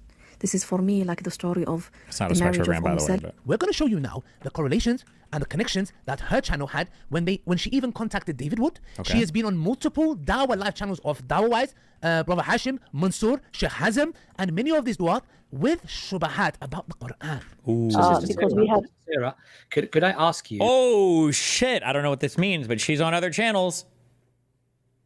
Are these like anti-Islam channels? No way. I don't know what this is, Aaron. So in terms of the Quran and its preservation, do you have a... No, this must be a pro. Abbas, Imran, Ustad. Could I ask you? So in terms of the Quran, you can tell he does apologetics for Islam because I always have a fuck ton of books in the background. Because these motherfuckers they break out everything. Okay, when they need to argue some shit or justify some shit. Christians are like, because God said so. And Muslims are like, well, I got 52 different books that will tell you why. Okay, Muhammad said so. Fuck you. All right. and its preservation, do you have an issue with that, or are you convinced that the Quran is preserved? Well, I'm trying to understand here, No, right? but I'm just asking you. I'm just asking you in terms of. Yes, where I do have an issue. Yes, I do have an issue. Like as I said in the beginning, all of it. Because that's fine. So now, like I said before, Dunya's ex-husband, which we're going to come to a bit later, inshallah. So he said that this was photoshopped. Yes, it would be nice if you told them that it was photoshopped by your client, Bushra. It says here, you have time to see everyone in your life except me. I just want to sit down and talk. I am not Shuli or Dershowitz. I am not your enemy. Now, you might be thinking, okay, Ali, what's the proof here? Okay. One little thing. Yeah, what's the if proof? you see the reply that Muhammad Hijab apparently gives, sister, please help self-dignity, leave the matter to Allah. This was on 10th August 2023. This happened before October 7th, which meaning that Hijab did not know or did not have any communication with Shuli or Dershowitz. So this is a direct fabrication. Oh, did he only talk to those people after Shuli or after October 7th, I guess? For like debate or something? Oh, you have time to see everyone in your life except me. I just want to sit down and talk. I am not Shuli or Dershowitz. Oh, because what? Because he was probably running around doing debates and interviews and shit after October 7th. But this is on August 10th. Ooh, big own. Big own right there. They debated on peers. Yikes. Not good. Not good. 2023. This happened before October 7th, which meaning that Hijab did not know or did not have any communication with Shuli or Dershowitz. So this is a direct fabrication. Now, where was this aired? Where was this put on? On Bushra's channel. And here is evidence we're going to show you where she had to take down multiple videos randomly, and somebody who's from the Arab world asks her the following question. And look at what she says. Okay. This person who's in Arabic, it's written in Arabic, says in a nutshell, is asking Bushra, where did those messages go? Because they were quite strong points. In a nutshell, she's saying about the accusations and da-da-da-da-da. Now, reading that in Arabic, you're assuming that is a sister, a righteous mu'min behind there asking for her to aid her sister. Not really, because if we look closely, guys, it says Proverbs 1 Christian.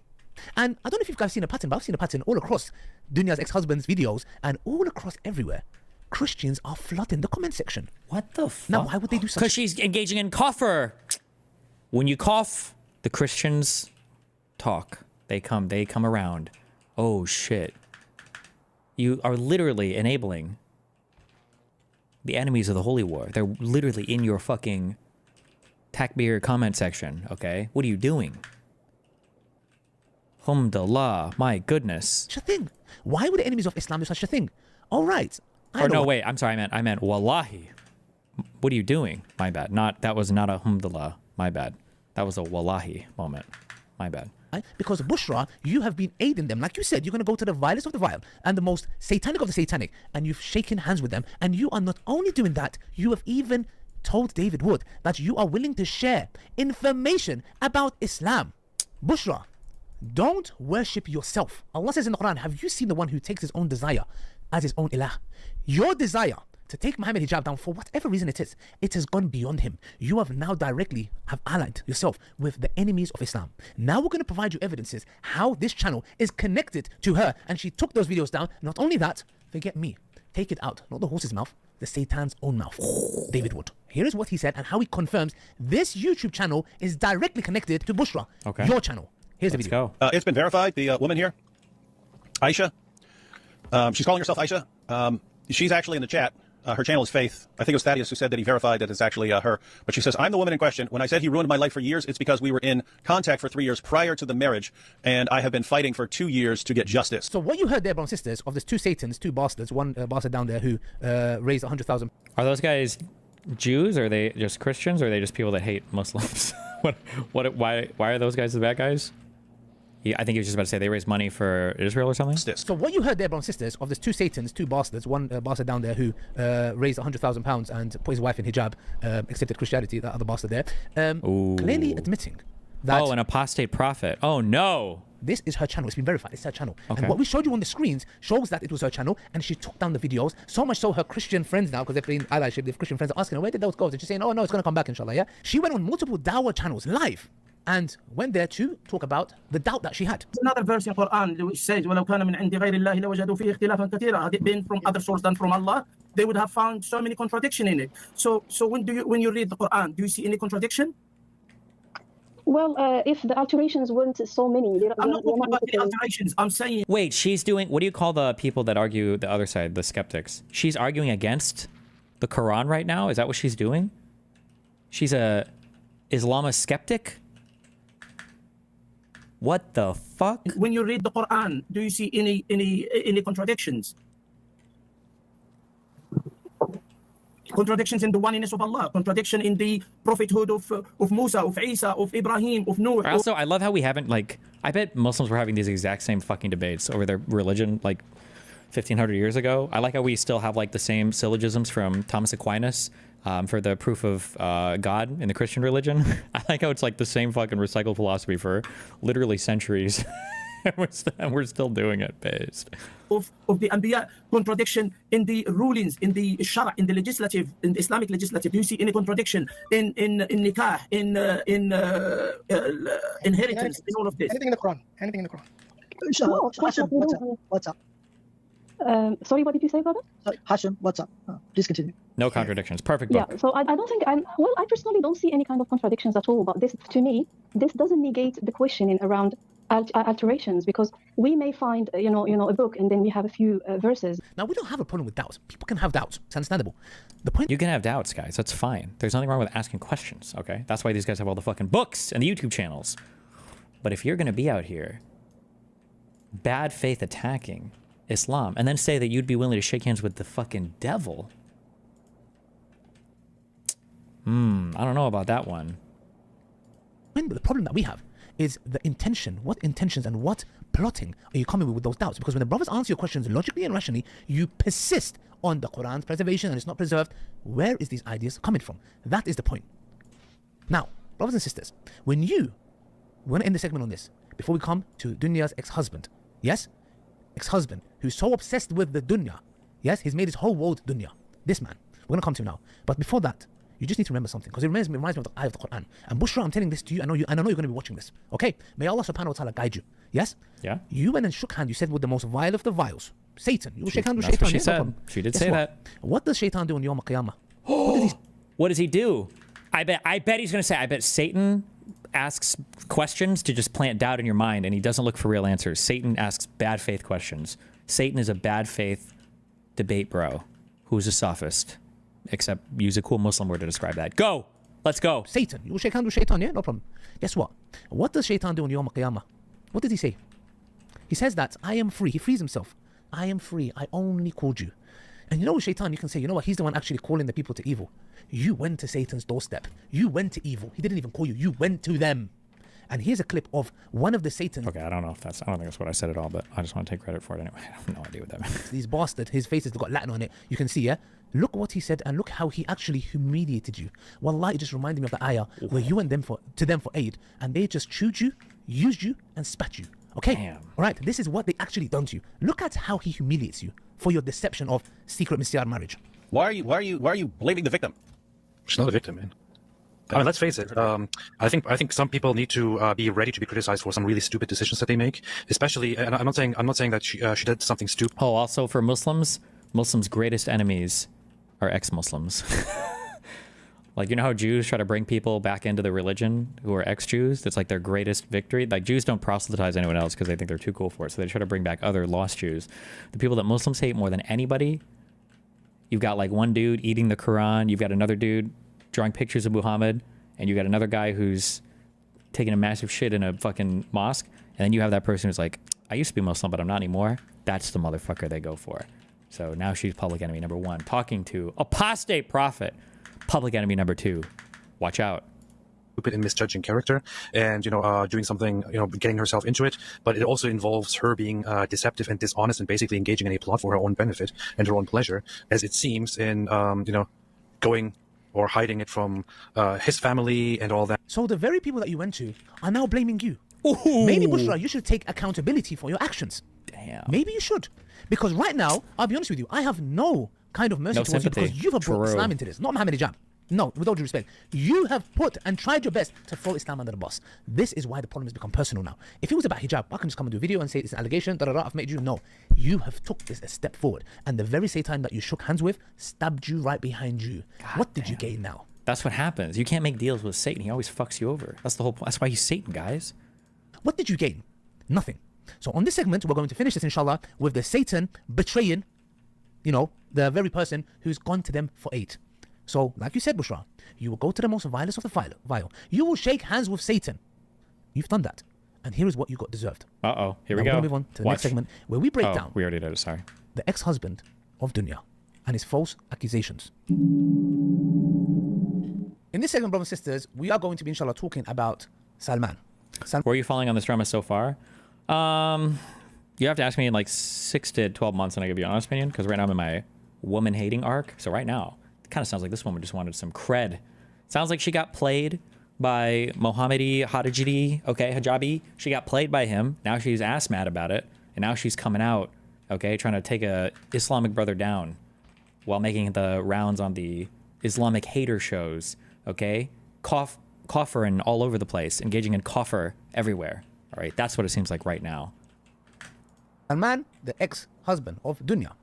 And before we get to that, brothers and sisters, he brought forth an individual who's been working with enemies of Islam, who has clearly, with a passion, with rage, have said, yes, I make dua against his children's cells, atoms, makes dua that hijab gets cancer, says I will work with the shaitan, says that I will go and work with the most vile of the vile individuals, who have admitted and said that she saw hijab as a god. And personally to myself, in front of my wife, told me that she even saw him as Abu Bakr. Now, you might think to yourself, Abu Bakr? What's that? What is that like? That's God, right? You thought he was a god? Is that what Abu Bakr means? What did that one mean?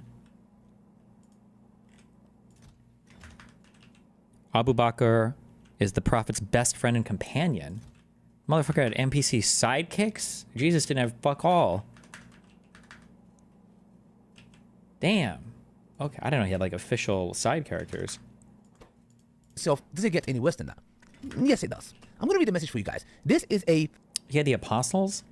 Yeah, but the apostles were more like, they weren't really companions or friends. They were kind of like, they were like fans, right? They would always fall... Well, I don't know. Maybe this other guy's like a fan, I guess. Also, like, all the apostles sucked. They all got like murdered right after Jesus died, I think, right? Didn't 11 out of 12 of them, I think, all got executed.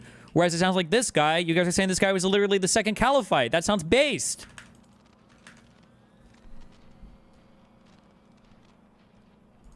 You might think to yourself, does it get any worse than that? Yes, it does. I'm going to read a message for you guys. This is a camera angle of a helicopter, an Israeli helicopter, who... Oh no, the Flower Massacre! No, not the Flower Massacre! No! This is a camera angle of a helicopter, an Israeli helicopter, who was shooting at innocent Palestinians.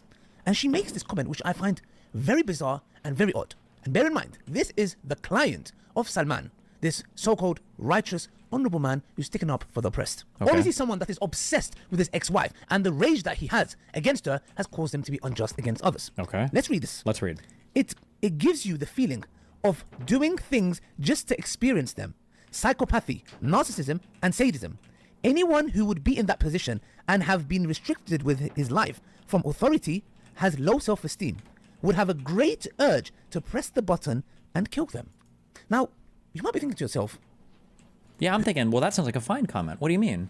Anyone who would be in that position have been restricted with authority, has low self-esteem, would have a great urge to press... Yeah, only bad people would push the button here, right? You might be thinking, that sounds good. He's about to say why it's really bad, though. Okay. Press the button and kill them. Okay. Now, you might be thinking to yourself, who makes such a absurd, weird comment? And if you think about pressing the button, it reminds me of the two Israelis in a podcast saying, if we could press the button and wipe off everyone in Gaza, we would. Jesus. So I'm just thinking, Bushra, why are you talking in that manner?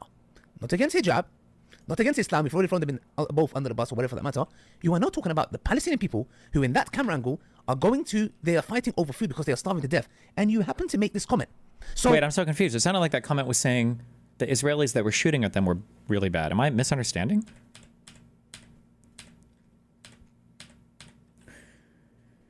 It gives you the feeling of doing things just to experience them. Psychopathy, narcissism, and sadism. Anyone who would be in that position and have been restricted with his life from authority, has low self-esteem, would have a great urge to press the button and kill them. Oh no, is he about to make a misunderstanding, or is he going to bring it back? If we could press the button and wipe off in that manner, not against hijab, not against Islam, we've already thrown them in, both under the bus or whatever for that matter. You are not talking about the Palestinian people who in that camera angle are they are fighting over food because they are starving to death. And you happen to make this comment. So, Salman, next time a client comes to you or any individual who can make up stories, say things that they've told us, and then we find out the truth. Next time before you jump the gun and humiliate your own self, which you have, because you have brought no evidence. What evidence did you bring? I can make up the same evidences against you with Dunya and use ChatGPT or AI. In a matter of 5 minutes, I would have all kind of... Wait, I'm so confused. Okay. I don't get that. Your voice recordings which are generated by AI in matter of seconds or minutes. So therefore, we have proven to you that there is no evidence. Not only that, we have shown you a forged, photoshopped message that you yourself admitted the only little key factor that you missed out, which was what? That it was Bushra herself who made that, and she took it down from her channel. Maybe you asked her to take it down. Did you, Salman? Oh, and before I forget, in that very message, there is a voice note right underneath. Okay. Why don't you press play, bro? Why don't you press play? Because you know very clearly that you admitted it was forged. The question we ask, because we have debates with Christians all day, all night, the very Christians, enemies of Islam that Bushra went to, and the very Christians that are on your comment sections with David Wood, who insults Islam, that he's got 300-400 likes, and you don't even have the decency towards Islam to delete his message. Who are you working with? And what objectives, what gains do you have out of this? Damn. That's the question that I want to ask you, Salman. Yes, you know very clearly, because when we talk to Christians, we point out a single verse of the Bible and say, if this is corrupted, your whole Bible is in a big question. And we ask you the same thing. If this has been forged, what else has been forged? You need to ask that question. I think one of the reasons, well, there's two things I think with Islam for why it's so much more hardcore and militant about the defense of the text is for Christianity, the Bible books, there's lots of books that have been written that didn't make like the final cut of the Bible. I always mix this up when I talk about this. It's not the Council of Nicaea. Is it the Council of Trent? There are literally like councils where, bro, what were the councils where they put together the books? Council of put books in Bible. Oh, it was the Council of... Oh, wait, no, they did not. Well, the Council addressed important theological issues, not say which texts were to be considered. Did I just learn this wrong? Am I just a dumb fuck? Oh, never mind. Maybe not. Okay. It was affirmed in the Council of Rome, the Synod of Hippo, 2 of the Councils of Carthage, and the Council of Florence. And finally, as an article of faith by the Council of Trent. Okay, that was the last one. Okay. There are different books. I think there were like 12 or 13 Gospels written, I think. And they kind of had to vote on like which ones they thought kind of made the final cut, which ones were like not canon. Literally, it's called biblical canon, I think. And for Bible stuff, all the Bible stuff is divinely inspired, meaning writers had inspiration from God to write the books of the Bible. Islam came later, so they had to play a little bit more, they had to kind of be a little bit more real on the historical part. Like, I'm not even fully sure if historians believe that Jesus was even a real person. But by the time Muhammad rolled around, I think when he was doing his warlord shit, he kind of had to be real. I think, so there's like more history there to back it up. So the Islamic shit kind of has to be true because they're making shit up in 500 AD. That's pretty fucking retarded, okay? Like the Jesus shit and all that, maybe he's fake, maybe he's not. That could be made up, who cares? But if you're making shit up in the year 500, 600, damn, bro, you're fucking up hard. So they have to defend all the history. And also, I think the everything that was written in the Quran was dictated to Muhammad by God. Not like God was giving him a general impression of what to write. He literally like write this word, this word, this word. So every single part of the Quran has to be 100% accurate, no matter the fuck what. It has to be accurate. So for the Bible, I think we can kind of get away with like, well, when, you know, they said this, it was like metaphorical, or when they said this, it was that. But I think Muslims have to defend like every single aspect of the Quran. If you're doing like the apologetics bullshit or whatever, I think. Ask you the same thing. If this has been forged, what else has been forged? You need to ask that question to yourself before jumping the gun, Salman. And if this is the yardstick, if this is the criteria that we are going to use, we are all doomed. All doomed. So is yourself. Because, Salman, you're not just going to get away. We're going to use your standards, bit by bit, one by one, against you. Not in this video. We've got videos coming for you. Now, we're going to be listening to Dunya's account of the things that she accuses you of. And we are going to take her word for it. Just to use your standards. And we're going to be seeing in the coming days, when I release those videos, and fucked. see the stuff that she's accused you of committing zina, there being video footage, that you used to beat her. Yes, you used to beat her. Again, we're going to use your standards. Beat her. Have her say it, because I done a video defending you against her. Yes? Little did I know that when I found out the moment you was threatening hijab, when I found out that you was taking these allegations seriously, I thought to myself, where is your evidences? And I was waiting for you to bring evidences. Until this day, many people are commenting and saying, it's been the first video, the second video, the third video. Where is your evidences, man? Where is it? Otherwise, anyone, any shape, form, can just say anything. Make accusations towards anybody. Use AI, whatever so that matters. So we are still waiting for your so-called evidence. What is the shirt he's wearing? Al-Quds? Fuck, I should know what this means because it's used in a lot of different stuff. Like, I think the Iranian... I always say revolutionary, that's not it. The Islamic Guard Corps, whatever the Islamic Revolutionary Guard Corps, is that what the IR that is? They have their portable thing is called the Al-Quds Force, and they and Al-Quds also shows up in what the Hamas military people is Al-Qassam Brigades, and the Palestinian Islamic Jihad military part is called Al-Qassam Brigades and Al-Quds. Is it Al-Quds Brigades? Wait, am I making this up? I don't know what Al-Quds means. Palestinian Islamic Jihad. I don't know all these fucking weird ass fucking words. What's their military thing called? What the fuck? This isn't Wikipedia. Oh, it is. The Al-Quds Brigades. Yeah. What does Al-Quds means? It's got to be like warrior or something. Al-Quds in English. Oh, the holy. Oh, never mind. Base. Which you do not have none. Unlike yourself, we have shown you evidences, connections. Yes, both internally and externally. Connecting her voice to the number, her speaking, coming to live platforms. We've matched her voice. We've put it through AI. The AI said it's the same person who spoke to on the live stream on Dawah. Damn, we got AI. We got Islamic AI. Oh, no. Many other platforms that she's gone on to. We have shown you all the evidences. And we'll show you again. Check these clips. Check it. Check it. No, I think it's the wrong number that you dialed. Voice matched. As you can see, we have clearly demonstrated and proven to you that we are talking about the same individual, and we have given you the evidences. Do you have something like that? If you don't, then what get is the your fuck out. motivations? Get out. Now, you ain't got shit. The only thing that I can bring it down to, which I see a common factor with you and Bushra, is that you are obsessed. You are obsessed with dunya, as Bushra is obsessed with hijab. And that rage has clouded your judgment of being just, so much so that your friend demonstrated this in a voice clip. Let's listen to it for ourselves. On the other hand, and I need you to also understand this, I'm not going to be quiet. Every single one of us has been burned. Who the fuck is this guy? Is this an American Muslim? Bruh. Who cares? Why are we even talking about this fool? By religious, powerful figures, because of whatever reason. And unfortunately, when people, when they get to that ibtila of a shuhra, becoming famous. Oh, wait. No, he's definitely American, isn't he? Unfortunately, the vast majority start to engage in wrong behavior. And I ask Allah subhanahu wa ta'ala, He protects you from that. I'm not saying that you did it. I'm just asking questions. Wait, why aren't these connecting? So that you can help us, so that we can help you at the end. But again, I get it. You don't trust us. You don't know who we are. We could just turn around and basically backstab you and betray you. I understand that, and I would probably be hesitant as well if I was in your situation. So I don't know what else to do. I'm just giving you a lifeline. If you want to have a video chat with me, if you want to get to know me, if you want to just, you know what, maybe that's what it will take for you to feel comfortable with me. He sounds all Salvadorian. So you heard that for yourself. Every single one of us have been burnt by religious figures. Meaning what? The enemy here is religious figures. Just because you had a bad experience. Oh, he's an apostate. That's what's going on. these religious levers, these yankoids. Which you claim, by the way, because right now there's a big question mark on everything that you say. Yes? Because you've been burnt, which that means is that basically you are number one from the get-go bias.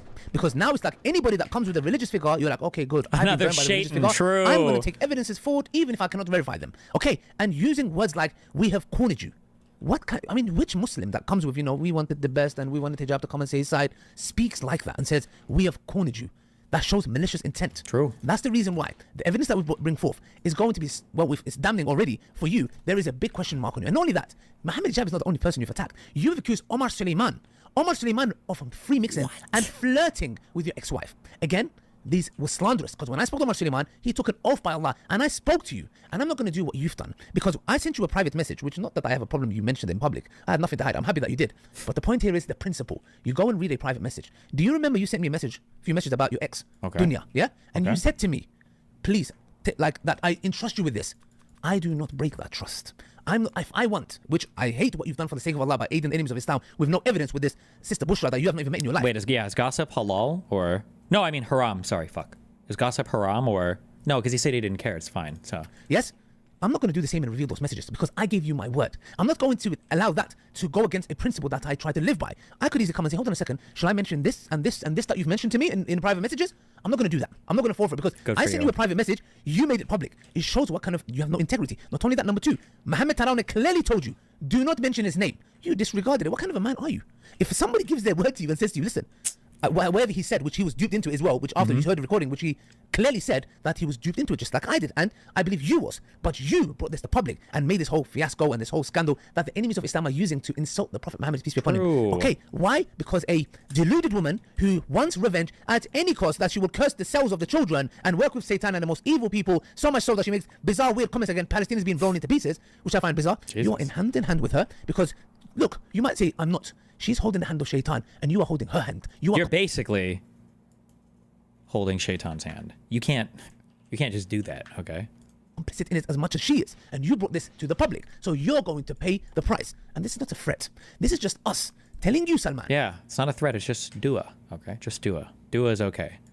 The ex of Dunya, that we are going to use your standards against you, and we are going to hear the story of Dunya, and we're going to bring it to the public and say, guys, we're not saying it is true or not.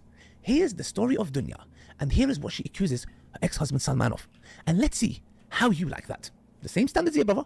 The same standards. An eye for an eye. Because you came with lies and accusations. At least you yourself tell us that Dunya made these accusations against you. Dunya is concerned due to the fact Salman has been showing up at her venues and causing disturbances. This is another egregious lie, as I never showed up to any of her venues or caused any disturbances. You can tell you can't trust this guy because he sounds American, but maybe you can trust him. I don't know, actually. Wait till he talks. As with the growing list of lies, this is another claim rooted in lies, which she cannot provide any evidence for, nor furnish any witnesses. We do trust him. Bring forth your proofs of adultery in our marriage. After all, you told your friend Nahila that I was caught on camera. Go ahead, release it to the public. Yet, in Hijab's case, he has inexplicably lowered the evidentiary standard, repeating at least twice in his message that her word is her evidence. Bring forth your proofs of physical violence in our marriage. Bring forth your proofs of your ex-sister-in-law trying to run you over in the parking lot on 3 different occasions. Damn! Bring forth your proofs, and if you cannot, by Allah, may you always be known as a wicked and vicious liar. And the last thing that I'll leave with you guys, brothers and sisters, is Salman's video recordings of him saying and telling us the accusations that Dunya accuses him of, and how passionately and aggressively and how emotionally he's touched by these accusations. Yet he does the same to Omar Suleiman, Mohammed Hijab, and even people who are much older than him, such as Yasser Birjas. This man, as you can see, even to is the elders, throwing these accusations left, right, center. And do you think it's going to stop Mohammed Hijab? No, it's not. His rage that he has for his ex-wife has blinded his justice. True. Hear it for yourself. True. Bring forth your proofs, and if you cannot, by Allah, may you always be known. This guy's a bad guy, I think, right? As a wicked and vicious liar amongst the people on this earth and amongst the angels, until you repent, until you issue a public apology to myself, to my wife, to my family, and to all the people you have slandered and harmed. And you heard that for yourself, guys. Lastly, I want to say this. Go to his comment sections. Majority of the people are enemies of Islam Christians. Now to the Christians out there, just as a little message for you guys. No scandal, false, true, not true, whatever for the matter, can take away from the problem of the Trinity. Look, I just want to make this clear to you guys, okay? because you guys cannot deal with the Trinity argument, and people are leaving Islam. There's a new Pew research that shows that people are leaving Christianity in the millions. Okay. Oh, I think it's the Trinity argument where they're like, how can God be the Father, Son, or how can Jesus be the Father, Son, the Holy Spirit all at the same time or some shit? That's like the Trinity one, right?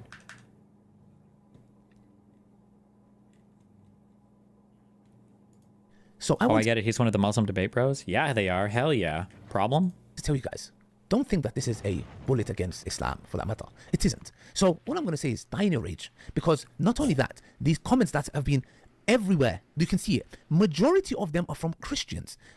And not only that, what I find bizarre is that Salman doesn't even have the audacity, the respect to Islam.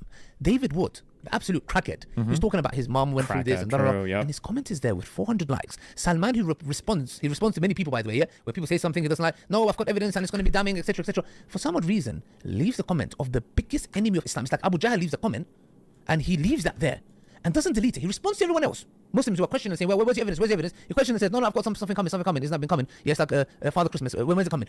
But when David Wood and the enemies of Islam comment, they don't even delete it. Muslim mum who done a video, may Allah bless her, she want to do her own video, no problem.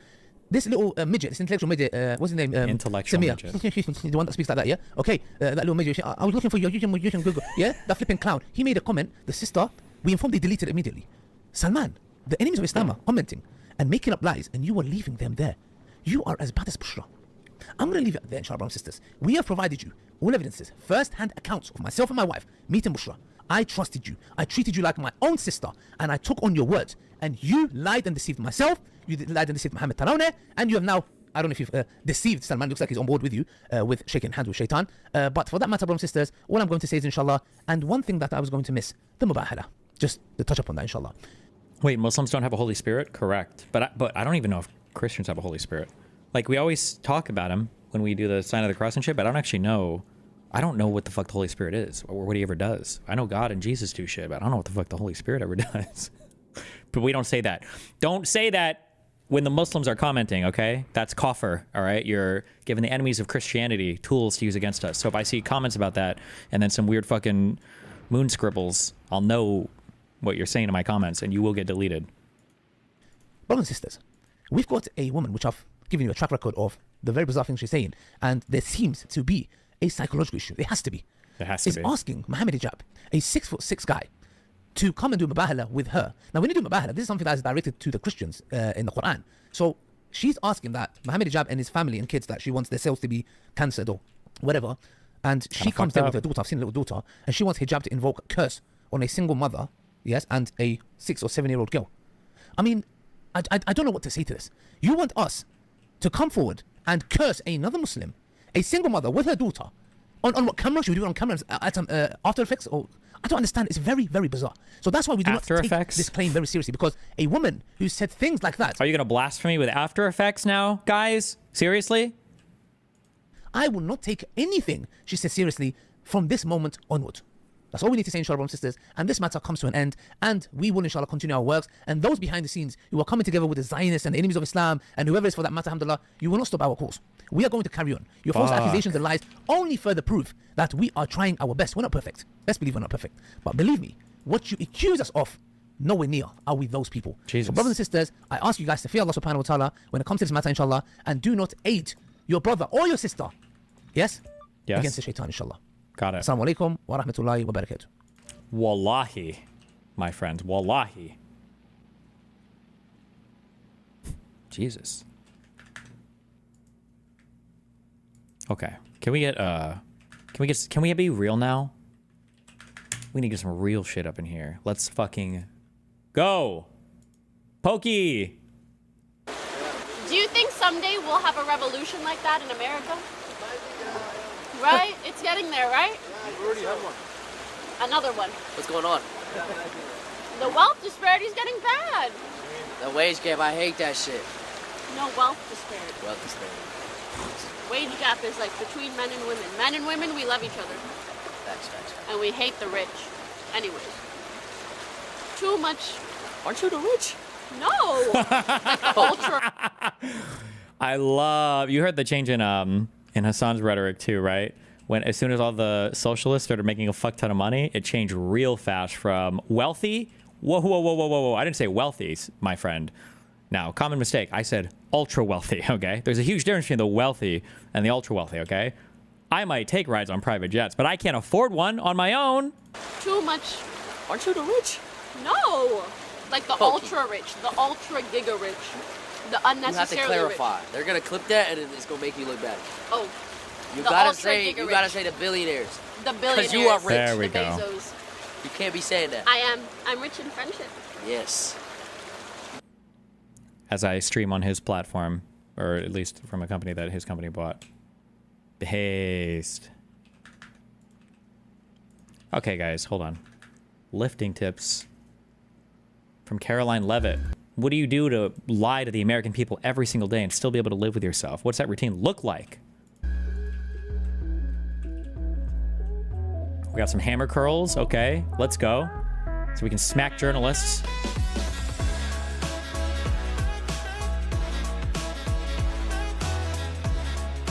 Okay, good. Maybe that's literally all we do.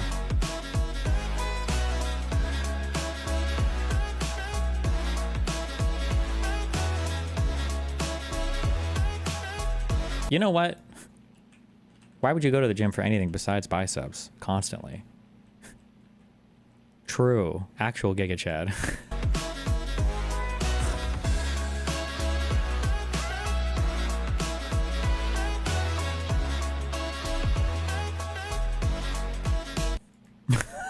Okay. Based. All right. What else do we got? Okay. What they said is there's going to be these price shocks. You're right. So year one is difficult, okay?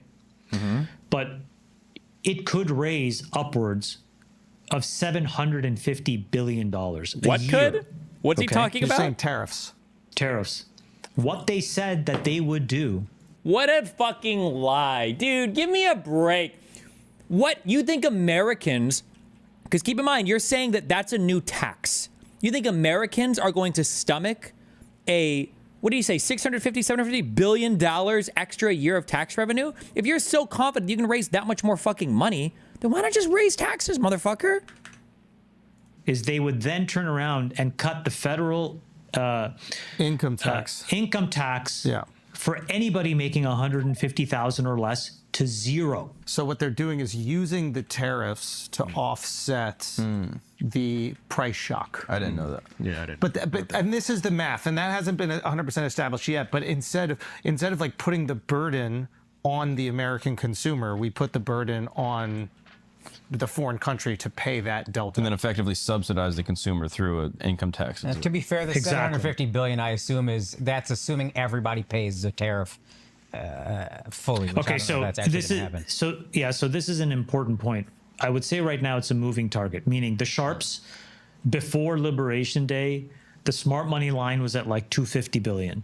Okay. That's Wall Street. I mean, we'll put smart in quotes, but that was their number. And part of why the stock market went berserk was they just got it totally wrong. And the back of the envelope math that I did and that a couple of my friends did, and I would say they're much smarter than I am, they got to 750. I got to 750 as well. Howard Lutnick, who's a commerce secretary, said like anywhere approaching 750, we have a line of sight to be able to cut income taxes to zero for anybody making 150 or less. Yeah, that'd be great. I mean, so we're in the magic zone here, guys. So here's you know what I mean. So that's the magic zone.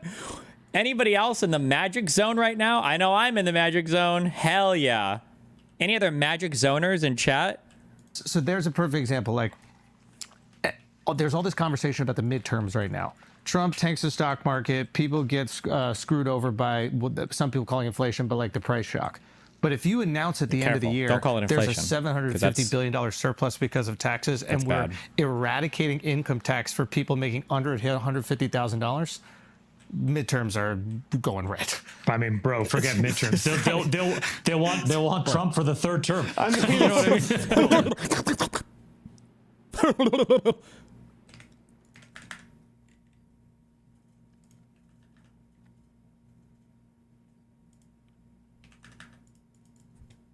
When I just make shit up. Based.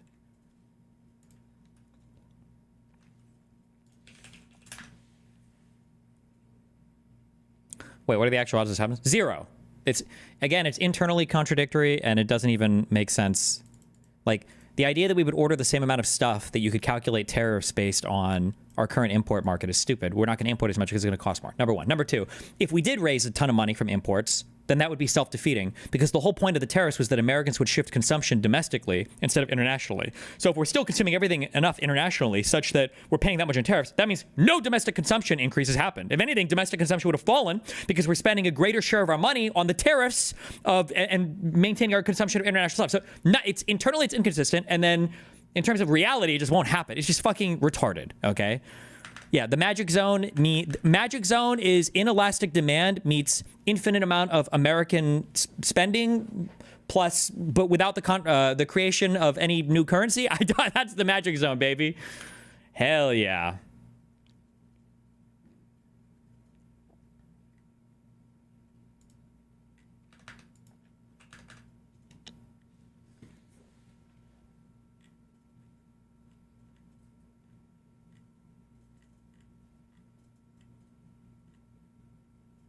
Oof, the leg snap. That was a ripperino.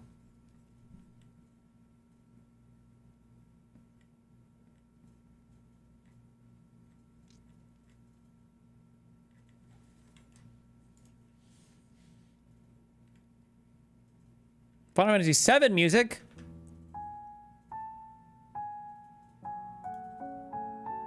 Wait, did this guy post his own clip? My progress after 1 week of learning the FF7 main theme.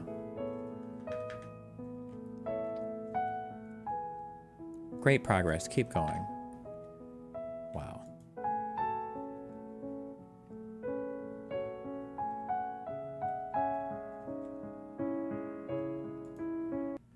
Cute.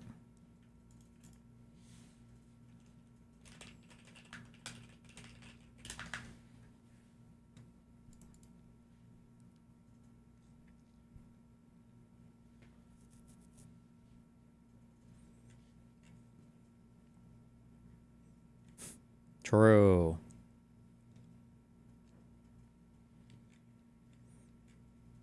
This Easter message. Oh my God, dude.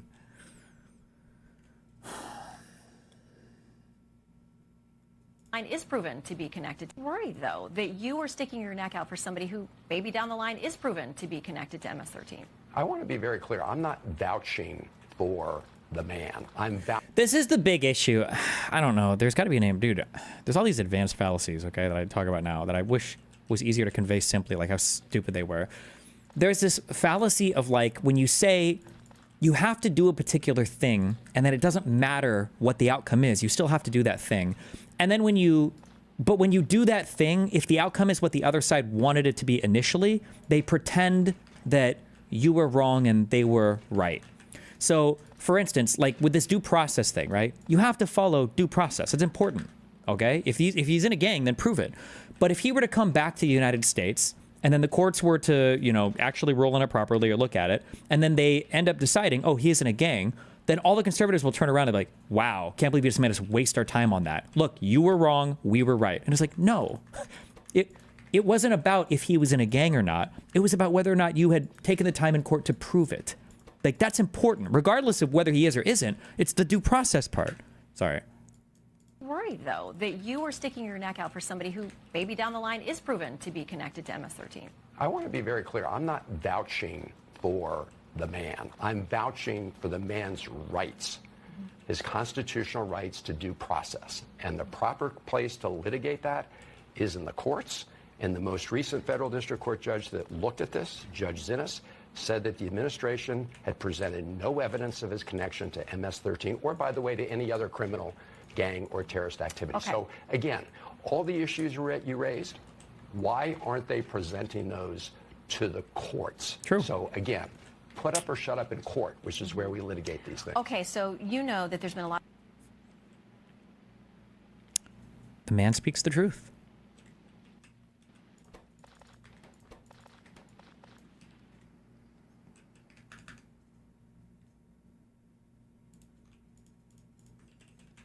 Oh yeah, also, this new talking point, I don't know if I heard this originate with Vance. should be incredibly scary. This new talking point where these guys are saying, hold on, do you know how many people we're talking here? You really want to have due process for all of them? Do you know how many people you're talking? Like, yeah, that's kind of how it works. Yeah, that's kind of what due process means, my friend. What, I don't understand how this talking point has become so popular. You want due process for all of them? For all of them? Yes, kinda. That's how it works, yeah.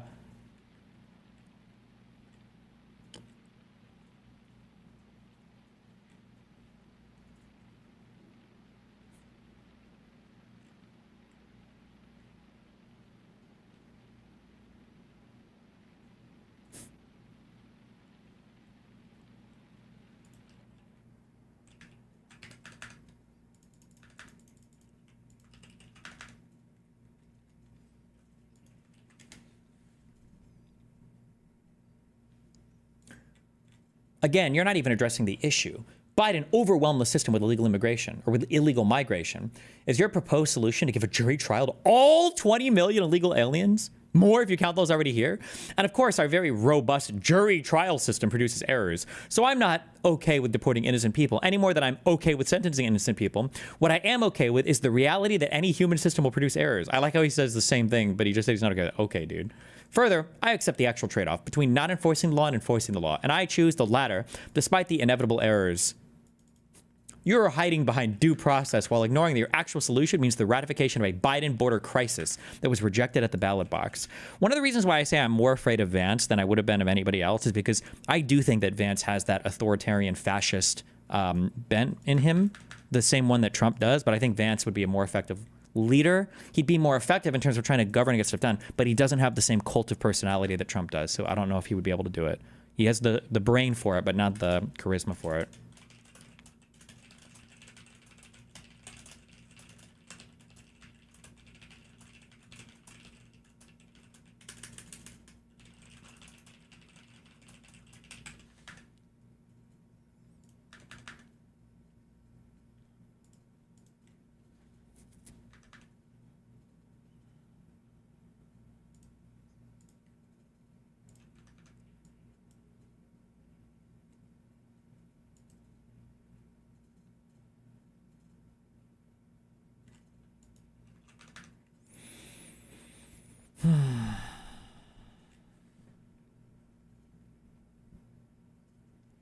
Destiny's double advocate argument.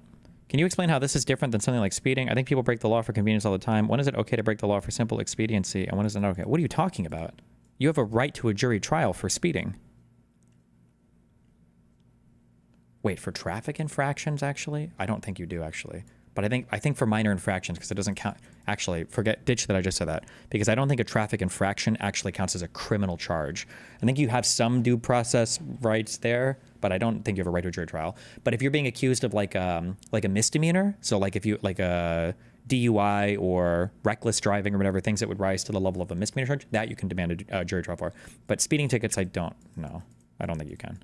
You can contest it in court. I think you can contest it, but I don't think you have a right to a jury trial for a speeding ticket. I think you just get like they have like a mini bench trial or something.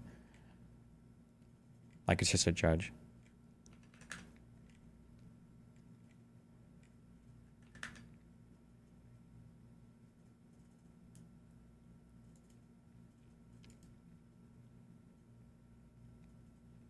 Crossing the border illegally is not criminal. I think there is a misdemeanor. I think there is some federal crime for it.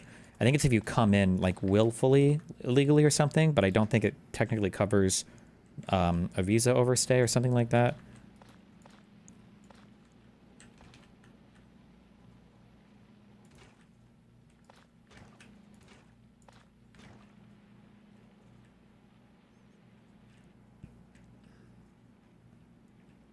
You said before we need to reform the asylum process, right? How do we do that without limiting due process? Genuine question.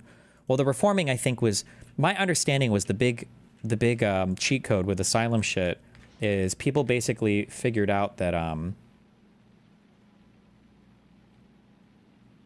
the fuck is going on here? Something is unloading incorrectly. People basically figured out this cheat code. Oh my god, I'm so stupid. I see. That you could just go up to I think a border like a border port of entry or whatever, and say like, hey, by the way, I'm claiming asylum, so now you have to let me in.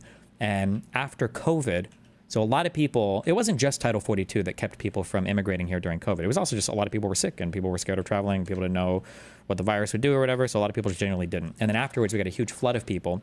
And then what people realized was, is if you come to the United States and you claim asylum, our laws on the books basically say that if somebody comes in and claims asylum, they have to get like at least some kind of hearing about what was going on. But pretty quickly, our system got overwhelmed. And when it gets overwhelmed, they say, okay, well, we're going to write you a ticket. And then you've got to come back and come and attend this trial to have like a hearing basically on your asylum claim. And when that system got backed up and then people realized, hold up, you're saying I can just come to the US, say I'm claiming asylum, and then I get a ticket, and then you just release me, and then I get to go hang out in the US until, you know, whatever date. A ton of people started to abuse that. And we haven't reformed any of our laws. Like I think one of the suggestions, I think this was in the Biden, or that border bill, the Langford one, was that it should probably be a little bit harder to just claim asylum, that you needed to maybe show a little bit more evidence there or proof on that or something like that, but...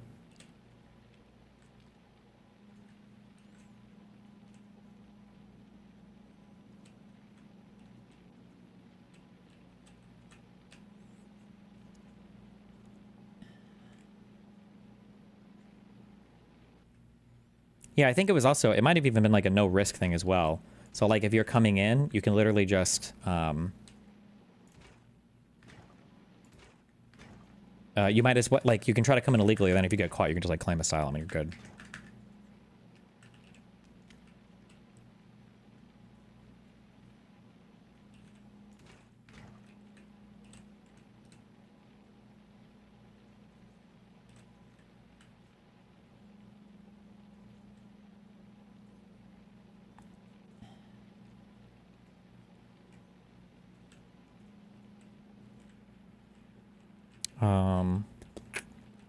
Yeah, what else? Drew, the New York Times article about the signal chat. Yeah, I see it. It's bad. Don't know what you want me to say about it. Not good. Pretty retarded. Don't know if anything will happen. We just kind of do that shit in the US now because we don't give a fuck. We don't give a fuck. Fucks given equals none.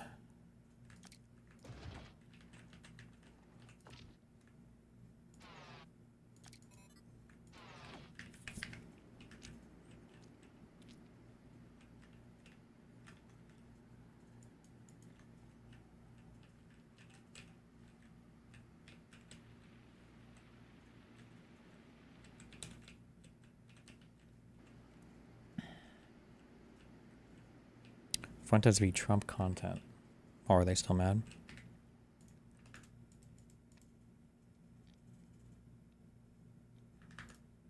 H3 video is finished, about to drop. Uh-oh. What does about to drop mean? Like, within, like, minutes, or within the next few days, or... Did Biden change anything with asylum rules? Is it not just the case that the world was in more turmoil? To make it easier? Not really. Trump had something called like Remain in Mexico that Biden got rid of that they probably should have kept, but the Remain in Mexico shit didn't even help that much. It wasn't as big of a deal as the Trump admin likes to claim it was. The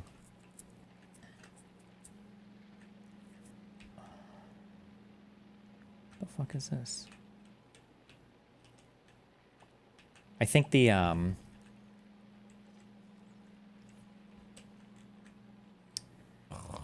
I need a ditch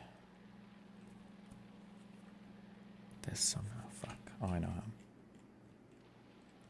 There was a bad thing that Biden did. I'm trying to remember what I was thinking of. They could have kept Remain in Mexico. I think that was it. Yeah, I think that was it. Yeah, because Remain in Mexico didn't even do much, but Trumples like to pretend that that was like the salvation of the fucking Trump immigration shit.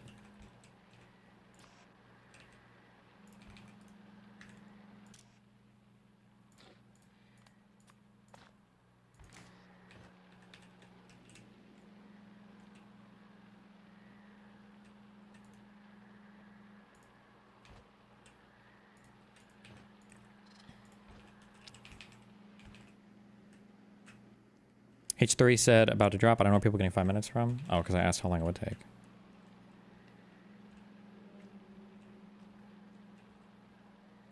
A judge removed remain in Mexico? A judge removed? I thought the Biden admin fought to get that removed. Wait, what the fuck?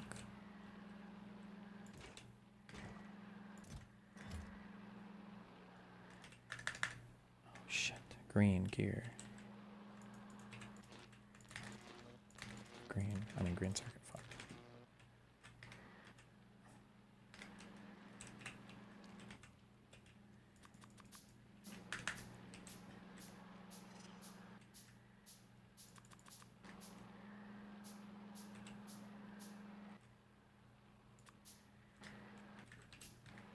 Why is my shit not placing? Because I took away all my robots because I'm a fucking retard. Nice space.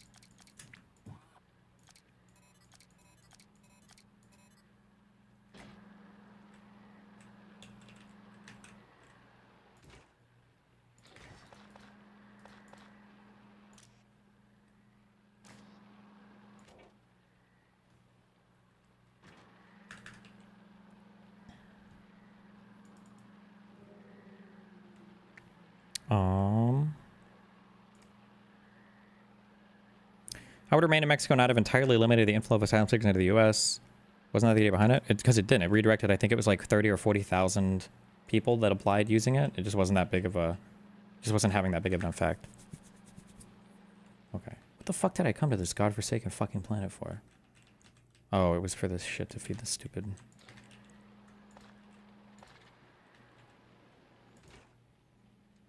Fuck this planet. And fuck the rotting... bullshit.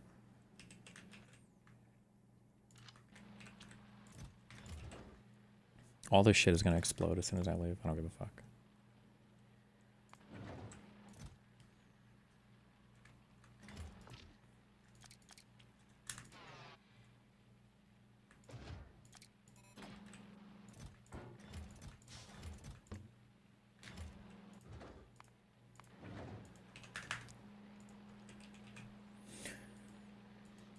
What is this guy?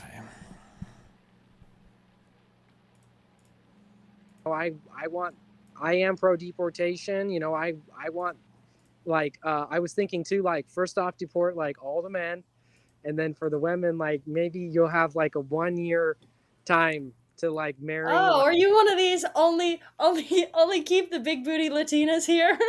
Shame. Well, I don't know about that. I mean, enough people have told me that I should consider that to where I'm just saying I would give them a 1 year timeline. You know, Okay. I'm like, we know who you are, we know where you are. If you marry one of our Californian incels, then you can stay. But if you don't, then, well, you're getting sent back across. I am pro deportation. Good one. You know, Epic. Yeah, true. Sex slavery. Yes. It'd be funny if he wasn't actually serious.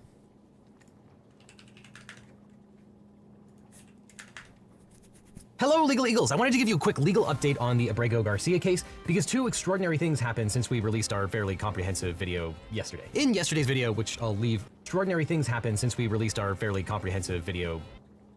Okay, wait. Where's the knuckle tattoos? Is this Photoshop? What do we got going on here? Am I being lied to by the Legal Eagle? In yesterday's video, which I'll leave His link other to, hand. we Why wouldn't he get both of the hands tattooed? What's going on? covered basically everything that happened from Mr. Abrego Garcia's erroneous deportation from Maryland to his extraordinary rendition to the CICOT gulag in El Salvador. Literally the one country he couldn't be deported to. And we talked about how the district court judge is absolutely furious and has ordered expedited discovery. Specifically the depositions, meaning the questioning under oath of the government witnesses, some of whom are lawyers for the government. And how it looks like the judge is not going to entertain objections to privilege, even though these are lawyers because they were put forward as fact witnesses. Well, the latest government affiant, who previously filed a declaration under oath, apparently realizes he's in trouble and doesn't want to say more things that will get him into yet more trouble. Joseph Mazzara, acting general counsel for Homeland Security, filed a new status update with the court. And all it says is, I, Joseph N. Mazzara, declare under penalty of perjury as follows. 1, please refer to my prior declarations for the foundation of my personal knowledge, which is funny because as we talked about, I'd argue those declarations do not establish personal knowledge in any way. And then he goes on to say, quote, 2, given the government's prior clear and unequivocal notice to the court regarding how the government will facilitate Abrego Garcia's return within the contours of existing law and regulation, there are no further updates. So yeah, they are really doubling down on the whole, we're not going to do anything and you can pound sand approach. And the judge is not going to like that. But the second thing that happened is perhaps even more extraordinary. While all this was going on, the government asked the Fourth Circuit Court of Appeals for a stay of the judge's order. But the Fourth Circuit moved lightning fast and denied the government's request. So things are proceeding in the district court. Judge Wilkinson wrote the order, and one of the extraordinary things about this order is the language that he used, but the other is the source. Judge Wilkinson is a Reagan appointee who tends to be maximally deferential to assertions of executive power. But Judge Wilkinson did not mince words. He says, quote, upon review of the government's motion, the court denies the motion for an emergency stay pending appeal and for a writ of mandamus. The relief the government is requesting is both extraordinary and premature. While we fully respect the executive's robust assertion of its Article 2 powers, we shall not micromanage the efforts of a fine district judge attempting to implement the Supreme Court's recent decision. It is difficult in some cases to get to the very heart of the matter, but in this case, it is not hard at all. The government is asserting a right to stash away residents of this country in foreign prisons without the semblance of due process that is the foundation of our constitutional order. Further, it claims in essence that because it has rid itself of custody, there is nothing that can be done. This should be shocking not only to judges, but to the intuitive sense of liberty that Americans far removed from courthouses still hold dear.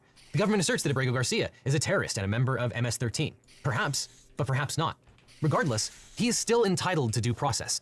If the government is confident of its position, it should be assured that position will prevail in proceedings to terminate the withholding of removal order. That would allow sensitive diplomatic negotiations to be removed from public view. It would recognize as well that the facilitation of Abrego Garcia's return leaves the executive branch with options in the execution to which the courts, in accordance with the Supreme Court's decision, should extend a genuine deference. That decision struck a balance that does not permit lower courts to leave Article 2 by the wayside. The Supreme Court's decision does not, however, allow the government to do essentially nothing.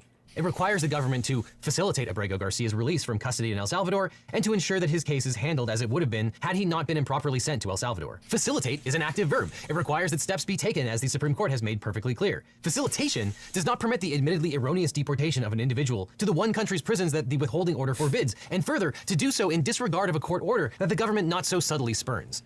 Facilitation does not sanction the abrogation of habeas corpus through the transfer of custody to foreign detention centers in the manner attempted here. Allowing all this would facilitate foreign detention more than it would domestic return. It would reduce the rule of law to lawlessness and tarnish the very rules for which Americans of diverse views and persuasions have always stood. Now the branch has come too close to grinding irrevocably against one another in a conflict that promises to diminish both. This is a losing proposition all around. The judiciary will lose much from the constant intimations of its illegitimacy, to which by dint of custom and detachment, we can only sparingly reply. The executive will lose much from a public perception of its lawlessness and all its attendant contagions.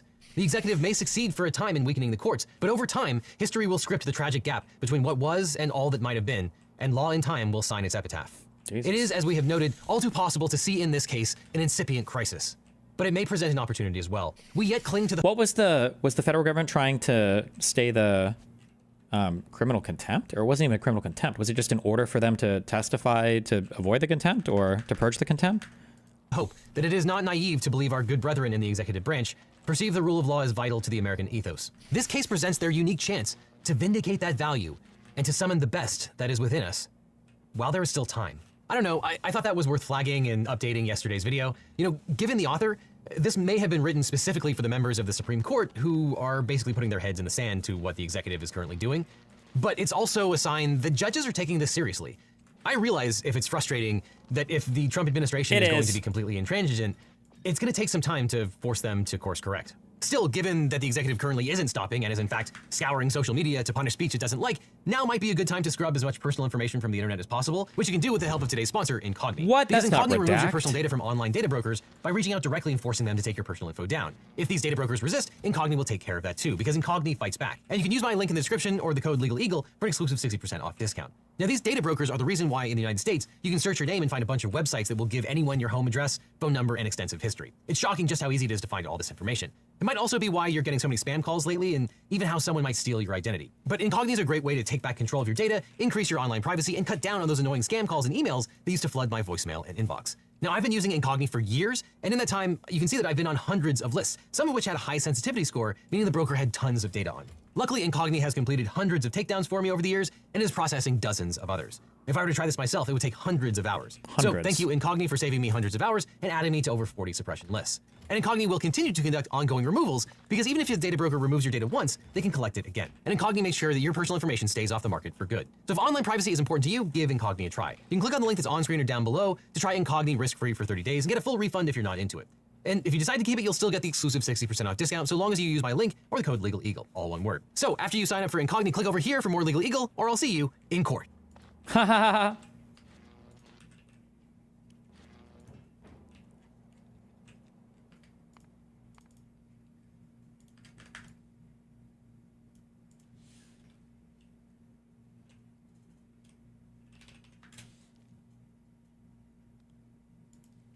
Wait, Timcast fighting with the Piscos.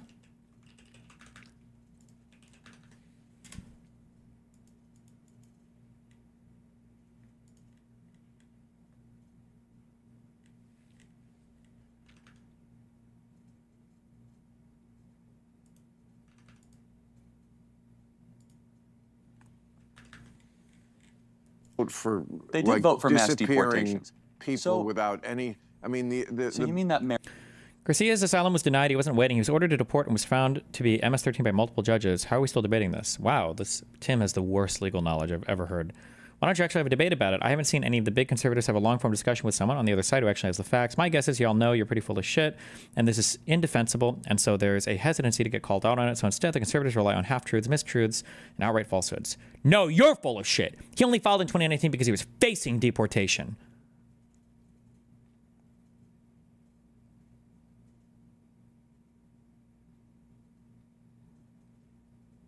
Yeah, but that's why you got the withholding of deportation, right? Or withholding of removal?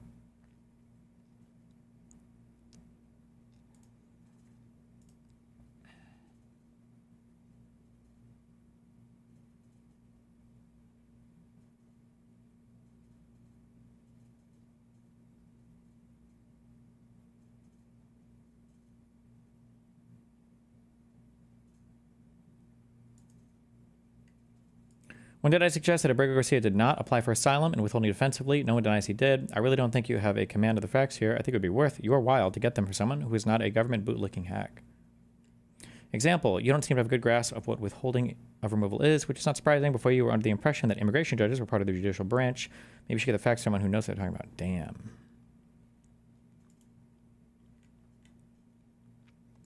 Hassan is going after Hank Green now? Seriously?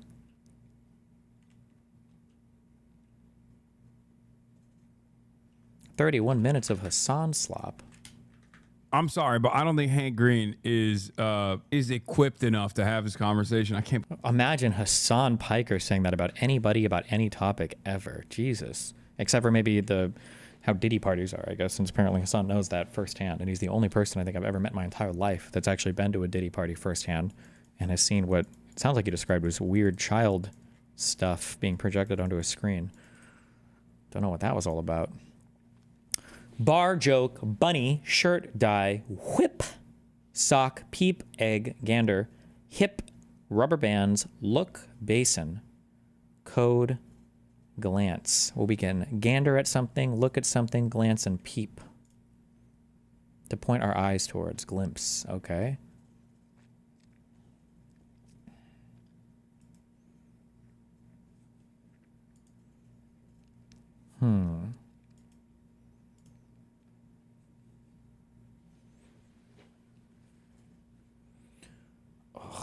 Things, no.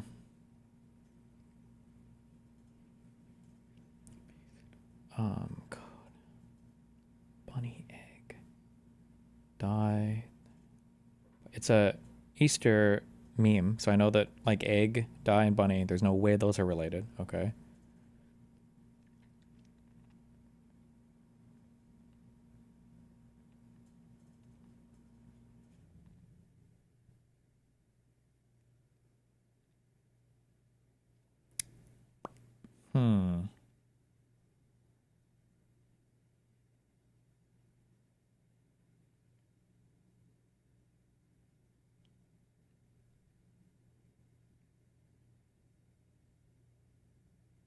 Don't. This can't be it. Please don't let this be a thing.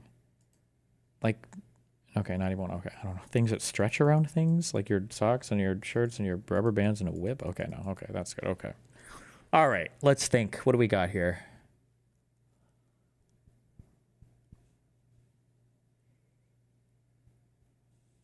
Hmm.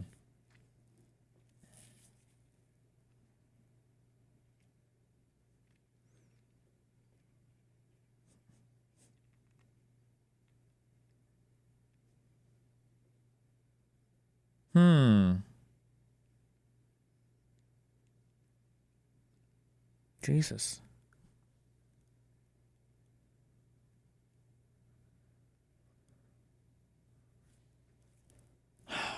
Sock, you could like sock somebody, like punch him. You got socked. No. Whipped. Like back and forth. My hair. I whip my hair. Wasn't that a song like 20 years ago? Code. A password. Or computer programming, coding. Code.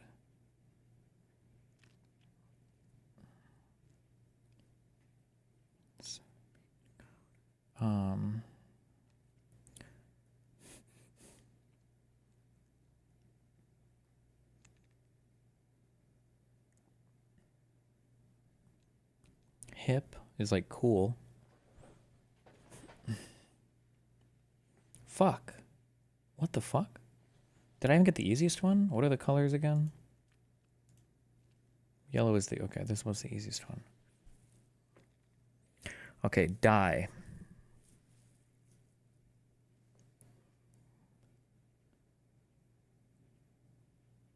Bar, like the test, or a bar, or a...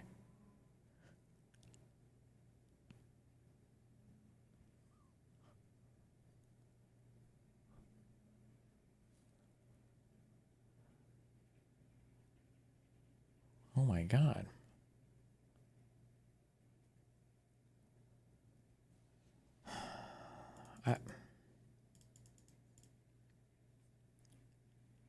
There's no way that there's like a... Please don't be one off. I don't even know what I'm clicking for.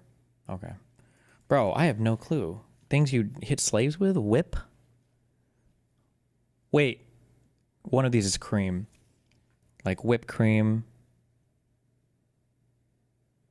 No, it's not. Never mind. Nope, it's not. Cool whip? Cool hip?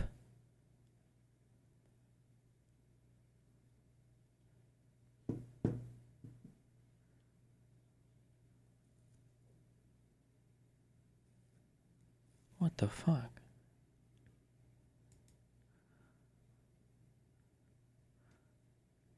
Dude, I have nothing. Hold on. Let's shuffle it. Now it's all going to come to me. Here we go.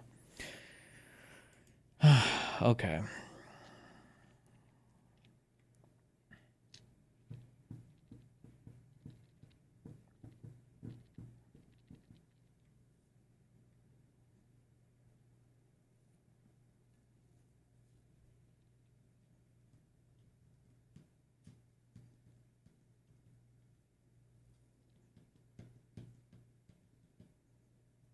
I have no idea.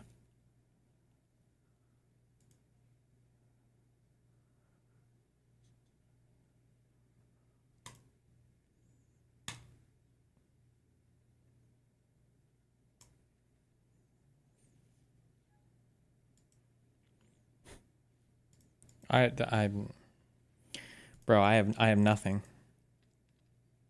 Long ears, bunny, things that are floppy. A rubber band, a bunny's ears, a whip.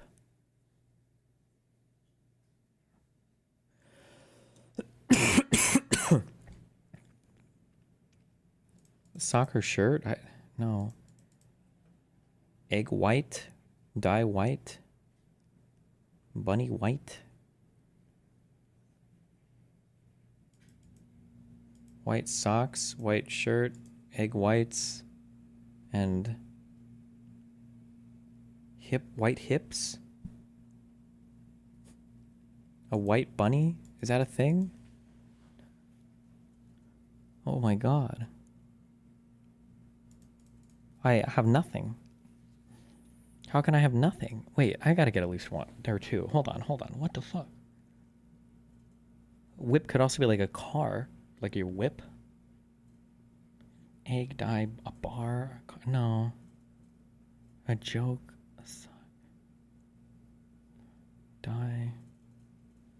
Tie-dye, tie code. Tie whip.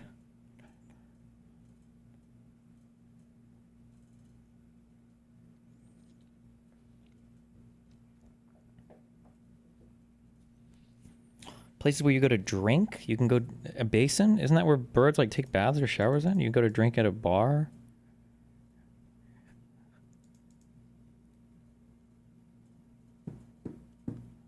I'm never.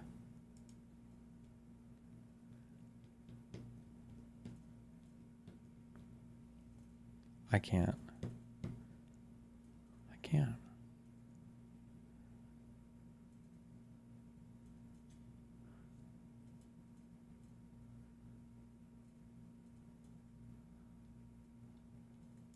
Did I already guess? I don't even know, bro. Get me out of here. Fuck me. Oh my god, I even guessed this. It didn't make sense. Things with hard outsides, like an egg. Has an egg shell. No.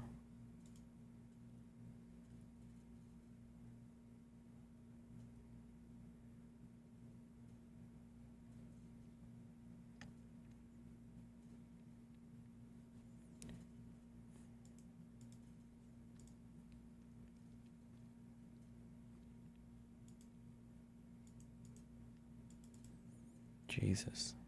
What a fucking disaster.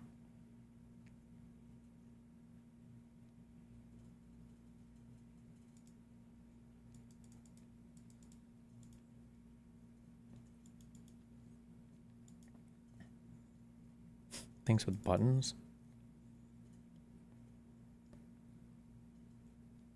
How about a cool whip, a cool joke, a cool bar, and a cool basin, because you can cool off there. Get me the fuck out of here. Oh my god, I have no idea, bro. Needs for tie-dyeing a shirt. You use rubber bands to tie-dye a shirt? I don't fucking know. What? And a shirt? You need a shirt for tie-dyeing a shirt? I mean, I guess that's a thing, I guess.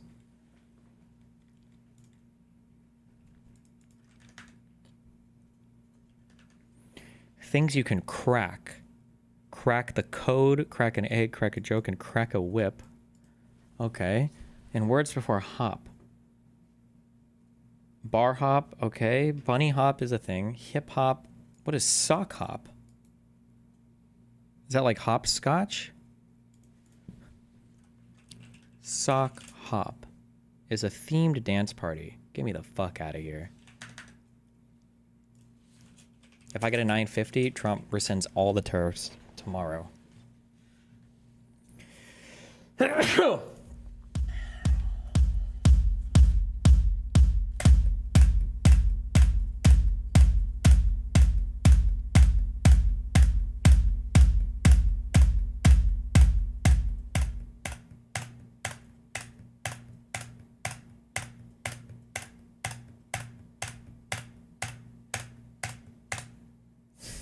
I tried, I'm sorry.